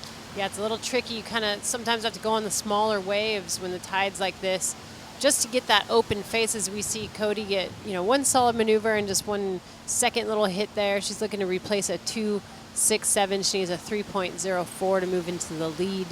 Our current leader in the white jersey from New Zealand, Raya Enzor, she's got that 4.60 that's really helping her campaign out. See Team Canada flag there. There's our Denmark surfer, Emily, getting ready for her heat. Heat number 11 we saw in red, Britannia Nicole. And we've had a change here. Cody Klein has now just moved into the lead with a 3.53. So very close, just fractions of a point, just in fact a half a point separates first and second. 6.93 two-wave total for Cody Klein. A 6.43 two-wave total for our surfer from New Zealand, Raya Enzor. So Raya now needs a 2.34 to regain first place. Well, here comes a set, Bo, and white has priority. Yellow taking a look at that. She had second priority. Sometimes when the field's so spread out like this, priority doesn't always come into play. It's kind of, the waves are breaking all up and down the beach and not particularly in one spot. So it's really about being in that right place at the right time. And you can see there's, a few little double ups on the inside. So it's all about finding those open faces. Just under the 5-minute mark. We'll see if this set plays a factor. Holding down first priority is our New Zealand surfer in white. Our surfer in black is going to take it. This is Christine Volpel, riding a little bit of a bigger board than most of the ladies out there and not able to make the connection on the inside. Here we go, our Kiwi surfer up and riding. Yeah, she gets a smaller wave inside her, but it's got that open face. She's able to get two little turns there. She's looking for a 2.34 to move up into the lead. And you can see how the wave just kind of compounds on itself on the inside. There's that double up section. She got out of that wave before then, but really challenging conditions right now. But the girls doing their best with what they've been given out here in this current heat number 10 of 12. Yeah, 2 more heats remaining. Jody, 7 countries have advanced all 2 of their female surfers, their women surfers, into round number 2, including South Africa, the United States, Panama, France, Peru, Costa Rica, and Japan. Yeah, and that's where that female team really is going to come in handy. You saw Venezuela, they only have 1 representative. They lose this one into the repechage round. She's going to have to serve 9 rounds just to make it to the final.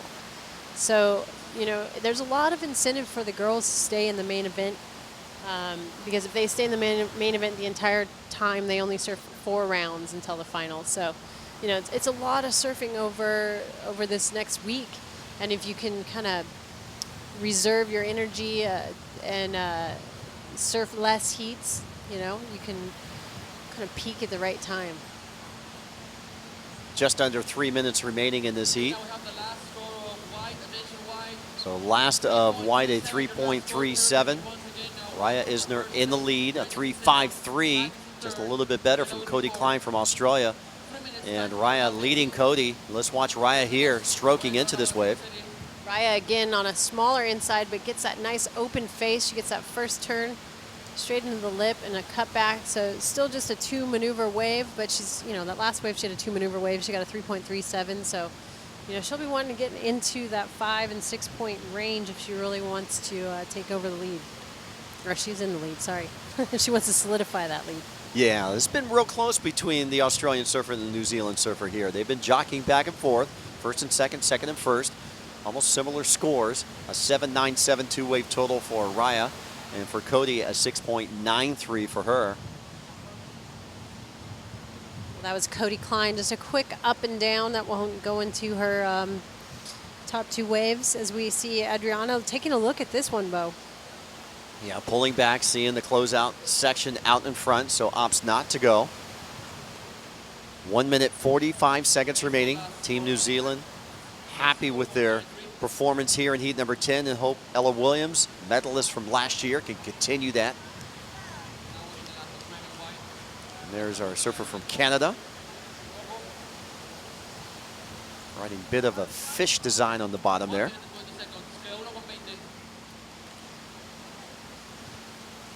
Well, you know, the teams get points for every single individual that's in this event. So Team Canada, it really is huge that they have a complete team here because that gives them, you know, all the more points than, say, a Team Venezuela or some of the other teams that don't have the full, you know, 6-team roster. Just under a minute, 55 seconds ticking down. New Zealand in first, Australia in second. In third place, Canada, Venezuela in fourth, Adriana. Surfer in yellow in fourth, now needing a score of a 6.04 to go in the top 2, and our Canadian competitor in third.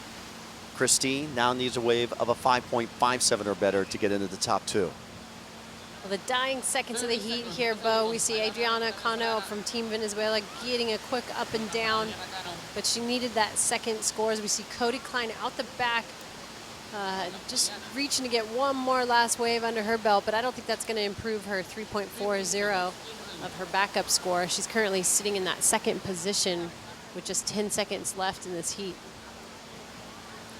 Well, as the beach announcer counts down the final seconds of heat number 10, round number 1 for the women, it will be the South Pacific countries of Australia and New Zealand advancing on through with Raya Isner from New Zealand in first, Cody Klein from Australia in second. And Cody, a former silver medalist in the World Surfing Games a couple of years ago, will advance on into the second round along with Raya. And there's Team New Zealand on the beach. There's Team Australia front and center. Walking back there, former champion. Their medalist coming back up onto the beach. Just 2 more heats remaining in today's competition. And here's the heat recap. Heat 10, round 1. We began with our New Zealand surfer. Yeah, New Zealand coming away with the win in that last heat. And we saw Team Canada putting on a good show. They've got a 3rd place finish in that last heat. But it was Cody Klein who got that second advancing position for Team Australia. Raya Isner performing well enough to win this heat, advance on into the second round, and we'll see her possibly surf tomorrow or later in the week. You're watching the ISA World Surfing Games being presented by INS. Still more competition yet to come. The final 2 heats of the ladies on deck next. Bueno, para nosotros el surf olímpico va a ser una emoción impresionante y bueno, va a ser un honor representar a Costa Rica. Todavía falta mucho tiempo para nosotros, pero ojalá podamos competir.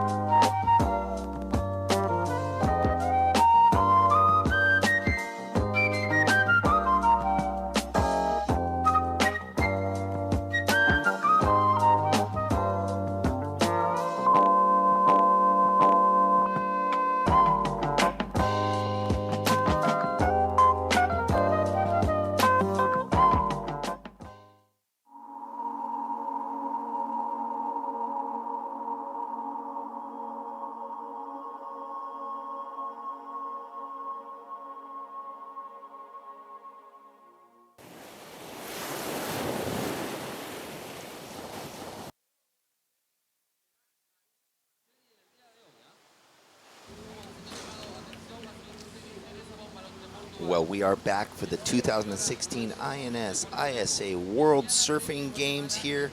2 more heats to go. Jeff Baldwin with Jody Nelson. Heat 11 about to paddle out, or they are in the water. In the red from Australia, we have Brittany Nicoli. In the white from New Zealand, Ella Williams. In the yellow from Denmark, Emily Ettrup. And in the black from Canada, Leah Oki. Here we are, Heat 11. Jody Nelson, there's exciting surfing still going down. Last 2 heats of the day, women's round 1.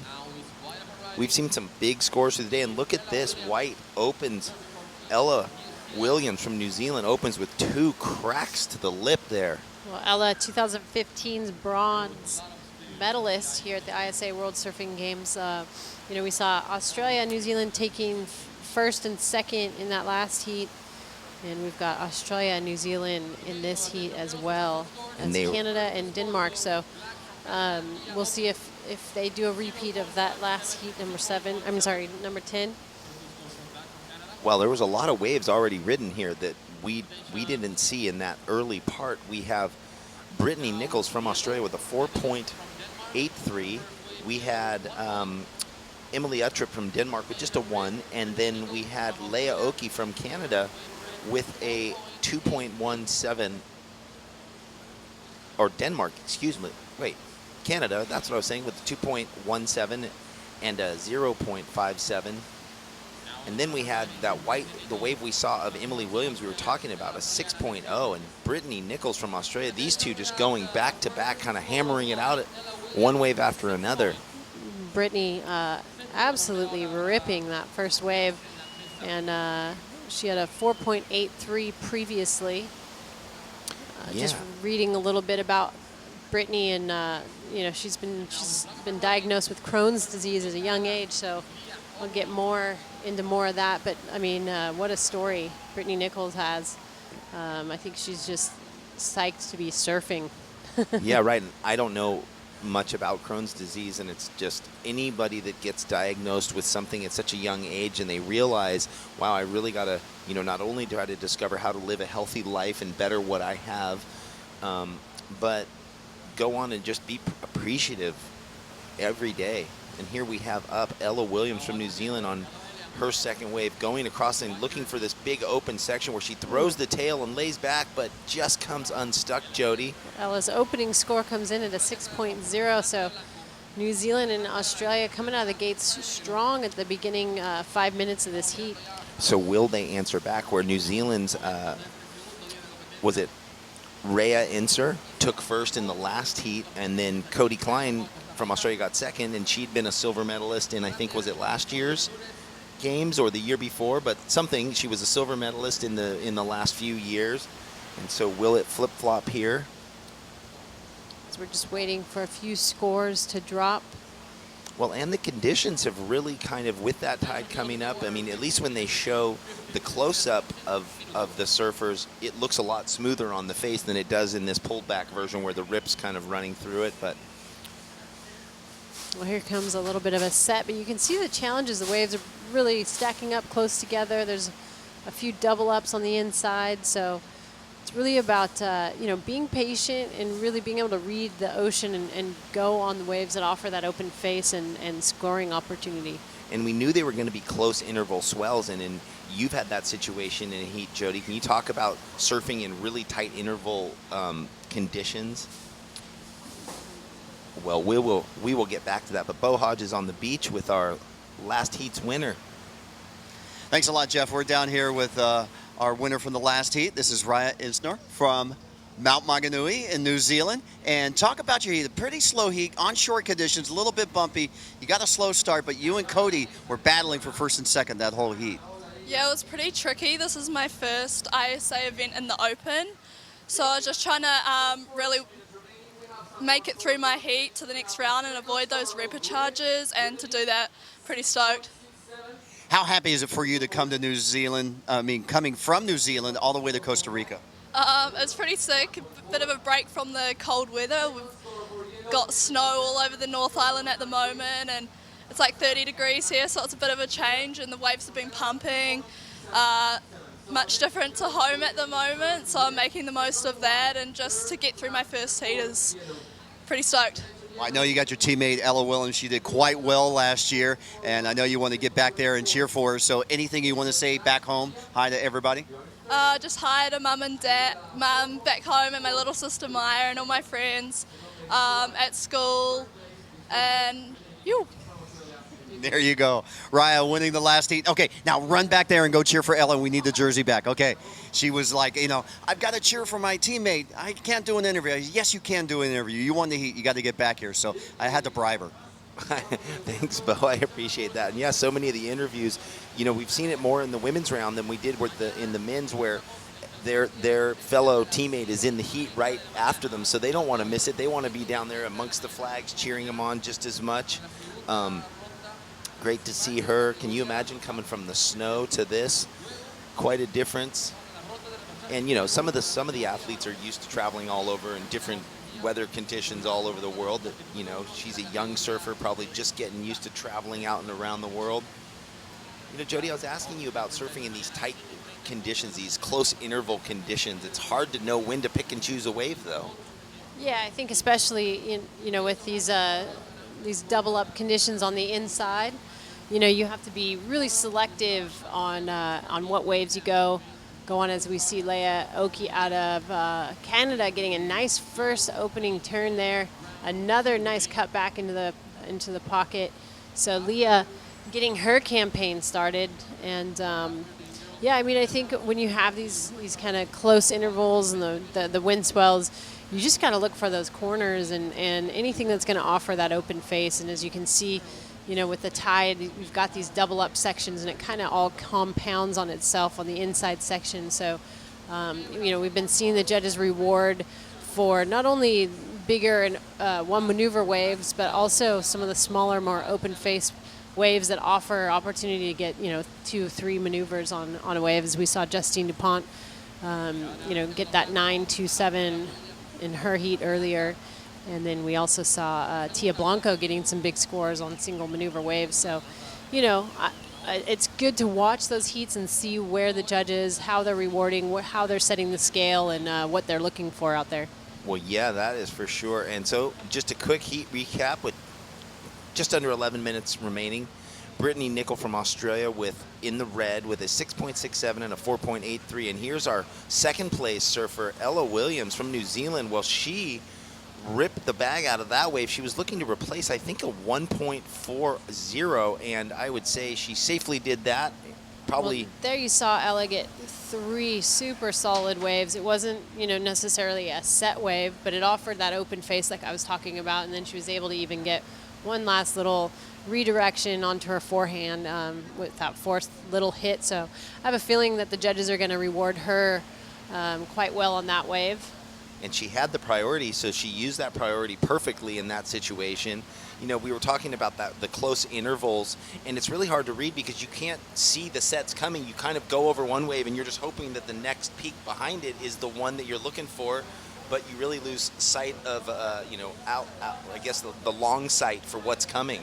Yeah, and I think, in heats like this, it's good to just kind of keep busy, as we see Brittany Nicol getting another wave. She gets that nice fast off the top, backs it up with a second little closeout Rio, and she'll kick out.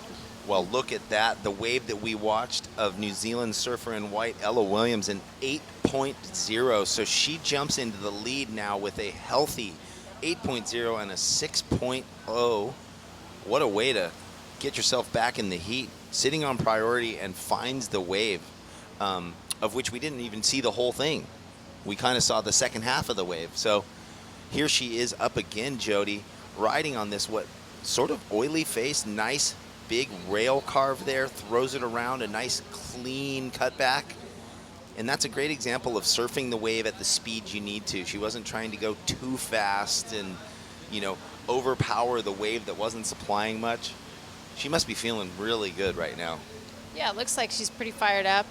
You know, she just saw her fellow countryman win the last heat, Raya, who we just saw an interview with. And so, you know, there's always that Australia-New Zealand rivalry as well. That's always alive and well. You know, they surf against each other in amateur competitions and whatnot, and they're healthy, competitive neighbors. So I'm sure that is firing them up as well. The Aussies and the Kiwis, yes, they do go back and forth and, you know, not far from one another. It seems like the Kiwis make more treks over to Australia than the other way around, but that's just the nature of it. Surfing is a big, massive part of both of those islands' lives. Here's a nice scene from the beach going, I don't know if we're looking at the police. Yeah, we are. We're looking at the police here on the beach in Costa Rica, keeping everything safe. That in the distance is the road that takes you right around to Playa Hermosa, one of Costa Rica's famous beach breaks where we've talked about often. Jimmy Hogan, the coach, or one of the coaches for Costa Rica, resides over there. A lot of the surfers spend time over there. But here we are focused on heat number 11 at the 2016 INS ISA World Surfing Games in beautiful Playa Jaco. It is, I can't believe we're kind of a whole nother day. This day went by fast. There was so much action, so much high scoring drama. We got to meet a lot of really fun people. You know, we're sort of introduced to new athletes. Look at this bomb set, Jody. You know, I was thinking about as the tide comes up, look at that one, just kind of closes out on all of them. Nobody expecting it. Like I was saying, maybe it was hard to read as they were kind of sitting there under other waves. This event, with a whole host of wonderful titles presented by the Instituto Nacional de Seguros, which is the INS, and are supported by the Federation of Costa Rican Surf, RPM TV, Hyundai, Credomatic, Colby, Hotel Ampola, and New Era. Another one of these sets, Jody, do you think someone's going to get themselves out into position? Black is holding priority. Leah Oki from Canada, and we saw our heat leader, Ella Williams, go under that one. I don't know where Leah Oki was in the lineup, but that was two big sets that came rolling through.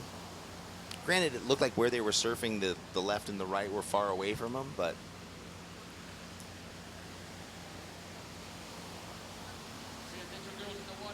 so just 6 minutes left in this heat.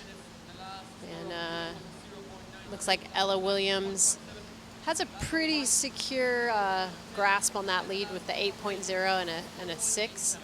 But close behind is Brittany Nicol with that 6.67 and a 4.87. Leah Oak in third needs an 8.78 to move into that advancing position. And our Denmark surfer in yellow, Emily, she needs a combination of waves. So she'll be looking to, you know, get 2 brand new waves to replace her low scores that she has on the board right now.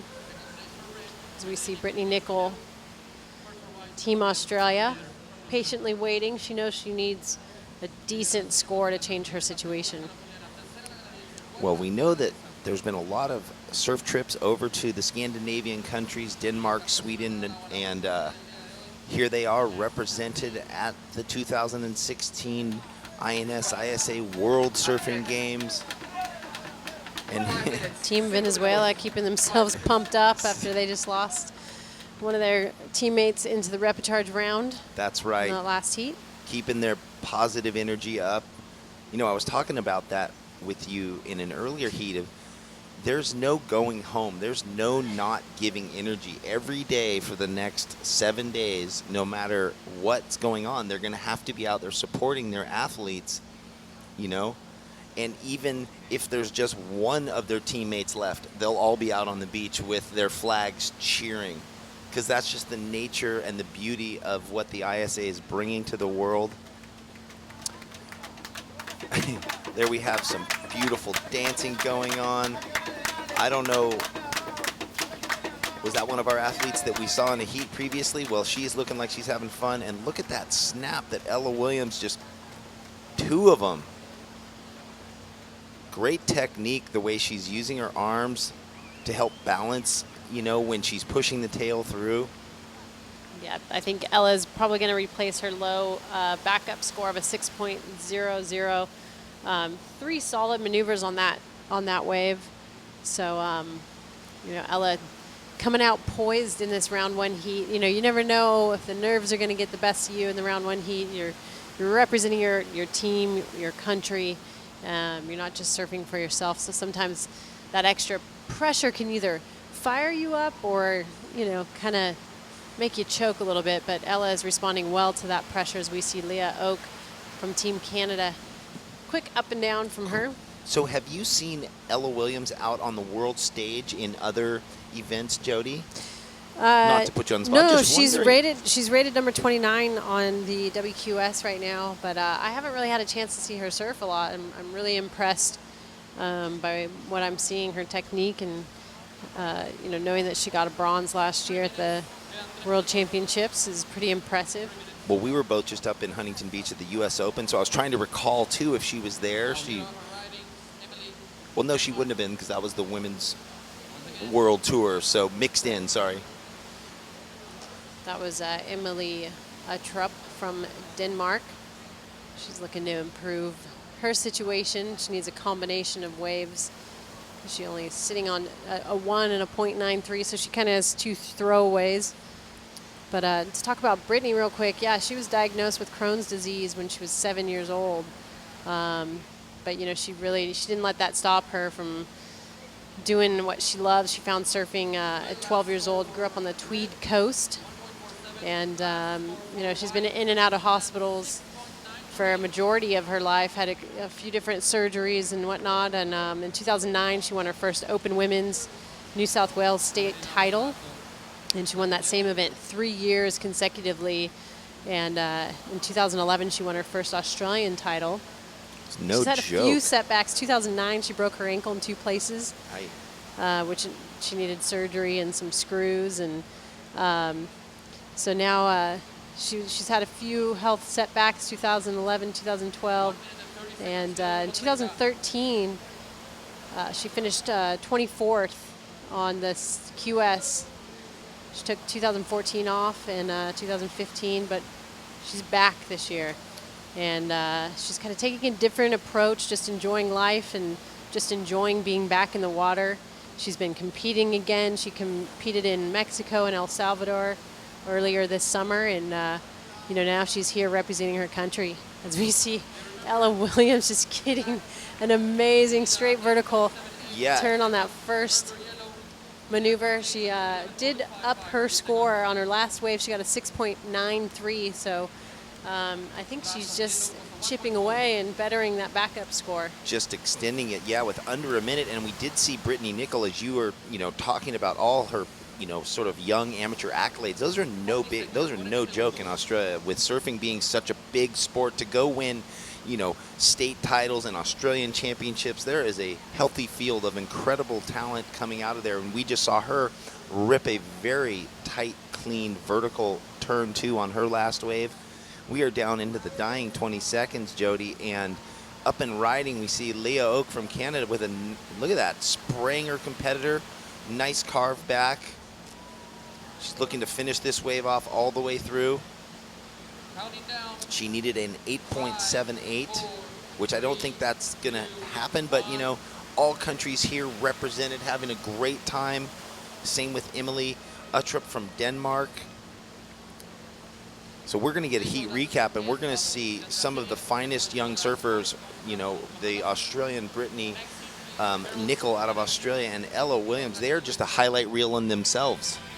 Yeah, I think this heat was all the Ella Williams show. She just started off that heat with an 8.0 and then just backed it up with a couple great scores, as we see Brittany Nicol from Team Australia getting a 6.67. Her backup score at 4.83, and this is Leah out of Canada. She had a couple great rides out there, but just not enough to get into that advancing position.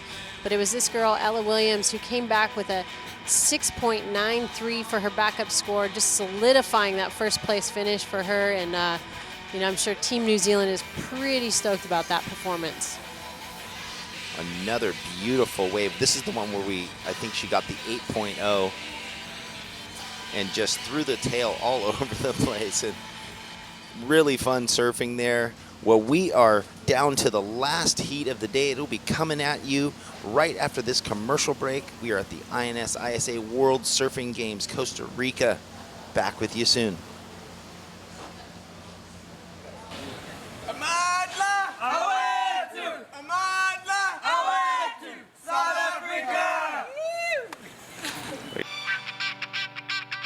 Soy bicibarista.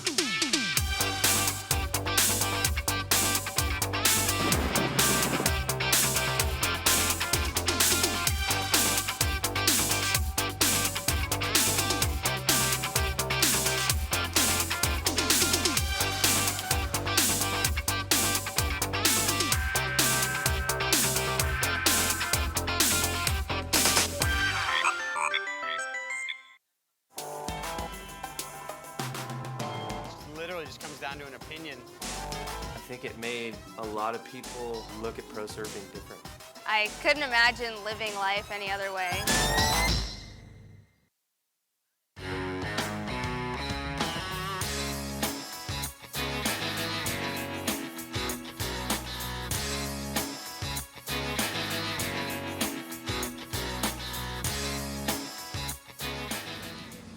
We are back at the 2016 INS ISA World Surfing Games here in beautiful Playa Jaco Beach, Costa Rica. Jeff Baldwin with Mike Latronic, and they just flashed the heats. Competitors on the board, here we go. Teresa Bonavolt from Portugal, Jasmine Laura Ruiz from Puerto Rico in yellow, Tiziana Prim from Guatemala and from Russia. Russia. Yeah, from Russia. Maddie Maliza in the black. So one Russian surfer in this heat, one Guatemalan, one Puerto Rican, and one Portuguese. The waves have been looking really fun out there. We saw some blistering surfing coming from young Australian and New Zealand surfers in that last heat. Brittany Nicol and Ella Williams, and it looked like Ella Williams took the first place, you know, took the lead in white and held it. Brittany Nicol in red. Solid surfing into second, just didn't get those three-turn waves that if she would have, we would have had a real super battle on our hands. But it ended up, Ella Williams bettered a 6.93 in that last heat, so she finished with one of the highest score lines of the women's round so far with an 8.0 and an 8.43, so two really well-surfed waves. Yes, we are into heat number 12. Teresa Bonavolt, Jasmine Laura Ruiz. And we are over to Jody Nelson. Thanks, Jeff. Yeah, down here with last heat winner Ella Williams. Ella, you put on a clinic out there with that 8-point ride and backed it up with a 6.67. You know, talk to us about the conditions and just your strategy going into that heat. Yeah, well, today's really fun. It's really peaky everywhere, so it's great opportunities for all of us to get some waves and have, you know, show our potential. So it was really great. I got a few lefts and a few rights, and I was able to show what I could do. So I was really happy to make it through. Now, once you get a, you know, like an 8-point ride, what is your strategy for that backup wave? Yeah, it's always important. I mean, a lot of people lose with 9, so it's always important to get a backup score and just keep that ball rolling, really. Yeah. We saw 2 heats with both New Zealand and Team Australia having girls in their heats. Do you guys have a bit of a rivalry growing on with the countries? Well, I'm really good friends with Brittany. She's a lovely girl. So, I mean, in the water we all want to win though. So you put your head on and do your business, and afterwards you're back to friends again. So it's just what you got to do. And you know the conditions. Let's talk about the weather here. You know, you're from New Zealand. It's a bit, you know, it's winter over there right now. Talk to us about, you know, just staying hydrated and just the heat out here in the 20-minute heats. Yeah, it's really hot here, so it's really nice. Like I say, back in New Zealand at Whangamata, where I'm from, it's very cold at the moment. We're in 4.3s and it's winter time, so it's really nice to be warm in the warm water, and I'm just enjoying it really. It's really cool. I'm sure you have a lot of friends and family watching at home, so if you wanted to say hi to anybody. Yeah, hi to Braden. He'll be in our shop right now, back at home opening up probably. Hi to Braden, Digger, Carlos, Jen, everyone back in Whangamata and in New Zealand watching and supporting me. I'm so grateful, so thank you so much. All right, well, congratulations, Ella, and good luck to you in round number 2. We'll send it back to you guys in the booth. Thank you, Jody. Well, what a smoking heat she had. Ella Williams just put the rail to the test. I felt sorry for her surfboard.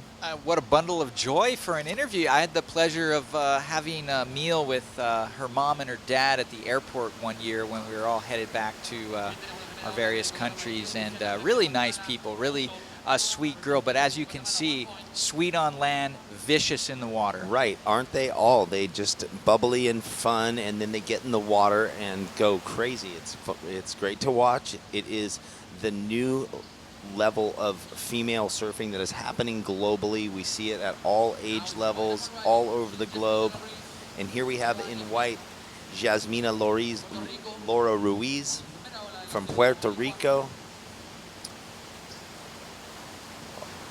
Basically, pretty small scores coming in for the first part of this heat. Nothing of note put down on the board yet. So you can see all surfers pretty much back in the lineup. 3 surfers. Well, you're going to see Laura Ruiz paddling back out, but yes, still Jasmine Laura Ruiz from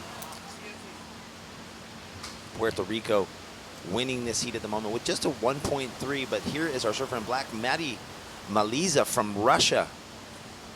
Now, I wish I knew where she resides. You know, we have surfers that hold their flag, but a lot of them do live in other places other than, you know, where their country states they're from. She surfed that wave really well. We'll have to see. I'm going to go on a limb and say that I think she lives here. So she might be a Russian Costa Rican transplant. Yeah, you know, I talked to a few of them. It was either here or Nicaragua. I'll have to follow up on that. Because you got to interview the Russian team, and here we have red Teresa Bonavold out of Portugal. Well, Teresa Bonvolat, she is no slouch here on the waves anywhere in the world. I've seen her perform at several of these ISA events, and you can see by the quality of that first turn that she is going to be pretty much setting the trend in this heat. Yeah. I said Bonvolat. Yes. And she, no doubt, she is always traveling around the globe, surfing in the qualifying series. Portugal doing well to get her on their team to represent the country. Yeah, I think you would have to say she could be the one setting the pace for this heat, where there it is. She opens with a 5.67 in the red. Maddie Maliza from Russia in the black with a 3.17, and here, well, Jasmine Laura Ruiz. I'd love to get a look at a replay of that opening ride from Teresa Bonvolat, if that's possible. I just was really impressed with the quality of that one slice. Yeah, we got it kind of halfway through, it seemed like. And I think that was one of our earlier Canadian surfers, or a surfer from Denmark. She's taking her jersey off, so I couldn't tell, but out here representing country and having a great time in Costa Rica. We are at the 2016 INS. Here is that replay, Mike. Yeah, well, this wave, you know, she took off, didn't look like much, does a little compulsory cut back into the whitewash, does another quick snap, but here's where the money was. She found that, you know, steep section of the wave, and she hit it with really good timing. So had that wave had a few more sections like that, we might have seen that go in the excellent range. But great way to start the heat for the Portugal surfer. Well, and thank you to our production team for, hearing those, requests and having them come right up on screen when we ask, because it is important, that we can deliver what's actually going on to the crowds out there, the fans out there online watching. Thank you very much for being a part of this second day of competition here at the 2016 INS ISA World Surfing Games. 26 teams, 140 plus competitors from all over the world. We will do a kind of a read through of everyone, but the entire globe represented, and it couldn't have come at a better time with the Olympic news that came out on August 3rd saying that surfing will be in the 2020 Olympics, the opening ceremony that happened on Friday night, just this last Friday night in Rio, and the Olympics starting on Saturday, this event starting on a Saturday with the opening ceremony and the parade of flags through town and the dumping of the sand into the big trough altogether. Here we see Teresa. Mike, take it away. Yeah, well, she's weaving her way here to the inside, gets her board up nice and high over that foam, so nice foam climb, does a good job of milking this wave for everything it's worth. And going back to the momentous occasion, the opening ceremony really hit home for me this time, because all these years, let's take a look at this. This is Yellow, our surfer from Guatemala, Tiziana Prem. Just found herself a pretty long ride, transversing that little section there.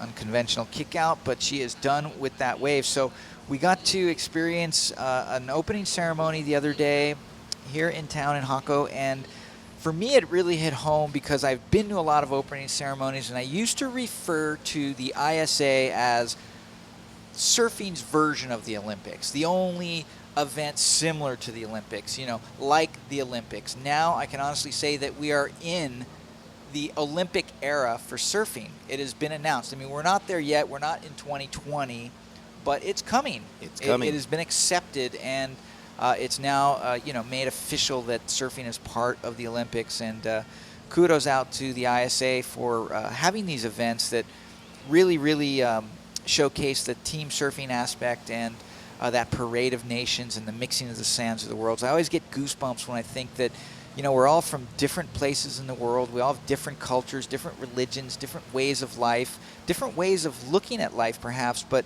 when we get to the ocean and we share the common interest of the ocean and the stoke of surfing, it becomes quite apparent that we are all one race, humans.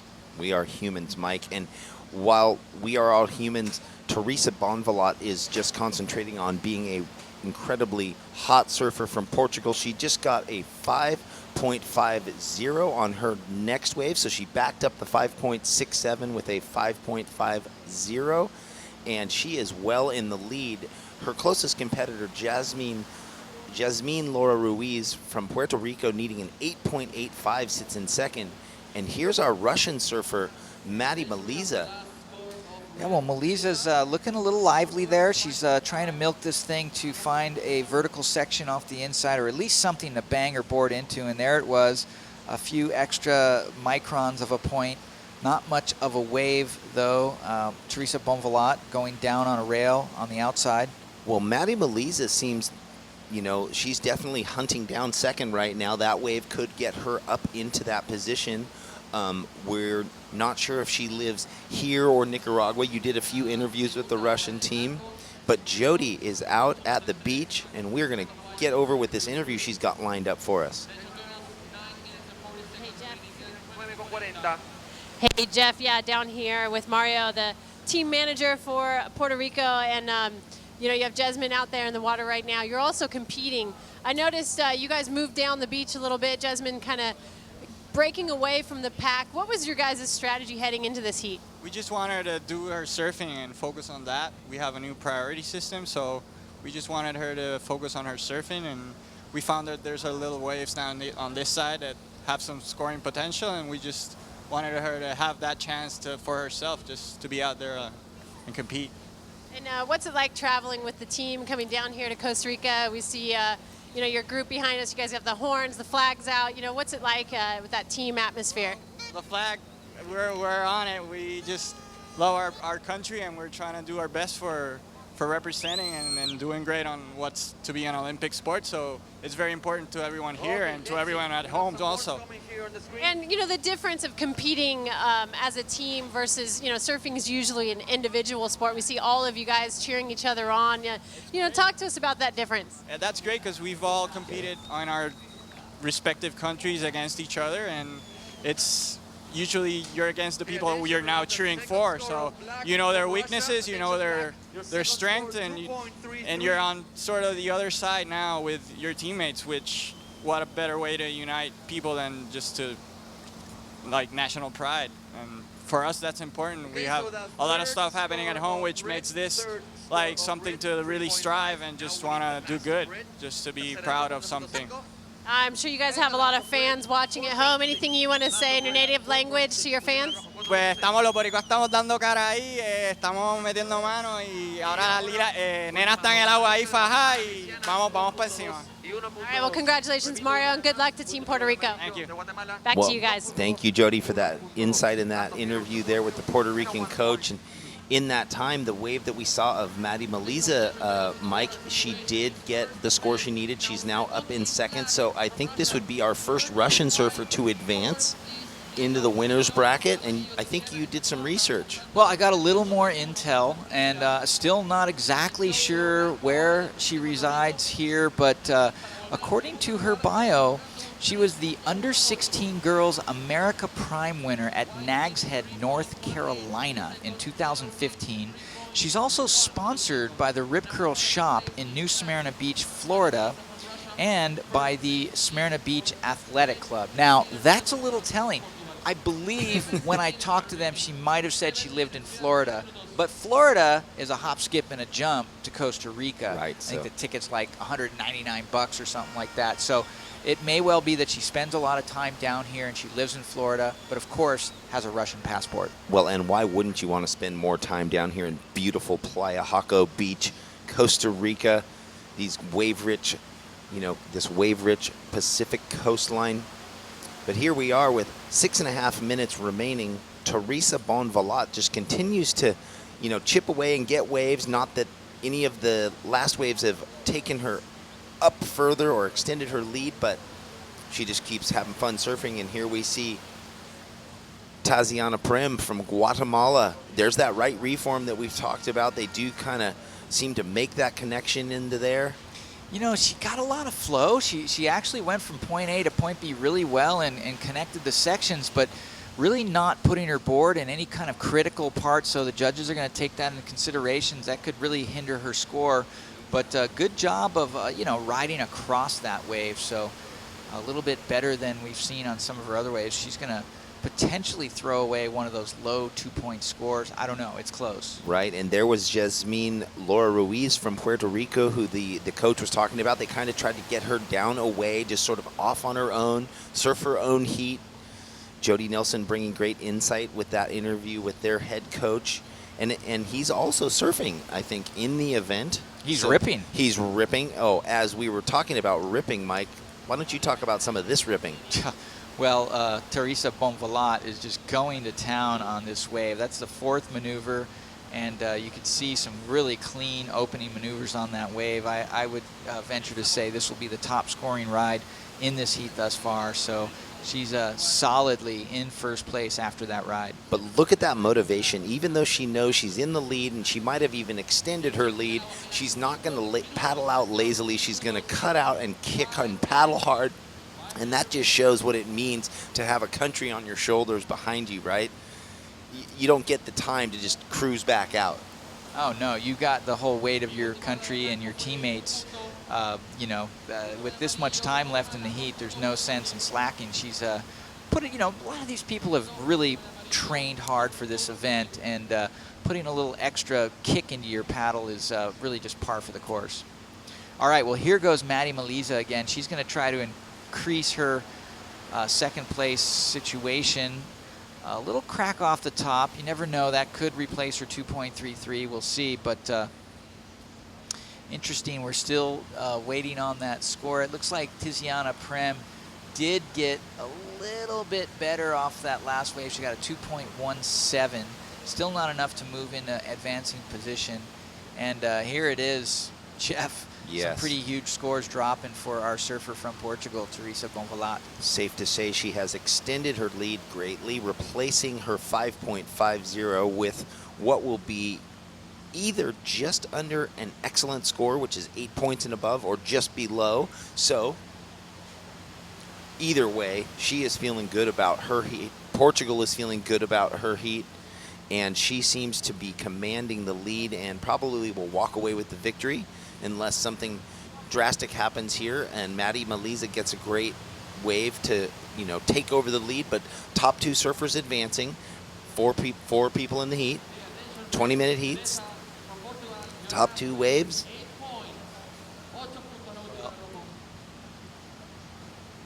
Well, there it is. It's an 8-point ride. Now it's pretty much comboed the field. So with only 2 minutes, 54 seconds left, Teresa Bonvalat has chalked up another advancing surfer here in the main rounds. Unless, you know, something could... There's always an interference call you got to watch out or something like that. I mean, I don't see her losing that position, or at least guaranteed staying in an advancing position based on what I've seen. Well, now she sits out the back with priority with 2.5 minutes remaining. So it's really about what can Tiziana Prem from Guatemala do to jump up into second. And, you know, it's the hunt for second. Maddie Maliza from Russia sits in second, and she needs to hold that second place spot. And it's really about that. But right now, Yellow has priority above her, just needing a 4.28 to get what would be her best wave of the heat to take second position. Well, definitely tense moments here because, you know, everyone's in striking range. Here's Jasmine Laura Rios. She only needs a 3.63 to move into advancing position. So that's a well attainable ride. She's not going to get it for that ride, but, you know, she's got enough time to get back out there and maybe get that score. Just could have. Maybe she was a little, she saw her competitor paddling out and maybe just didn't want to tag it into her leg there. And here we have our Russian surfer. Oh, gets that rail stuck in one of those mysterious backwashes. There are a lot of lumps and bumps out there, Mike. We see them all over with just over a minute remaining in this Heat 12 of women's round 1. Teresa Bonvalat out to a big lead, has the field comboed. Portugal happy, and it looks like she's paddling. Mike, why don't you describe what's going on? Yeah, well, Bonvalat's doing the cleaner surfing. She's picking good waves. She could see nothing was on offer on the end of that wave, so she's just got a better radar for what's going on the waves and in the lineup. She's a very seasoned competitor, and it's really showing. It is. You know, but it's great to see new countries coming to this event and, you know, beginning their surfing journey. Because by 2020 in the Olympics, who's to say that the Denmarks or the Swedens or the Russias won't be there? We don't know, you know. There's a lot of growth in the sport between now and then. And, you know, the migration of these surfers to other places in the world means they're going to get plentiful practice in the next 10 years. That's right. Well, we are in the closing 10 seconds of the last heat of the day. It looks like Teresa Bonvalat from Portugal will take this victory home for her team, and Maddie Maliza, the surfer in black from Russia, getting their first win, moving into the winner's round. We are going to have a quick recap here shortly, Mike, and then we are going to go to kind of a daily recap after that.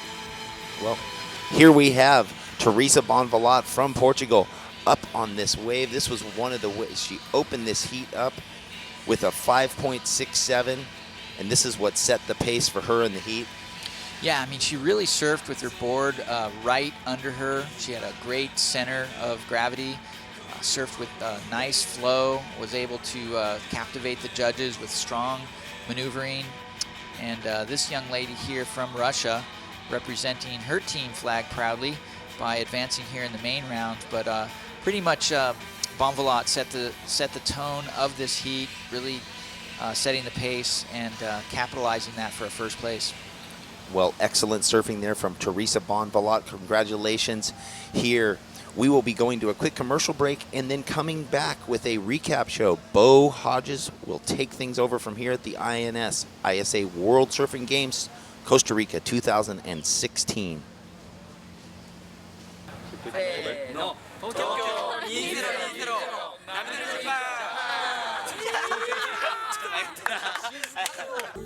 Imagina que este colibrí vive en un país donde la naturaleza le rodea, donde gente feliz y educada escoge vivir en paz, donde productos de calidad se hacen y comparten, y el talento, la innovación y los sueños abundan. Este país existe. Visita, invierte y compra de Costa Rica, un país pequeño con una gran visión.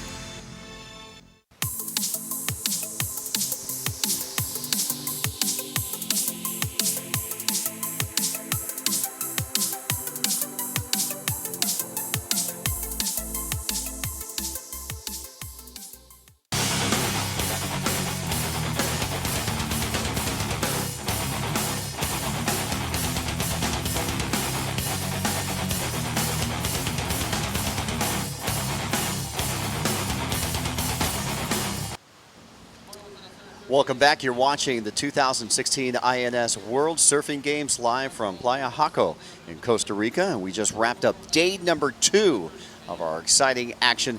Both men's and women's rounds were run today. We ran the men's round number 2 and women's round number 1. Tomorrow's schedule has been slated. We're going to start out with the ladies. Main event, round number 2. 6 heats of the ladies will be run in that round. Then we'll move into our repechage right after that. 12 heats of first round of the repechage for the men. And then we'll end the day coming up at about 2 o'clock. Repechage women, and we'll have about a 4 o'clock finish. So again, a 7:30 start for tomorrow, local time here in Costa Rica. That's Central Time in the United States. Main event, round women number 2.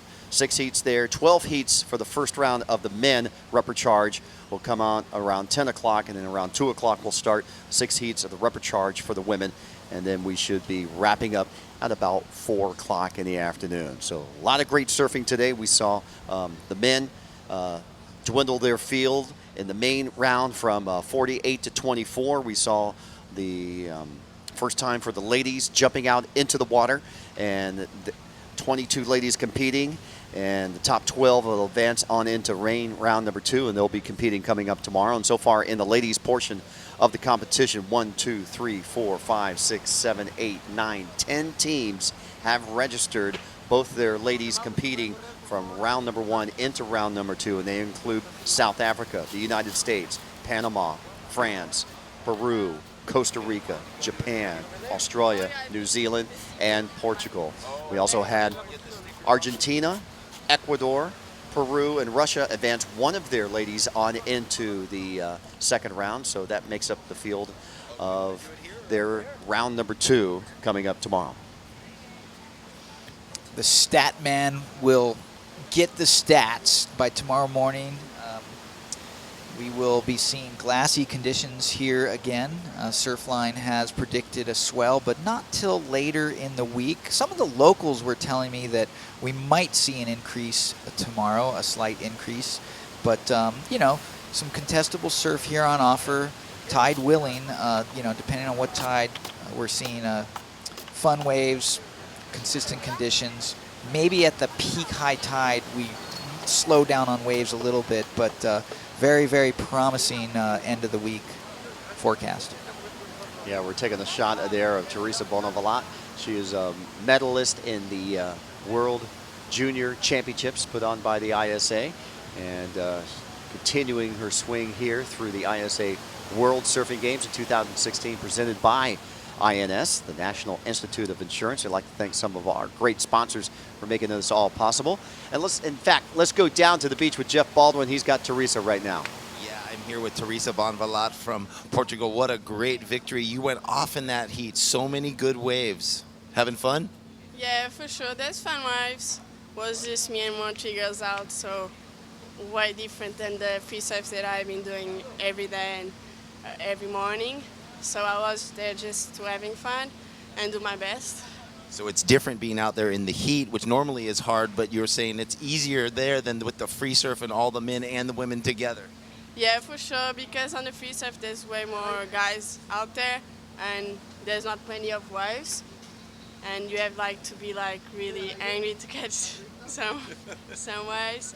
But yeah, I love competing, so I'm doing what I most love in my life, so I'm happy for sure. Well, your team must be proud of you because you kind of took it to all those waves. We were just so impressed with what you're doing. You've been surfing all around the world for a long time. And is it good to be here at the ISA event again?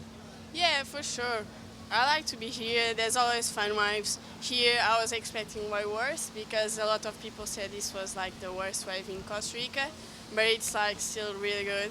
So I'm just happy to continue and be helping the team and be all together and being like a good team, like everybody supporting everybody. And it's been great this trip.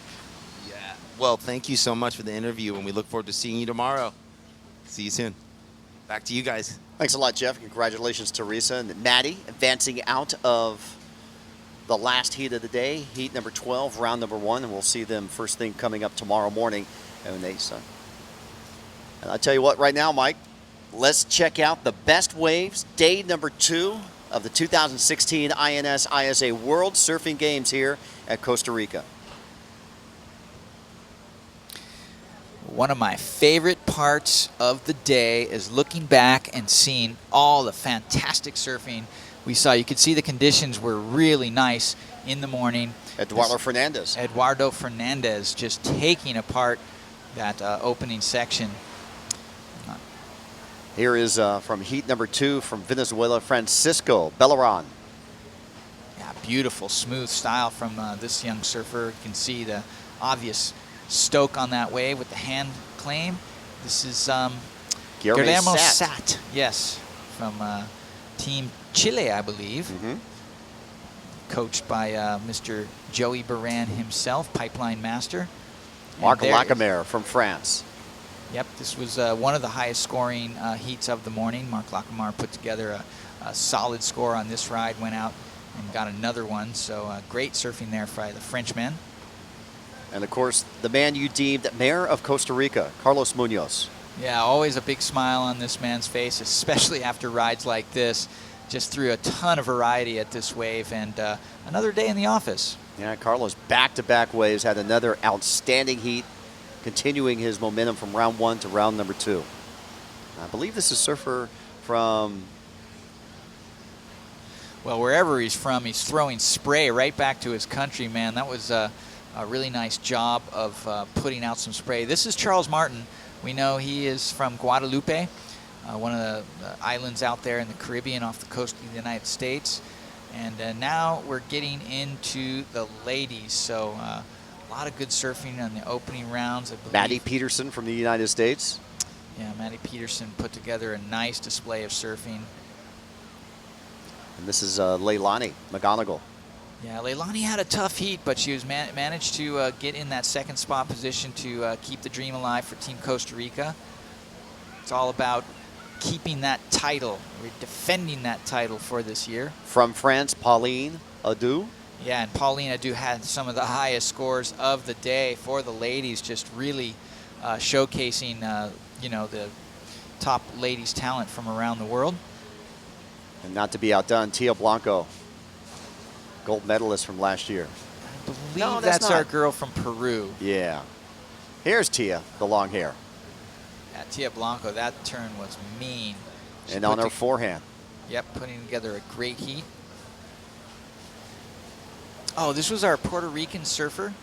It's the one, her regular spot there is Gas Chambers, but she was looking like she was having fun. And here's Ella Williams from New Zealand, another really strong goofy foot surfer. Super sweet on land, but just devastating once she gets on a wave. And Teresa Bonavalat from Portugal. Yeah, Teresa put together a great heat, smooth, stylish, great flow with her surfing.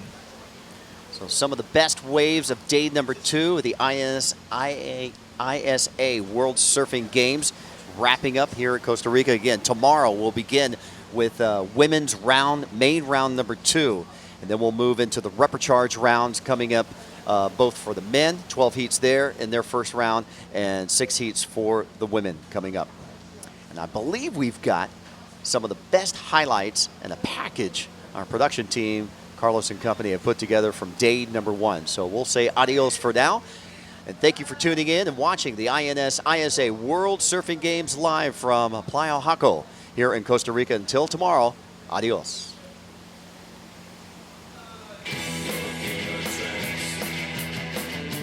Welcome back to the INS ISA World Surfing Games here in Costa Rica, Playa Jaco. I'm Bo Hodge along with Jeff Baldwin, and we saw some exciting surfing here today. Nice first backhand snap, second one, third, throwing lots of water.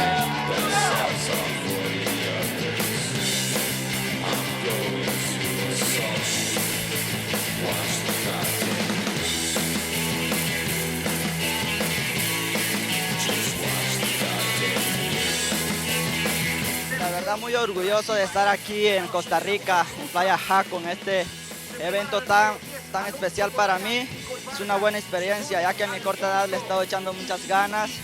Y el equipo de México es todo un equipo, ¿no? Venimos a ganar aquí a Costa Rica en el Mundial.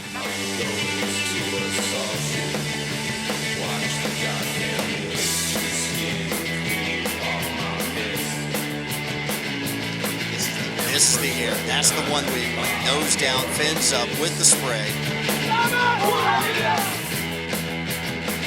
Up first, we see a big air rotation. That's a Masatachi Ono from Japan, power surfing on his backhand.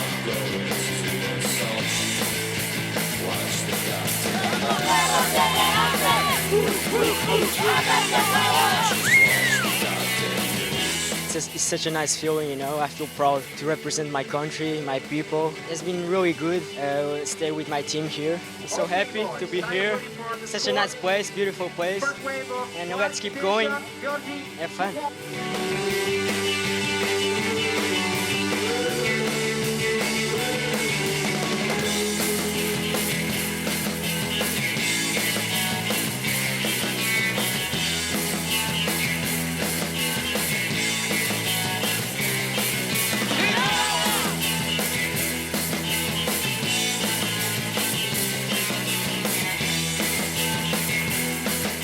Thank you for watching the 2016 day number 1 of the INS ISA World Surfing Games. We'll be back here in Costa Rica tomorrow. Until then, adios.